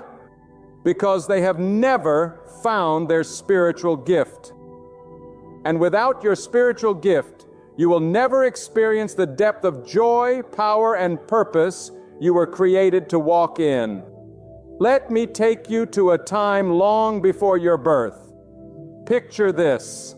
Before time began, before stars were flung into the darkness, before Adam breathed his first breath, God had already written your name in His heart.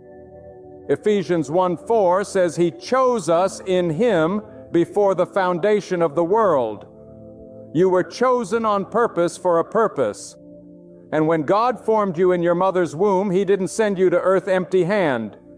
No, beloved, He placed something inside you, a divine seed, a heavenly assignment, a spiritual gift that was meant to build His kingdom, bless His people, and glorify His name. But here's the problem. The world will try to distract you. The enemy will try to confuse you. And even religion sometimes will try to tame you. Because if you ever discover the gift God placed in you, if you ever activate it, you will become a threat to darkness, a healer to the broken, and a vessel of revival in your generation. Let me tell you, discovering your spiritual gift is not about personality tests or church positions. It's not about titles or fame or applause. It is about intimacy with the Holy Spirit. It is about surrender. It is about hunger. The more you seek God, the more you discover yourself. Not the self that culture defines, but the self that was hidden in Christ Jesus before the earth was born. 1 Corinthians 12:47 tells us there are different kinds of gifts, but the same Spirit distributes them. There are different kinds of service, but the same Lord. Now to each one the manifestation of the Spirit is given for the common good. Did you catch that? To each one. That includes you. That includes the mother raising children in a quiet home. That includes the elderly man who prays alone at night. That includes the young believer who's just learning how to walk by faith. If you belong to Christ, You are not left out. There is a gift inside you waiting to be unwrapped by the hands of surrender. I remember a young man who came to one of my meetings sitting in the back row. He looked ordinary, shy, overlooked, but when the Spirit of God fell upon him, he began to speak with wisdom that no schooling could teach. He wept with a burden for lost souls. He began to teach others with boldness and clarity. That man became a pastor not because of a degree, not because of a platform, but because the Holy Spirit awakened the gift inside of him. And it all started when he dared to believe that God had placed something inside of him that this world needed. Don't you see, my friend, the kingdom of God advances not through superstars, but through surrendered servants, not through charisma, but through consecration. Your gift may not be loud, it may not be visible, but it is powerful.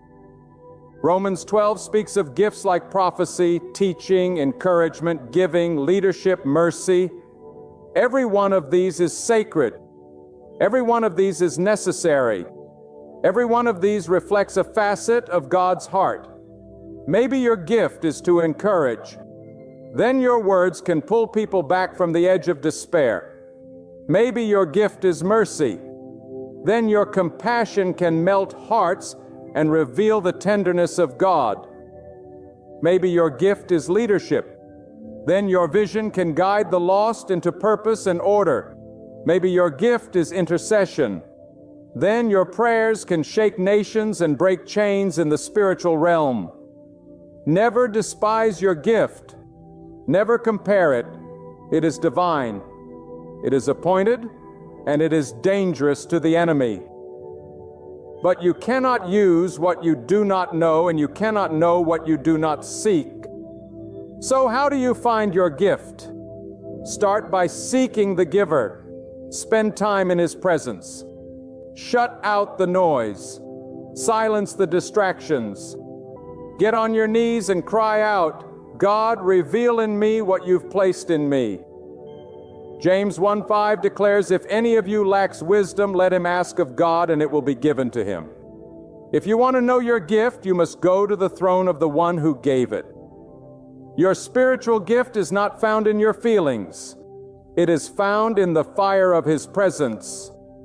And then step out in faith. You will never find your gift by sitting still. You discover it in motion, in service, in obedience. As you begin to serve others, the Spirit will begin to reveal where your oil flows the strongest. That's where your gift lives, where you feel God's anointing surge through you, not for your glory, but for the transformation of others. Some of you are waiting for a lightning bolt, but God is waiting for your yes. He's not looking for perfection, He's looking for permission. He wants to use your hands, your voice, your life, but you must lay it all down. The cross is not a place of comfort. It's a place of surrender. When you die to self, your gift will rise. Don't let fear bury what God has breathed. In Matthew 25, Jesus told the parable of the talents. The one who hid his talent in the ground was not punished for failure. He was punished for fear. Don't hide your gift. Don't bury it in excuses. Don't say you're too old, too young, too broken, too unknown.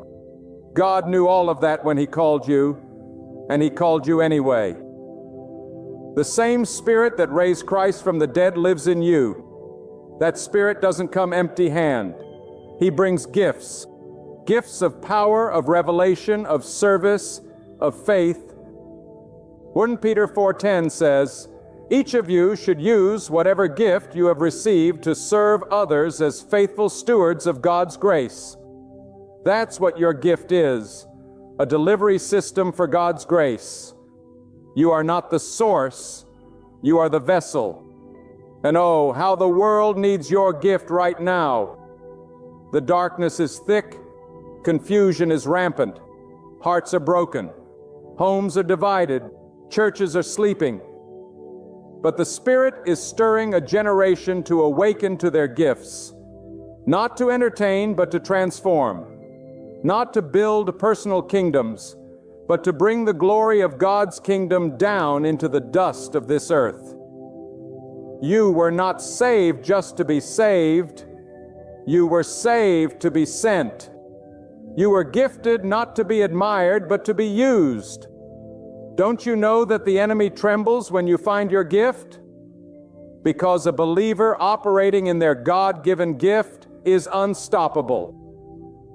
That kind of believer doesn't need applause. That kind of believer doesn't chase platforms.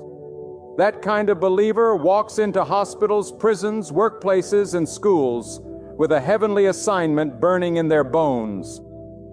Now listen closely, beloved. I must tell you the truth that too many are afraid to speak. There is a war for your gift. Yes, a war. The enemy has studied you not to admire, but to assassinate. He has seen the hand of God on you from your youth, and he has tried to derail your purpose through trauma, abuse, confusion, distraction, sin, and shame. He wants you so wounded that you never dare to step into what you were born to do. But hear me, your wounds do not disqualify you, they prepare you. God never wastes pain, and he turns scars into swords, tears into oil, and ashes into fire. The very thing the enemy used to break you, God will use to build you.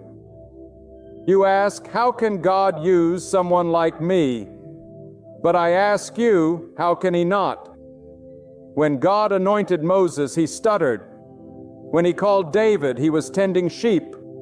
When he chose Gideon, he was hiding in fear. When he appointed Esther, she was an orphan girl in exile. Every one of them had reasons to hide, but every one of them said yes, not because they were qualified, but because they were willing. Because they were willing. And when they stepped forward, the Spirit of God clothed them with power.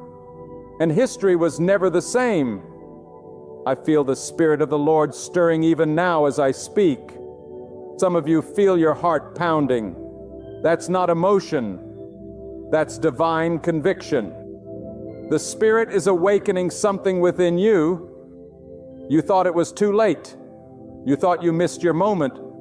But God is saying, I have saved the best wine for last. You are not behind. You are being prepared. You are not disqualified. You are being refined. And now is the time to rise. Some of you have been operating in man-made roles, wearing titles that do not fit the gift inside you. Religion gave you a position, but God gave you a purpose. There's a difference. One can be removed by man, the other is sealed by heaven. And when you walk in your divine gifting, you no longer live to please man. You live to obey God. You're not motivated by applause. You're driven by assignment. The fire that burns in your spirit is not from emotion. It's from the altar of God. And hear this.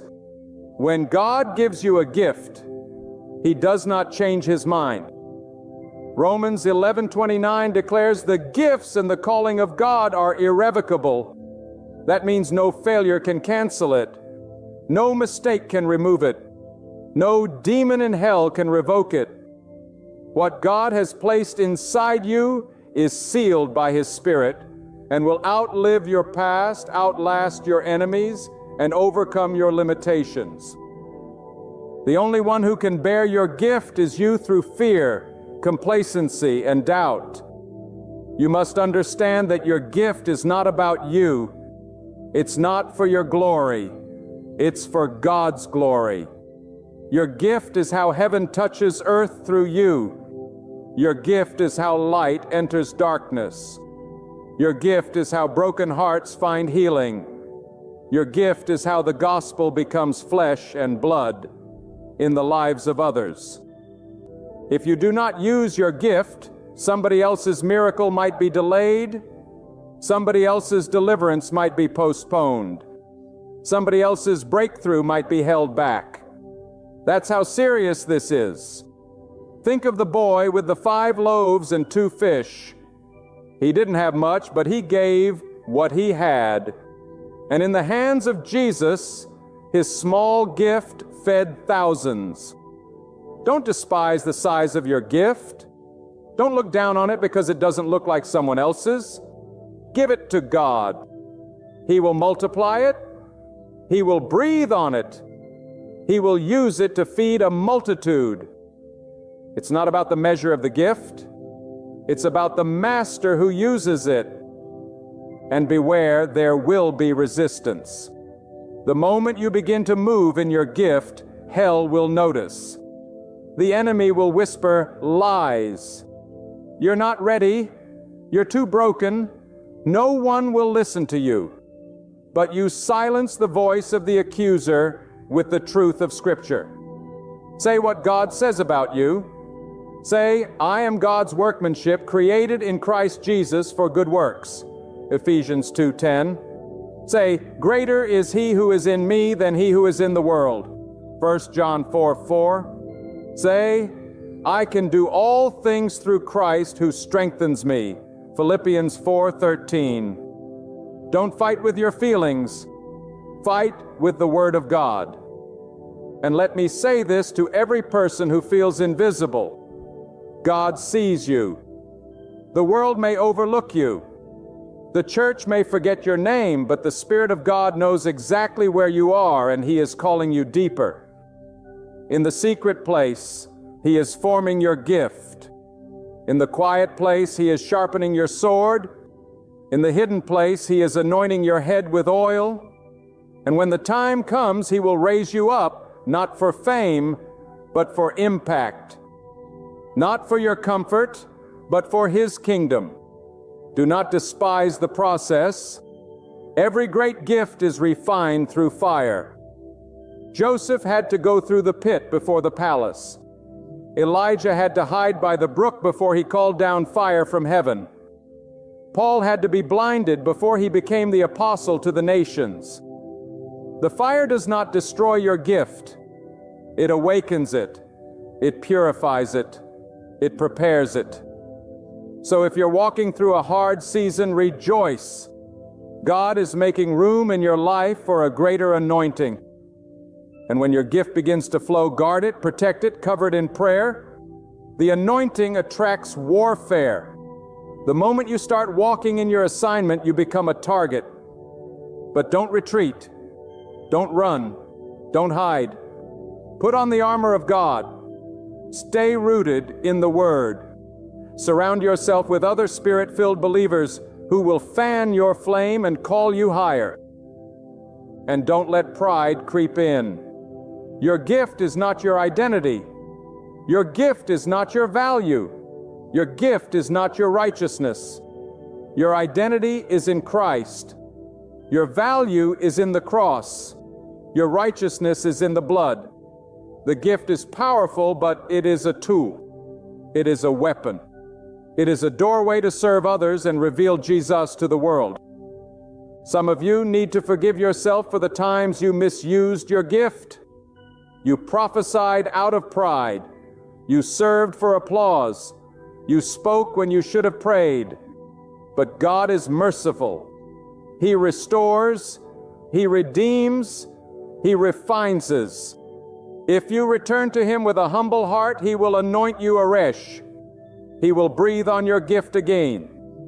He will turn your failures into wisdom and your wounds into testimonies. And if you've never discovered your gift, today is the day to ask. Don't delay. Go into the presence of God with a hungry heart and say, Lord, what did you place in me that I have not yet seen? And then listen, wait, write, obey, because when God reveals it, it will ring like a bell in your soul. It will feel like fire in your bone. It will not flatter your ego. It will ignite your calling. This is not a motivational speech. This is a commissioning. Heaven is calling you to rise. The same Spirit that hovered over the waters in Genesis now hovers over you. He is ready to activate what has been dormant. He is ready to awaken what has been buried. He is ready to pour out fire on dry bones. He is ready to anoint your gift and send you into the harvest field. You see, beloved, the gift of God inside you was not placed there for comfort, for passivity, or for applause. It was not given to decorate your life. It was given to define your calling. And if you do not walk in it, something eternal will go undone in your generation. God has divinely orchestrated your time on this earth, placing you in this exact hour, not by accident, not by coincidence, but by sovereign appointment. He did not assign your gift to the past, nor reserve it for a future time. He assigned it to now because the cry of this broken world, the pain of this present age, the deep darkness suffocating the hearts of men, it demands your obedience now. There is a holy urgency rising in the Spirit. It's not a time to be neutral. It's not a time to hide your fire under tradition or fear or the approval of man. There is a trumpet sounding in the spirit realm, calling forth the hidden vessels, the overlooked intercessors, the silenced prophets, the weary encouragers, the quiet evangelists who have been wandering in the wilderness. The trumpet is sounding, saying, "Come forth. It's time to take your place. It's time to use what I have given you. For the harvest is plentiful, but the laborers are few. Not because they are missing, but because too many are still doubting what God placed within them." That's why we say you must understand this. Your spiritual gift is not just something you have, it's something you steward. It's not a trophy on your shelf, it's a weapon in your hands. If you bury it, the kingdom lacks a piece of its arsenal. If you neglect it, the battle suffers loss. That's why Paul exhorted young Timothy in 2 Timothy 1:6, "Therefore I remind you to stir up the gift of God, which is in you through the laying on of my hands." Stir it up. Fan it into flame. Don't wait for someone else to do it. Don't wait for conditions to be perfect. You are not waiting on God. He is waiting on you. So many sit paralyzed by comparison. They measure their calling against others. They weigh their worth on the scales of social media, influence, or platform size. But let me tell you something. With every ounce of holy fire in my soul, God does not anoint comparison. He anoints obedience. He does not bless imitation. He blesses authenticity. You don't need their voice, their talent, or their path. What you need is to awaken to your own, to fully embrace your portion, your oil, your calling. When God spoke to Jeremiah, he said, "Before I formed you in the womb, I knew you. Before you were born, I set you apart. I appointed you as a prophet to the nations." Yet Jeremiah answered in fear, "I do not know how to speak. I am too young." And how did God reply? "Do not say, 'I am too young.' You must go to all whom I send you and speak whatever I command. Do not be afraid, for I am with you and I will deliver you." That very same voice which spoke to Jeremiah is speaking to you right now. Do not say, "I am too weak, too sinful, too late, too small." If God created you, then He has also equipped you. If He has appointed you, He will surely anoint you in His time. And behold the beauty of holy partnership. God could have chosen to fulfill His will through the command of angels, by the breath of His mouth, by the thunder of heaven itself. But instead, He chose you. Flesh and blood, imperfect clay molded by holy hands. You are not a mistake. You are a miracle in motion. The Holy Spirit is not looking for polished vessels. He is looking for yielded ones. He is not searching for flawless perfection. He is searching for surrendered hearts. And when you walk in your gift, miracles follow.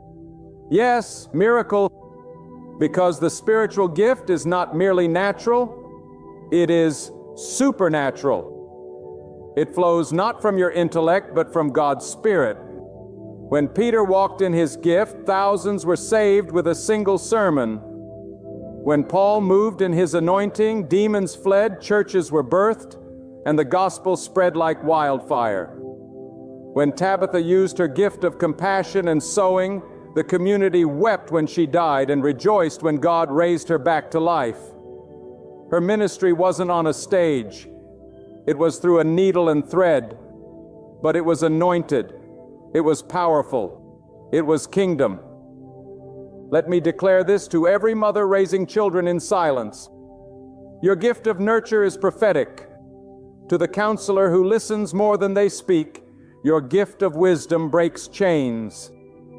To the janitor who prays over the floor he cleans, your faith sanctifies ground others overlook. To the grandmother who intercedes alone in her room, your cries shake heavens and prepare atmospheres for generations to come. Do not let the world define what ministry looks like. Ministry is using your gift wherever God has placed you to reveal His love and His truth. But let me also warn you, every gift comes with weight. The anointing costs something. The oil of your calling is pressed out in private surrender, in seasons of isolation, in battles no one else sees. There will be trials that do not make sense. There will be storms you didn't cause. There will be betrayals that sting deeper than words can express. But all of it, the fire, the shaking, the breaking, is not to destroy you. It is to purify the vessel so that the gift inside of you can flow without mixture. God is more interested in your character than your charisma, and the weight of the gift must rest on a foundation of holiness. And if you need proof that God desires to use you, yes, you, look no further than the cross. Look at the pierced hands of Jesus, stretched wide not just to redeem your soul, but to release your calling. He did not bleed for you to sit in silence. He did not rise from the grave so you could live a life of religious routine. He poured out His Spirit so that you would become His witness, His ambassador, His royal priesthood. A vessel of divine gifting and glory in a dark and dying world. The blood that saved you is the same blood that qualifies you. The cross doesn't just forgive your past, it awakens your future. When Jesus said, "It is finished," He wasn't just speaking of the penalty of sin. He was also announcing the release of divine destiny to everyone who would believe. That includes the weary. That includes the broken. That includes the unqualified. That includes the overlooked.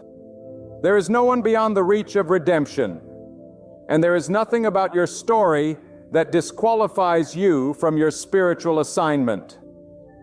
But listen closely.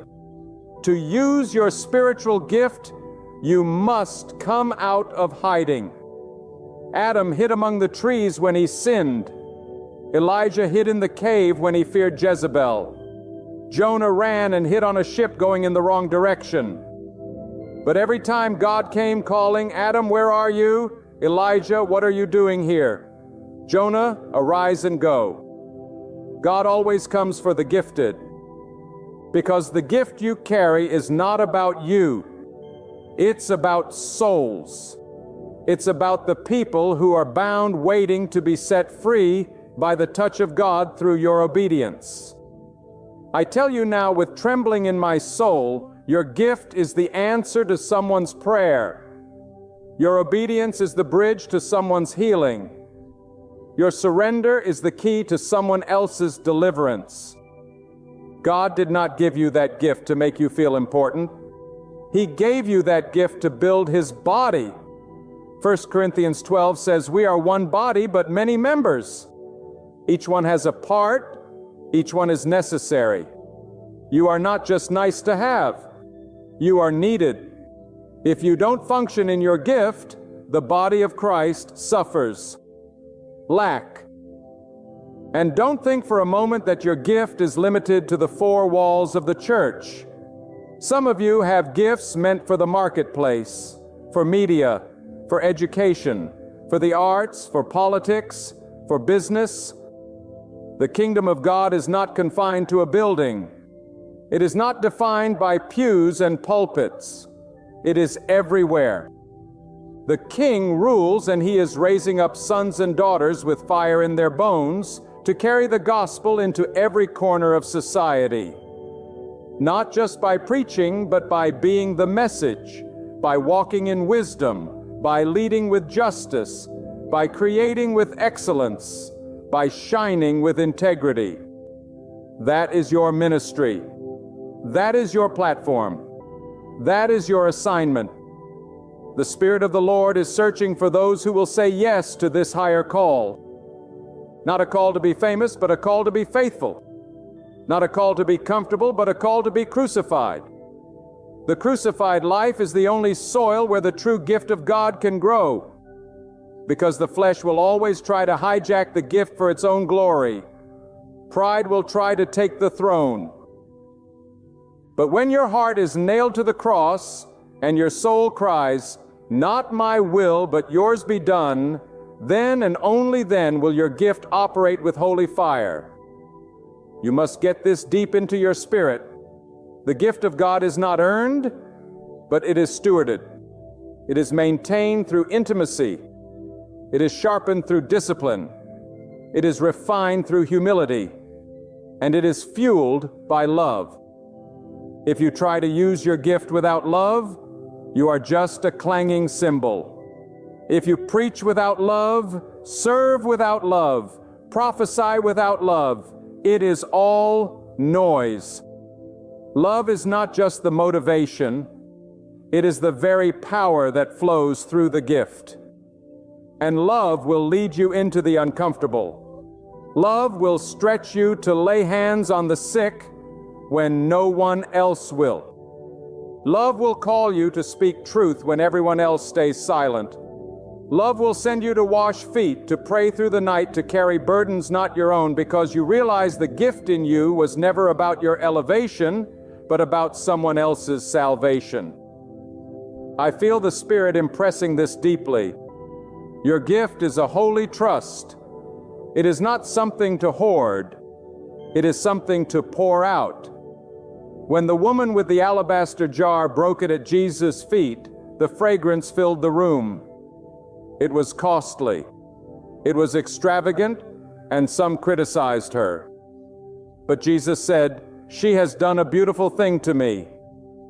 In the same way, when you break your gift open at the feet of Jesus, when you pour it out without restraint, He calls it beautiful. Yes, there will be those who mock your gift. There will be those who misunderstand it. But don't let the opinions of the crowd silence the voice of the King. Obey God, even if no one claps, even if no one sees, even if no one thanks you, because He sees. He remembers, and He rewards in secret what is done in secret. And to those who feel empty, as if the gift inside you has dried up, I speak life over you right now in Jesus' name. The river of God has not stopped flowing. You may have let it become clogged with disappointment, with busyness, with sin, with bitterness, but the well is still there. Dig again like Isaac digging up the wells of his father Abraham. Go back to the places where the Spirit once flowed. Go back to the altar. Go back to your first love. Go back to the quiet place where God first whispered your name. Let Him cleanse you. Let Him fill you. Let Him reignite the fire. The gift is still there. It just needs to be stirred. Oh, beloved, do not waste another day. Time is short. Eternity is near. Souls hang in the balance.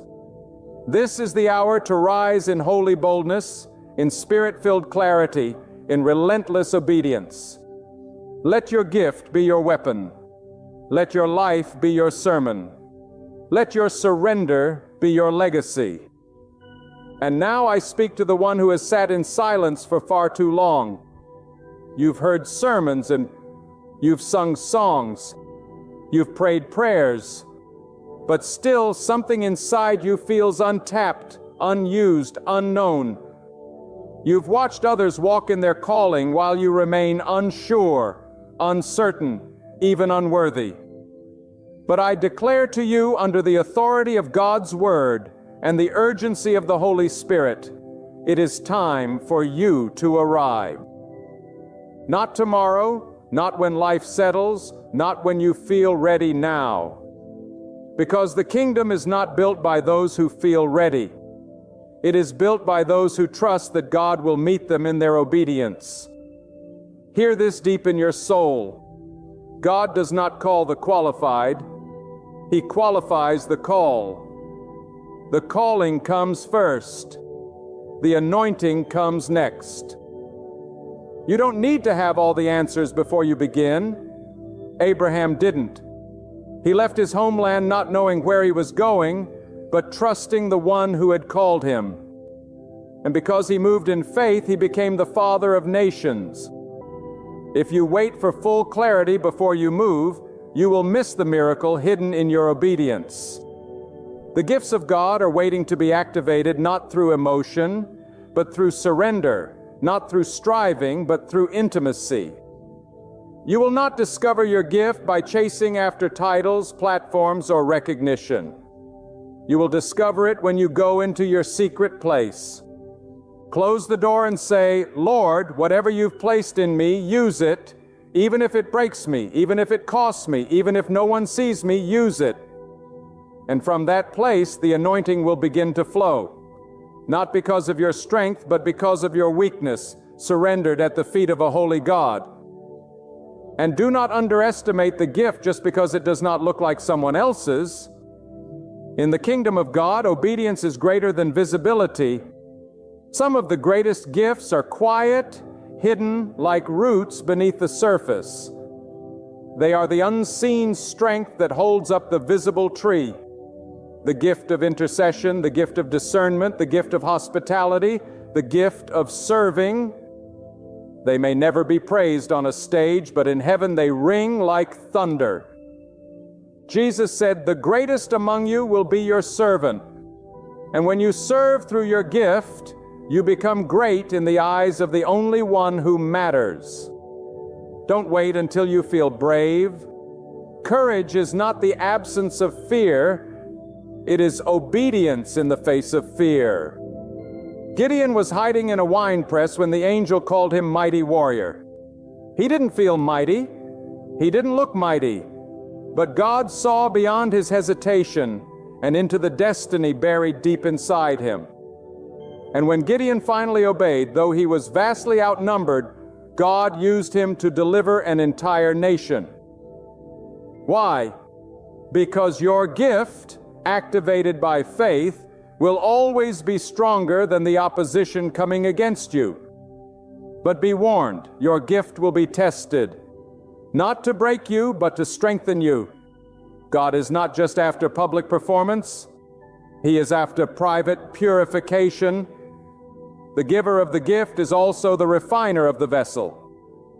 You must walk through fire, not because you are forgotten, but because you are chosen. And chosen people don't live easy lives. They live consecrated ones. There is a cost to carrying something holy.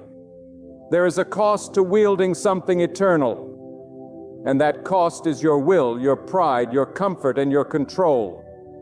But oh, the reward! The reward of walking in your gift is not just joy, it's eternal impact. Every time you use your gift for God's glory, heaven rejoices and hell trembles. You tip the scales in the spiritual realm. You shine light into darkness. You become the hands and feet of Jesus in a world that desperately needs Him. The gift you carry is not about you. It's about generations. It's about those who will encounter God through the unique expression of His Spirit flowing through your life. Don't let fear paralyze what faith was meant to release. Don't let guilt chain what grace was meant to free. Don't let shame mute what the blood of Jesus has already redeemed. The enemy will always attack the area where you are gifted. He fears your potential. He dreads your awakening. That's why he sends distraction, discouragement, and disillusionment to keep you from discovering who you really are in Christ. But the moment you stop listening to the liar and start listening to the Spirit, everything changes. The world does not need more polished speakers or popular influencers. The world needs anointed people, people who have been with God, people who walk in holiness, people who carry a heavenly burden, people who cry out in the night, not for fame, but for souls, people who are willing to be broken bread and poured out wine so that others might live. That's what your gift is for. It's not to elevate you, it's to resurrect others. Your gift is not just about the here and now, it echoes into eternity. Every time you use it, you sow seeds that will outlive your lifetime. Some of the greatest revivals were birthed not by preachers, but by prayer warriors, not by scholars, but by surrendered hearts. You may never know the full impact of your gift on this side of heaven. But one day, you'll see. One day you'll stand before the throne, and faces will appear. People you never met, lives you never touched directly, and they will say, because you obeyed, I found Jesus. I found healing, I found purpose. That is the glory of a life fully given. That is the miracle of a gift faithfully used. So I ask you again, what are you doing with what God placed inside of you? Not what someone else placed on you, not what society expects from you, not what your past says about you, but what God Himself handcrafted, wrapped in glory, and placed inside your spirit when He dreamed you into existence. Are you burying it? Are you hiding it? Are you minimizing it? Or are you ready to unleash it? Because the same Spirit that hovered over the deep, that raised Christ from the grave, that shook the upper room with fire and power, that same Spirit lives inside of you. He is not silent. He is not distant. He is not asleep. He is waiting. Waiting for your yes. Waiting for your obedience. Waiting for your surrender. And when that surrender is real, when it burns in your bones like a holy fire, you will see the gift rise. You will feel it stir. You will move with purpose. You will speak with power. You will serve with joy. You will carry the fragrance of Christ. And everywhere you go, the atmosphere will shift because heaven lives in you. There is something sacred about the moment you truly recognize what God has deposited in your soul. It's like waking up from a long sleep. Your spiritual eyes begin to open, and suddenly you realize you were never ordinary. You were never meant to blend in, never meant to merely exist. You were formed in fire, fashioned with divine hands and marked by eternity.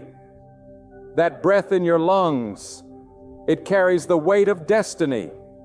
That stirring in your belly, it's the Spirit of God reminding you you were created for more than survival.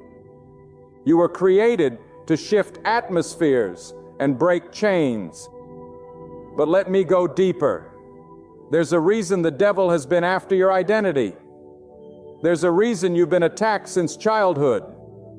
It's because the devil doesn't fear your past. He fears your potential. He fears the sound of your voice when you finally speak with anointing. He fears the touch of your hands when you finally lay them on the sick and they recover. He fears the vision in your eyes when you finally see as God sees. He fears the movement in your feet when you finally walk in obedience. He doesn't fear church attendance. He fears spiritual awakening. That's why your battles have been so relentless. That's why confusion tried to paralyze you. That's why shame tried to mute you. That's why people the enemy planted tried to betray and belittle you. Because if you ever tap into what God placed inside you, you become dangerous. Not to men, but to hell itself. You become a living flame, a moving altar, a carrier of kingdom power. And the enemy's lies lose their grip in the presence of someone who knows who they are in Christ. That's why I urge you, stop looking for your spiritual gift in the mirror of man. Stop trying to fit into systems that were never built to contain your calling. God didn't design you for religious routine. He designed you for radical faith. The Pharisees had tradition, but the disciples had power. The religious elite could quote Scripture, but the Spirit-filled apostles moved in it. That's the difference. When you walk in your gift, Scripture becomes alive in you. You become the vessel through which heaven speaks, heals, restores, and transforms. Do not think for a second that your gift is too small. Heaven does not measure value by volume. God is not impressed by outward display. He looks at purity. He looks at obedience. He looks at intent. The widow who gave 2 mites gave more than the rich man with bags of gold because she gave from her heart. In the same way, your surrendered gift, even if unseen by man, is glorious in the eyes of God. Whether it's preaching to thousands or praying for one lost soul in secret, it is holy. And here is a truth that must pierce your heart. Your gift is not for your elevation. It is for someone else's deliverance. Your breakthrough becomes their blueprint. Your scars become their hope. Your voice becomes their alarm clock from spiritual slumber. When you don't use your gift, people suffer. That may sound intense, but it's reality. We are one body, and when one part doesn't function, the whole body is hindered. You are not optional. You are not replaceable. You are essential. Romans 12:6 says, we have different gifts according to the grace given to each of us. And I want you to catch that. Grace given. Your gift is a form of grace. It's not earned. It's not deserved. It's grace manifested through function, and grace flows when you stay in alignment with the one who gave it. That's why spiritual gifts flourish in intimacy, not performance. They are fueled in the secret place, not in public applause. Some of you are asking, but how do I know my gift? The answer is not found in a test. It is found in a relationship. Get alone with the Holy Spirit. Ask Him, listen, reflect. What burdens you? What ignites a holy fire in your bones? What brings you to tears when others don't seem moved? That is often the clue to your assignment. Your gift is often hidden in your holy frustration. What breaks your heart is often what God is calling you to heal. Let me tell you, when you operate in your gift, there is no striving. There is no pretending. There is no burnout. Because the grace of God empowers what He designed you to do. That doesn't mean it will be easy, but it will be anointed. You will find strength that is not your own. You will experience joy in the fire. You will walk with boldness in battle because you are not performing. You are flowing in divine order. And here's something else the Lord is revealing even now. Your gift doesn't just bless others, it transforms you. As you pour out, He fills you. As you step out, He lifts you. As you release what's in your hand, He reveals more of what's in His heart. And you begin to realize this gift is not a burden. It is an invitation into deeper communion with the giver. But be vigilant, because where there is anointing, there will also be imitation. The enemy will try to twist your gift into pride, performance, or distraction. He'll try to get you to build your own kingdom rather than God's. That's why you must stay rooted, stay humble, stay pure. Let your gift serve, not shine. Let it edify, not exalt. Let it glorify Him, not you. And let me speak to the one who has been sitting on their gift because of wounds from the past. Maybe a leader shut you down. Maybe a parent didn't affirm you. Maybe a friend mocked you. But I want you to hear this in your spirit. Man did not give you your gift, so man cannot take it away. The only one with authority over your gift is the one who placed it inside you. And He is saying, come forth. He is saying, I remember what I planted. I have not changed my mind. You are not too broken. You are not too late. You are not too far gone. You are still chosen. You are still anointed. You are still called. And now is the time to rise.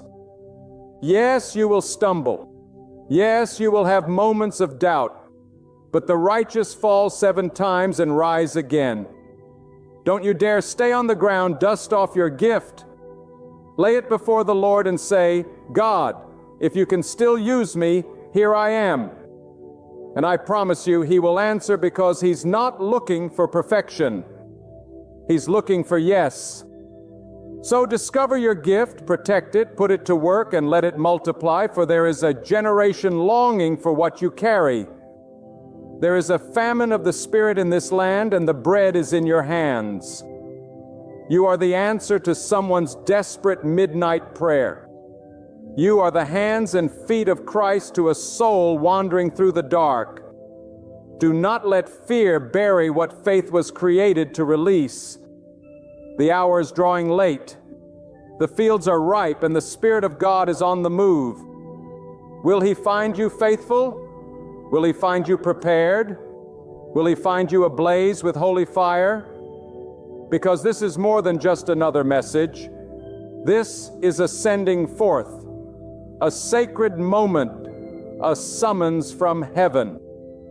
And if you respond not merely with words, but with your very life, then your gift will become an open door for miracles, a weapon of light against the darkness, and a legacy that will resound through eternity.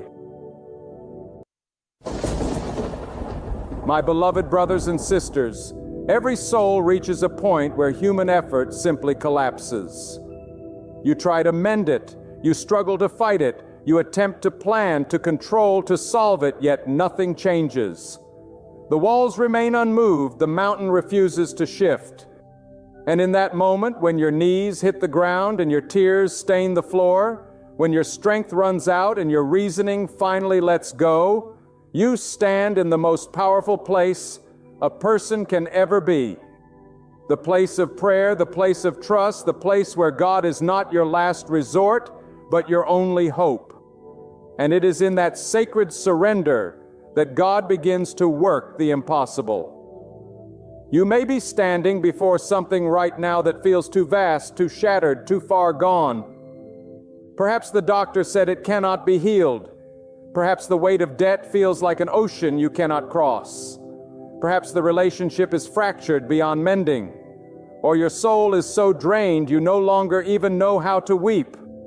But hear me, when you pray and when you believe that God will move, when you place your burden into the hands of the one who set the stars in place and commands the winds, you have done the most powerful thing a human being can ever do.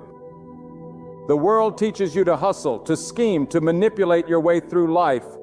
But prayer, real prayer, is not weakness. It is the boldest act of war against darkness. It is a declaration that you believe in a power far greater than anything you can touch or see, It is saying, God, I cannot, but you can.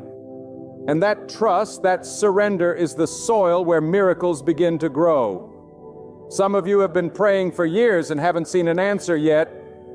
You wonder if God hears you. You wonder if anything is happening at all. But let me ask you, do you think God has forgotten you? Do you believe the Almighty who parts seas and raises dry bones cannot handle your situation? Do not mistake silence for absence. God is not ignoring you. He is building something in you. He is stretching your faith, is preparing the perfect time. And when His appointed moment comes, no force on earth, no demon in hell, no man, no system can stop what He is about to do. Do not let time weaken your trust. Do not let delay devour your hope. For when you pray with faith, you are aligning yourself with the very will and power of God. You are inviting the eternal into your temporary. You are calling down heaven into your battle. And my friend, there is no limit to what God can do when a person truly believes. Look around this world. People put their trust in money, in science, in governments, in philosophies, in their own abilities, but all of that crumbles. All of that fails. But those who trust in God stand unshaken. You can be broke, but still at peace. You can be sick, but still confident. You can be alone, but still bold. Because you know that your help doesn't come from man. It comes from the Almighty. And when He steps in, the impossible becomes possible.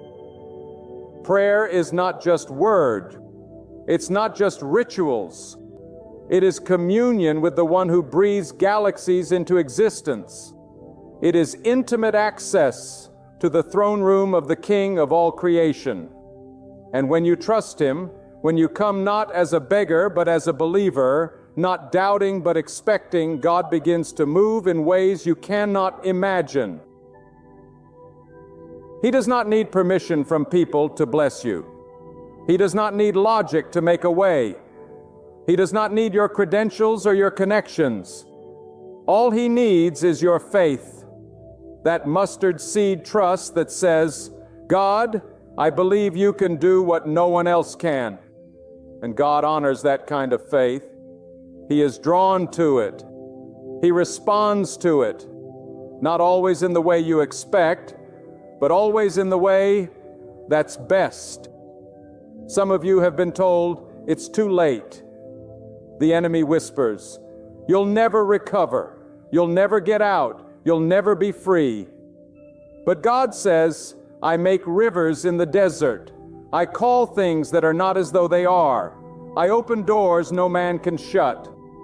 You have to stop measuring your future by what you see right now.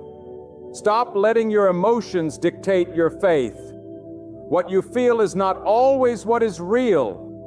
What you see is not always the full picture. God works in the invisible. He works behind the scenes. And when you least expect it, He will show up in a way that leaves you in awe. You must be willing to wait and worship, to pray and praise, to trust even when there's no sign, because that is the very definition of faith. Believing when there is no evidence, trusting when there is no proof, holding on when there is no reason left but God. And that kind of faith, that kind of relentless trust, it moves the heart of God. There is a divine timing to everything. Some breakthroughs come instantly and others come through a process. But when you commit to prayer not as a task but as a lifestyle, you begin to see things from a higher perspective. You no longer panic at the storms because you know who is in the boat with you. You no longer fear the fire because you know God is in the flames. And you no longer chase after man's approval because you are anchored in the assurance that God is for you, and that is enough. You have to speak what you believe, not what you feel. Speak victory when you see defeat. Speak life when you see death. Speak breakthrough when you see breakdown. Because your words are seeds, and faith speaks even before the harvest appears. Every time you pray, you are watering that seed. Every time you trust, you are pulling it closer to manifestation. You don't need to see it to believe it. You need to believe it. And then you will see it. You trust to treat you. Do not let the size of your problem intimidate your faith. Let the size of your God intimidate your problem. He is not limited by what limits you. He is not scared by what scares you. When you put your trust in God, you are stepping out of natural limitation and into supernatural possibility. And yes, the enemy will try to distract you. He'll try to discourage you. He'll use delay to make you doubt. But if you just keep praying, if you keep trusting, if you keep standing even when it hurts, God will honor your perseverance. Heaven does not overlook persistent faith. God does not ignore a heart that keeps crying out. In fact, sometimes the battle gets hardest right before the breakthrough. That's not the time to quit. It's the time to push harder in prayer. You must remember God's delays are not His denials. He is never early and never late. He moves when the moment is right, when the story will bring Him the most glory. And sometimes He allows the situation to become utterly impossible, so that when He moves, no one can steal His glory. It won't be your wisdom, your power, or your talent. It will be clear to everyone around you. This was God and God alone. There's someone listening right now who feels like all hope is gone. You've prayed, but nothing changed. You've trusted, but the burden still feels heavy. Let me speak directly to your spirit. God has not forgotten you. He has not abandoned you. There is something happening in the spiritual realm that your eyes cannot yet see, but it's real, it's powerful, and it's coming. The breakthrough you're waiting for may not come the way you expected. God's answers often look different than our requests, but they are always better, always wiser, always more complete. That's why you must pray with open hands, not clenched fists. Let God be God. Let Him write the story. Let Him choose the method. You just keep trusting, keep believing, keep expecting. You don't need to have it all figured out. You don't need to know the details. All you need is the confidence that God is able and willing to do the impossible. And He will, not for your glory, but for His. Not to elevate your name, but to lift up your trust. And when He does, your story will become a testimony. Your pain will become purpose. Your trial will become triumph. Every great move of God starts with someone who dares to believe. Someone who prays like it's already done. Someone who stands on the promises, not on the circumstances. Someone who shuts out the noise of doubt and tunes into the whisper of God's faithfulness. Be that person. Be the one who refuses to give up. Be the one who walks by faith, not by sight. Because prayer is not just talking, it's trusting. It's surrendering your need to control and saying, God, I believe your way is better. And when you live like that, when you breathe faith, walk in trust, and pray without ceasing, then you become unstoppable. Not because of who you are, but because of who God is within you. You may be tired. You may feel weak, but your strength is not the source of your victory. God is, and He never runs out. He never grows weary. He never fails. So pray like the answer's already on the way. Trust like the breakthrough is just around the corner. Because with God, nothing, absolutely nothing is impossible. When you kneel in prayer, you are not just making a request, You are activating a covenant with the Almighty. You are declaring, God, you alone have the power. You alone have the wisdom. You alone are my source. And the moment you make that declaration, from the depths of your soul, the atmosphere begins to shift. The chains in the unseen begin to loosen. The clouds of confusion start to clear. Why? Because when a human heart fully surrenders to God with unwavering trust, all of creation responds to that faith. Mountains tremble, storms obey, and doors that were locked for years begin to open. Not because of who you are, but because of who God is. You were never meant to carry the weight of the world on your shoulders. That pressure, that anxiety, that fear, it was never yours to bear. It belongs in the hands of the one who shaped the heavens and knows the number of hairs on your head. God is not watching from a distance. He is involved. He is invested, and He is moving even when you feel stuck. Sometimes God's greatest work is done in the waiting. Sometimes the silence is His strategy, not His absence. He is sculpting something in you that cannot be rushed. And while you wait, He asks only one thing: that you pray and that you trust. When you pray, do not pray as if you're begging. Pray as one who knows the authority of the one you're speaking to. When you ask, do not come with a spirit of defeat, but with bold expectation. God honors confidence in Him. Not arrogance, not pride, but holy boldness. The kind that says, even if the whole world turns against me, I will still stand firm because my hope is in the one who never changes. That kind of trust is a magnet for miracles. It calls heaven to attention. It demands a response from the throne of power. You must rise above your emotions. Feelings fluctuate like the wind, but truth remains unshaken. And the truth is, God has never failed. Not once. His record is perfect. He delivered when there was no way. He provided when the cupboards were bare. He protected when the enemy encamps on every side. Do not let a temporary struggle make you doubt eternal power. Trust is not blind. It's visionary. It sees beyond the now into the realm of what will be. Because when God speaks, it is already done in the unseen. You're just waiting to see it manifest in the physical. Stop asking, how will it happen? That's not your business. The how belongs to God. Your part is to believe. Your part is to speak as if it's done.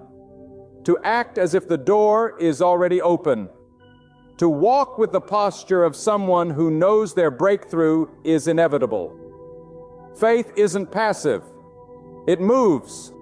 It breathes. It expects. So get up from that place of despair and stand in the authority of your prayer. Cry out to God with a voice that refuses to be silenced by fear or failure. Let them laugh. Let them mock.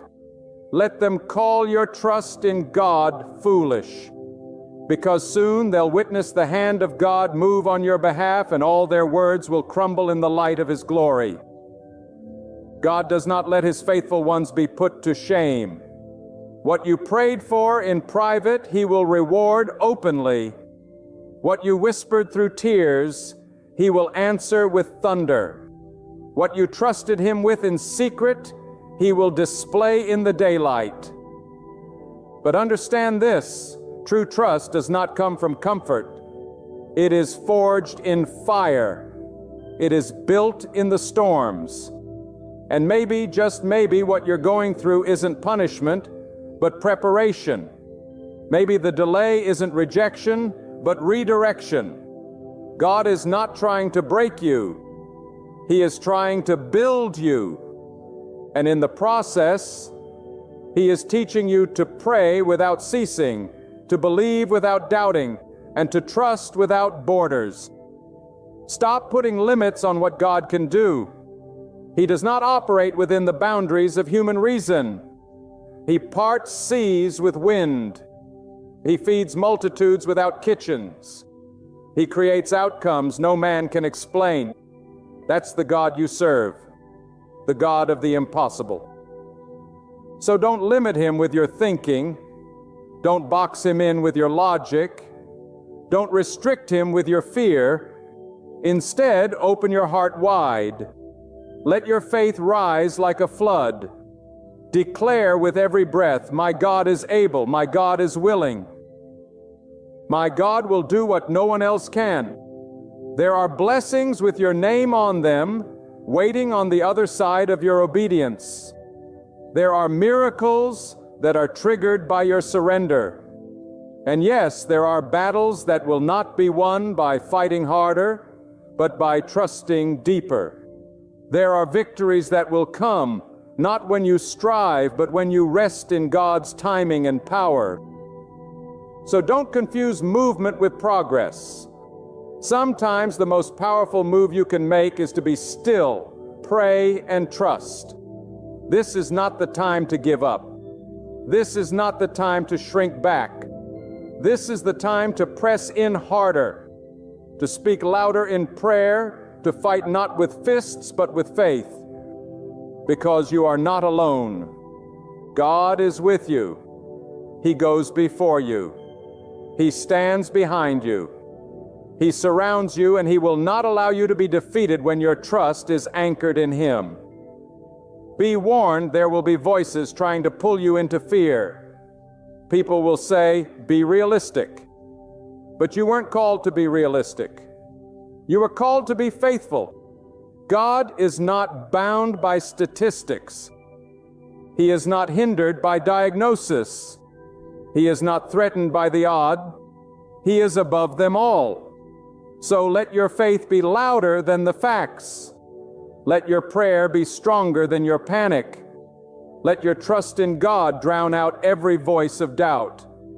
And when the answer comes, and it will come, you will not only rejoice, but you will understand why you had to wait, why you had to weep, why you had to walk alone for a season, because God was preparing you for something greater than you imagined. He was stretching your capacity, deepening your roots, expanding your faith, and now you are ready to carry the weight of the blessing that's about to be poured into your life. Keep praying. Keep trusting. Not because you see the signs, but because you know the one who holds the signs. Not because you feel strong, but because you know God is your strength. Not because it makes sense, but because you believe in the one who sees what you cannot. You are not forgotten. You are not abandoned. You are not too late or too far gone. You are exactly where God wants you to be. For His power to be revealed, for His name to be glorified, and for your life to become a living testimony that prayer and trusting God will make the impossible bold. And when that day comes, when the floodgates burst open, when the answer arrives, when the healing flows, when the chains fall off, when the door swings wide, you will not say, look what I did. No, you will say, look what God has done. I prayed, I trusted, and God did the impossible. And listen to me carefully now. This is not just about waiting for a miracle. It's about becoming the kind of person who trusts God so completely that your peace is unshakable, your faith is untouchable, and your hope burns brighter even in the darkest valley. This is about spiritual maturity. Anyone can pray when life is smooth, but it takes divine strength to trust God when the winds howl and the waves crash. And that's when real faith is revealed, not in the absence of pressure, but in the presence of it. Trust becomes your torch when the night is long, and prayer becomes your oxygen when it feels like you're drowning. And let me tell you, God honors that kind of resilience. You must begin to see delay not as a denial, but as development. You are being forged in fire, not forgotten. You are being refined, not rejected. And when God is done shaping you, molding you, preparing you, nothing will be able to stop what He has planned for your life. The doors you thought were closed forever will begin to open. The opportunities that bypassed you will circle back around. The healing that seemed out of reach will come rushing in. But first, God must bring your trust to a place where it's no longer attached to outcome. It's attached to Him alone. Do not tie your trust to results. Tie it to God's character, because His ways are higher than yours. His thoughts are deeper than yours, and His timing is wiser than anything you could plan. Sometimes what you call a delay is God's divine protection. What you think is punishment is actually preparation.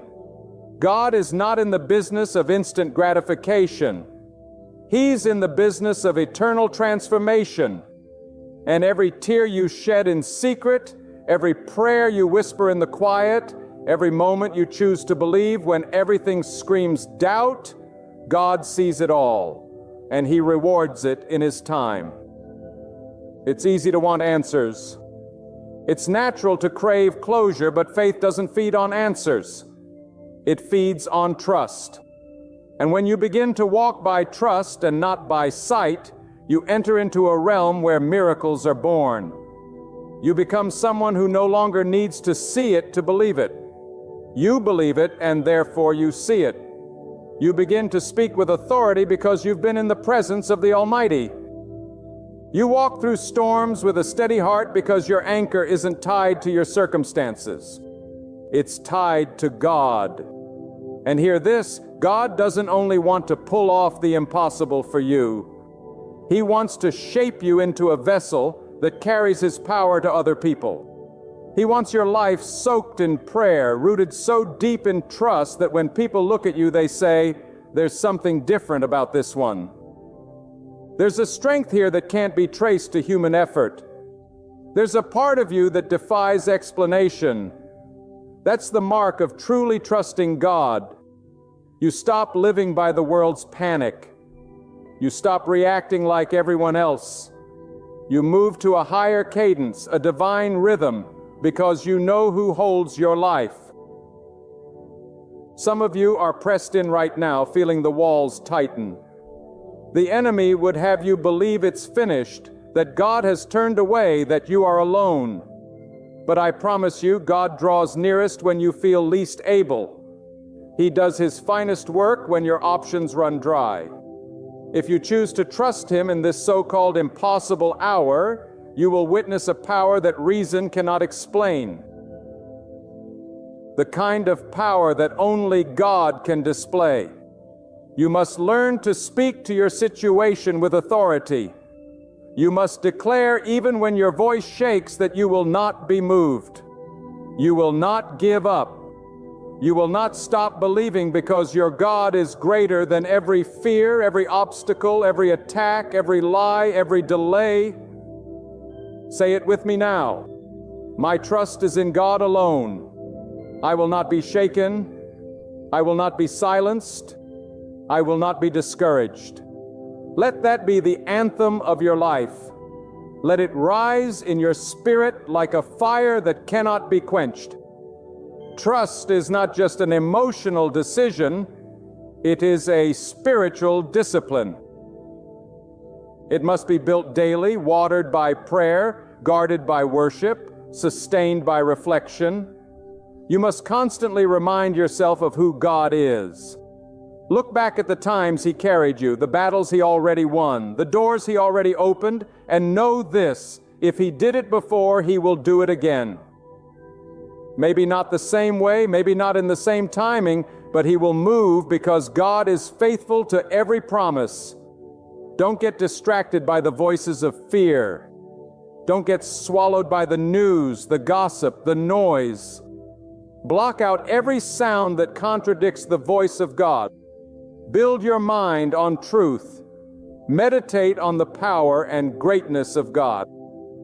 Speak words that build your spirit, not break it. and pray with the confidence of someone who knows that God is not far off, not uninterested, not unaware. He is near. He is active and He is listening. Prayer is not a ritual. It is a lifeline. It is the meeting place between your weakness and God's strength. It is the bridge between your confusion and God's clarity. It is where burdens are lifted, vision is restored, and courage is reborn. And the more you pray, the stronger your trust grows until one day, what once terrified you becomes the very ground you dance upon. What once overwhelmed you becomes the testimony you share with others, because God will take the pain that nearly broke you and use it to build you. So do not back down. Do not retreat. Do not fall into despair. You are not defeated. You are in process. You are not overlooked. You are being positioned. Every setback is setting the stage. Every closed door is being used to direct your steps. God is orchestrating details you don't even know about. And when the fullness of time comes, when all the pieces align, what seemed impossible will suddenly become reality. But remember, the greatest miracle is not the thing you're asking for. It is what God is doing inside you while you wait. He is making your heart steadfast. He is making your spirit unbreakable. He is forming you into someone who doesn't just believe in God's power. You live in it. You move in it. You walk in it. You speak from it. You no longer just know of God. You know Him intimately, and once you reach that level of trust, no storm can shake you again. There is nothing more powerful than a person who prays without doubt and trusts without limits. That kind of person cannot be manipulated by circumstances. They cannot be held back by fear. They cannot be destroyed by trials because they are connected to the eternal. They are rooted in the unshakable, and they walk through life knowing no matter what comes, God is with me. And if God is with me, I cannot fail. And now I speak to the depths of your soul, the place where fear often whispers louder than faith, where doubt knocks on the door of your destiny, and where delay tries to make you question your worth. Let me remind you with thunderous certainty, your prayers are not in vain. Your trust is not wasted. Every cry you've uttered, every tear you've shed in the solitude of your struggle has been heard and seen by God. He has not turned away.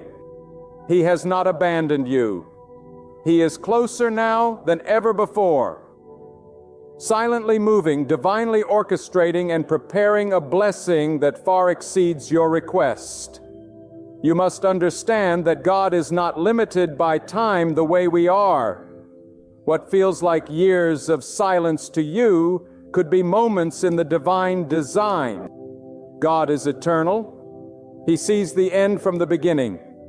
He knows what lies behind every closed door and what miracle waits behind every trial.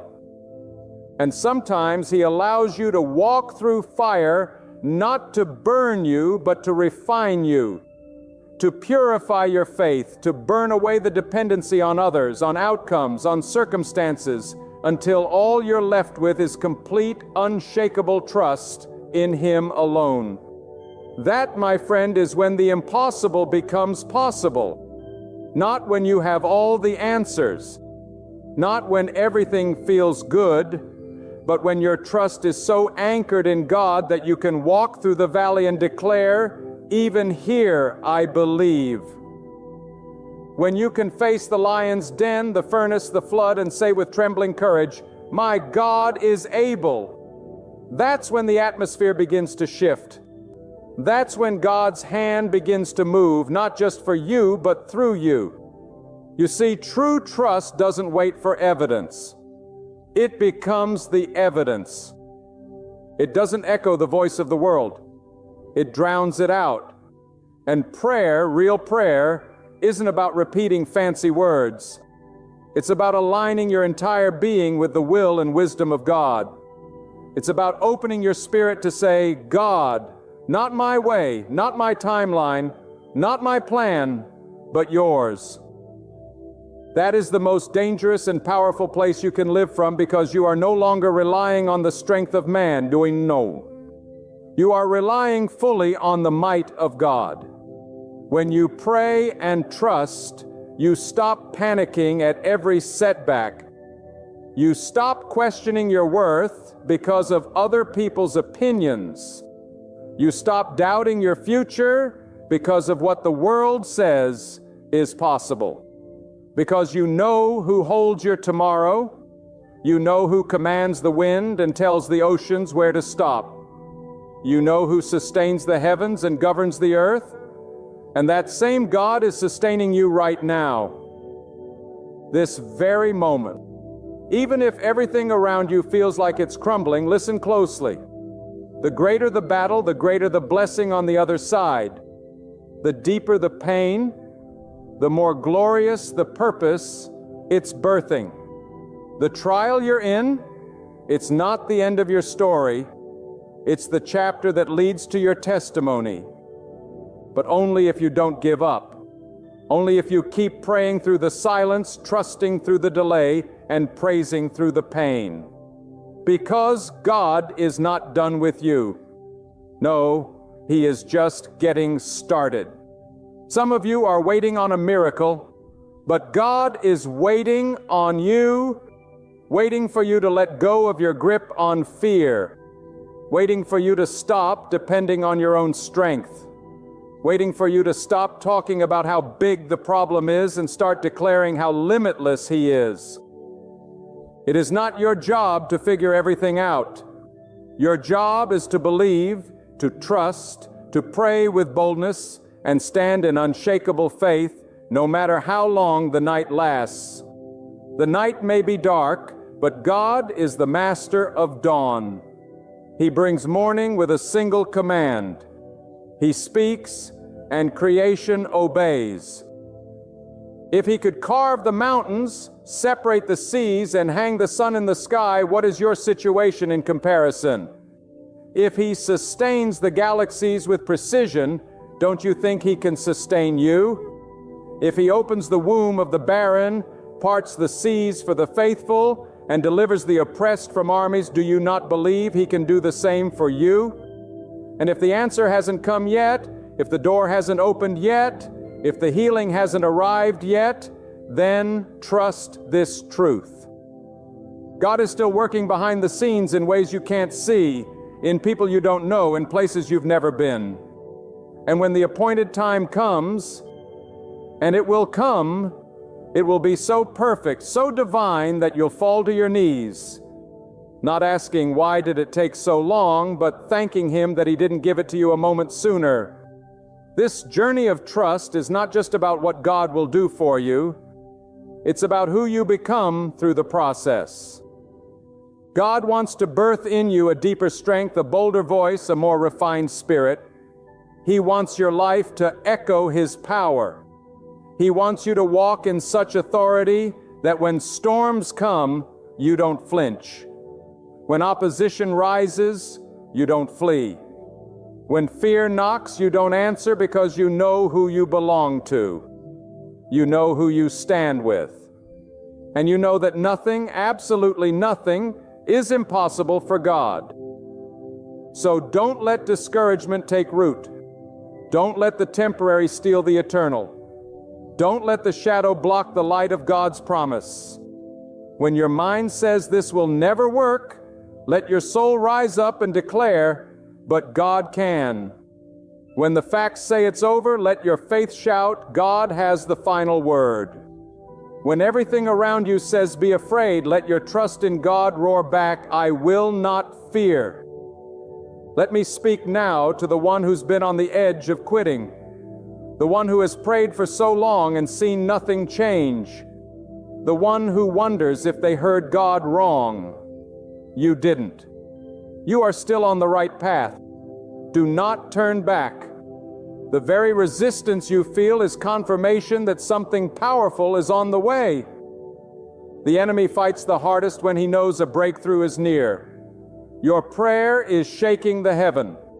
Your trust is stirring divine action, and God is watching not with indifference, but with great delight. Your faith right now in this very moment is being recorded in the eternal record of heaven. Your tears are being caught. Your sighs are being heard. Your name is being whispered in the courts of glory. And soon, when the fullness of time has come, God will move. And when He moves, you'll understand why you had to wait, why it had to be hard, why the journey seemed long, because He was preparing you to receive something bigger than you asked for. So lift your head, wipe your tears, square your shoulders, and pray again, trust again, speak life again, because God has not forgotten you. God has not failed you. God has not changed His mind about you. And what He promised, He will perform. What He spoke, He will fulfill. What He started, He will complete. Not by your strength, not by your wisdom, not by your connections, but by the power of God, who alone can do what no man can, who alone can change in a moment what years could not, and who alone deserves every ounce of your trust. Keep praying, keep trusting, and watch. Yes, watch as the impossible bows before the Almighty. And now let your heart be still and your ears be open. For what I speak next is not from the intellect of man, but from the depth of the soul that has tasted the fire and knows the faithfulness of God. There's a realm you can only enter through unwavering trust, a place not reached by status, not unlocked by influence, not accessed through intellect, but opened only by the heart that believes, truly believes, that God is greater than all things visible and invisible. And when your soul begins to live in that truth, then prayer becomes more than a practice. It becomes your power. Trust becomes more than a word. It becomes your weapon. God is not moved by fancy words, eloquent speech, or rehearsed rituals. He is moved by the heart that is bowed before Him in humility, by the spirit that cries out, "You alone are my helper." And when you reach the end of yourself, when your plans fail, your strength fades, and your resources run dry, God does not leave you empty. He fills what is surrendered. He empowers what is yielded. He lifts what is bowed low. So if you feel weak today, if you feel empty, you are in the perfect position for God to do something extraordinary in your life. But hear me clearly, there is a price to be paid for real trust. It is not cheap. It is not comfortable. It demands your pride. It crushes your ego. It strips you of the illusion that you are in control. And in that sacred place of dependence, God builds you. He breaks what is false so He can establish what is true. He tears down every idol, every distraction, every false sense of security so that you may stand with clean hands and a pure heart before Him. When God wants to elevate a person, He doesn't start by lifting them up. He starts by stripping them down, because He knows that only a heart purified by pain and refined by pressure can carry the kind of power He is about to pour out. That's why you cannot despise the struggle. You cannot curse the process. You must trust that even in the silence, even in the loss, even in the confusion, God is at work. And what He is building in you is not ordinary. It is sacred. It is eternal. It is strong enough to carry not just a blessing, but a divine purpose. Your trust in God must become your identity. Not a backup plan, not a second option, not something you run to only when life breaks down, but the very foundation upon which you stand, breathe, and move. That is where real transformation happens. That is where prayers stop being wishful thinking and become declarations of faith. That is where you stop living from fear and start living from power. The world will look at your storm and call it failure. But God sees your storm and calls it preparation because He knows what He is about to do with your life. And sometimes He allows the flood so you'll learn to build an ark. Sometimes He permits the wilderness so you learn how to follow the cloud. Sometimes He hides the answer so your trust will become pure, not based on reward, but on relationship.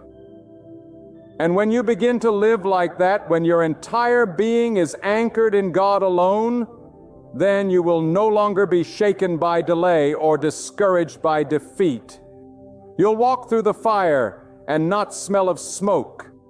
You'll face the lions and never flinch, because you will know that nothing can touch what God has covered. Nothing can stop what God has spoken. Nothing can overturn what God has ordained. Some of you are praying for healing, but God is first healing your faith. You're asking for open doors, but God is making sure your character can handle what's behind them. You're crying for the mountain to move, but God is teaching your spirit how to climb. Because God is not just concerned with what you want, He is committed to who you're becoming. And the only way to become someone who carries divine purpose is to learn how to trust even when it hurts. There is a sacred confidence that comes when you trust God. It's not arrogance. It's not pride. It's not based on who you are, but on who He is. You begin to walk into rooms differently. You face your challenges differently. You look at life with a steadiness that confuses people because they see the storm, but you see the one who commands it. They see the fire, but you know the one who controls the flame. And even when you're surrounded by impossibility, you walk in peace because you know God is with you. And that trust, that holy trust, it becomes contagious. Others will see your faith and be strengthened. They will witness your endurance and be inspired. They will watch you worship through the storm and begin to question everything they thought they knew about strength. Because when a person truly trusts God, they become a living example of His power, a light in darkness, a voice of hope in a hopeless world. But you must choose it daily. You must feed your faith. You must protect your trust like a treasure. You must guard your heart from the lies of fear, from the poison of doubt, from the voices that say, "It's too late, it'll never happen, God has forgotten you." Because those are not the whispers of God.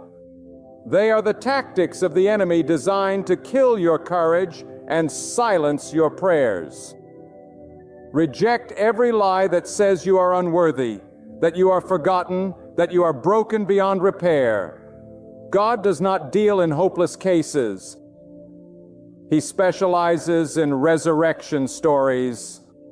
He takes what man throws away and uses it to reveal His glory, and your life is no exception.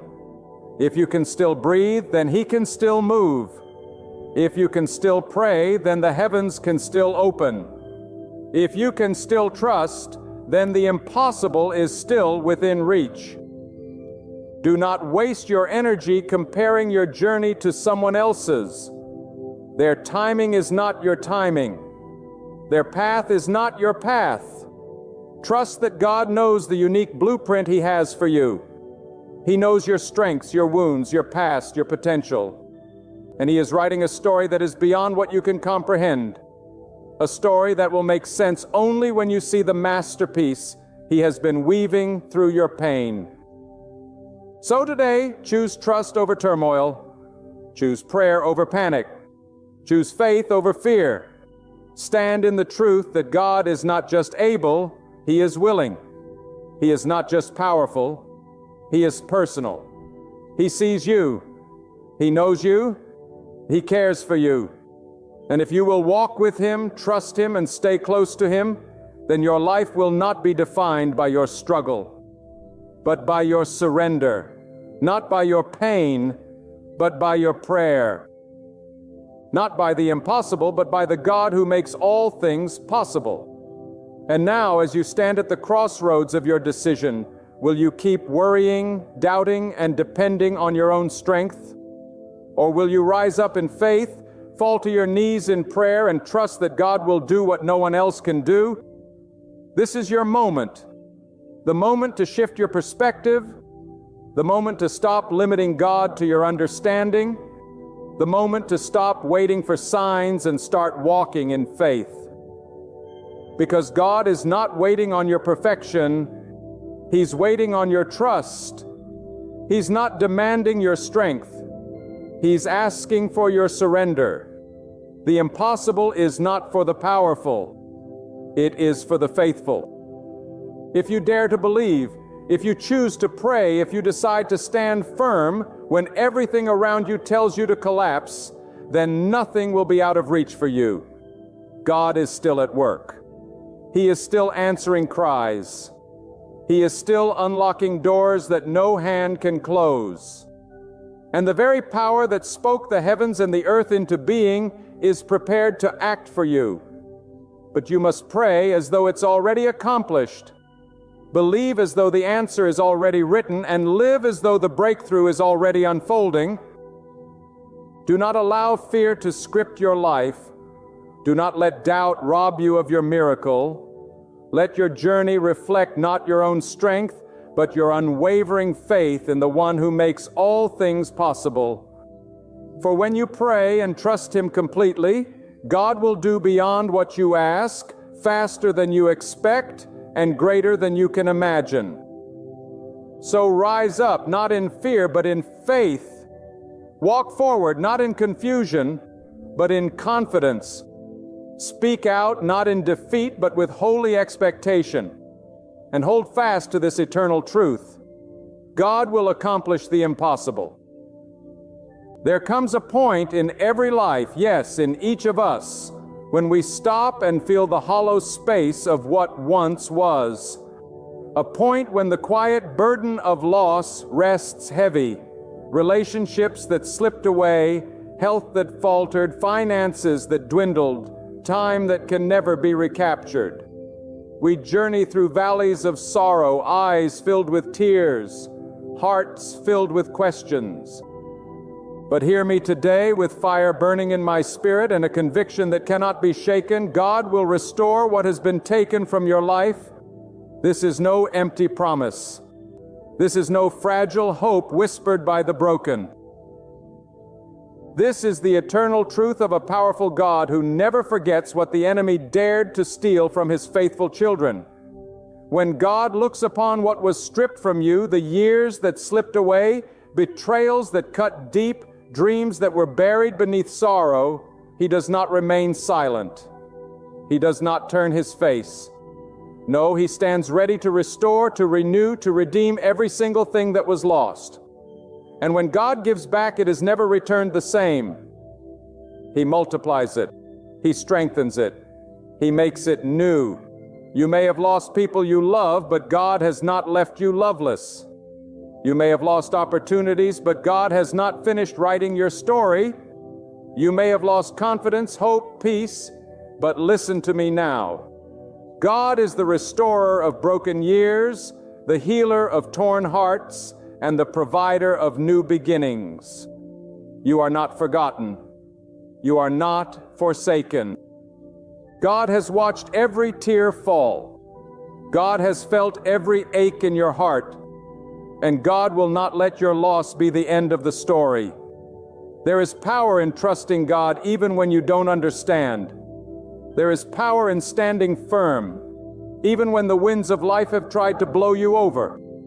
There is power in faith that refuses to bow to discouragement.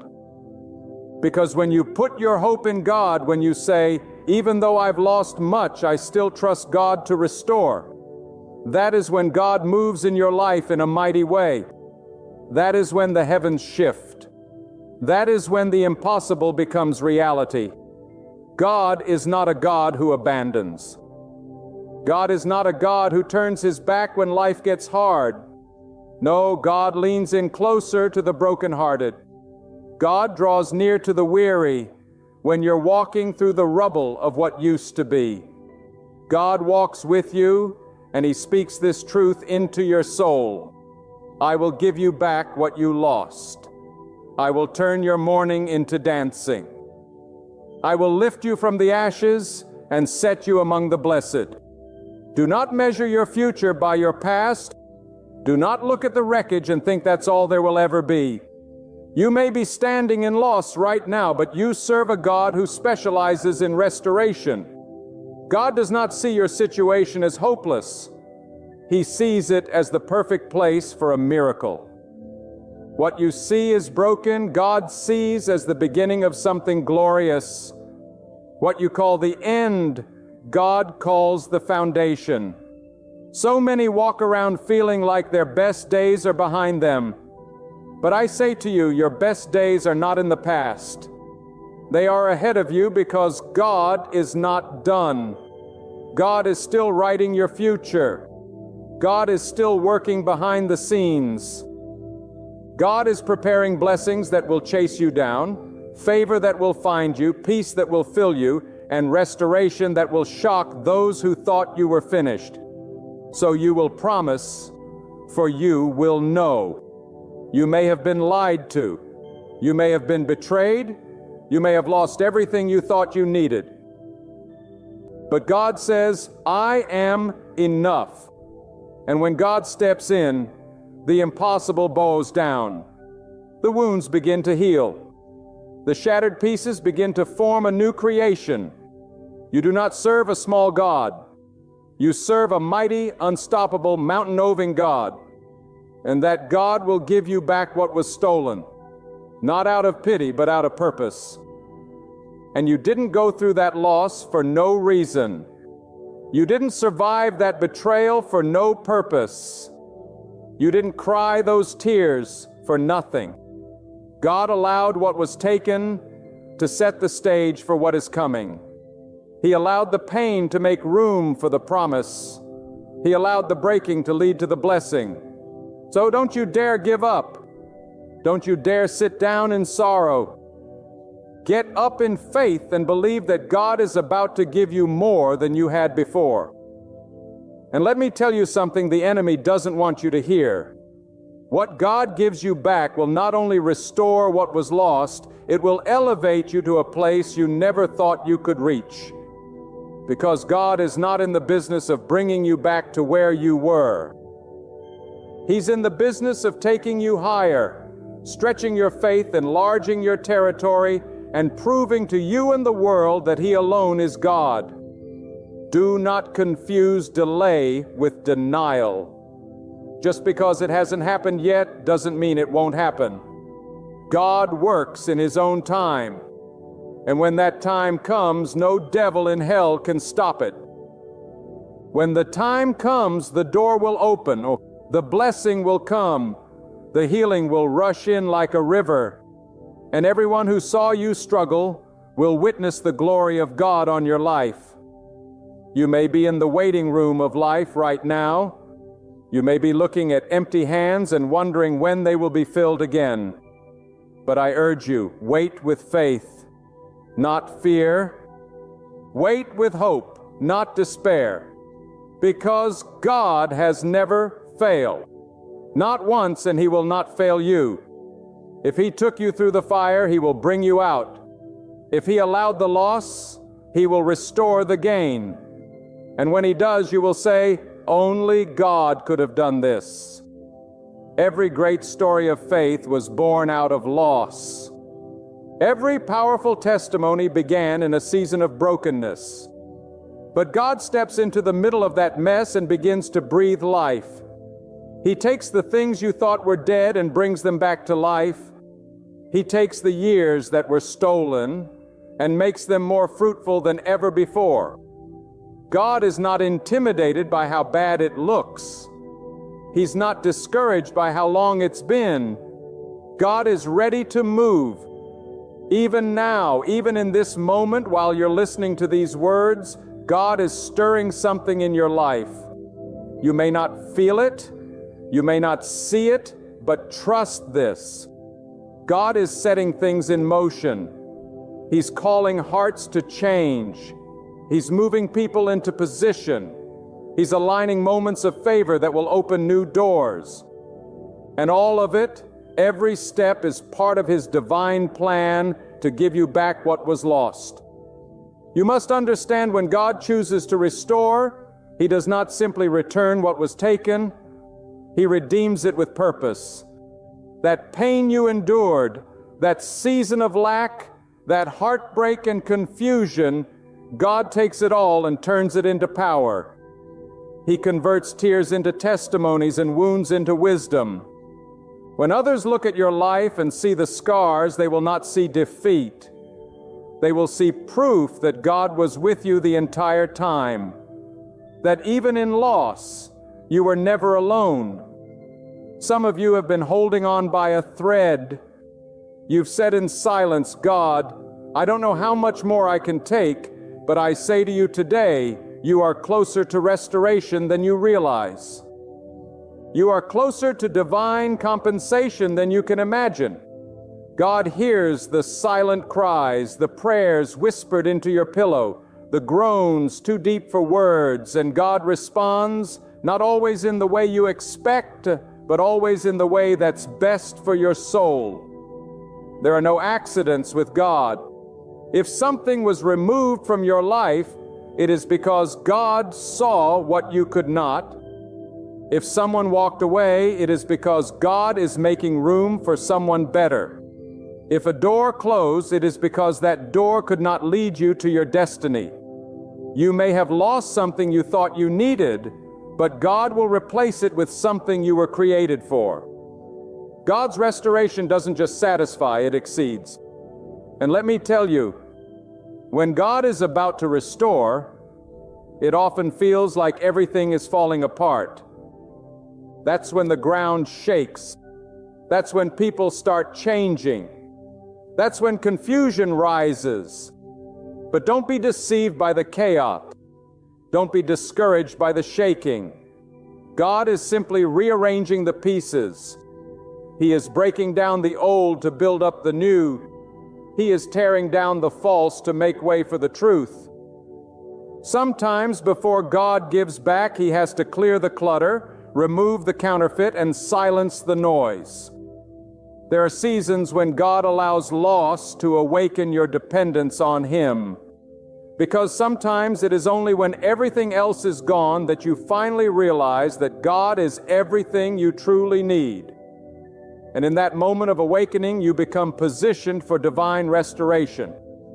You become a vessel that is no longer trying to live off your own strength, but fully surrendered to the strength of God alone. You must stop measuring God's faithfulness by your timeline. His ways are not our ways. His thoughts are higher. When you look at your life and say, it's too late, God says, I'm just getting started. When you look at your age, your situation, your mistakes, and think the damage is beyond repair, God sees opportunity for a miracle so mighty, so undeniable, that no one will be able to take credit but God alone. Do not let the enemy convince you that the loss was the end. That is the lie of darkness. The enemy wants you to settle in sorrow, to build a home in the valley of despair. But you were not made to live in the land of loss. You were made to rise. You were made to be renewed. You were made to walk out of that grave of grief with a spirit full of power. You were made to be a living witness to the goodness of God, who restores, revives, and repositions. There is a power that comes when you praise God in the middle of your pain. There is a shift that happens when, instead of complaining about what you've lost, you start declaring what God is about to do. Praise in the pit shakes the foundation of your future. Gratitude in grief summons divine intervention. When you say, God, I still trust you even now, you invite the supernatural into your natural.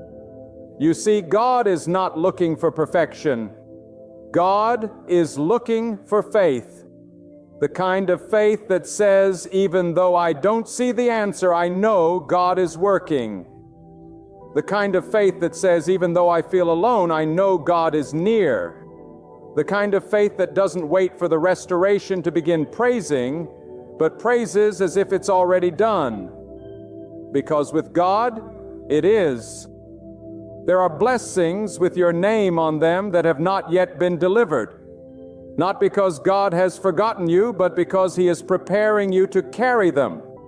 God will never release a blessing that will crush you. He strengthens your character before He returns what was lost. He stretches your faith before He brings the breakthrough. He deepens your trust before He gives you double for your trouble. And once the preparation is complete, the restoration comes like a flood. Some of you are asking, why did it take so long? Let me answer with truth, because God is not interested in quick fixes. God is interested in eternal foundations. What God is doing in your life is not small. It is not temporary. It is not fragile. It is strong. It is lasting. It is sacred. And because of that, it requires time. Trust the process. Trust the plan. Trust the promise. When God restores, He also refines us. He doesn't just return what was lost. He cleanses what was broken. He renews your mind. He reshapes your thinking. He purifies your motives, so that when you receive the restoration, you're not just returning to where you were. You're stepping into who you were always meant to be. You may think, I've lost years, but God can restore years. You may think I've lost reputation, but God can lift your name higher than it ever was. You may think I've lost family, peace, identity, but hear this now. God can rebuild what was torn down, even from ashes. Even if everything burned to the ground, God can raise up something more beautiful than what once stood. That is the power of divine restoration. Some of the most powerful people you will ever meet are not the ones who never lost anything. They are the ones who lost everything, yet still chose to believe, still chose to trust, still chose to hope. And because they did, God honored their faith with restoration beyond what they could have imagined. When God begins to restore, it's not just a matter of replacing what was taken. It's a divine rearranging of your destiny. It's God stepping into the ruins of your disappointment and building a foundation that cannot be shaken. You see, the loss wasn't sent to destroy you. It was sent to reveal the strength that only comes from God. The stripping away was necessary to make room for the sacred. The pruning was painful, but it was purposeful. For God does not plant without intention, and He does not allow loss without the promise of greater gain. You must understand something deep, something that pierces the soul. Every loss in your life that drew you closer to God was not really a loss. It was a blessing in disguise. When God removes something, He's protecting your spirit from contamination. When something slips from your grasp, it may be because it could not carry you to your next season. God is too wise to be mistaken and too faithful to abandon you in your brokenness. What you thought was the end, God sees as the beginning of transformation. Sometimes it takes losing everything to see that God is the only one who never changes, the only one who stays, the only one who restores not just what was taken, but restores with wisdom, maturity, clarity, and divine favor. Some of the most precious things you gain in life come through what you lost. God will use your wilderness to sharpen your walk. He will use your silence to sharpen your spirit. He will use your pain to expand your purpose. There are doors that close not because you were unworthy, but because God had something better. There are people who left not because you were unlovable, but because God saw their presence would hinder your peace. Do not mourn the chapters God has ended. Rejoice that He is the author who writes with redemption. When others give up on you, God steps in and says, I will restore, I will renew, I will raise you up again. And when God raises you up, it won't be subtle. It won't be hidden. It won't be quiet. God will make it known. The same people who saw you at your lowest will see the evidence of divine restoration in your life. The same ones who mocked your pain will witness your rising. Because God does not restore you in secret. He blesses you in the open. He honors you where you were once humiliated. He lifts you where you were once overlooked. Who glorifies His name through your comeback. Some of you are in a place right now where you don't even know what to pray. You've lost so much, cried so much, struggled so much that words feel empty. But let me tell you this truth. God hears the prayer of the heart. God sees the prayer of the soul. God recognizes faith even when it is silent. And that silent faith, that unwavering trust, that mustard seed of hope, that is what moves mountains. That is what invites restoration. Do not compare your life to others.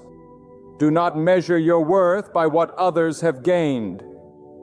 You don't know what God is protecting you from. You don't see the storms He already stopped. You don't see the traps He already destroyed. While others may seem to be rising quickly, remember what rises fast may fall just as fast. But what God builds in patience, what He restores in quiet seasons, stands the test of time. Let this truth settle in your spirit. God doesn't restore just for you. He restores through you. Your life becomes a light. Your survival becomes someone else's strength. When you walk in restoration, you carry a testimony that reaches beyond your pain. God turns your life into a message of hope for those who feel forgotten. He uses your healing to point others toward His power. You don't just get back what you lost, you gain the ability to guide others to the one who restores all. You may have lost time, but God can redeem time. You may have lost youth, but God can renew strength.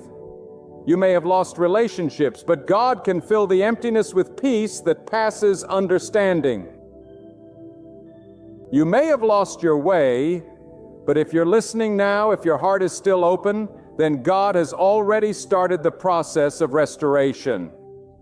The very fact that you're still breathing means restoration is still possible. Your story is not over. The ink is not dry. God is still writing. And when God restores, He restores in layers. First, He restores your soul. He breathes new life into your spirit. He quiets your restlessness. He reminds you of who you are and whose you are. Then He restores your mind, cleansing you of toxic thoughts, calming your anxiety, renewing your perspective. Then He restores your surroundings, aligning your steps, guiding your path, opening doors that no man can shut. But let me warn you, restoration doesn't always look like what you expect. Sometimes God gives you back something in a different form. You lost one opportunity, and He gives you another with more purpose. You lost a relationship, and He replaces it with peace and clarity. You lost a position, and He gives you a platform to influence more souls than you ever could have in your previous state. Restoration is not just about retrieval, it's about elevation. So many people settle in sorrow because they think what was lost cannot be replaced. But you must reject that lie. You must rise up in faith and declare, God will give me beauty for ashes. God will restore my soul. God will return what was taken and more. Speak it, believe it, expect it. Because what you expect in faith, God will often deliver beyond. You must walk like restoration is coming. Speak like healing is on its way. Live like favor is surrounding you. Because God responds to faith, not fear, not doubt, but faith. The kind of faith that says, even if I lost everything, God is still good. Even if it hurts, I still trust God to restore what's mine. That is the kind of faith that opens heaven. That is the kind of faith that brings divine compensation. And I tell you now, from the depths of my soul, from the fire that God has placed in my spirit, what God is going to return to you will be better, bigger, and more blessed than what was lost. You're not just going to recover. You will rise, and you won't just reclaim what was lost. You will step into abundance. God doesn't simply balance accounts. He restores with increase. Every tear you shed, every sleepless night, every closed door, every wound of rejection, every season of pain and confusion, none of it has been in vain. God has seen it all. And when His hand moves to restore, suddenly it will all come together. Even the silence was shaping you. Even the waiting was holy. Even the detours carried you closer to destiny. For God is not a man. He never forgets. He cannot lie, and He makes no mistakes. You are standing exactly where He intends. He is preparing the feast. He is arranging the stage. And when the time comes, when His appointed hour arrives, you will walk into a restoration that no human hand can take credit for. When God restores, He doesn't simply patch up the broken. He rebuilds with purpose. He doesn't just fix what was shattered. He constructs something that carries your future. What was lost was never greater than what is coming. And God is not rushing, because what He is preparing for you is not temporary comfort, but eternal impact. The fire you walk through will not leave you in ashes. It will leave you refined, purified, unshakable, and ready for what only God can place in your hand. You must stop looking back with regret and start looking forward with divine expectation. God does not operate in reverse. The past is not your dwelling place. It is your classroom. The pain taught you. The loss shaped you. The season of silence trained your ears to hear only God's voice. And now you are being positioned not by chance, not by coincidence, but by the direct hand of God who restores with holy precision. You may feel like you've been forgotten, passed over, cast aside, but God is not bound by the opinions of others. He does not choose based on what people say about you. He chooses based on the purity of your heart, your faith in the unseen, and your endurance through the trial. And when God says it's time, nothing can stop the restoration. No enemy, no betrayal, no mistake, no delay. When God says now, the doors open, the healing flows, the favor surrounds you like a shield. There are seasons when you will walk through loss and think, God, why did you let this happen? And in those moments, you may not get an answer, but you will get something better. You will get God Himself, His presence, His power, His peace. And when you have God, you have everything. When you walk with God, what you lost cannot compare to what He is about to do. For what you lost was for a time, but what He restores will echo into eternity. Sometimes God will let you be emptied so that only He can fill you. He will allow the things you depended on to fall away so that your trust is in Him alone. He will remove the distractions, silence the noise, and let you stand still so that in the quiet you can hear Him whisper, I am still here. God is not in the business of temporary relief. He is in the business of permanent transformation. And I say to you now, what God is preparing to return to your life will not resemble what you lost. It will be greater because it will come from His hand, not man's. It will come with no sorrow attached. It will come wrapped in peace. It will come dressed in power. It will come covered in purpose. You may not understand how or when, but you can be certain of who, and that is enough. Do not give in to hopelessness. Do not sit in the shadows of yesterday. Do not let fear make your decisions. You are not abandoned. You are not invisible. You are not forsaken. You are held by the hand of God, who is preparing something in the silence, in the shadows, in the places no one sees. Restoration begins before the world notices it. It starts in the unseen, and then it bursts forth into glory. God is not waiting for your circumstances to change. He's waiting for your faith to rise, because faith is the access point. It is the key. When you believe, even when everything seems empty, God begins to move. When you expect His goodness despite your loss, the doors begin to shake open.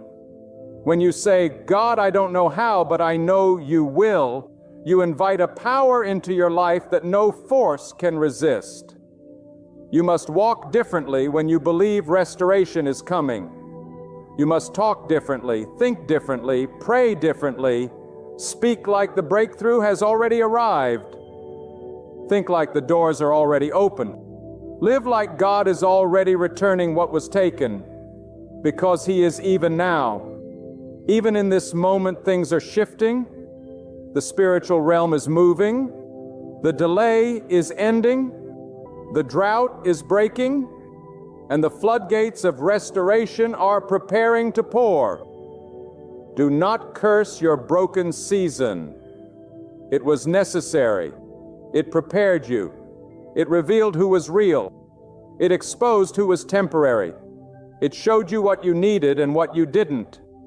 And above all, it brought you closer to God. And that alone makes the pain worthwhile. Because when everything is stripped away and all that remains is your faith in God, that is where true power begins. The world may have turned its back. People may have betrayed you.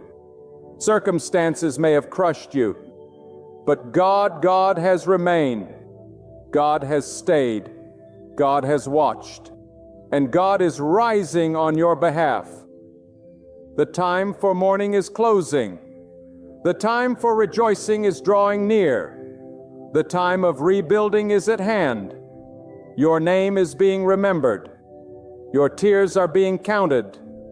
Your prayers are being answered. You have not suffered in vain. You have not endured for nothing. God is going to use every ounce of it. The rejection, the delay, the loss, the waiting, every chapter will become a platform.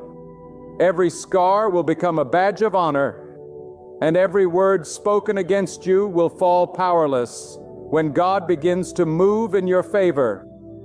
You must walk into this new season with holy boldness.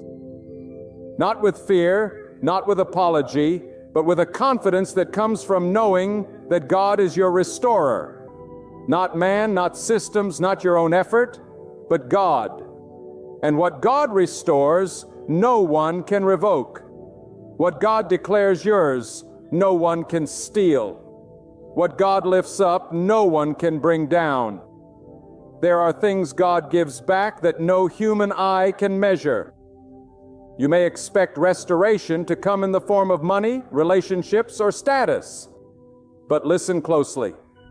The greatest restoration God gives is peace of mind.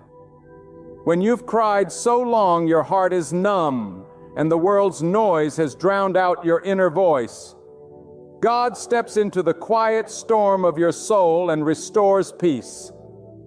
It's not like the world gives, but a peace that steals the chaos, calms the fear, and steadies your step. You cannot buy that kind of peace. You cannot earn it. You cannot fake it. It comes only from God. And when it comes, it guards your heart and mind like a fortress.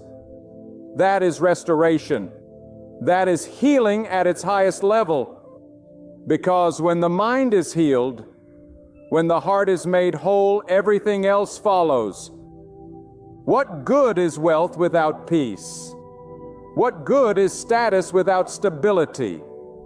But when God restores the soul, even the wilderness becomes a garden. But when God restores the soul, even the wilderness becomes a garden. You may not realize it now, but some of your losses were divine protection. Some of what you prayed to keep, God removed to preserve your purpose. Some people you begged to stay, God allowed to walk away so they wouldn't block what He was building in you. And though it hurt, though it broke your heart, God was preserving your calling. God was shielding your destiny. The separation wasn't rejection, it was redirection. And now on the other side of that loss, God is bringing you into clarity. What once confused you now reveals truth. What once shook your confidence now strengthens your faith. What once weakened your spirit now builds your endurance. Because God doesn't just restore what you lost, He restores your ability to see clearly. No more walking in fog. No more living off false expectations. God sharpens your vision before He gives you the victory. There is something sacred about the season after the storm. That quiet moment when everything seems still, don't miss it. That is where God does His greatest work. That is when He whispers direction, downloads wisdom, and pours out fresh understanding. In that silence, the soul becomes fertile ground for something divine. Do not rush through it. Do not despise it. Let God speak.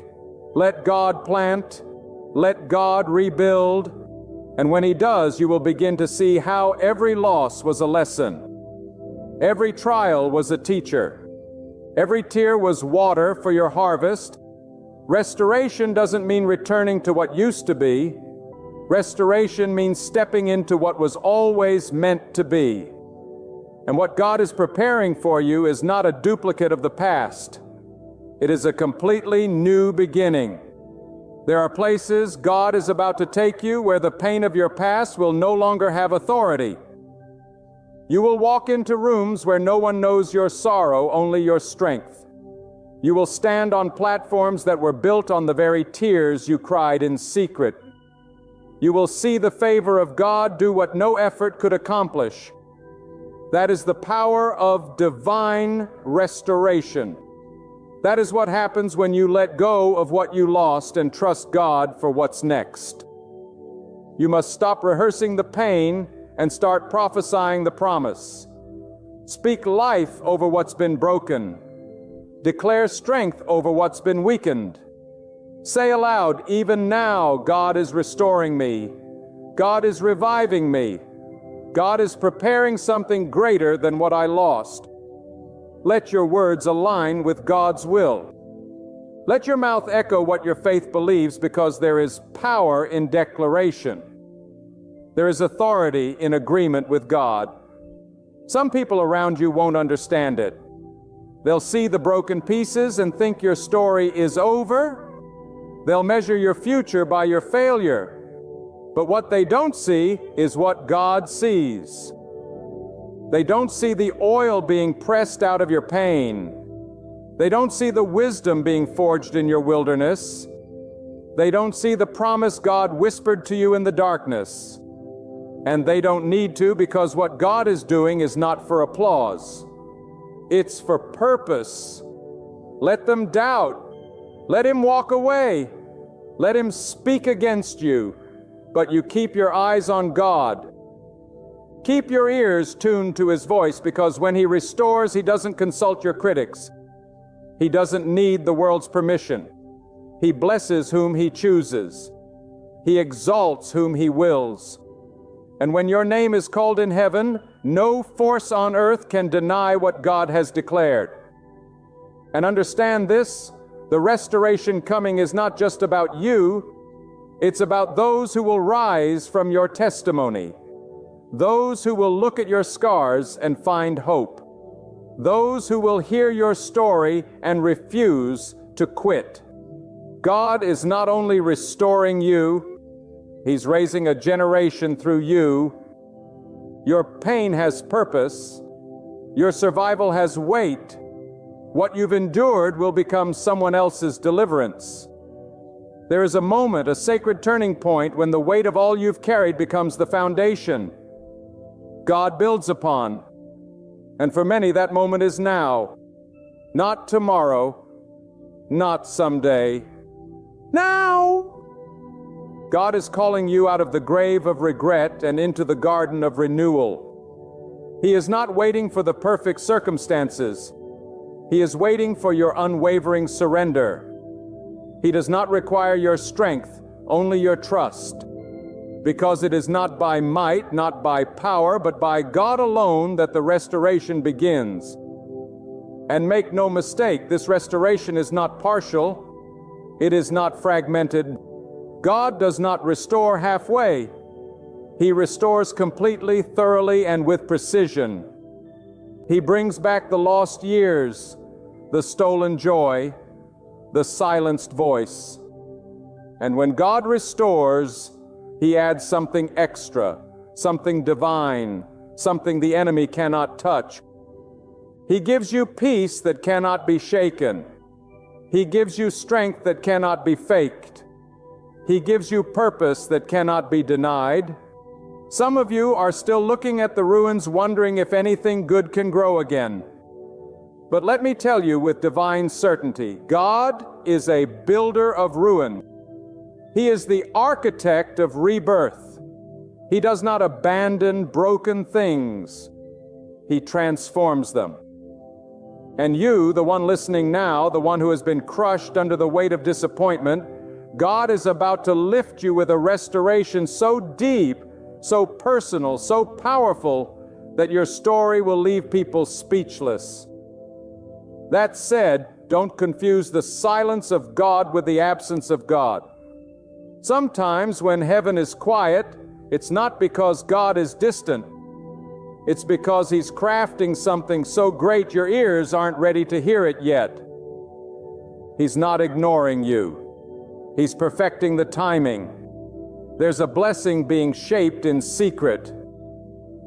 And when it appears, it will not only surprise others, it will overwhelm you because it won't make sense to natural mind. It won't be deserved. It won't be explained by logic. It will be understood only by this truth. God did it. You may not feel worthy. You may not feel ready.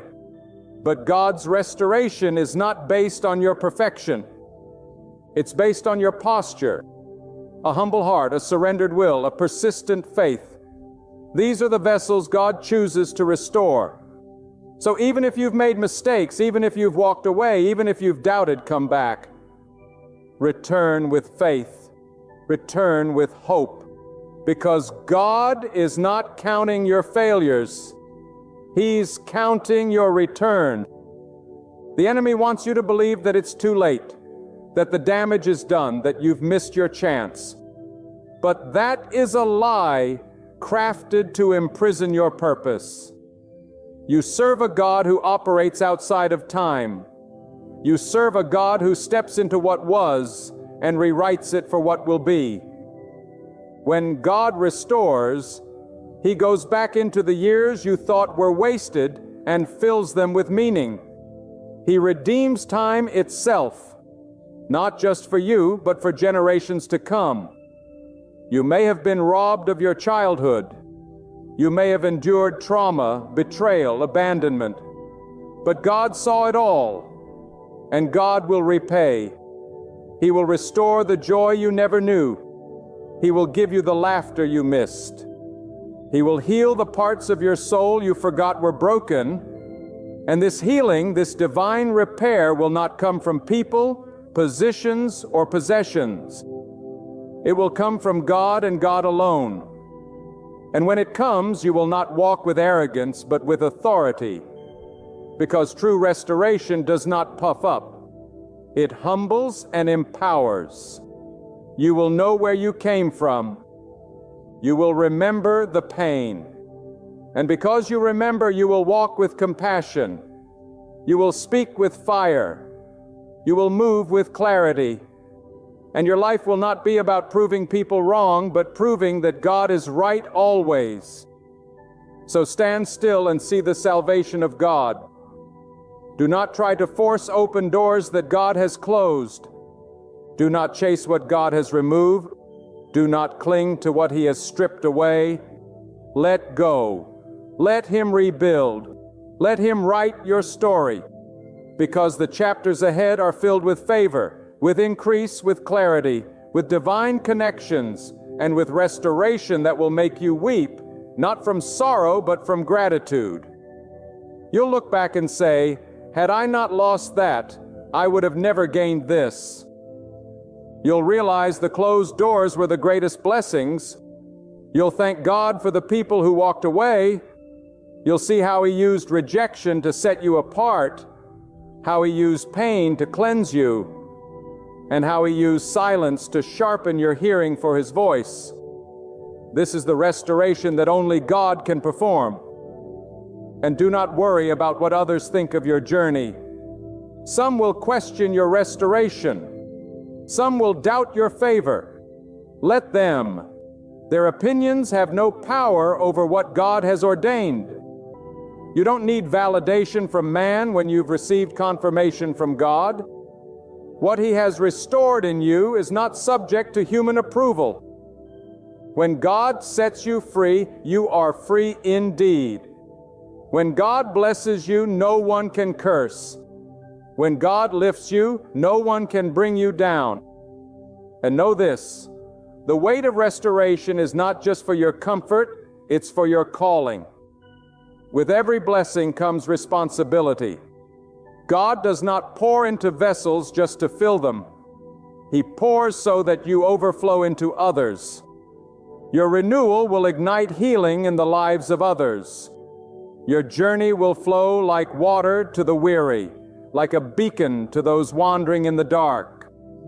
A living testimony that God still restores, still embraces, still creates anew. Guard your heart, but don't let it turn to stone. Protect your peace, yet never abandon the calling within you. Remain tucked away in God's covering until the moment He calls you forth. For when you rise, no announcement will be needed. The work of restoration will declare itself. The evidence will be undeniable. Peace will radiate like light, and everyone will recognize that God has done something extraordinary. The world longs for your voice. The world longs for your story. Not a rehearsed version, but the raw and honest one, the one that proclaims, I lost it all, yet God blessed me beyond imagination. I was shattered, but He made me whole. I was overlooked, but now I walk in His favor. And every bit of it, every blessing came from the hand of God. What does it really mean to hand everything over to God? Not just with words, not just in a desperate moment, but wholly from the deepest core of your heart. I'm not describing half-hearted obedience. I'm not referring to shallow faith that collapses when the pressure comes. I'm speaking of what unfolds when a soul releases control, lets go of pride, and bows low before God in complete surrender. That instant marks the start of something fierce, something transformative enough to shift the entire course of your life. It shakes the ground of fear. It dismantles anxiety. It breaks chains you didn't even know had tightened around your spirit. When you give yourself fully to God, you don't lose your identity. You discover it for the very first time. People wander through this life weighed down by burdens they were never meant to hold. They strive in their own strength, fight wars they cannot win, chase after affirmation in a world that only leaves them hollow. But there always comes a moment in every chosen life when God whispers the call to surrender. Not because God wants to take something from them, but because God wants to give them something greater. That surrender is the key that unlocks destiny. It's not weakness. It is the highest act of strength. It is the declaration that you trust God more than your circumstances, more than your thoughts, more than your fears. When you truly surrender to God, you begin to live a different kind of life. Your decisions are no longer based on your emotions. They are anchored in divine instruction. You stop running after people who don't value you. You stop fighting battles that are not yours to fight. You stop chasing approval and begin walking in divine alignment. There's a stillness that comes, not the stillness of laziness, but the stillness of power. The kind of stillness that says, I know my God is in control, and I no longer have to panic. God doesn't ask for surrender because He wants to control you. God asks for surrender because He wants to bless you. The problem is too many people try to hold on to both the world and God. They want to lean on their own understanding but still expect divine guidance. They want God's peace, but not God's process. You cannot have both. You cannot walk with one foot in the kingdom and one foot in chaos. When you fully surrender to God, you walk away from confusion. You walk away from spiritual double-mindedness. You begin to see clearly. You begin to hear instructions that others miss. God speaks to the surrendered soul with clarity and power. There is a reason why the most powerful people of God were also the most surrendered. Not because they were smarter, not because they were stronger, but because they dared to let go. Because they dared to say, God, I trust you even when I don't understand. I follow you even when the road ahead is dark. I obey you even when my flesh wants to rebel. That kind of obedience moves the hand of God. That kind of surrender will position you in rooms you never imagined. It will protect you from traps you never saw. It will elevate you without you having to strive or manipulate or beg. Because what God gives to the surrendered, no one can take away. When you surrender to God, you no longer make decisions based on fear. You stop calculating every move like a person who has no divine covering. You stop relying on what makes sense to your limited mind. Instead, you begin to walk in the wisdom of the one who sees the end from the beginning. That changes everything. You may not understand why God is leading you the long way.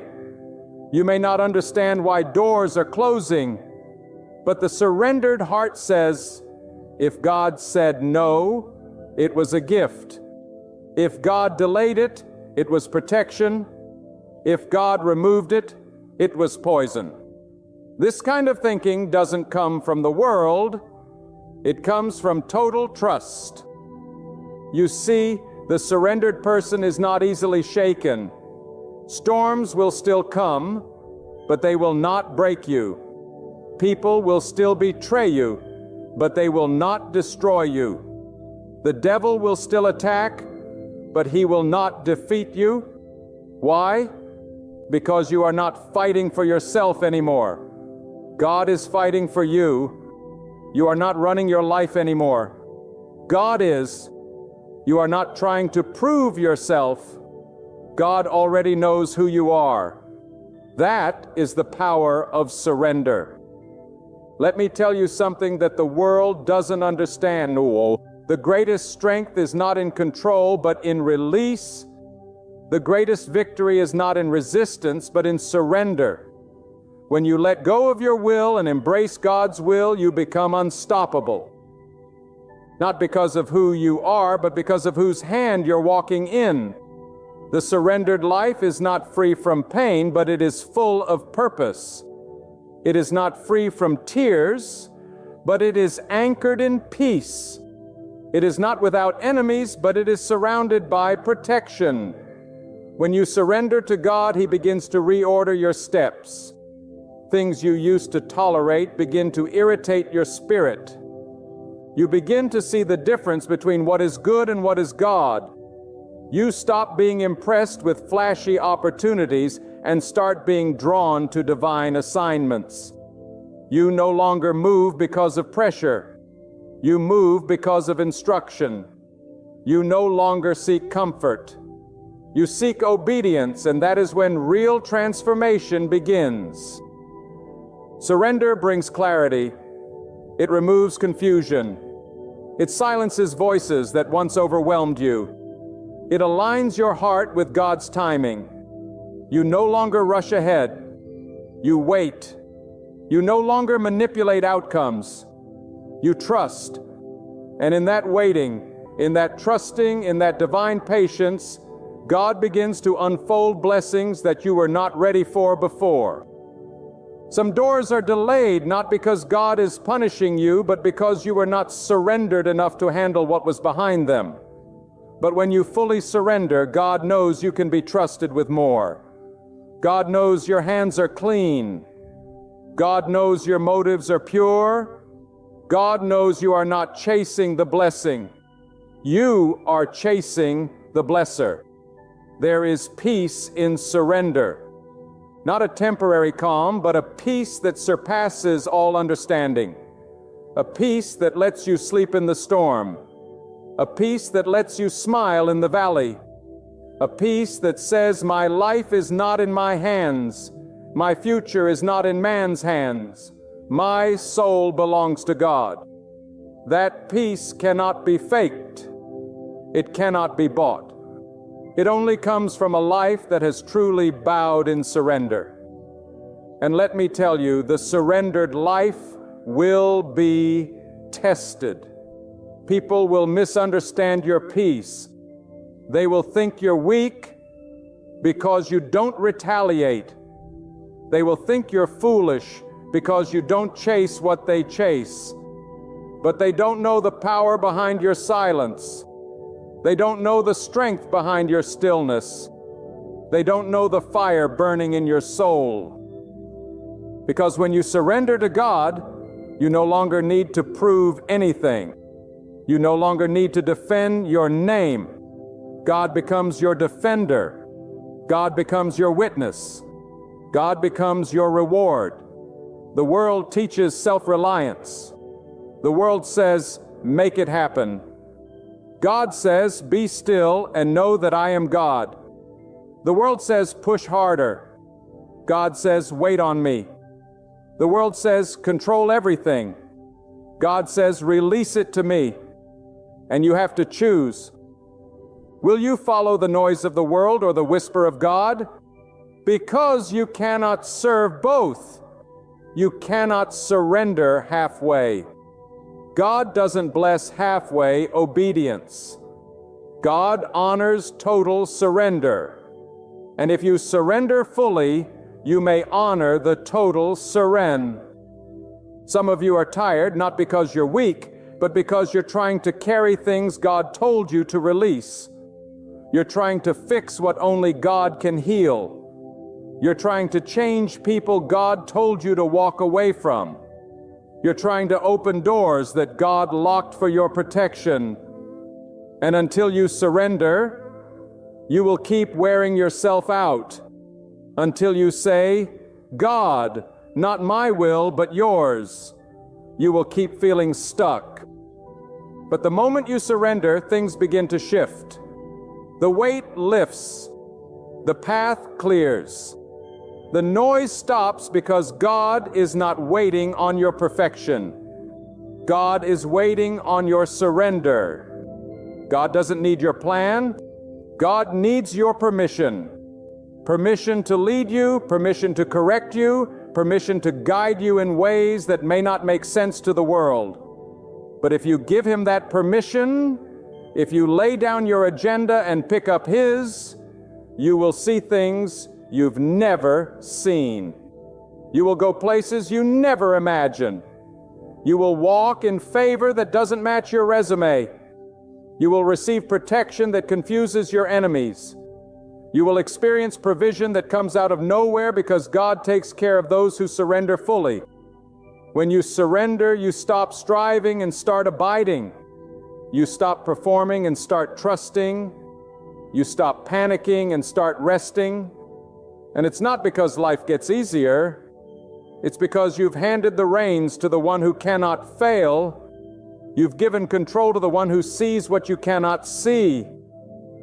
You've submitted to the will of the one who created your purpose before you were even born. That kind of surrender is not loss, it is gain. That kind of surrender is not weakness, it is wisdom. That kind of surrender doesn't make you smaller. It prepares you for something greater. But let me be clear, surrender is not a one-time event. It is a daily choice. Every morning you must choose to say, God, I trust you again, I release control again, I choose your way over mine again. And every time you make that choice, something inside of you grows stronger. Your discernment sharpens. Your character deepens. Your peace expands and your connection with God becomes unshakable. When a person truly surrenders to God, everything begins to align not with their preferences, but with their purpose. The surrendered soul doesn't chase outcomes. It obeys instructions. And in that obedience, something begins to awaken inside. A holy fire, a divine clarity, a boldness that cannot be explained by intellect or logic. It is the kind of boldness that only comes from walking in step with the will of God. It is not arrogance. It is authority divinely given, divinely sustained. Or God does not pour His wisdom into vessels that are already full of their own opinions. God waits until a soul is empty of self, empty of pride, empty of rebellion. Then and only then does God fill that vessel with something eternal, with insight, with power, with direction. The surrendered life is not passive. It is deeply alive, intensely focused, radically obedient. Because when you give up your plan for God's plan, you don't step into less. You step into more. More peace, more clarity, more power, more favor. That doesn't come from titles or positions, but from spiritual positioning. And here is a truth many ignore. Surrender doesn't make life